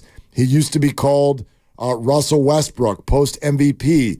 There's these players who it's like, sure, you're crazy, offensive, talented, but you're not playing within a team concept that's actually going to work and lead to winning basketball. And I think that's what you're also seeing now in Washington. 17.4 points per game, 32% from three, 41% overall. These are bad numbers. Well, you knew he was going to get his shots. I mean, that's the first thing we said when he got traded to the Wizards. He's going to get his shots. You touched on something that I could do a whole show on, and what is a winning player? People just throw those terms around like, what is a winning? Well, he's a winning player. He's not a winning player. What does that mean? Team concept. I could go on and on and on about that because I feel like I know what that means. But in today's world of professional sports, it's not coveted like it used to be. Well, you mentioned the 49ers. Those wide receivers, those are winning players. Because they're incredibly talented, but when they only get 2 catches in that particular game, they are dogs blocking for their teammates, and they don't care. When Debo scores 7 touchdowns in a 3-game span, Ayuk is sliding into the end zone next to him celebrating. They are doing everything they can for each other and within the game plan. They find a way to beat your ass. Yes. No matter what it is. And they don't care who gets the credit. And you check your ego at the door. And if we win, we all get paid. If we win a championship, everything takes care of itself. You know how hard it is to find that at the highest level? When you have a 3 or 4 year window to make all the money. Imagine if you went to law school as a lawyer and you busted your butt and you passed the bar and they said, you only have 3 years to make all your money as a lawyer. Like, athletes only have 3 years to make as much money as they can. So the temptation with the pot of gold at the end of the rainbow is to get my numbers, to get paid, to get my contract. But when you get everybody to check their egos in at the door and do whatever they can to beat you on a daily basis in baseball or a weekly basis in football or whatever basis in basketball, that I don't care who gets the credit. And the cool thing about the Niners is whoever has a good game that week, if Debo scores 3 touchdowns or McCaffrey scores 3 touchdowns, the other guys are happy for him because they won. Yep. And that's all that matters at the highest level is the W. And if we win, we get paid. If we win, we get the notoriety. That's so hard to find. So a winning player is not about exit velocity or launch angle or I throw 98 or I have the greatest arm in the world as a quarterback. It's about doing whatever it takes to win that game because it's so hard. Like I said to begin this whole thing, it's so hard to win one game, no matter what sport. So if you can get a bunch of guys that are winning players, yeah, you need talent. You can't get a bunch of guys that want to win with it, hit 180 every year or run 5.2 40s, but you get the talent, and then that's when it comes to the coach. That's when the coach is doing his job. My last year as a professional, I went to camp with the Yankees. I got invited to camp as a non-roster invite. And Joe Torre comes in the clubhouse the first day. And I've told this story a million times on air. And he gets us all together and he says, I get way too much credit for this.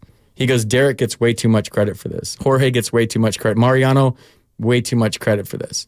He goes, we win because we don't care who gets the credit here. Mr. Steinbrenner is going to give us every opportunity to win. He's going to go out and get whoever we need. If we win, everything takes care of itself. Derek will get his contract. I don't deserve this. Joe's talking about himself. Joe Torre, I don't deserve this, but I'll get a contract. So we don't care who gets the credit here. And guess what? We win every year. I forget how many uniforms you wore. The big brands, man. Yeah. The big brands. Look at the big brands on FP. We're presented by Fremont Bank, full service banking, no compromises. We'll get to many more of your phone calls coming up next, and get over to YouTube and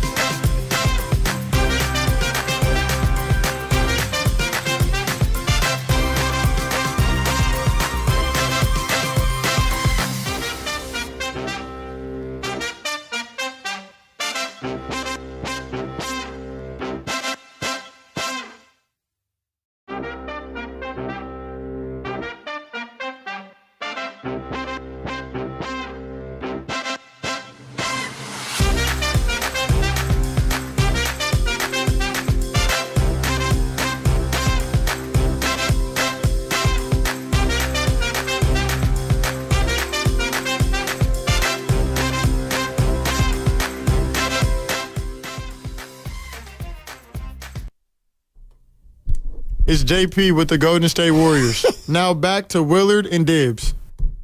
Now you got me with that one, Grandy. Gosh, we do a montage of Jordan and James Wiseman. This is James Wiseman. Thank you, James. It's good to hear from you. Happy holidays.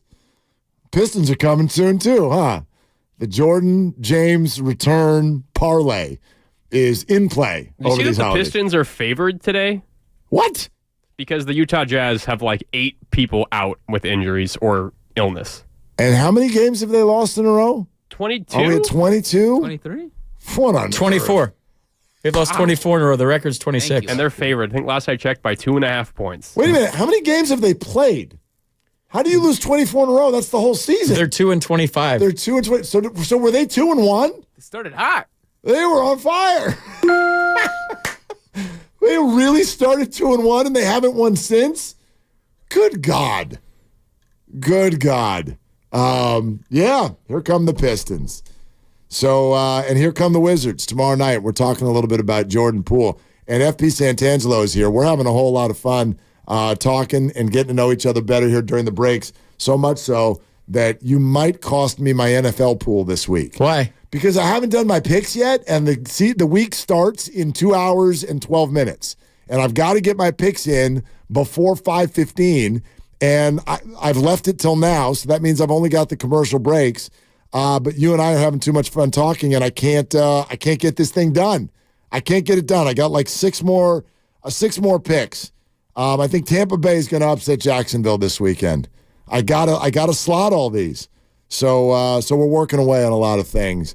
And again, Trace Jackson Davis is going to join us at some point a little bit later on, at least an hour or two from now. And we're taking your calls sort of on how you would welcome Jordan Poole back. I like what you're saying. People here don't boo. And I actually like that about here, but that's because I am from here. It makes sense to me.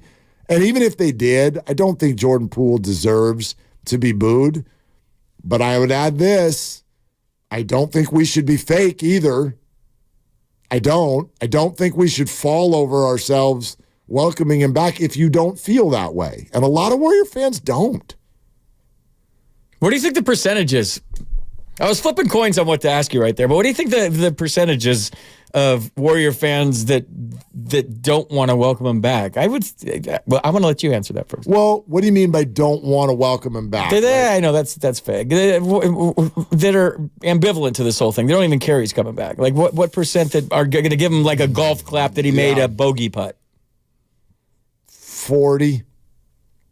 I got 40% sort of indifference.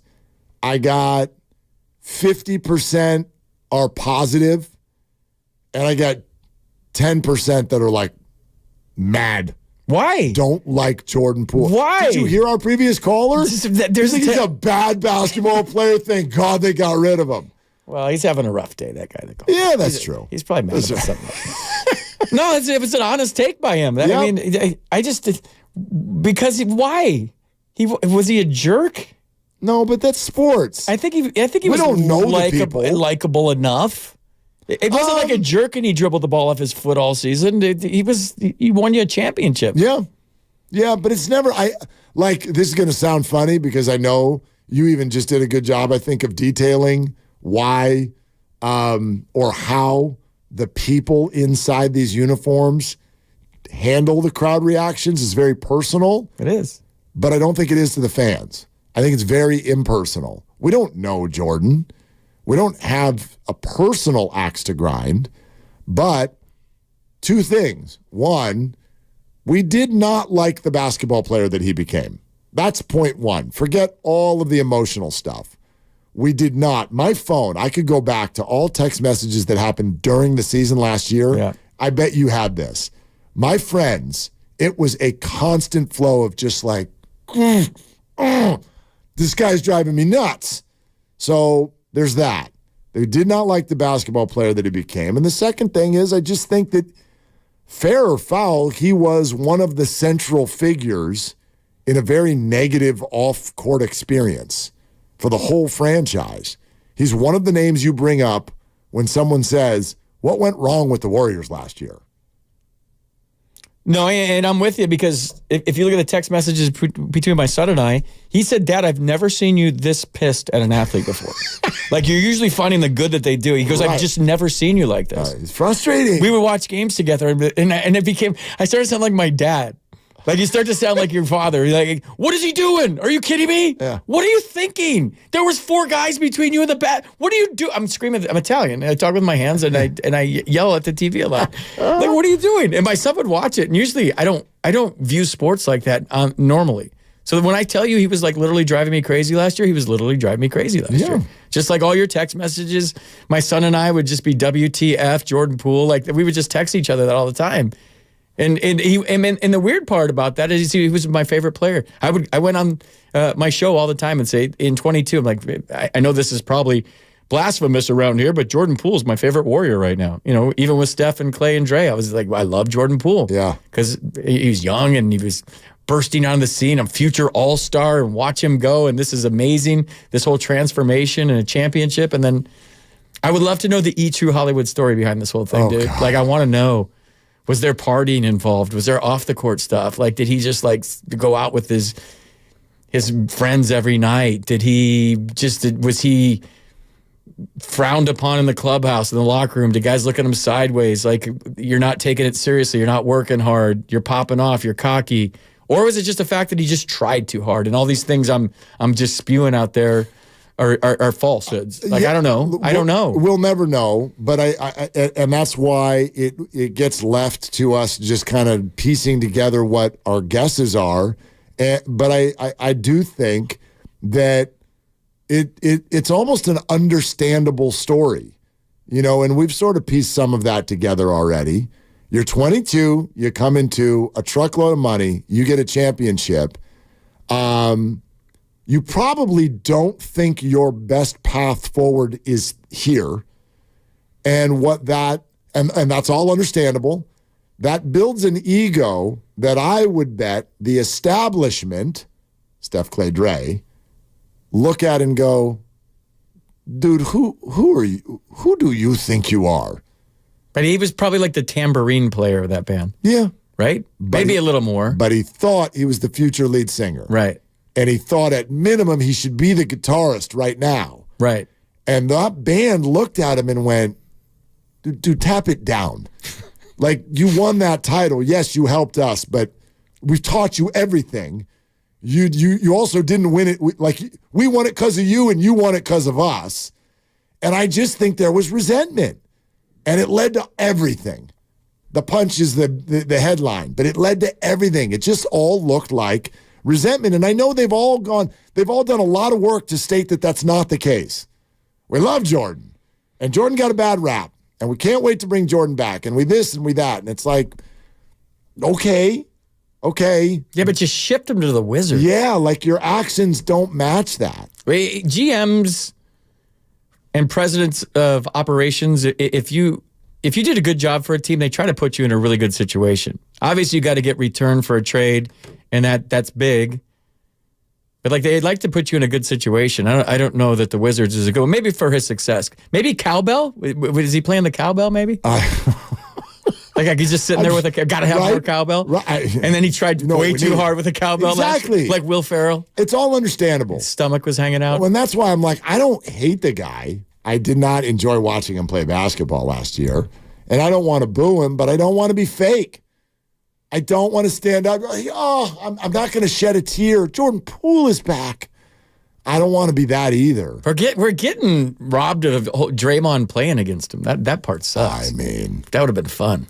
Not that they guard each other or anything like that. Well, can we get into that a little bit next too? I would love to. Yeah, it sounds to me, because Steve addressed the Draymond thing last night, and it sounds like you are bubbling with some things to say. Yeah. I would love to hear them. Yeah. And we'd love to hear from you. So Cole and George and Larry. And by the way, we had a special caller call in, and I think he got impatient and he hung up, but I'm going to make him call back because he's been waiting for this show. FP is here for dibs. 888-957-957 is the number. We're sponsored by Consumer Cellular. Freedom calls. This is Willard and Dibs on 95.7 The Game. Consumer Cellular offers unlimited talk and text on every plan starting at $20 per month. Stay connected in rain.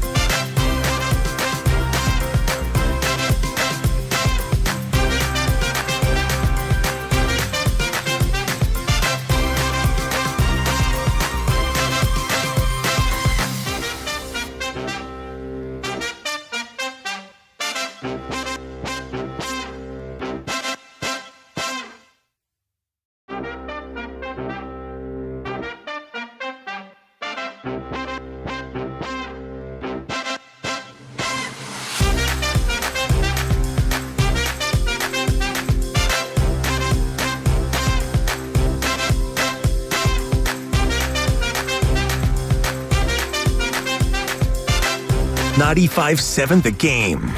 Don't fear the Reaper. Take one, roll it. All right. 1, 2, 3, 4.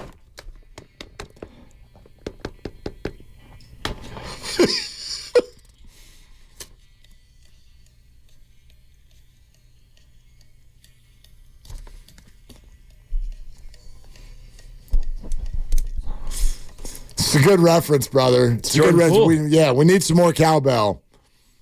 Although apologies to our YouTube audience, they can never hear. They can't hear the music. They can't hear the music. So sorry. We're playing more cowbell right now. FP and I are not just throwing our hands in the air.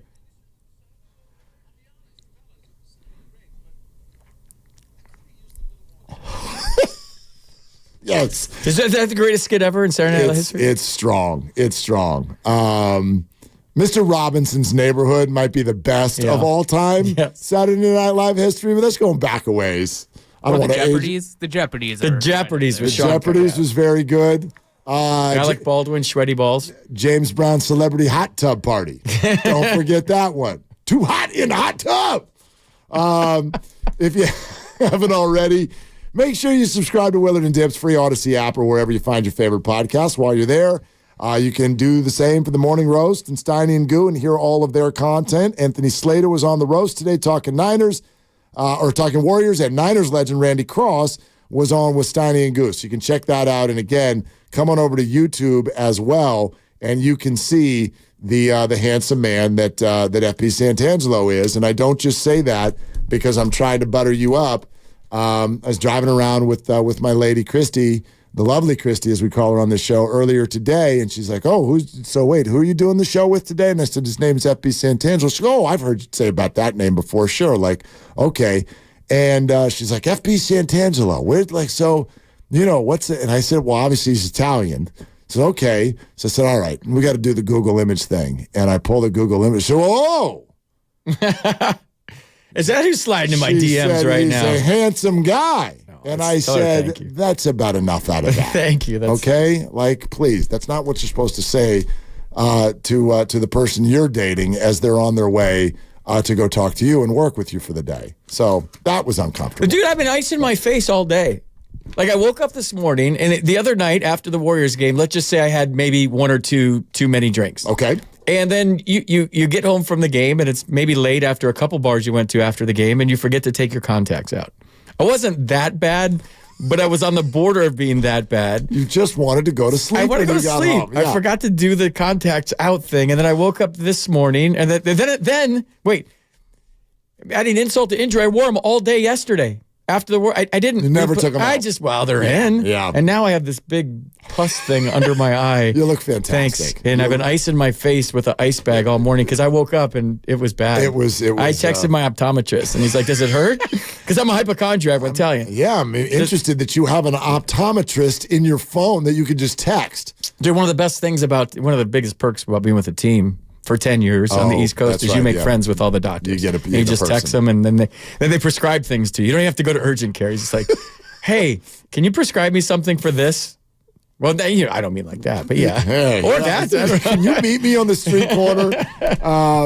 Steve Kerr was on with us yesterday, and we're talking about this comment when I asked him about his emotions heading into Jordan Poole's return tomorrow night. Well, number one, I'm excited for him because I know our fans are going to give him an enormous ovation, and he deserves that. He's a champion. We don't win that championship in 22 without Jordan. Played a huge role there. He's an unbelievable success story. 28th pick in the draft. Played that first year that I referenced when we had the worst record in the league, and we really threw him into the deep end. He wasn't ready and took his lumps, and then just went to work and put in so much great work and turned himself into the player that he's become. And our fans, they recognize all of that, and so do all of our players and coaches. So we're going to welcome Jordan back with open arms on Friday, and we're excited to see him.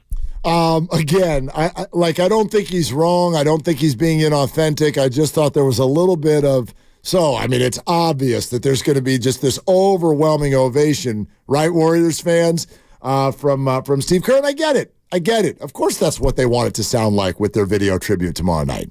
But if a guy helps you win a championship, he's forever, indebted. You're forever indebted to him as a coach. No matter what role he played, that's the bond that lasts forever. So none of that surprises me. And I don't know if it's going to be the most wild standing ovation, but like I said, repeating myself, is that it's going to be a production. There's going to be the highlight video. There's going to be music. And it's going to be like, get your emotions going. You might even get teared up a little bit if you're like a hardcore Warriors fan. And then it's going to be like, and here he is. And he's going to come out and wave to everybody. And you're going to get caught up in the moment. And there'll be a huge ovation. Huge. Is that actually Steph's IG? So this just got sent to me. Steph Curry just sent out on his IG story a picture of him with his arm around Jordan Poole and wrote, JP, heart, welcome back to the Bay, 30 times 3. Those are their two numbers. Maybe they're worried about the ovation. This is what I'm getting at when I listen to Steve. I think they're being authentic. I think they're also going to go overboard because they're really trying to put a narrative to this. They're trying to shape it a little bit. I get it. Let's hear from some peeps. Everybody wants to talk about this. 888-957-9570. And let's start with the guy I told you was a real special caller. Let's go to Lauren in L.A., who I know is a big fan of FP Santangelo. What's up, brother? I'm a big fan of both of you guys. How are you? I'm great, buddy. How are you? Fantastic, man. Happy holidays. And you. It's been too long. For those who don't know, Lauren is not just a sports radio listener in San Francisco. He's also the most powerful musician in America, who is the keyboardist for how many bands? All the bands? Just pick one. I probably played with them. Yeah. The Who, Chicago. No joke now. Lauren Gold with us here on 95.7 The Game. What's going on, man? Well, I'm enjoying some time off. It was a busy year, as you know. I was on the road all year, and I'm just enjoying being home and doing absolutely nothing, and it's fantastic. What do you think about this, man? I know you're down there, but how would you welcome Jordan Poole back if you were in the building tomorrow? I don't understand the hatred. I would give him a nice round of applause, and you move on. I don't get it for a second. It doesn't. Appreciate his time. Didn't work out. See you later. Here we are. Thank you for being here. It's really simple. It comes down to those comments you guys were talking about earlier. It's like people post on Instagram and the hatred. I don't get it. People sitting in their desk and just going off. It's hurtful and it makes no sense to me. I think what you're saying is probably the majority opinion. Don't you guys think? 95%. Yeah, you think so? There's that 5% angry group out there that has keyboard courage, and if they met Jordan Poole in person, they'd be like, yes, you're my favorite Warrior. But no, I don't think. Why would you be mad at him? Like I said, I always go to the person. Like if he was a jerk and he said jerk quotes and he did jerk things, then I'm not. But if he had a bad year, he had a bad year, and he won you a championship, and that's what I choose to remember because those things are hard. I think this whole region, and I've said this a million times on air, is so jaded when it comes to winning titles. Whether it's the Giants 10, 12, and 14, whether it's the Warriors with 4, whether it's the Niners. Yeah, they come in bunches. Regions, like the Cubs went 108 years without a championship. So we think parades on Market Street are like the Macy's parade in Manhattan on Thanksgiving Day. They're hard to come by. So the fact that he won you that and then had an off year the next year is no reason to boo the guy. The fact that you worked keyboard courage into a conversation with Lauren Gold is also next level. That was a mistake. That was really, really good. Lauren, you have anything you want to say about Jung-Hoo Lee or anything like that? I'm excited. I don't know much about him. I'm excited for anything at this point. And why not take a chance? Give him some money. And we weren't the only team that wanted him, so I'm all in. I'm hoping for the best. I think he's going to get on base a lot, and let's just see what he does. I just want a lot more. I want pitching. Yeah, no joke. Well, Laura, what were the Who concerts like versus Chicago concert? I would imagine just a little bit different, right? I mean, I love both groups. Don't get me wrong, but like I feel like one's a little bit different than the other. Yeah, they're different, and they're both great. Both bands are. I'm the luckiest man in the world to be a part of two legendary bands. The Who is for sure on a bigger scale across the board. You know, the venues, the transportation, everything like that. The wild after parties.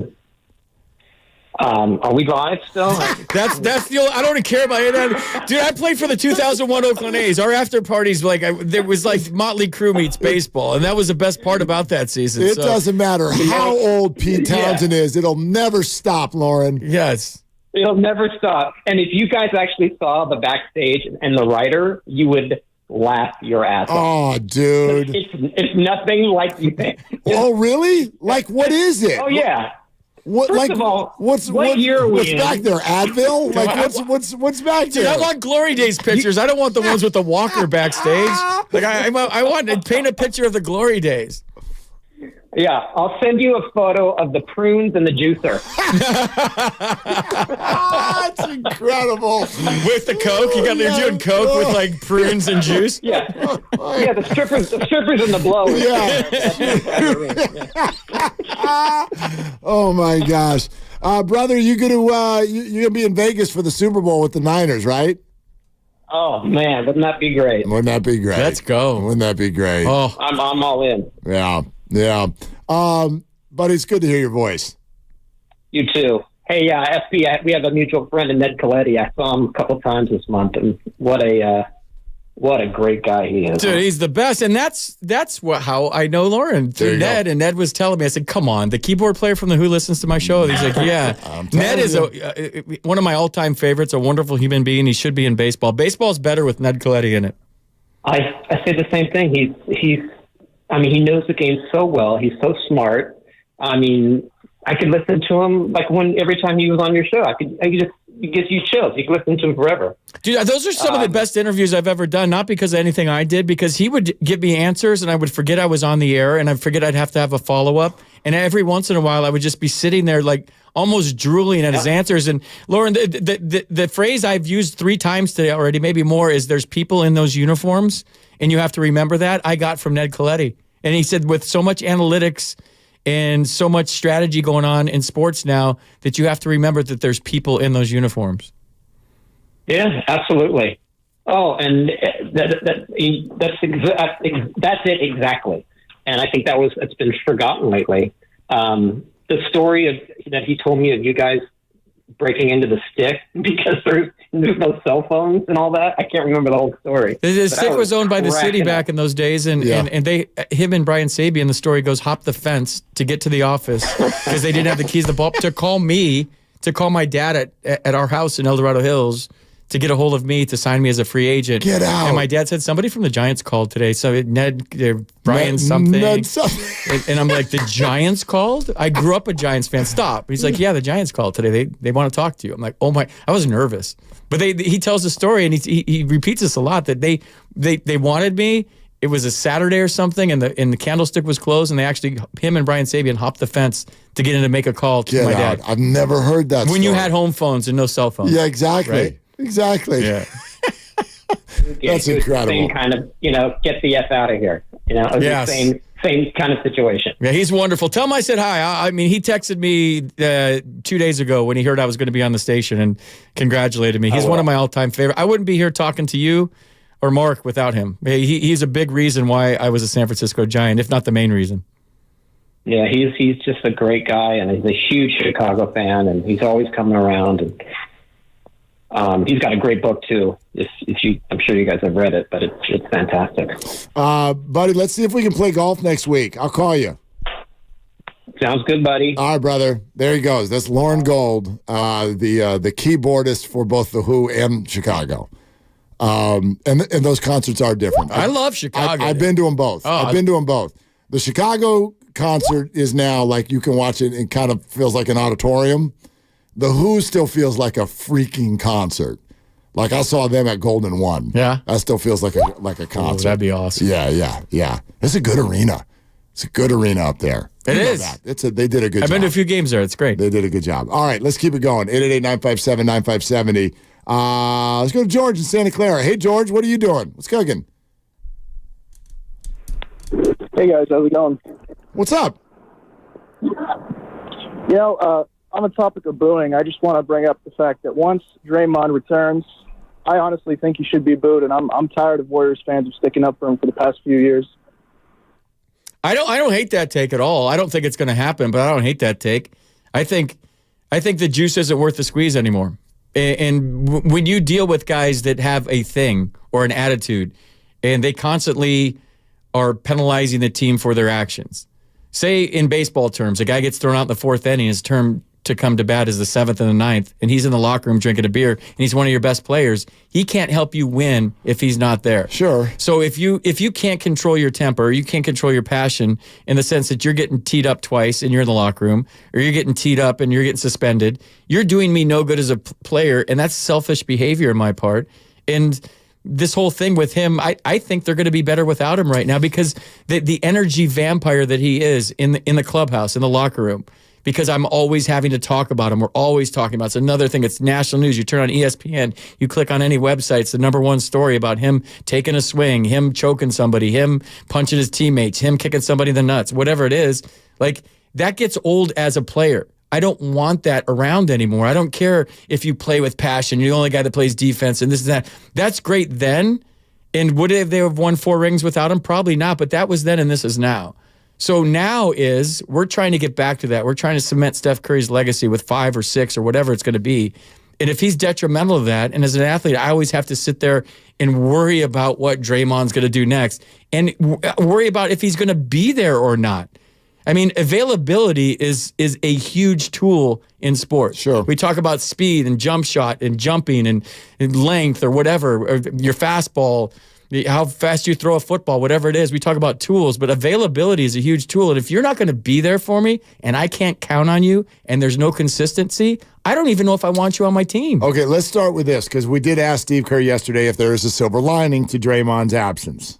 I think there's always silver lining in cases like these, where, somebody's out. I mean, I look back at the year we had worst record in the NBA. We had all those injuries, right? Steph, Clay out for the year, departures with Kevin Durant, Sean Livingston, finished with the worst record in the league. But you know what happened? The guys developed. Jordan Poole was thrown into the deep end, and we had a group of young players who were forced to play and had to deal with a year of adversity and learning about the NBA. And we filled up the cup. We were so exhausted from whatever it was, 5 straight trips to the finals. Our guys were wiped out, and that year we were able to get motivated and get our energy back, and we won the championship a year and a half later. So there's always a silver lining to this stuff, and as much as we miss Draymond and want him back, it's going to open up playing time and opportunities for other people. That's kind of the take that I have, which is, and this is what we were talking about yesterday. I can see all the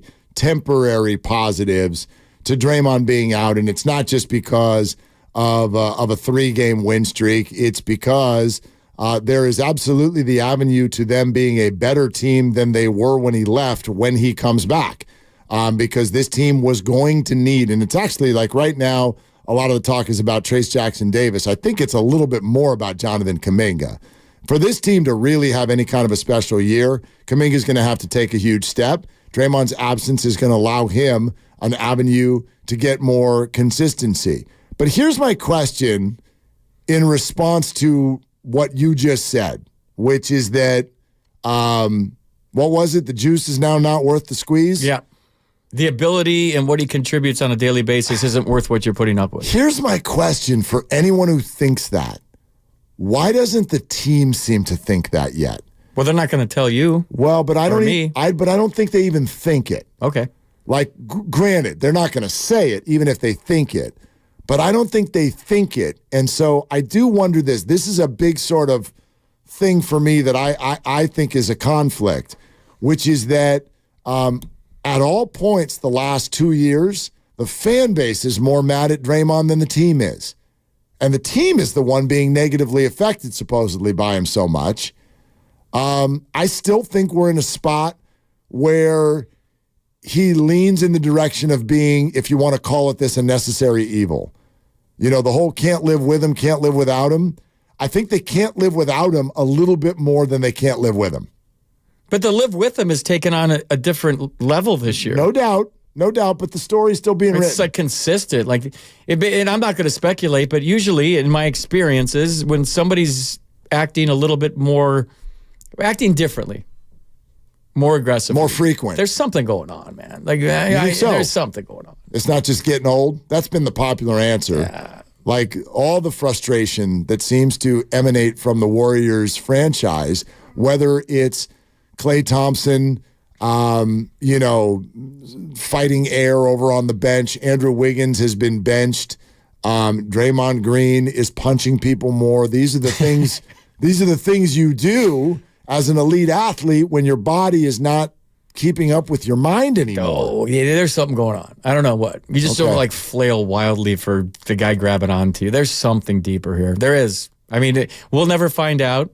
And to what you said, Mark, we don't know what they're saying behind closed doors about Draymond. It's what they say publicly. And in my experience is what's out there. If it gets all the way out to us, the public, on stuff that's going on behind the scenes, it's really bad. Oh, that means it's been going on for 6 months. You keep things in-house. Right, but their actions are still there.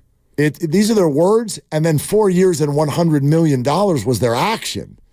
That suggests to me that they still really think they need him to win. Yeah, they need the old Draymond to win, not this one, because they're not going to win with this guy. Maybe they're not. There's just too much going on, and I don't want to have to talk about him every night, and I have to sit there while he makes another bad mistake on the court. Now I got to talk about it with the media after the game, and it's just sucking the life out of me and sucking the life out of our franchise. So yeah, that Draymond, yes. This Draymond, no. So, and that's why he's getting counseling. He's getting help. But when I hear that, I'm the world's biggest skeptic, Mark. Seriously, when and knowing, we used to sit in the locker room going if we knew this guy, if they knew this guy's an alcoholic and he played drunk yesterday, and this guy's doing this and this guy's doing that, nobody would watch baseball anymore because this guy's a mess, that guy's a mess, I'm a mess, whatever. So when I hear words like he's the NBA and the Warriors and he's getting counseling, my mind goes to personal experiences of there's got to be something going on. You're not just going to anger management, dude. That's just my speculation. I don't know anything behind the scenes based on experience. There was something, and this is an under-the-radar nugget out of our conversation with Steve yesterday, which is that I think we all went into the suspension under the impression that Draymond was still going to practice with the team. He's allowed to. And he was going to stay around the team because that would provide the brethren that he needs at a time like this. And Steve referenced the fact that he's I haven't really talked to him in a while. And we were like, what? And he's like, yeah, he's not with us right now. He's taking some time to himself. Because they've done everything in their power behind the scenes, whether it's no doubt you have a team psychologist, whatever it is, calling you into the office, let's go out and have a beer and talk about it with your teammates. It just can't happen anymore. And when it gets to that point and you've exhausted every avenue within your organization, you got to go elsewhere to maybe help somebody that wants to be helped. You got to want to be helped. That's the key to all this. Yeah. You got to realize that I can't do this anymore. I'm letting my teammates down. FP Santangelo is here in for Dibs. We're presented by Fremont Bank, full service banking, no compromises. Rob and JB and Miles and Angel and Marty, stay right where you are. Here we come on Willard and Dibs, 95.7 The Game. Tune in every Saturday morning at 8 a.m. during football season for Kickoff with Boomer and Valenti.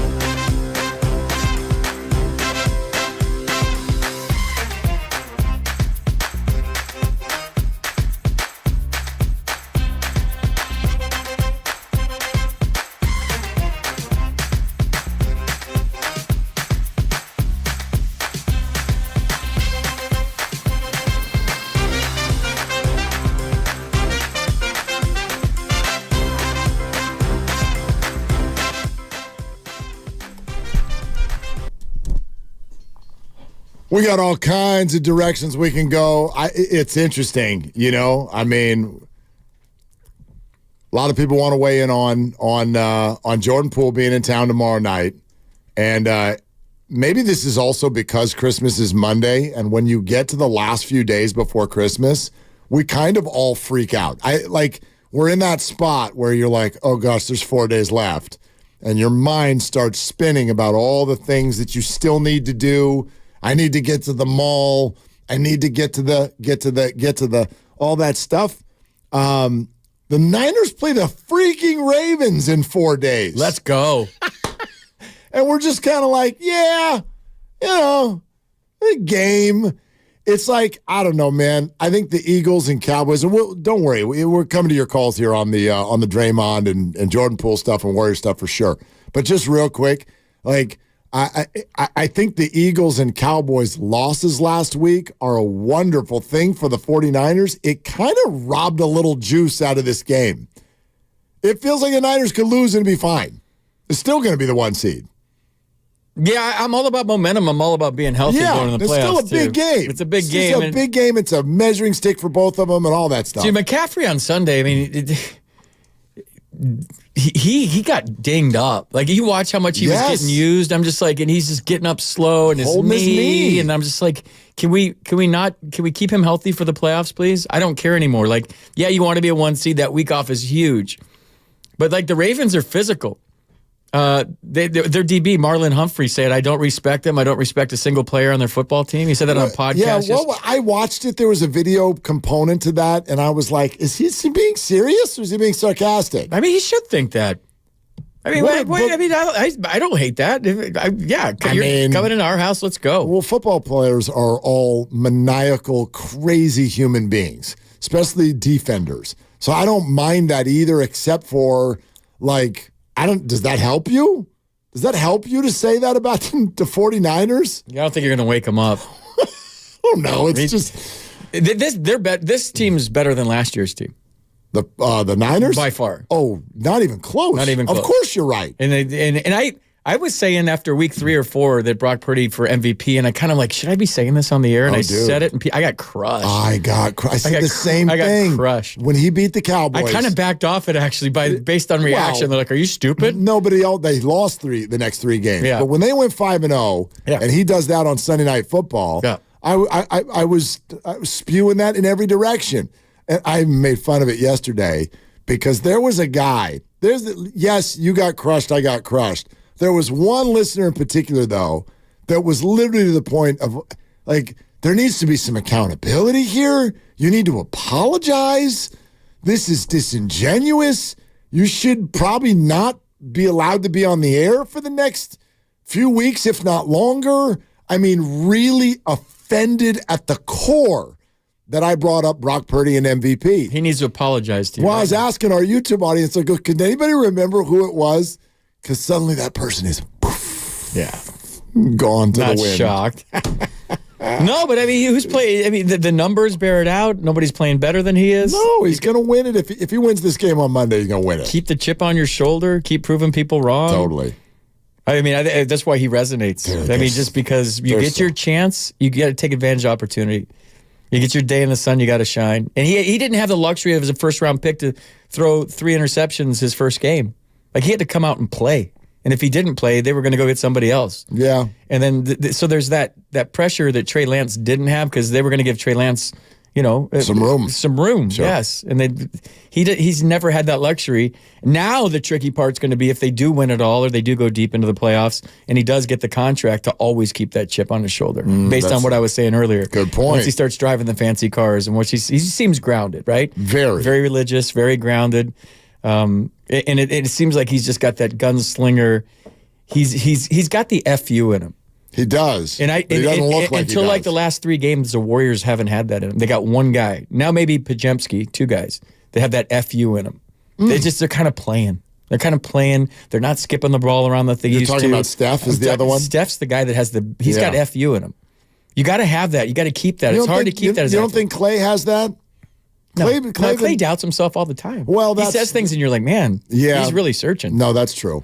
That's true. And if he misses some shots, you can see it, his body language. And he believes in this team. I love his quotes after the game. He hasn't wavered one bit, no matter how bad they're playing. True. But I'm talking about that FU in the battle, in the heat of battle, when you're looking at somebody, reading their body language. That's why Pajemski's starting now. He's got the FU. Mm-hmm. Brock's got that. He's got to keep it. All the Niners I feel like the whole Niner team, seriously, like they just walk in with their boombox and their FU. Absolutely. Like the whole damn franchise. They're about as fun as almost anything I can remember in my lifetime in watching sports in the Bay Area. If they win this whole thing. You know, even as Jake Moody has FU because he uses all 18 feet 6 inches of the uprights. I mean, anybody could kick it down the middle. I'm gonna use it all, baby. FU. I still think there's the underbelly of the Niners is if they end up needing a game-winning field goal in the playoffs. It's like this whole. Is it a house of cards? It's a beautiful castle that they've built. And it looks like the moat is 20 feet long and 100 feet deep. He's fine. But is it a house of cards if they're down 24-23 with 2 seconds left and they're lining up from 43 yards? Let's say I'd rather have Justin Tucker. Oh, that's a big advantage this week, by the way. Nobody ever talks about the kickers. Yeah. Baltimore's got the kicker edge.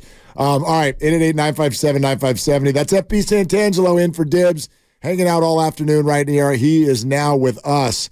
At 95.7 The Game. Thrilled to have him and thrilled to have all of you. Miles and Hayward. Hey, Miles, what's up? Miles, are you there? Oh, speakerphone. See you, Miles. Miles doing dishes. Yeah, you got to do them. Rob in Richmond. Hey, Rob, what are you doing? I'm just walking out of the store with a six-pack. Yeah, Rob. I got FOMO all of a sudden. Christmas is today for Rob. You can't hear me? Yo, no, we got you, man. We're radio hosts, so we talk over people. Okay. Yeah, it's all good. Real quick, last night you mentioned that the crowd would not back up Draymond in officiating if he starts arguing. I got to completely disagree with that.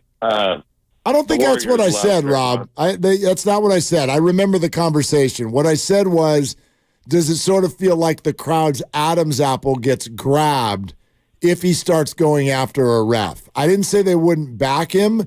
I think that it would be a nervous moment. You got to understand now, if Draymond goes crazy again, Rob, that's it. He's out for the year.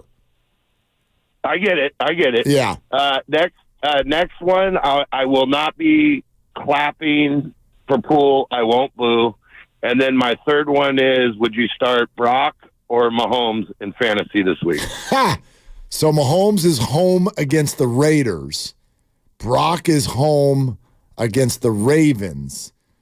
I tell you what, man, the conventional wisdom would say Pat. But there are a couple things. First of all, I would argue that of late, Brock has been way more consistent in fantasy, but I got a different reason for saying I would do Brock. I would do Brock because that's just the most fun way to play it, to have the quarterback in the last game of the week. That's why I would do it. But conventional wisdom would say Pat. What would you do? Rob, I don't care about what you guys are talking about. What kind of beer do you have? That's all I want to know. I got Bud Light. I know, not a fan favorite. No, I'm joking. I would take Brock. I would take Brock over anybody right now. Anybody in the NFL on my fantasy team.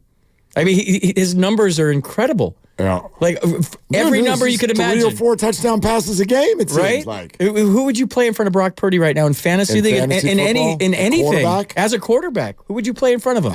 Name me one. I mean, you know. Sorry, I didn't mean to No, do you do Tua? I was trying to be funny. No, it's good. Listen, I'm in 3 semifinal games that start. You're gonna have a hard time in the 5 o'clock hour, okay?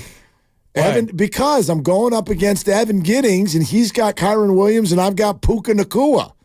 So I know you can do a solo radio show. You want to? Puka is the man. You want to do 5:15 I know 6, and I'll just watch the game. No, I don't know. I need callers. I need lots of callers. We got callers. Yeah, Puka's the pick, dude. They're PPR too. Yeah. I lucked out so much. I had the number 1 waiver priority after he freaked out that week. Was it against the Niners or was it week 1?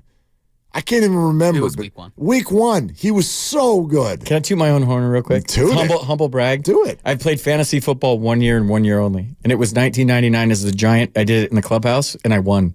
And I'm on the trophy in the clubhouse. My name is engraved in the fantasy football trophy. Is that still there? Yeah. Like, and there's a new name every year? Yeah. Who are some of the other names on it? I don't know. You don't even know. I was the name of my team was the Trace Verdes, which means 3 greenies. And that was, for whatever reason, that was the name of my team. I don't know why. For whatever reason. I made that up for whatever reason. And and so I've won and done. Spoke to the former me. What else? You know what JT's late father, Jack, told me that the Rams were going to be good and this guy Kurt Warner could play and Isaac Bruce and Torrey Holt. So I took them all in the draft and nobody knew who they were. It was the greatest show on turf. I just blew everybody. Dude, I blew everybody away every week. There was not one close game. And I won. I just ran the table. And fantasy was it was a thing, but it was not this thing. Not even close back then. Technology. Yeah, we just called each other on the phone. Yeah, did you like send each other pieces of paper? Smoke screens. Smoke signals. Smoke signals. Monday morning, you'd hand out a piece of binder paper with the scores on it. Incredible. You're listening to 95.7 The Game, KGMZ FM and HD1 San Francisco, always live on the free Odyssey app, Twitch and YouTube. FP Santangelo is in. We hanging out here on 95.7 The Game. And in fact, I think Marty might want to welcome you. Hi, Marty. What are you doing? I'm sitting in my car waiting to talk to you guys. Not anymore. That's cool. I just got back from the ballpark. Mark, nice to talk to you. First-time caller. FP, this is Marty from security. Hey, what's going on, Marty? How are you? I'm good, man. I just finished up a ballpark tour today, just follow them around. But I'm happy you're back on the airwaves because this is where you belong. Well, thank you, Marty. I appreciate that. No problem. And I try to tell all those idiots on social media that they need to listen to you guys who have played the game before. And you know what it's like. You know what's going on. And not to just fall apart if something goes wrong at one game. I have faith for all my ball teams, Niners, Warriors, Giants, but I'm just happy that you're back telling what you know about being a pro and the way life is and being a professional. So that's all I got to say. Welcome home, man. You belong on the airwaves, and I hope to see you at the ballpark this season. Thanks, Marty. I hope to see you, too. I appreciate the call, and happy holidays to you and your family. Amen. The cool part about the Giants is a lot of pro sports franchises throw around the word family loosely. Mm-hmm. And that Forever Giant thing's a real deal. Like, my kids have grown up, and it's the same security people. It's the same people, the ushers, and they know your batting average. They know what place you're in. They know the record, how many games out you are. They're invested into the team. And even to this day, it's the people that I've grown up with at that ballpark, that my kids have grown up. And when you come to that ball, you're welcome. And it's like family. It really is. And there's other organizations that say, we're family. No, you're not. It's sterile. You're just using that to make people think you're together. It's not. But down there it is. It's a real thing. So to have Marty call me, who I've known for years, and everybody at the ballpark that gives me hugs every day when you're there, it's different, man. And that's the part, and I know I'll get off of this in a second. No, don't. But that's the part, like, when you're trying to sign people, that I don't think people know well enough what a family it is here. When I was a Dodger, you go down there and it's 25 guys, well, it was cabs back then. Now it's Ubers. Or even Waymos, by the way. Those are sick. I love those. You've done it? It's like you're in an amusement park. I mean, and there's no driver. It's amazing. Sorry, I just went crazy ADD on you. Okay, yeah. But there's other places that are sterile. Ohtani's got his money now, but it's and I can't speak for the current Dodgers, but when I was there, it was just not the same vibe as here. That even the players on off days, you spend time together and the families become close, and you're close with people at the ballpark. And I've been in other organizations where it's just not like this. See, but let's go there for a sec, because I do feel like what you're talking about, and I've watched it, especially when I was over in that studio every single night. I've watched it. But it does feel like that's been lost a little bit, because how do you – and I don't mean it from the standpoint of the security and the ushers and that. I mean that from the standpoint of what's happening within the organization, where we're talking not about taxis after the game. We're talking about taxi squads. And you got a different player at every locker every other night. You got a different player at shortstop every inning. And I know I'm exaggerating, but – when you combine that, and then, I mean, hell, since we're here, like, how did the Buster Posey thing grab you a couple of weeks ago? I think everybody lost the word perception in there. Well, just to reboot. He said the perception is. But to reboot what I said about it, I wasn't bothered by what he said. I was bothered that he said it. And so the elephant in the room, it needed to be said. Well, but did it? Yeah. How did it help is my question. I think that's TBD. Okay. Is my answer. And that's why it makes me uncomfortable, because it is TBD. And now you've got a national conversation that the city of San Francisco is working against the Giants in free agency. And no matter what anybody feels about the state of the city, which is absolutely going through some issues, to say that out loud, I feel like potentially confirms anybody who was maybe on the fence about it, wives who might be on the fence about it. It's like, no, yes, that's a thing. It's a thing for all the free agents. And then you get people to refute it, Scott Boras, even Farhan himself. I mean, what do you think? Is the city a detractor to free agents right now? Probably. And perception is reality, right? The reality's not good, but the perception's even worse than the reality. Right. Now. The perception of the city, you and I live in the city, we know. But the perception's horrible. The reality is not as bad as the perception, even though the reality isn't great. So we were talking about this during the break, if I'm a wife or a family member and it comes down to two teams and I think about San Francisco, but I was out, I was hanging out with a player the other night. We were talking about it that, you live in Danville, you drive in, you go into the players lot, you go to your suite, you get into your car, you go back to like very rarely do families live in the city. Not that that's a bad thing, because I'll vouch for the city till I turn 100%. blue. But I don't, if it's between two cities and my wife's like, well, I don't know if I'll feel safe there. How do they know if they've never been here? And if I'm Logan Webb or if I'm Barry Bonds or I'm Buster Posey, and I call him and say, like, it's fine.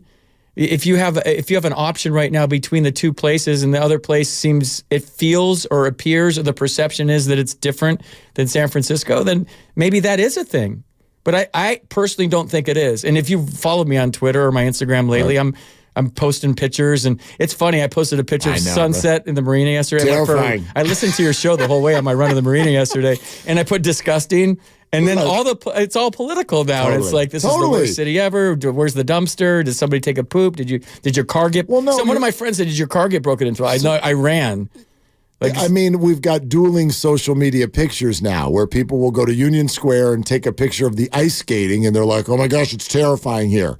And then the next person will fight back with some awful video of carjackings or stuff going on in the city.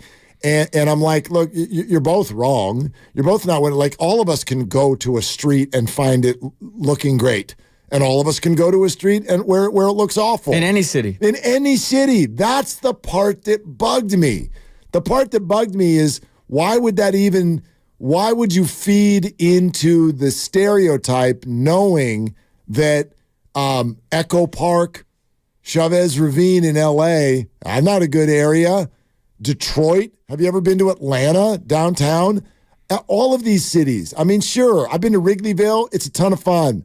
Gaslamp, San Diego, ton of fun. It's getting weird. Overrun by homeless. Gaslamp's weird now. But right? So all of these cities, so why, I guess all I wanted Buster to do, if you were going to say it out loud, is go, but by the way, I'm here to dispel a lot of some of those myths, because even though, yes, there are facts out there that the city might be struggling, but that's true everywhere, and how that's going to affect someone who we're offering $300 million to?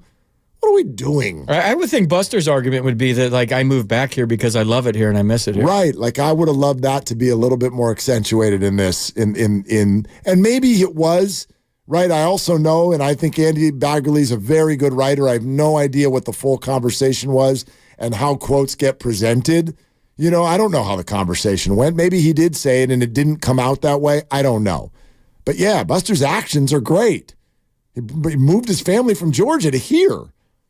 So, I don't know.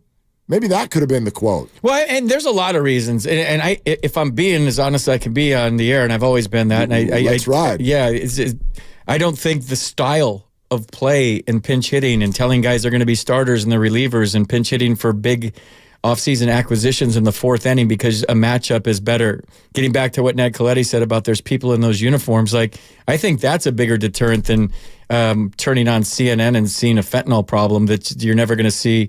I don't know. You know what I mean? Like, so this you have Bob Melvin now, which is different, and hopefully that I say this all the time. It's hard to fall in love with math. And there's nobody that ever ran to math class. I can't wait to get to math. And if you did, you're probably Elon Musk and you're launching rocket ships that blow up.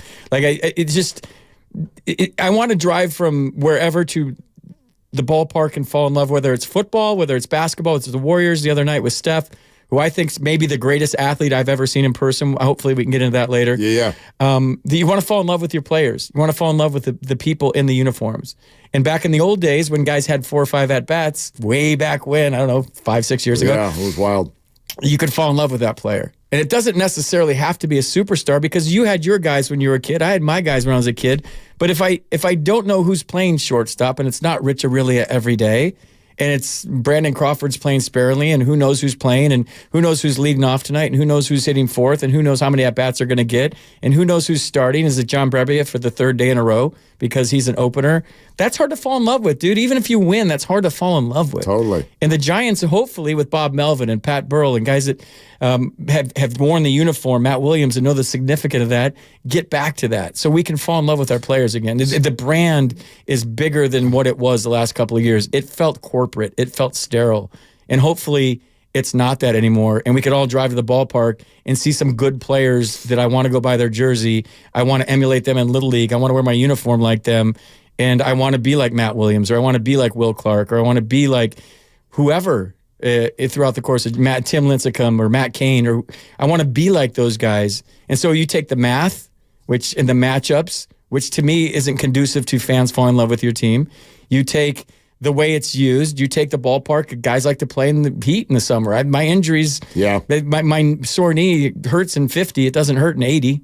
So like there's a lot of reasons, and I think the city would probably be a reason for families to look twice. But if you come here and you see what we know that live in the city, I think you would. I don't think that's the main thing. I just think that's the easy thing to grab onto for people that haven't been here or have visited for one day or don't live here. Is that going away though? I mean, Melvin's here, but so's far. I hope so. Yeah, I hope so. Yeah. I mean, you got some of the best coaches in the world right here. Whether it's Steve Kerr, whether it's Kyle Shanahan, and now hopefully Bob Melvin falls in line. We had Bruce Bochy for a number of years. We're spoiled with Bill Walsh and all the history here and all the coaches. No joke. So hopefully Bob Melvin turns that around. 888-957-9570 is the number. You said something about Steph that leads us right into something Steve Kerr said about Steph yesterday. We'll get to that coming up next. Trace Jackson Davis expected to stop by. We're sponsored by Lucky California. FP Santangelo's in for Dibs. It's Willard and Dibs.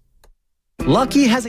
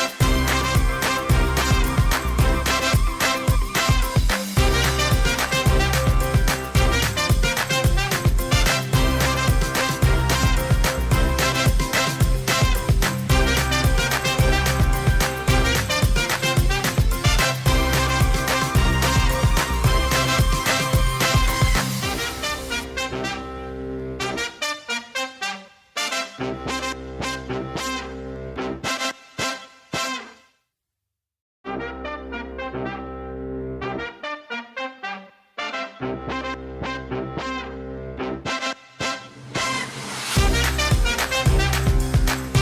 after all, you've been good this year, and they think you really, really deserve it. Smile, you're on Cricket. Now, back to Willard and Dibs on 95.7 The Game. 95.7 The Game, breaking news. All right, this courtesy of Giants insider Alex Pavlovich. The Giants have been informed that they are out of the bidding for pitcher Yoshinobu Yamamoto. Per source familiar with the discussions, they pushed very hard, says Alex, but the expectation is that he is going to end up in L.A. or New York. That sucks. It really does. And I heard just this week that they were pushing really hard for him. I think that the word inside the building has been for a while they will not be outbid, and I'm sure that they weren't. But it's also going to it's going to go down as another brick on the wall, even though, you go situation by situation, and I think you can explain these away, but people will take them as excuses. What we've heard, if you're following the Yamamoto thing, is that he 1,000% wants to be on the biggest stage possible. That's what matters to him. And so that's why he's looking at Yankees and Dodgers. But that is not going to comfort Giants fans right now. And from what my understanding is, of every free agent pursuit that Farhan Zaidi has had in his time here, this is the one he was most invested in, most excited about, most all chips into the middle table on. And they've lost out again. They've lost out again. And so there might be reasons for each individual one, but I think that's how it's going to resonate for Giants fans. This is another brick on the wall. There are a lot of ways to still save this. You got to go address the starting rotation, and I'm confident they will. But this dude's going to be a star. He's going to be a star, and if he ends up teammates with Ohtani, it's a kick in the you-know. I think you got to start kidnapping them on their visits. Just like kidnapping them, put them in the bunker. Threaten them. Put them in the bunker, kidnapping them, and then hold them for ransom, because that's the only way you're going to get them now. They kind of do that in football. Football free agency is like, don't let him out of the building. Like, make him sign the contract. The Giants are holding Yamamoto hostage. Breaking news on CNN. Yeah, but all joking aside, like, it's not even who anymore. It's just another one that doesn't want to be here, and that's the way Giants fans are seeing it. Yeah. The ones I talk to, I grew up here. I grew up a Giants fan. My friends, my family. It's not the name or Carlos Correa or Aaron Judge or Bryce Harper. If you want to go down the big long list, it's just like, it's starting to become a complex with us. Like, why? And then you read the comments. No one wants to live in San Francisco. Yep. Is it that? Is it that? Or do you just have a better chance to win with the Dodgers now because Shohei's there? For Yoshi Yamamoto, I don't think Yoshi Yamamoto's like, I've been, watching Fox News, and I'm a big Ron DeSantis guy. Like, I do not think that that's what's going on with Yoshinobu Yamamoto. I think that he wants to be on the biggest stage, and that's not here. And quite frankly, it's never been here. If that's the way you view America through the lens from where he played, then sure. L.A. will always be L.A. and New York will always be New York, and it's brands and it's branding. And it's all of that. Or maybe it's just Ohtani is my teammate. All of that stuff. But none of it matters right now. You're right. It's a complete complex. You'd almost rather be the team that doesn't even make an offer, because then you can just be like, yeah, that's like out of our zone. The Giants have walked around. When you now add this up, this is fun exercise. The Giants have now, in the last 3 or 4 years, have offered over $2 billion that people won't take. The one thing I would say, this is a do league, not a try league. You know what I mean? Yep. It's for players, for everyone. It's a do league. And, last year they offered $700 million to 2 players. They both said no. Well, I think the Giants said no to the second one. Well, true. That's true. One of them said yes. And Tibbs always gets mad at me when I do that. Really? Well, scoreboard. They don't have him. Did he play for the Giants last year? I don't know that I was not excited about Carlos Correa. I'm sorry. Like he has more talent on his pinky finger than I ever had. Yep. But I just was not excited about that. Well, it's probably a bad deal. I would have liked for him to be on the Giants, signing him for $350 million to his 39th birthday. I would freely admit at that time I was excited about it because of the situation we were in. It's probably a bad deal. You need to sign one, dude. The Nats signed Jason Worth, and the Nats sucked for years. Mm-hmm. And once they signed him, people wanted to come. Like Ohtani had far-reaching implications on a great, and a variety of reasons besides just baseball. Dude, if they get them both. Yeah. Oh my God. But they don't. So here's what you got to do: you got to draft and develop. I mean, and I had Brian Sabian. I've talked to him about it. And you draft and develop, and you sign a guy here, sign a guy there. You're going to draft your hitter. You're going to develop your hitters because it's not, even with the archways closed and the fence moved in, it's still not the most wonderful place to hit. It's not an awful place to hit like people make it out to be, but it's not Cincinnati in July when it's 90 degrees. It'll never be that. It's not Atlanta where guys are just popping them out left and right. I don't think we want it to be that. No. I don't want it to be that. Well, we've won with pitching and defense. Right. I want the pitchers to be able to pitch.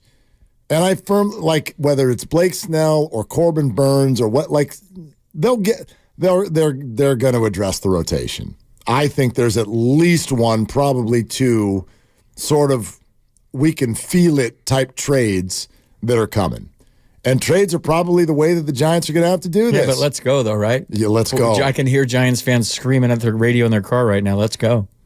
Uncle, let's go. Yeah. Let's sign somebody. Stop telling me you're going to do it. Let's go. Yep. And I'm sure that pressure is being felt on the corner of 3rd and King too. But then you have to be careful not to make moves just to make moves. That's true too. If you ever start trying to appease a fan base and that's your impetus for making decisions as an organization, you're going to fish in last place every year and you're not going to spend your money wisely. This is my concern about Farhan Zaidi now, actually, because I have been very, very stubborn to leave his corner. Things are definitely not as good as they were 3 years ago when they were winning 107 games. But my concern with Farhan now is you're going into a big offseason, so you can't change your GM. So they don't change their GM. And now they keep Farhan, but they give him a different directive. And so now what we've been watching is Farhan in his comfort zone, and it worked 1 year and it didn't work 2 years. Now Farhan operates out of his comfort zone. That's my concern. I don't know that it's a worthwhile concern. Maybe it'll be fine. But asking Farhan Zaidi, who is, like you suggested, someone heavy into analytics and by the book and knows how to find people, hiding behind closed doors, that's all great. But now the directive is no. Go get everyday players, open checkbook, and land them. Inspire them to come to San Francisco with these surroundings, whether it be the city or the lineup. I don't think that's his normal way. Agreed. Would a different president of baseball operations in your mind make a difference? Not right away. No. I mean, that's a question I think you have to ask yourself if you're a fan. If we had somebody else in here, would we be signing these guys? No, because people don't come for the president of baseball operations. This is one thing I would love everybody to know. Farhan can't close. Farhan doesn't close. Farhan's in the meeting. The presentation is made, but you don't make $300 million decisions because you like the video that someone put together. You make it for all of the other reasons. Yeah, but the Kobe Bryant one. That probably was good. I would sign. Right? But okay, so that one's different. But you get what I'm saying. Yeah. Nobody ever is going to be like, I went to the Giants because I liked the president of baseball operations. It's on Farhan's lap because what is here to pitch to a free agent is not good enough. It's not a good enough lineup. There are questions about, as you just detailed, am I going to get to play every day? Am I going to get to do what I'm told I'm going to do? That's changing. Right. That's changing. Do people believe it yet, though, or do they want to see it first? Well, Gabe's not here. Yep. But was that all Gabe? I think it was a team effort. Okay. The one thing I will say is that hey, I think Farhan's wonderful. I've had some engaging conversations with him, and he does have a dynamic personality, but I don't know if the game has changed so much that the old school approach doesn't work anymore. But I know when Brian Sabian asked me to be a Giant, it wasn't like asked me to be a Giant. It was like, and who am I? I'm the 25th guy in the roster. I'm nobody. But like, it was more like it's a privilege to play for this team, and I don't make mistakes. And if we're coming after you, you're going to fit in. And it was in April, and I was hitting 1-something. And he walked up to me in the clubhouse. He stuck his finger in my chest, and he goes, "I told you, we don't make mistakes." And he turned around and walked away.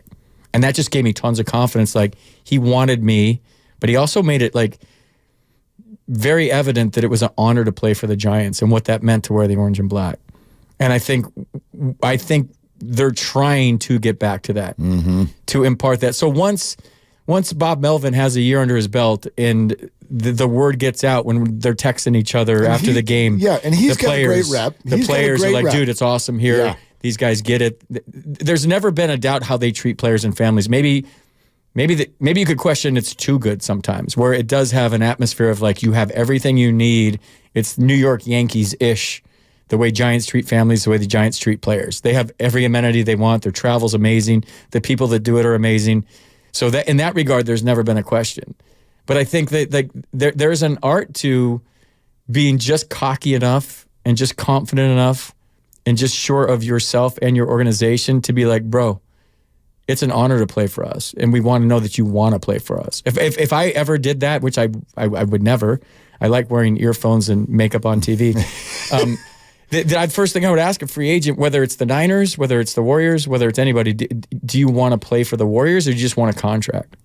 Like, there's a big difference. Yep. Do you want to be a Giant? Is the first question I'd ask a coach that's interviewing for a job, a player, do you want to be a Giant? Because here's what it means to be a San Francisco freaking Giant, bro. And then if you're like, I'm in, okay, well, we'll get to the numbers. And the numbers will compete with anybody. I just need to know if you want to be a Giant. Don't blow smoke up my ass. Do you want to be a Giant or not? And if you do, great. If you don't, go ahead. I'll find somebody else. And then that was the old approach. And maybe the world has changed so much that approach doesn't fly anymore. I don't know. But to your point about Farhan, he's evolving. And what he did 3 years ago to win 107 games doesn't work in 2024. It doesn't. The game is changing that much. That recipe doesn't work now. You got to figure a different thing out. That worked then. That's 4 years ago, 3 years ago. That's a long time. 888-957-9570. Again, the news that broke just a short time ago. The Giants have been told, and this is per Alex Pavlovich, the Giants have been told that they are out of the bidding for Yoshinobu Yamamoto. This is the top of the starting pitching market, which the Giants absolutely have been steadfast all along that that's where they would shop, and they don't want to address the middle of their starting rotation. They want to address the top of it. They want a 1A to go along next to Logan Webb. And there are other options out there. Blake Snell is a free agent. Corbin Burns might be on the trade market. It's not all this, but this is someone who doesn't come on the free agent market very often, in that he's not only wildly talented, he's 25. He's 25 years old, and that's why everyone is salivating over this guy. Giants have been working on him for 2 years. Sign with the Dodgers. I hope he signs with the Dodgers. Why is that? Because have them all. And then still bow out in the first round. Still want to win 140 games, lose 20, I don't care, or 22, whatever it is. And then bow out in the first round. Yeah. I don't care. I'd rather have a scrappy Giants bunch that believes in themselves under their new manager, gets in as a wild card, and beats the Dodgers. Like, go ahead. Everybody sign with the Dodgers. I almost swore. I don't give a crap anymore. Like, let's sign with them. Yeah. You know where this is going to go, though, and I wonder, we'll go to the phones here in just a sec. If he signs with the Dodgers, you can count to 3, and then here comes all the belly aching about the Ohtani contract that allowed them another $300 million to go get Yamamoto. And I do think that there will be a lot of belly aching, and I don't just mean Giants fans. I mean all baseball fans looking at what is going to be a perceived inequity in the way that the sport is built and the rules that exist that allow this kind of an operation. What do you think about that? I see why he did it from tax reasons, like if you defer all that money, but I think it's bad for baseball because you're only taking $2 million. If you don't need the money that bad, then sign Give every paycheck to a clubhouse kid, different one every month. Give every paycheck to a trainer in the clubhouse if you don't need the money. But now the whole deferment thing is going to be a weapon used by ownership. And they're going to say like, hey, Mark, we love you. Here's $40 million, but can you defer 38 and take 2 this year? Because that's what Ohtani did. And now you're setting a dangerous precedent where guys can manipulate. I mean, if we go back to Curt Flood and free agency and how that was groundbreaking, and now this might be along the same lines as we move forward. Do I blame Ohtani? No, but the system right now, if you could defer $68 million and now keep signing players, it's a wild number. I know guys. Max Scherzer did that. Jason Worth did it. Jason Worth redid his contract. I think it was a 7-year deal initially, in like year 5, so that they could go out and sign other players. He deferred money. And so this is not the first time. It's just on a bigger scale with the best player in baseball. Well, no one's ever deferred this kind of percentage, I don't think either. No. You know what I mean? And by the way, I agree with you. I think it's bad for ball. I think there are inequities. Giants fans are not the ones who should be upset, though. If I were like a Pirates fan, I would be livid by this. So what if I'm a Royals fan? What are we doing? I'm supposed to buy a ticket to go watch something and be told that it's competition? This is kindergartners against adults. What? Like, why? Why would I be snookered like that? I mean, it's just frustrating for fans. Totally. I grew up here, man. I'm from here. Everybody, I'm hearing the same things you're hearing. Oh, same thing. Everyone's done. Yep. They want to be entertained. I was asking some friends the other day, like, if you get Ohtani, you're still going to finish 3rd, maybe. Mm-hmm.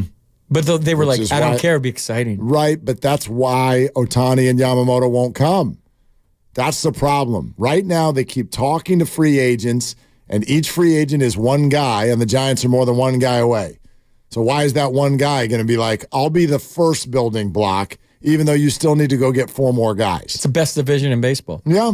But the Dodgers are going to be the Dodgers. The Padres aren't going to lose all the one-run games they lost last year. Nope. The Diamondbacks went to the World Series. Right.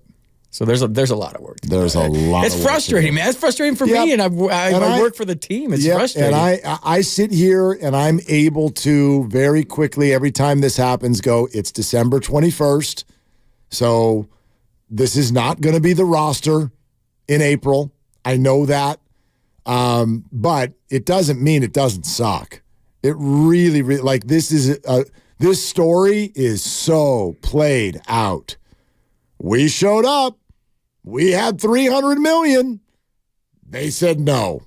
Oh, well, on to the next. There's nothing that you can do about how played out that is for the fans. Yeah, and it's a two-way street too, man. Everyone's like, "Well, just go after them," but they got to want to go after you. And if they don't want to go after you, there's not a whole lot you can do. No. And I know the fans want somebody to land. You go on Twitter or you talk to people, they just want anybody at this point that's a notable player. We don't even know if Jung-Hoo Lee is transitioning from Korea. We don't even know if he's going to be like, this could be, this has bust potential completely. I don't think it'll happen. But who cares what I think? I've never even seen the guy play. I love his personality. I thought he crushed last weekend with the way they handled the marketing aspect of him and the way he handled the press conferences and the Warrior game and Instagram, his dog. It's all great. It's all great. Got a hit, though. Yeah, dude. Like, that's not going to last if you're hitting 211. So, well, I mean, that's a job coster if he doesn't. Oh, for a lot of people. Don't you think? That's a gamble. But I mean, you watch 113 mil. You watch the videos and you see him play defense. Defense is defense. I don't care what league you're playing in. Totally, he'll be fine out there. Your running skills are your running skills. Although I didn't know about the ankle until the press conference, which kind of was a little concerning. But apparently, he's fine with the surgery on his ankle. Mm-hmm. But like his bat to ball skills, I'm over watching Giants strike out. I'm over watching baseball right now with all the strikeouts. Totally. There's something about fighting and battling and scrapping and clawing and not going back to the dugout. We used to feel shame when we went back to the dugout after a strikeout.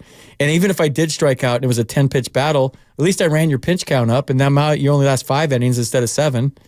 And just the 3-pitch strikeouts and not even carrying in baseball right now is super frustrating. So you got a guy that struck out 30-something times last year. That to me is the most appealing thing. Totally. So we'll see. Totally. But again, it was in Korea, and I know everyone grabbed the World Baseball Classic at bat or whatever it was. He roped one to right field off Yamamoto Because a lot of people are like, he can't hit a fastball. Well, he hit one off Yamamoto, but then again, it was once. So, yeah. I had a fastball once.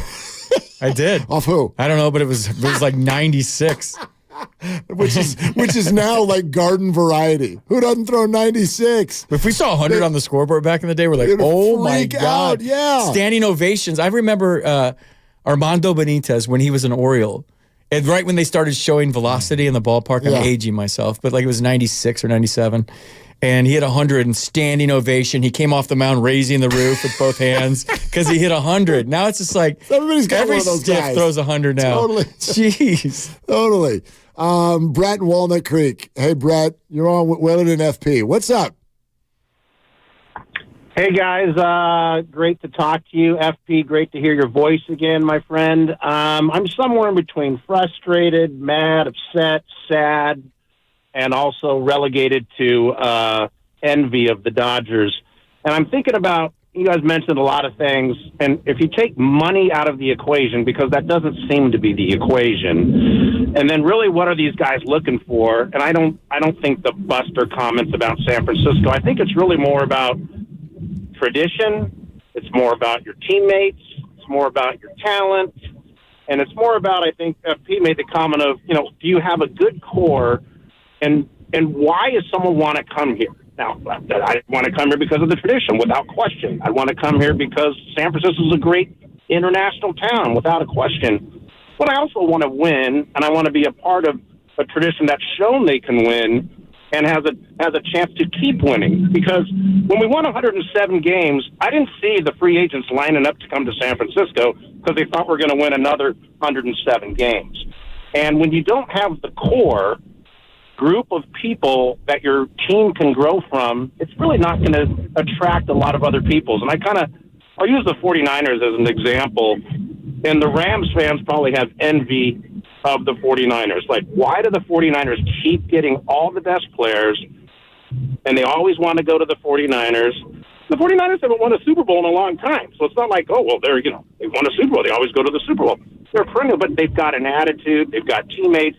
They've got tradition, and they've got a core that, as a free agent, I want to be added to that core. I don't want to start the core.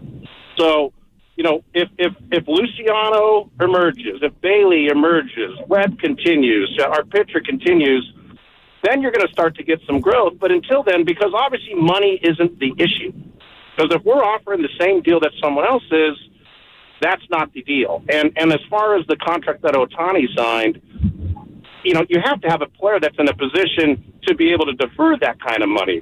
If you're let's call it an average free agent, and someone's going to offer you $100 million, you're taking the money. You're not going to say, hey, guys, I'll just take 4 and defer 96 of it.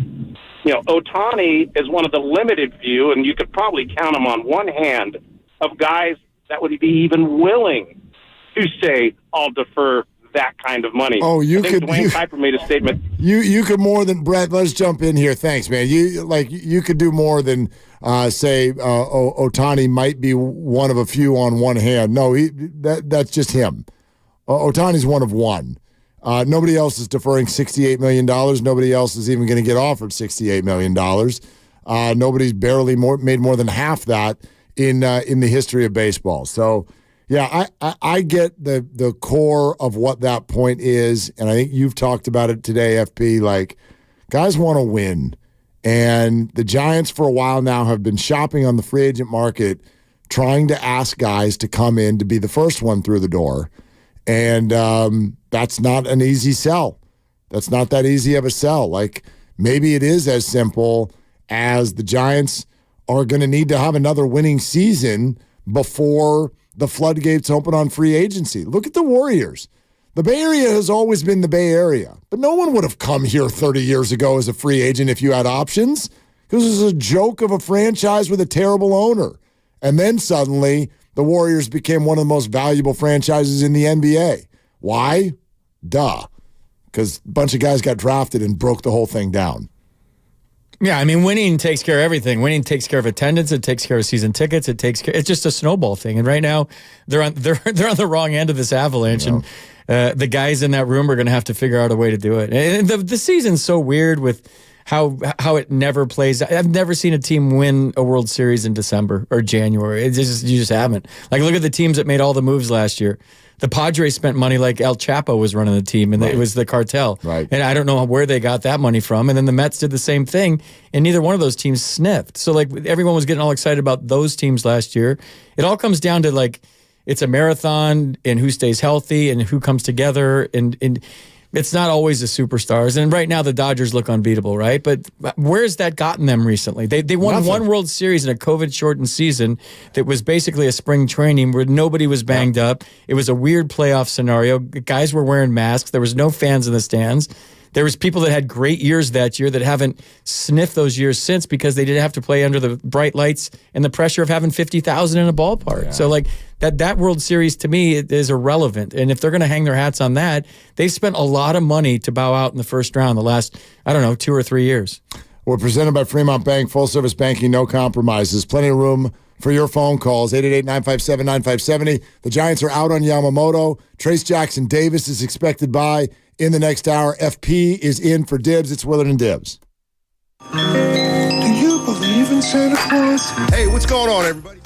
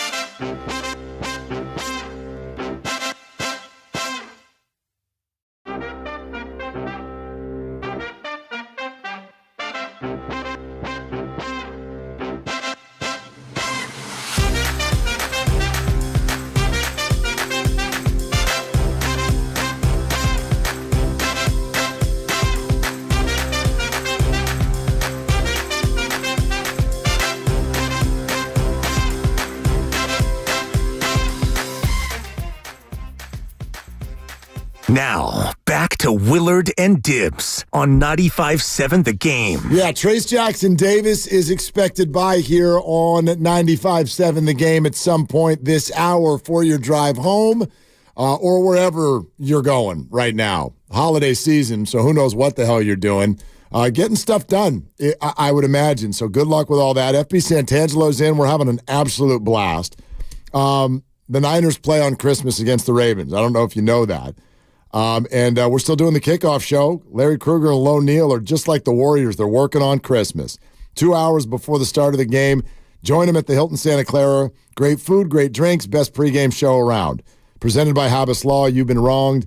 Habas Law will fight to make it right. Call 1-800-INJURED or visit habaslaw.com. And we're also reacting to the news that just came down within the last half hour. Yoshinobu Yamamoto has informed the Giants that they are out of the running. Good news, Giants fans. They didn't finish in second. They finished like fourth. How's it fourth? Does it say fourth? I don't know. I mean, just making stuff up. Well, he's expected to land in L.A. or New York, so I'm figuring that's 1 and 2. So they're at least third. They didn't finish in second. Like I told you earlier this week, I heard they were in on Yamamoto, like in. Yeah. Oh, I think they've been in the whole time financially. The way it was explained, like that. So you're telling me there's a chance? Well, he did come back. He came back. He came back and met with him again here. He don't want to waste his time. He's not doing that unless he's at least thinking about it, right? That sucks, man. It's just how many times as fans and maybe even the organization can you get turned down, man? It starts to become a thing. Oh. We're well past starting to becoming a thing. We all need a couch at this point. It is a big old thing. A couch and a therapist. Can I ask you a question? Sure. Free agent pitches. How does it go? I don't know. Because I want... You're like, it goes like this. Someone hops a fence at Candlestick. Somebody calls you and you say yes. Calls me and you're like, yes. Thanks for calling. I don't care what you're offering me. I'm in. I appreciate you calling so much. No, you know what? I here's what I want to know. How upset should fans be at Farhan Zaidi? And everybody's going to answer that on their own anyway. But here's what I mean by that. Like, what is it? How does it go? What is a player at the top of the market looking for? What are they being told when an Aaron Judge or a Yamamoto is being courted? It's not. I feel like we always hear, or it feels to fans like, well, they come sit down in a room and they show them a video, and it's a video that's like, look at our city, look at our team, look at our ballpark. Let's superimpose you in there. This is what your home runs will look like here in the Bay. It's got to be way more intricate than that, like stuff that actually matters. I'm not making a $500 million decision because someone is good with Photoshop. Like, what is it that's being told to these players that's not working? What is it? I would say, in my small experiences being a free agent, I called people from the teams that were courting me. Brad Ausmus was a catcher with the Tigers, and I called him and I said, what's it like? How's Phil Garner? You guys love playing for him? Yeah, that's great. Is he a straight shooter? Yeah. So you ask about the manager, you ask about the travel, you ask about the kids' room, how the kids are going to be in the family room during the game and who runs the family room. How is it? How's the travel? Are they accommodating to the wives? Are they accommodating to the kids? You ask all these things. And I think the one thing, this is me personally, so I can't speak for every free agent out there. What you're telling me is going to happen next year? What are the chances of that actually happening? So if you say I'm going to be a starting pitcher for you and I'm going to get 200 innings, and then that doesn't happen, then that would be something I would be concerned about. So when we talk about the city, we talk about the weather, we talk about the way things were run with the last coaching staff. that one of my concerns would be like, if you're telling me I'm going to be an everyday player, am I going to be an everyday player, or is that something I have to earn? Like, I don't want people blowing smoke up my ass. I want right between the eyes, and I want you to be honest. Like, so if you're an upper echelon guy, obviously you're not going to get pinch hit for. You're a guy that's going to play every day.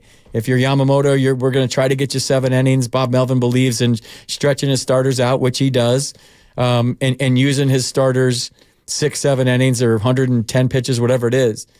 And then following through with that. And then once you follow through with that, I text my buddies in New York that are playing for the Mets that are free agents next year and say, hey, man, these guys are straight shooters. They're cool. It's a great atmosphere. It's a great vibe. I love my manager. I love my coaches. The fans are great. The ballpark's great.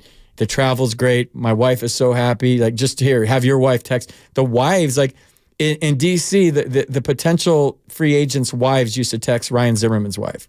And they would ask Heather, like, how is it? How do they treat the families? So the wives actually call the wives to see how they treat the families. So it's a lot deeper than 10 years for $300 million.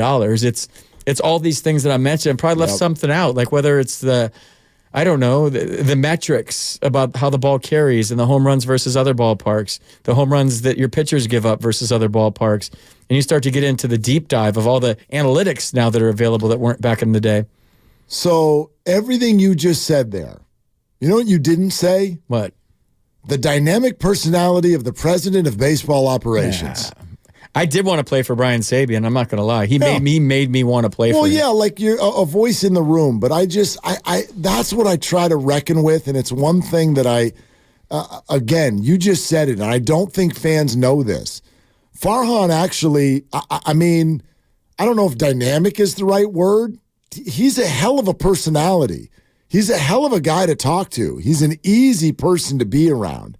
I think the perception of fans out there, and what does that matter? No, that's not my point.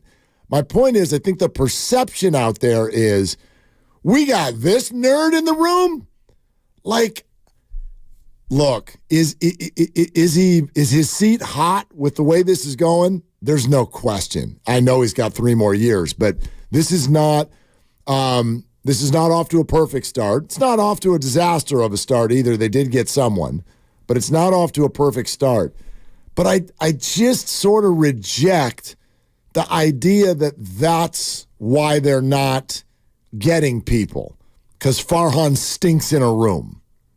That can't be it. But I don't know that, though. I don't know it either. I don't know. I mean, I'm sure Buster's been there and Rich Aurelia, and because that was Aaron Judge's favorite player, and I don't know what goes on in those rooms. I don't know how he does a deal. I don't. Right, but what I do know, I guess what I'm saying is that that's not what the free agent is coming here to find out. I wasn't going to go to the Giants, but now I am, because I like that Farhan guy. Like, what? It's not all about him. I don't know if it's about him at all. It's a really good point. I mean, like, what are we talking about here? Or the other way around. I was going to go to the Giants. I love San Francisco. I love Bob Melvin. I used to watch Matt Williams when I was a kid. But Farhan was wearing dress socks with shorts. Right. Farhan had a white-collared shirt on. And he had dress socks pulled up to his knees with shorts. And I'm right-handed, and I just aren't sure if I'm going to get to hit against a right-handed pitch. Like, I don't know, man. It's got to be deeper than that. I don't know, man. I do know I roll out the trophies. I get the Tiffany trophies and roll them out and just have them sitting in the room. I'm sure they do that, right? Stick your arms through them while you're talking. The rings sitting out there, everybody wearing their rings. I would find a way, no matter how Willie's doing, to get Willie to the ballpark for all these guys. I'd get Barry to the ballpark for all these guys. The history, I mean, some of the greatest players to ever walk the face of the earth wore that uniform. Totally. Two of the greatest, specifically. Wow. And I just don't. It's just the Dodgers are so far out there right now, and they're just their own machine, like Alabama recruiting itself. They're like the Alabama. They just they recruit themselves. Yep. Let's go to Dan in Arizona. Actually, real quick, before we go to Dan in Arizona, listen to 95.7 The Game. KGMZ FM and HD1 San Francisco, always live on the free Odyssey app, Twitch, and YouTube. Now we're going to go to Dan in Arizona. Hey, Dan, what's up? Hey, great. Hey, Mark, FP. This is Dan, NorCal Sports Network. Been on talk with you guys on your show, and you guys been on with Larry and I, and I just got some stuff to say, get off my chest. Let's do it. That's why we're here, man. Yeah. I'll just say this: I loved FP's story about Sabes and how he wanted him and what they did to get him. And I'll tell you, I've been saying this on my show. I think the Giants should have called Yamamoto after he's had over a month, met with teams the second time, got him in the room the second time and said, look, we've been led around. We want you badly, but we're going to make you an offer that is above and beyond anybody, and you have this moment to accept it or not. And if you don't, that's fine. We respect that, but we're not going to be let around and wait. We've got plans. We're offering you $50 million more, whatever is being offered. And if you want it, great. If not, we're not going to be used. Our offer's not going to be used to be, taken to the Yankees or the Mets or the Dodgers. And I just say that's how you negotiate. I've been in sales for 34 years, and I do think Farhan plays a factor in this. I really do. And it's not his fault. He's not a salesperson. He's not a Brian Sabian. He's not a Ned Colletti. He doesn't have that type A, close the deal. And it's not his fault. It's just his personality. I just think the Giants have the wrong guy and if I'm sound like I'm out of breath, I'm walking my dog right now. So I just think salesmanship matters. I think confidence matters. I think saying, you know what? This is the San Francisco Giants. This is the most winningest franchise in all of Major League Baseball, in the history of baseball when it comes to regular season wins. We've got 3 World Series in the last 10 years. You want to go to L.A.? Their last World Series was 1988. We get it done here. And I would sell the hell out of the city. The city's a great place. Yeah, it's got its problems, but take them around the city in certain nice parts. I don't know, Dan, I think they're doing all that stuff. I really do. Like, I don't think that all of that, and Dan, thanks. That's not lost on the Giants. They're not cruising around like, geez, it never occurred to us that we should show them the city. The good parts. Right. Or it never occurred to us that we should tell them that we've won recently. Don't take them by the hot dog stands, because those are just like grease pits on the Embarcadero.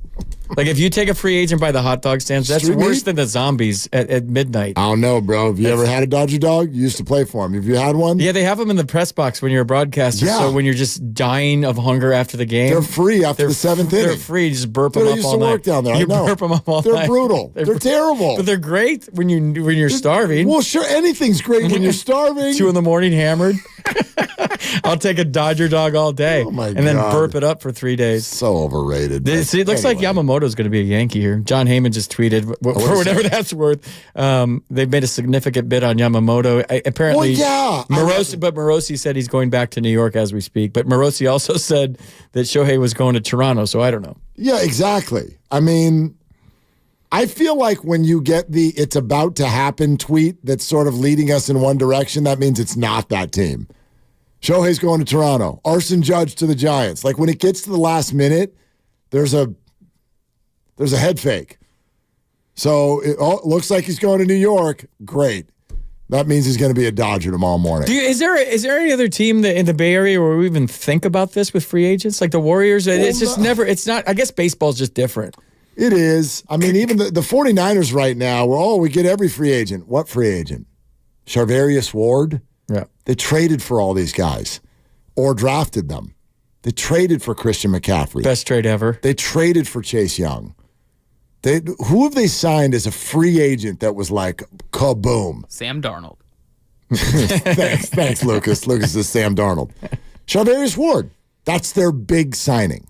Football's a little different, though. Yeah, absolutely. You don't have the hot stove in football. What if I said this? This will really get everybody going. Go. Do it. Well, okay.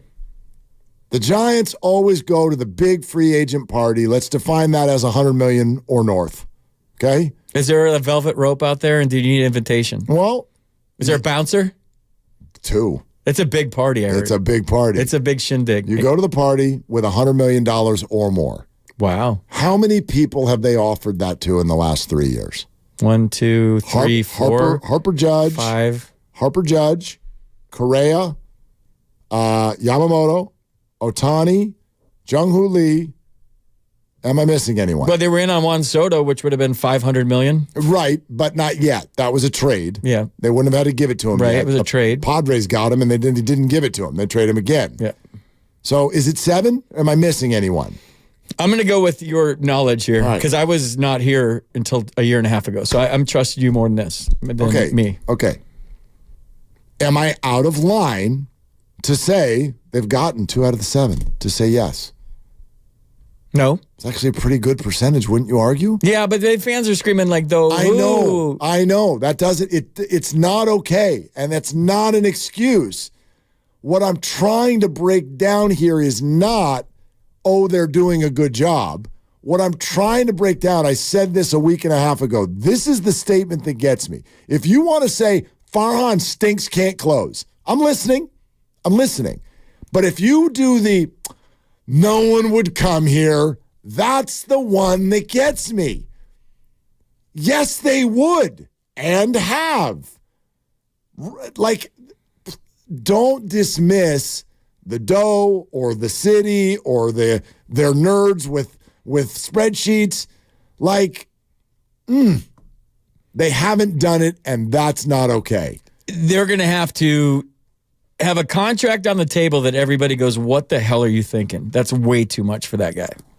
And then that's how it starts. Some people might think that about Jung-Hoo Lee. Yeah, maybe. But I'm talking about crazy money for somebody that doesn't deserve that much. And just that's the first piece.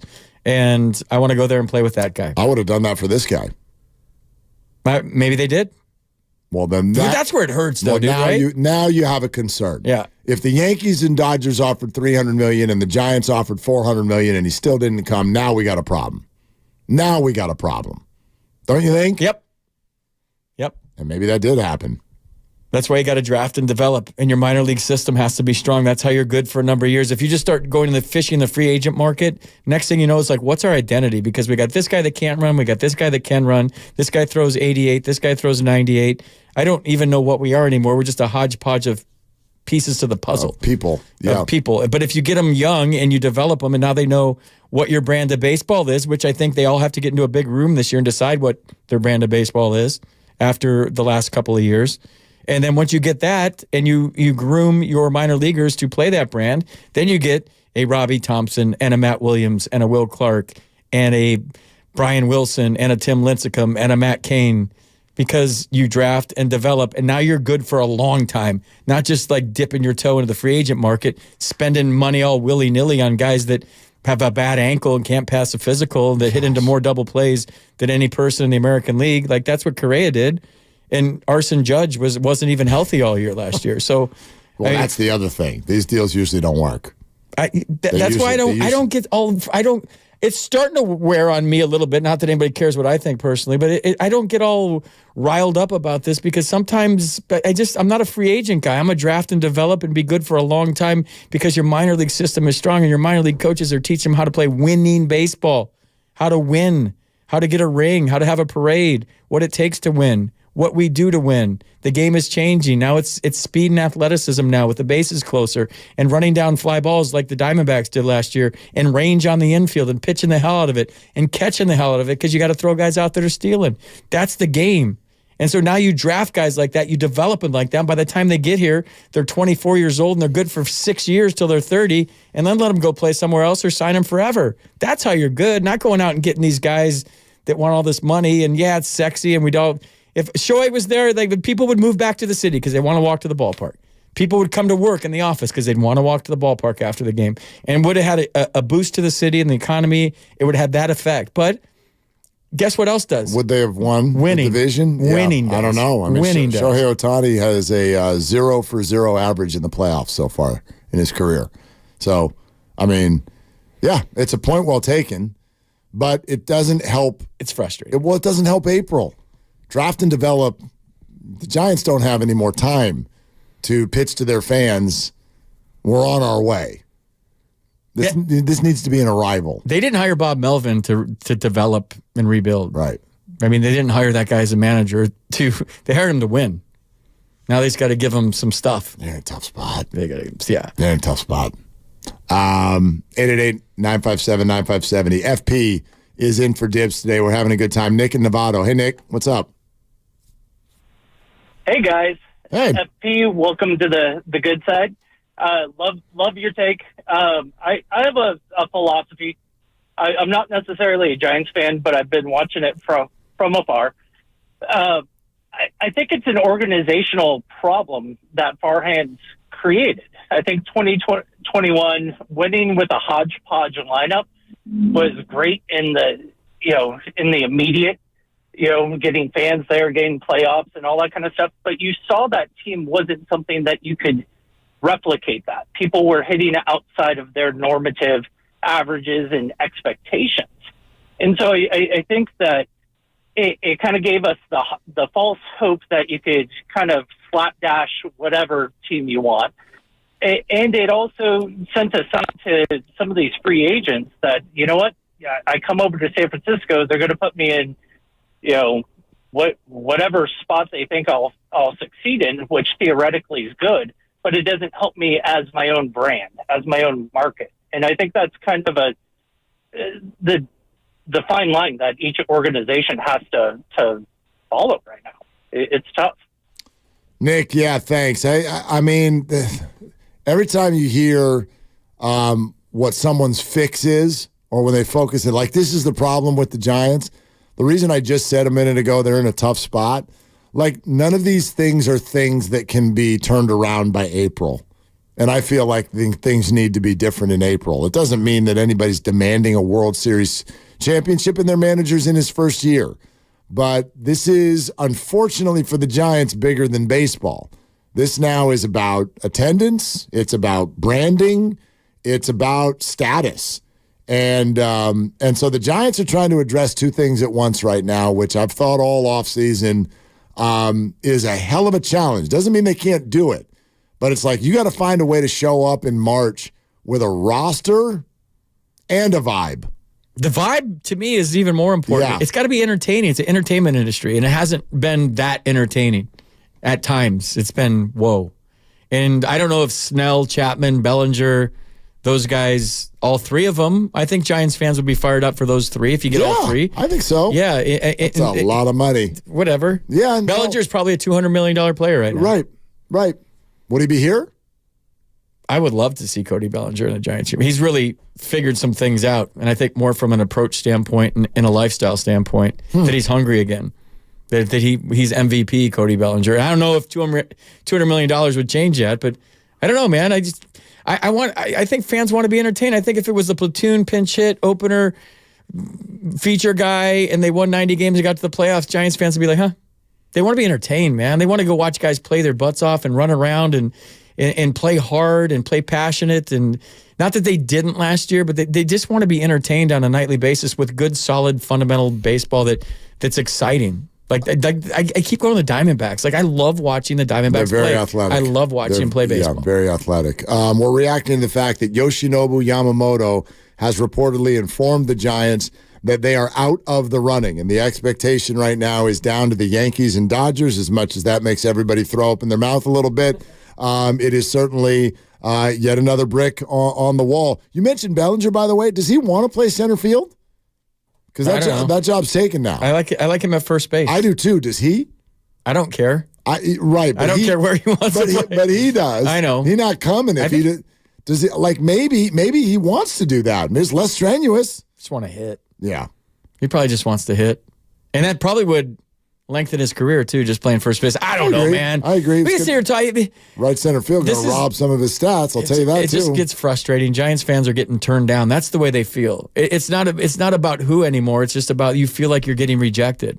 You keep getting rejected. Yep. You go up to the hot chick, you ask her to dance, and she says no every single time. And that's getting old for Giants fans. It really is. No, there's no doubt that this is an inferiority complex run amok right now. And I'm not saying it's not warranted. Nick in Sunnyvale. Hey, Nick, what's going on? Hey, what's up, guys? What's cooking? Hey. Not too much. I got just a couple of statements maybe that could shine some light on the situation you guys are talking about? Do it. So Shohei Ohtani, put yourself in his shoes. If you're already living in Anaheim, you don't have to move. You don't have to do anything. You can stay in your peaceful spot without any worries, this or that, and still make your $700 million. I would do it if I was him. Fuck it. Sorry for. Yep. Yeah. I this is the thing about Ohtani, and that's been considered a potential thing all along. I think he really likes Southern California. I do think he's built a little bit different, right? You know, I don't even think, he's not married, right? I think he digs the beach, and the Dodgers are obviously a very easy transition for him. I do wonder, we're talking Ohtani, Bryce Harper, Cody Bellinger. Is the ballpark a problem? Ballpark feels like a problem, which I hate because it's just an absolute gem. It's an absolute gem, but it's got one little avenue of a problem. That's cold? No. Left-handed power hitters don't want to come. They don't want to come. The all-time home run leader played there and didn't have a problem with it. He did not. Let's be real. And I heard that the ball is carrying now more and that the numbers are better with the archways, like with a screen on them. There's no doubt. They led the National League in home runs 2 years ago. So it's not like you can't hit the ball out of there. Barry's a different player. And whether it's because he had help or just because he's Barry. Like, I'm not, right? Even if you're a left-handed power hitter, unless you're Shohei, you're not like, well, Barry can do it, so can I. No, you're not Barry. I mean, let's be real. Is the ballpark causing a problem for some free agent players? I think it is. I just think, yeah. I can't argue with that at all. If you're a home run hitter. There's lots of room for base hits and doubles, but you don't get paid for that. So guys want to go somewhere where they're going to hit jacks, especially if you're a guy with power. That's why you got to trade for guys. You don't have any say in it. Seriously. Sorry, trade for guys. And you got to get rid of some of your young guys and figure out a way. Now, I don't know. I love the ballpark. I think it's one of the best ones in baseball, but I was not a power hitter, so I didn't, I can't stand the cold, like playing in the cold. I love the climate here for, being a 57-year-old man, but like, as far as playing in cold weather, that part was tough. I was at Candlestick, and the first month I was telling the guys, like, how do we do this? And they're just like, take more greenies. I'm like, okay, I'll take some more greenies. Yeah. And then layer up how I'm supposed to layer up. And so you drink your coffee, you go out there, and it's 75 and sunny where you're playing every single day. But like that was hard. Like I wanted to play for the Giants my whole life, and I got to Candlestick, and I'm like, what did I sign up for? Like, this is like ridiculous. Like, my eyes are tearing up because the wind is blowing in my face on a 3-2 pitch with the bases loaded. I'm supposed to get a base hit right now? Dude, it was And crazy. Guys would get to second base and say, how the hell do you do this? And it was a home field advantage. It was. Yeah. But, like, as far as, like, free agents now, these players are smarter. They do their homework now. They have these agents that do all this, the numbers and the families. And there's just so much that goes into it right now. I'm pretty biased, obviously. Like, I grew up a Giants fan, play for the Giants, broadcast for the Giants.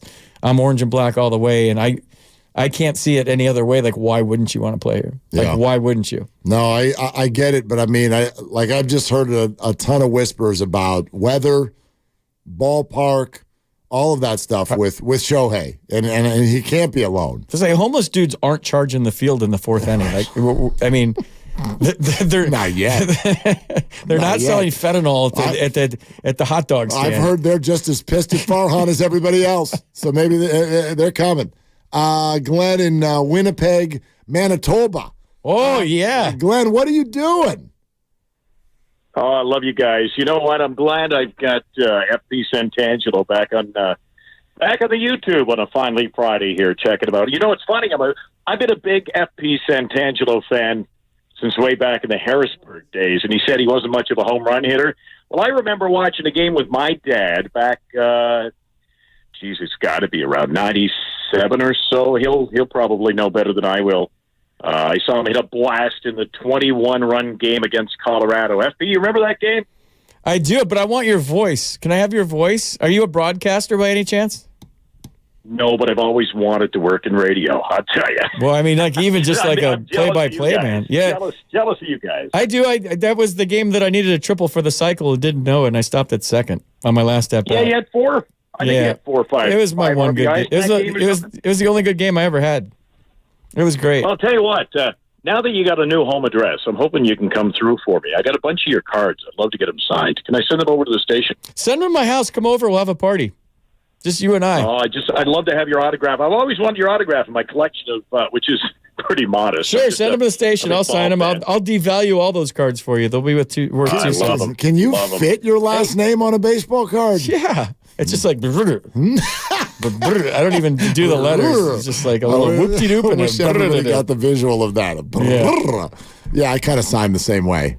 What else, Glenn? What did you want to say? No, my question for you guys. I've been listening to so many people talk about the whole, we should trade for this guy. Trade for this guy. Bring in this guy. Free agent. What is this team? What do you feel this team's identity should? Do they have to tear it down? You guys talk about bringing in a guy, play him at first base. Well, geez, we've got Wade. We've got players who can play first base. We got JD at third. Like every time I hear people talking about bringing in, a new shortstop from San Diego, I'm like, well, what are we going to do? Are we just going to dump the players we got and just start over? What's the identity of this team going to turn out to be? Well, I think that's two different questions, but I'll answer the one I think you're trying to ask. Glenn, thanks. I already said it once tonight. I think trade winds are blowing because they have to be. My God, they've got like 8 outfielders, and they're all major league guys. Like there's no way you're showing up next year. You now have Jung-Hoo Lee, everyday center fielder. So that leaves right field and left field. You've got Yaz. You've got Conforto. You've got Haniger. You've got Slater. You've got Matos. They just acquired another guy from Cincinnati, even though he doesn't have a ton of major league experience. You've still got Elliot Ramos. You've got so much going on out there in the outfield. It is way too many. So you're going to have to trade from excess. I think you're combining outfielders, players potentially like Wade and J.D. Davis, Joey Bart, and minor league pitching prospects, and you're going to see moves. That's my prediction. Well, let's see them. That's what Giants fans are saying. Let's go. I want to see new guys here. I want to see some trades. And there's guys, Mark, that I wouldn't have traded at the All-Star or that I wouldn't have traded at the trade deadline last year. That when I got to see play a couple more months, I said, "Oh, okay, I would move him." There were some guys that we were really names. Casey Schmidt. I mean, like he's great, and I think he has potential. But like that's a guy that I don't know. Matos is a guy that I wouldn't, if I could package something for that. I don't. I mean, there was. I was going to say there's guys. Everybody's touchable. This untouchable thing. Everybody's on the table. Even Harrison. Even Patrick Bailey, Kyle Harrison. Not that you're going to trade them, but you have to be open to throwing them out there and see what you get, and then pulling them back. Sure. I don't think you'd trade Patrick Bailey or Logan Webb. But like, if the package is crazy and you think it can make your team better for 5 years, and you have controllable guys that you're getting on the back end, I think any general manager or president of baseball ops would tell you that, like, yeah, everybody's tradable. Sure. Everybody. And if you hold certain guys back, then if this team says, well, I need this guy, and it's, well, let's put him out there and see what you got back. So there's certain guys that I think were untouchable early on that are definitely tradable now. But like I said, everybody's tradable. I'll give you another name that for 3 years now, there's no way in hell you could have sold me on the idea of his future being in a different uniform, not a Giants uniform. But because of the state of the Giants and because of how long it's taking him, I think Marco Luciano is absolutely on the table now. Sure. Luciano's on the table. And when I say Webb and Bailey, there's no way, but you still have to present them in a deal just to see if you can take way more than you can get. You never trade those guys. And I think Harrison's close. I know. I mean, listen. I would. You got to be open to anything. I agree with you, but I'm not saying I wouldn't. It depends on who's coming back. But gosh, I don't know. On some sort of a level, that would just be a bummer. That'd be a bummer. The one thing that you got to be careful of if you're trying to appease the masses and save your job all at once versus making the organization better for the long haul. Yeah. No, just because to get guys on the sports talk radio quit like saying I suck and get the listeners to say I suck and this is becoming too much and we got to make a deal to make a deal. And if you start to fall into that, anytime you listen to the fans and you make moves because of pressure from the fan base, Ownership's a different story. Like if ownership's telling you like we have to do this, right? That's different. I think they are. But if you start like feeling the noise and feeling the pressure and listening to sports talk, and I'm not saying that's happening, but that's happened before. Sure. Where you're feeling the pressure and you're driving in your car and you're like, holy crap, everybody hates me. I got to make a move. And then you're making moves to appease the fans. And what happens is it's like a Band-Aid. You get them off of you for a couple minutes, and then you're 5 games under 500 in June. And it's like, then you're right back to where you were, and then you're not good for the long haul. That's one of the things that I actually am still comfortable about with regard to Farhan. I don't think that he's making moves because the fans are this, that, or the other. No. That's where if he does, and I don't think he does, but the whole idea of, he thinks he's smarter than everyone else. Well, that's actually a good thing. Because in terms of baseball, number one, he is, at least when compared to the fans. I don't mean all the baseball people, but yeah, the people who have the jobs tend to know more than all of us who are sitting out here eating hot dogs. So that's number one. But number two, I just don't think that's in his makeup. But you said it. I do think that a different directive has been put on his desk by ownership, and I don't know that his comfort zone is being able to execute this particular directive. That's the concern I have right now. I think that's a legit concern. Yeah. And I think the jury's out until you're shown otherwise, right? Back to it's not a try thing, it's a do thing. Totally. So your opinion will change if he pulls off this tremendous trade and you get like these guys that you didn't expect to be in a Giants uniform, and all of a sudden the team's playing well, and it's not all pinch hit and matchups, even though there's probably going to be a mix of the both, and you see a change and there's a change and they win, and this is going to be a thing that's not going to happen overnight. Apparently, with Yamamoto, if you're just joining us, like it looks like he's going to be a Yankee when you're talking about he's ruled out maybe the Dodgers. He's supposed to go to the Rams game tonight. Now he's not going to the Rams game tonight. Well, I never know. Was that a rumor? He was supposed to go with Ohtani's there, right, Luke? Ohtani's at the game? Ohtani is there. Also, people are acting like he just got to L.A. I don't know if people know this. The Angels also play in L.A. He's been in L.A. for... Well, they sort of play in L.A., you know. Now he signs with the Dodgers and he goes to the Rams football game. Yeah. By the way, also this breaking, he's wearing a Saints jersey. Very odd, but he wanted to do what most of the fans at SoFi do, so he wore a jersey for the opposing team. Sorry. He was also gifted a Rams jersey. I don't know if you saw. This is so true. How about Jose in Oakland? Hey, Jose, what's cooking, man? Hey, how are you guys? First of all, I wish you guys happy holidays because most likely I won't be calling before that. Quick question, guys. Let's be honest. How long of a leash do you guys think the Farhan has? Because, I mean, just the fact that we are talking about any player in the farm system other than maybe Bailey, who is already in the Mayors, and Harrison.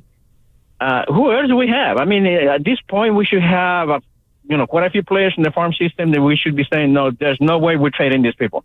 But either they're not producing or they're getting too old, which tells me that Farhan doesn't know what the heck he's doing. Okay, obviously, he knows more than fans.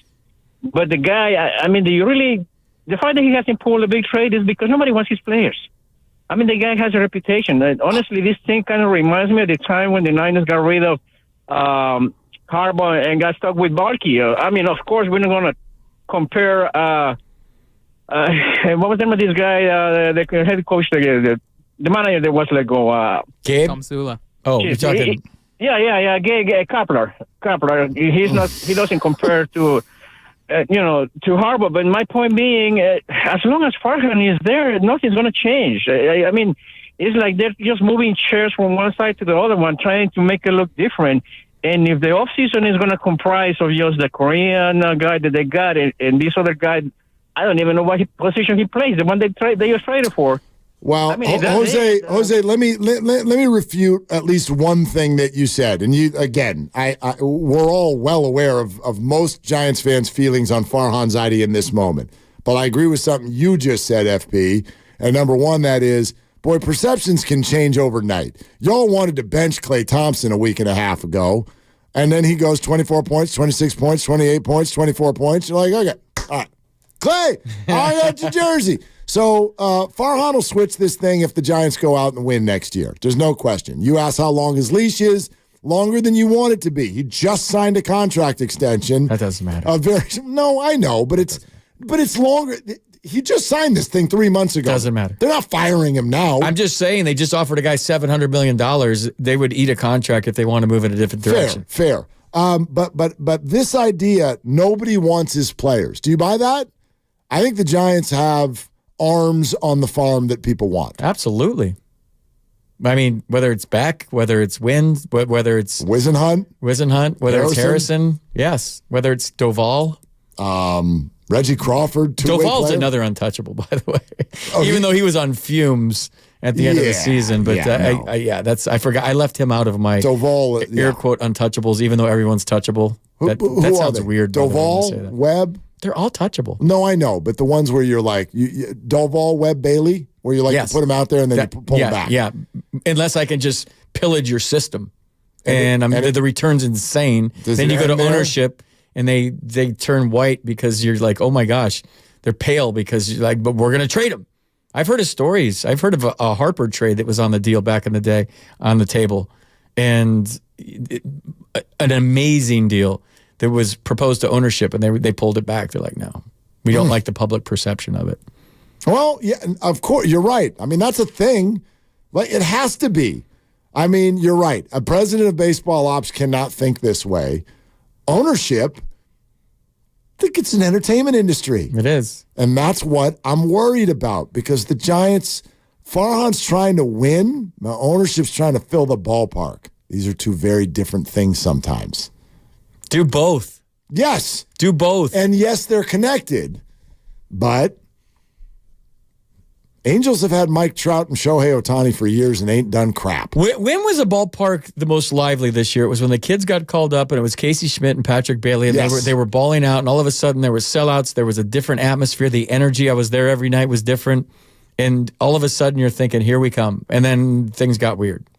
And there was a lot of card playing. No, Schmidt for 3 weeks. That was the deal. That was right. That was the and deal. You were getting like this vibe, like the old days. Mm-hmm. So in that regard, I'm holding on to that little stretch of the season where if they did that maybe you don't need a superstar. Maybe you just need a damn good baseball team that's going to compete and fight and scrap and claw or crap and claw either night. I mean, you got to do that as a player. You just can't do it on the field. But either way, like you get a team that's out there and they're fighting every night, and they're an entertaining product, and we can get behind it like we did those 3 weeks when Casey Schmidt got called up. Like that's what fans are looking for. That I think more than a free agent, because one free agent, Mark, isn't gonna. It's like throwing a rock in the ocean. Of course, you're right. None of the people in 2009 when they came up, 2010, they weren't stars when they got here.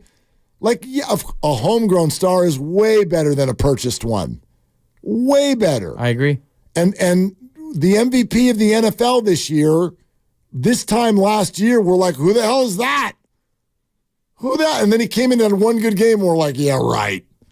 Now he's probably going to be the MVP of the league. That's wild, and man. He's a star, and people are buying jerseys. Wild. Right? So that's sort of always the way I look at it. I know people get bugged because there's too much like, well, let's see how it plays out. But like, dude, sports changes every 10 days. Every 10 days. 3 weeks ago, you all thought I was an idiot for what I said about the Eagles. I said it's a paper tiger. They're about to lose to the Niners and Cowboys, and you're going to see. And you yelled at me. And look at sports now. Now the Eagles are like, I don't even know if they're going to make the second round. They don't even know if they're going to make the second round. Totally. Kelsey's doubting them right now. They don't know what went wrong. It's the best. Sports is the best, man. I love it. Because you just don't know that. Well, there's fanatic. That's where you get fan. Totally. And we overreact to everything, me included. Well, you have to overreact or else you're not really doing it. Right? I mean, Joe in Los Banos. Hey, Joe, what are you doing? You're on with Willard and FP. Hey, guys. I wanted to ask you about two things. The first one is, I don't know how important you guys think it would be, but I think getting Imanaga would be an absolute must. I think the Giants need to gain a foothold in Japan somehow, because you see all these players going to teams like Boston, New York, and LA. I think they need to get him in there at least for, to have someone that can play there and go back and say, yeah, this place isn't as bad as, people make it out to be. Okay. And the second one I wanted to bring up is if they're going to trade guys like Harrison and Luciano, which I'm way more open to because I've always been one of the guys like, hold on to these guys. I have no problem trading him at this point because I'm just kind of fed up with it. But it's got to be for someone like a Brian Reynolds or an Arozarena, someone that has like 3 or 4 years of control. Because even if these guys do become studs on another team, you've got, a for sure thing. Like, to me, Brian Reynolds would be the way to go. How do you guys feel about that? Yeah, Joe, thanks. I mean, I agree with what FP's been saying, which is that every single buddy is on the table in a situation like this. The other thing he brought up, he said Imanaga. So this is another pitcher coming over from Japan. A lot of our listeners would not know who this is. Shota Imanaga. Oh, yeah. Yeah, Shota Imanaga is another one coming over. Is another left-handed pitcher, just like Yamamoto. Career ERA 2.96 and is 29 years old. So still in the wheelhouse, not going to be nearly as expensive. There's going to be a total yawn piece of news to Giants fans if it came down, but could it become a thing? Sure, absolutely. Like he's a good pitcher. 74-55 with a 2.96 in his 8 seasons in Japan, 29 years old. So it's never been anyone or bust. It's never been Ohtani or bust. It's never been Yamamoto or bust. But we're starting to head down the road of the signings that you can get are not going to be those like wow signings. And I don't know, maybe that ends up being a good thing. I still think there's plenty out there that can make the Giants better, but that whole directive from ownership of go get everyone's attention, you're running out of players to do that with. Yeah, and it's just going to have to be a combination of players, and then the team's going to have to perform. I mean, you're not, yeah. Trevor Bauer looks like he's going to be a Met, and then it looks like Yamamoto's getting 9 and 325 is a rumor with the Yankees. 9 and 325. That's crazy. Wait, say this again. What are you looking at now? I'm just looking at the Twitter. And who knows if it's true? Wait, but no, read it. What are you? Wait, I just changed pages. Yeah, what are you seeing? It says the Mets and Trevor Bauer have an agreement, and Yamamoto and the Yankees. The rumor is 9 and 325. Why 9 and not 10? That doesn't make sense. Trevor Bauer's going to the Mets. Let me see. Let me confirm. Who tweeted this? I don't know. And where are you seeing this 9 and 325? Do you have don't different let the facts get in the way of a good point. Do you have different Twitter than me? Is this MLB trade? Are you on again? X? Yeah, it might be MLB trade rumors. Maybe again. You're on ecstasy. No, I didn't see any. Yeah, that's okay. Okay, it's a hoax. I bite on tweets all the time. Because I can't tell the fake ones. Well, from the now with no blue check now. It says Indians, maybe? The Trevor Bauer and Mets have a deal tweet came from the Twitter account at MetsBatFlip1. So see? That's legit, Oh, dude. no, I like that. Get off me. That's so good. legit. Trevor It has 1 retweet and 7 likes. Yeah. No, the one I saw had like a 200 and something. That's why I went with. Can you imagine if you were like, the Mets are a fun See, I team. just went John Morosi. Well, but the Mets are a fun one to put out there for Giants fans because Giants fans are like, wait a minute, you told us Ohtani and we got Jung-Hoo Lee. The Mets became the highest priced team in the history of ever, and they were even worse than the Giants last year. See, that's my point. And you're going to tell me last week you told Mets fans, hey, Yamamoto is at Steve Cohen's house. 6 days later, we got Trevor Bauer. Oh, my God. Mets fans are used to being disappointed. New York would explode. They're my favorite fan base. Because because they're just so beat up over the years, Well, and they're yes. like, the Yankees are on the other side of town, and they always expect the worst. The worst always happens, and they're just so jaded. When you're in that ballpark and they're actually playing well, it's a euphoria like you've never seen at any ballpark in any sport ever when they're winning because they're so used to the worst things always happening. And if Trevor Bauer returns to Major League Baseball, don't you think we would know about it? He will make sure everyone knows. God, yeah. We know who's going to break that news. It's Trevor or Rachel Luba, his agent. You want to talk about like total euphoria amongst fans. Do you know how much I like you? We've only been talking for 4 hours. Do you know how much I like you? I don't know. I like you. Do you know that I kept talking to you through a Puka Nacua touchdown? Did you really? I'm not even That's watching. how much I like you. Dude, you did good job. I should have done a lap around the building. Puka Nacua is my favorite But I non-40. sat here and talked to you instead. So you're doing well. Well, we're off to a good start. Oh, I see it right here. Yeah, Puka Nacua. LA Rams won on Twitter. It says Puka Nacua and Trevor Bauer just signed with the Rams. I see that right here on Twitter. Oh, gosh. I got that too. Hey, I got facts, dude. I got facts all day. I love Giants fans. It took, did we count? I think it took 42 minutes after Yamamoto and somebody called and went, we need Shota Imanaga. Dude, you said that. People I don't know who like, that is. What did you just say to me? Who are you? But the funny thing is also, there's also somebody who's mixing a Manhattan on the rocks right now because we didn't get Yamamoto. You didn't know who Yamamoto was 6 weeks ago.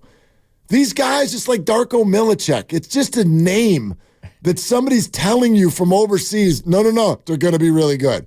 I mean, I do think the guy's going to be really good. Giants just want to dance with someone, and they keep getting turned down. They keep asking people to dance, and they're like, no.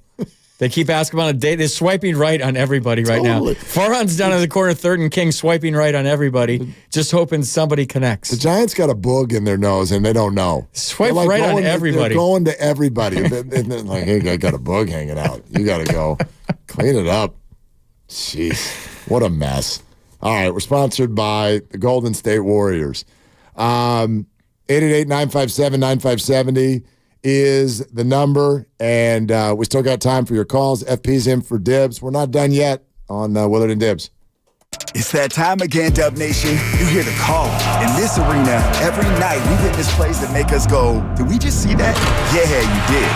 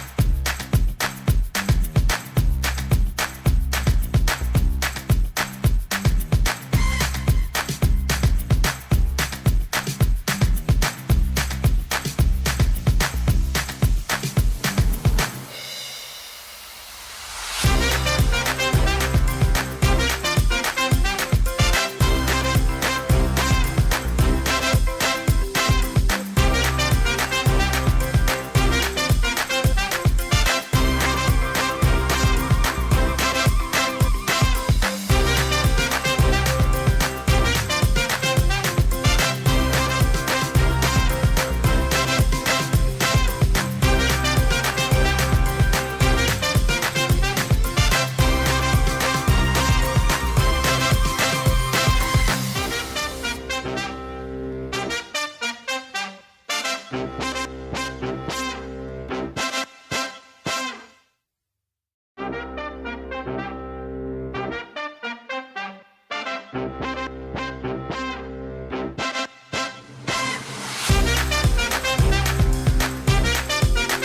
drink responsibly.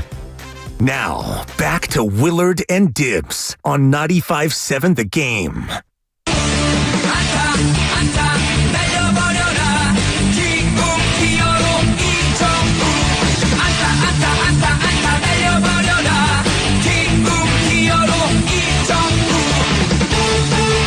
Okay. Sorry, YouTube. What is this? We're playing a Jung-Hoo Lee fight song That or something? slaps, dude. The cheer song. Dude, they got to play that this year when he walks up. I'm cheering right now. This is great. This is outstanding. And yes, the Giants should lean into any good things that are happening. So wait a minute. This was played by his team in Korea?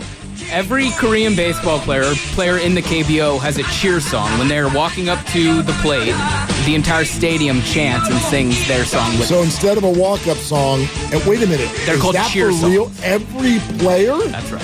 There's no way that all the fans memorize 25 They do. different songs. It's a sight to behold. For and real? here. Yep. I mean, this guy was the best player in the KBO. So I get it that he has a song. But you're telling me, okay, now see. Can we do a joke just went into my head that I feel really mean that it even came into my head. Don't say it. Well, now you have to. No, don't say it. Make it nicer. We're just talking to each other for the first time. Like, I was going to say, like the FP Santangelo of the KBO. You're telling me that the fans memorize a song? You didn't have to do that. I didn't, but then you told me I did. That's fine. I like it. No, but right? Like the backups, the guys that play once or twice a week, the pinch hitters.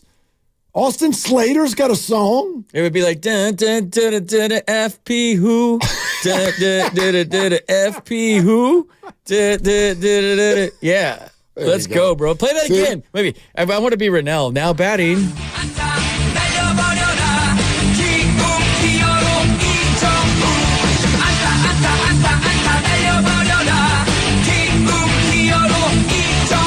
Yeah, man. I love it. Best part right here. See action figures. The guys in the other room, you guys have now heard this probably 5 times because you played it 3 times before we came on the air. Better and every you're time. still dancing and pumping your fist. Keeps getting better. How do we not play that at Oracle Park this year? Have to. Even when he goes out on defense. Yeah. Just play it in center field. Ball 4, play it again. As he's jogging to first. Hits into a double play, play it. He's got a little swag. He does. He's got some swag. He's got a little Bryce Harper in his setup where he has the tap, and then in his home run trot, he's got a lot of Bryce Harper where he hits the helmet around first. Okay. And then he kind of points out to the bullpen. Watch his trot. Well, he's got a bitchin' home run trot. You saw the one where he threw the bat and started screaming at his dugout. I like that. I love that. We need that. Oh my gosh, do the Giants need that? Yes. He needs somebody to yell. Like he dominated the press conference. He could not have done better. Do you know how hard that is? Have you tried to order food in a foreign restaurant in their language? Like at a restaurant. He did his press conference and he had a statement in English that he absolutely crushed. I could not have been more impressed. And then his sense of humor, like my dad didn't help me in baseball and his dad's like a legend. Oh my gosh. The sarcasm. It was grandson amazing. of the wind. Yes. So perfect. No, you can always tell. You go to the people in your life who love sports, but they're not like, like us, where they're just like knee deep in this every day. Yeah. And Christy, like a couple days, my girl, she's like, oh my gosh, I saw the Jung-Hoo Lee thing. He is adorable. He's adorable. And I'm like, see, there you go. That's what you need. You need to grab people who aren't like, she's not grinding on who the Giants are going to sign this offseason. Those kinds of fans are like, wake me when you do. I'm not following this. Just do it and tell me about it later. And you're right. He got people. He crushed last weekend. 5 minutes. Within 5 minutes, he was the most popular Giant in that press conference. He was. What does that say about the rest Well, of the I don't know. Giants? I think that, yeah. Anyways, he was. Right. I mean, besides Logan. And Patrick Bailey. I mean, but like his demeanor, his personality. But now, Mark, he's got to hit. Like he can't 180 and then they can't play that song and then we're like he's cute. He gets cuter as his average goes up. And as the Giants win, he's going to be the hottest player in the league. And when he put the hat on, he said handsome. That was great. Like he owned it. Totally. He could do something with Doval. Let's get his entrance. Like, the guy has no heartbeat. I love him for it. I think it helps him be a good closer. But what the Mets did with Diaz, good Lord. That was cool. So cool. Timmy Trumpet. I mean, it's like, you're just dying for there to be a close game. You don't even want the Mets to blow people out. So as a fan, you can see, like, I want to see Diaz come in the game. And here comes Doval, and it's like, is he ever going to get to the mound? Is he awake? Is he going to come to? Can we get him? I don't know. It's the weirdest athlete I've ever seen. He looks asleep and he throws at 101 miles an hour. Dude, half of Trevor Hoffman's thing when he came into Hell's Bells and the towels and 50,000 at Qualcomm or whatever it was back in the day, he'd come in. That was part of the trap. Like, you'd be on deck and he'd come in, it was Hell's Bells, and you'd be getting fired up and like, I'm leading this thing off. I'm going to get on the first pitch fastball. It's like Hell's Bells. And he had every warm-up pitch to every lyric and like balls in, coming down, throw it to second base, and you're leading off the inning, you're jacked, and he just drops a changeup on you that never gets there, and you swing at it. It's in front of the dirt. It's in front of the plate in the dirt, and you're just like, damn it, I fell for it again. He got me amped up to throw me an 80-mile-an-hour changeup that I was nowhere near. Oh, that's so good. You wuss. Throw me a fastball, dude. You can't get me all amped up with Hell's Bells and AC/DC and then drop a changeup on me. It sucked. He was so good. He was so good. So good. Yeah. Best pitch I ever saw. Everyone's like, well, who's the best pitcher? I'll say, well, like Maddox and Randy Johnson were tough, but like Hoffman's changeup, I don't put back of his hand, threw it as fast as his arms. He was ridiculous. Poof. Poof. And never got there. A little fade at the end. Yeah. That's dirty. Like look at, you look around, and I've tried to sort of like, I don't know, explain this in different ways this year. But like everything that we watch on some level is storytelling. You know what I mean? Yeah. Like I think every sports fan asks themselves every now and again, like, why do I care so much? Like, why? Why are we like, oh my God, and I did. In 2010, I cried. I did too, on air. It's a 35-year-old man. I did the post-game show after Kipe and Kruk and the rap was over. And cried. Apparently there was like 8 million listeners. And I was sobbing on air, like trying to get through my open. Yeah. Yeah. I cried. And I'm like, why? Why? And because we grew up here, and this is it's in our blood. But it's also because we're following a story. Like the Brock Purdy thing it's a story. Like it's an unbelievable story. And so you don't even have to have this like crazy personality or anything. You just have to have some surroundings that you can explain to the fans. And I think that's what the Jung-Hoo Lee thing, well, that's why last week was so great, is because he brings up his dad, and then we get his dog and grandson of the wind and whatever. Like, there's a story there. The Giants have so many players. What's Camilo Doval's story? Baseball doesn't do a good job in general in marketing their players. Right. I've said this for years, but football and basketball do an amazing job. You want to know about these guys. You want to know about what makes them tick. Human interest stories are what fans fall for. And what we really get mad as fans, what really pisses us off more than anything, is when we feel like we care more than the players. Yes. So we're bummed after a game. We're throwing our remote control at the TV. We're pissed, and you see some guy smiling that just lost. And you're like, wait a minute. That's what gets us going, man. That's what gets me going. It's like, wait, why? I care more than they do right now? Like, that's BS. The biggest losses of 2023 in Bay Area sports. Jimmy Garoppolo is smiling in Philadelphia while Brock Purdy and Josh Johnson are both in the medical tent. Yeah. Even though he wasn't even active on the roster. And Draymond hugging LeBron James after losing to the Lakers. And it drives people nuts. And I'm always like that stuff, I don't know. That doesn't bother me. Like, yeah, they're friends. What are you going to do? Flip him off on the way out the door? Like, no. Yeah. Go say, like, congrats, dude. And then punch him. Yeah. Well, right. Yeah. I'm sorry. Too soon. Kick him into Jimmy. But, like, But it bothers. You're right. It bothers people because that's what it makes them feel like that. You're not as upset about this as I am. And I don't like that. Dude, it used to bother me as a player when players were hugging before the game and stuff. I used to say no love making on the field. I used to scream as loud as I could. No love making on the field. If you like them that much, take them to dinner. I hate that. Now it's when everybody runs sprints behind second, they're all hugging and smiling and laughing. I don't know. I like my rivalries and I like my sports like dirty and you hate the guy and I want to beat you at all costs. And if you're out there like laughing and yucking it up, yeah, it's cool to see like your favorite player having fun playing. But with the other team, I'm so old school that I want my Dodgers and Giants to hate each other. Yeah. I want every rivalry in sports I want the Lakers and the Warriors and even Sacramento now hate them.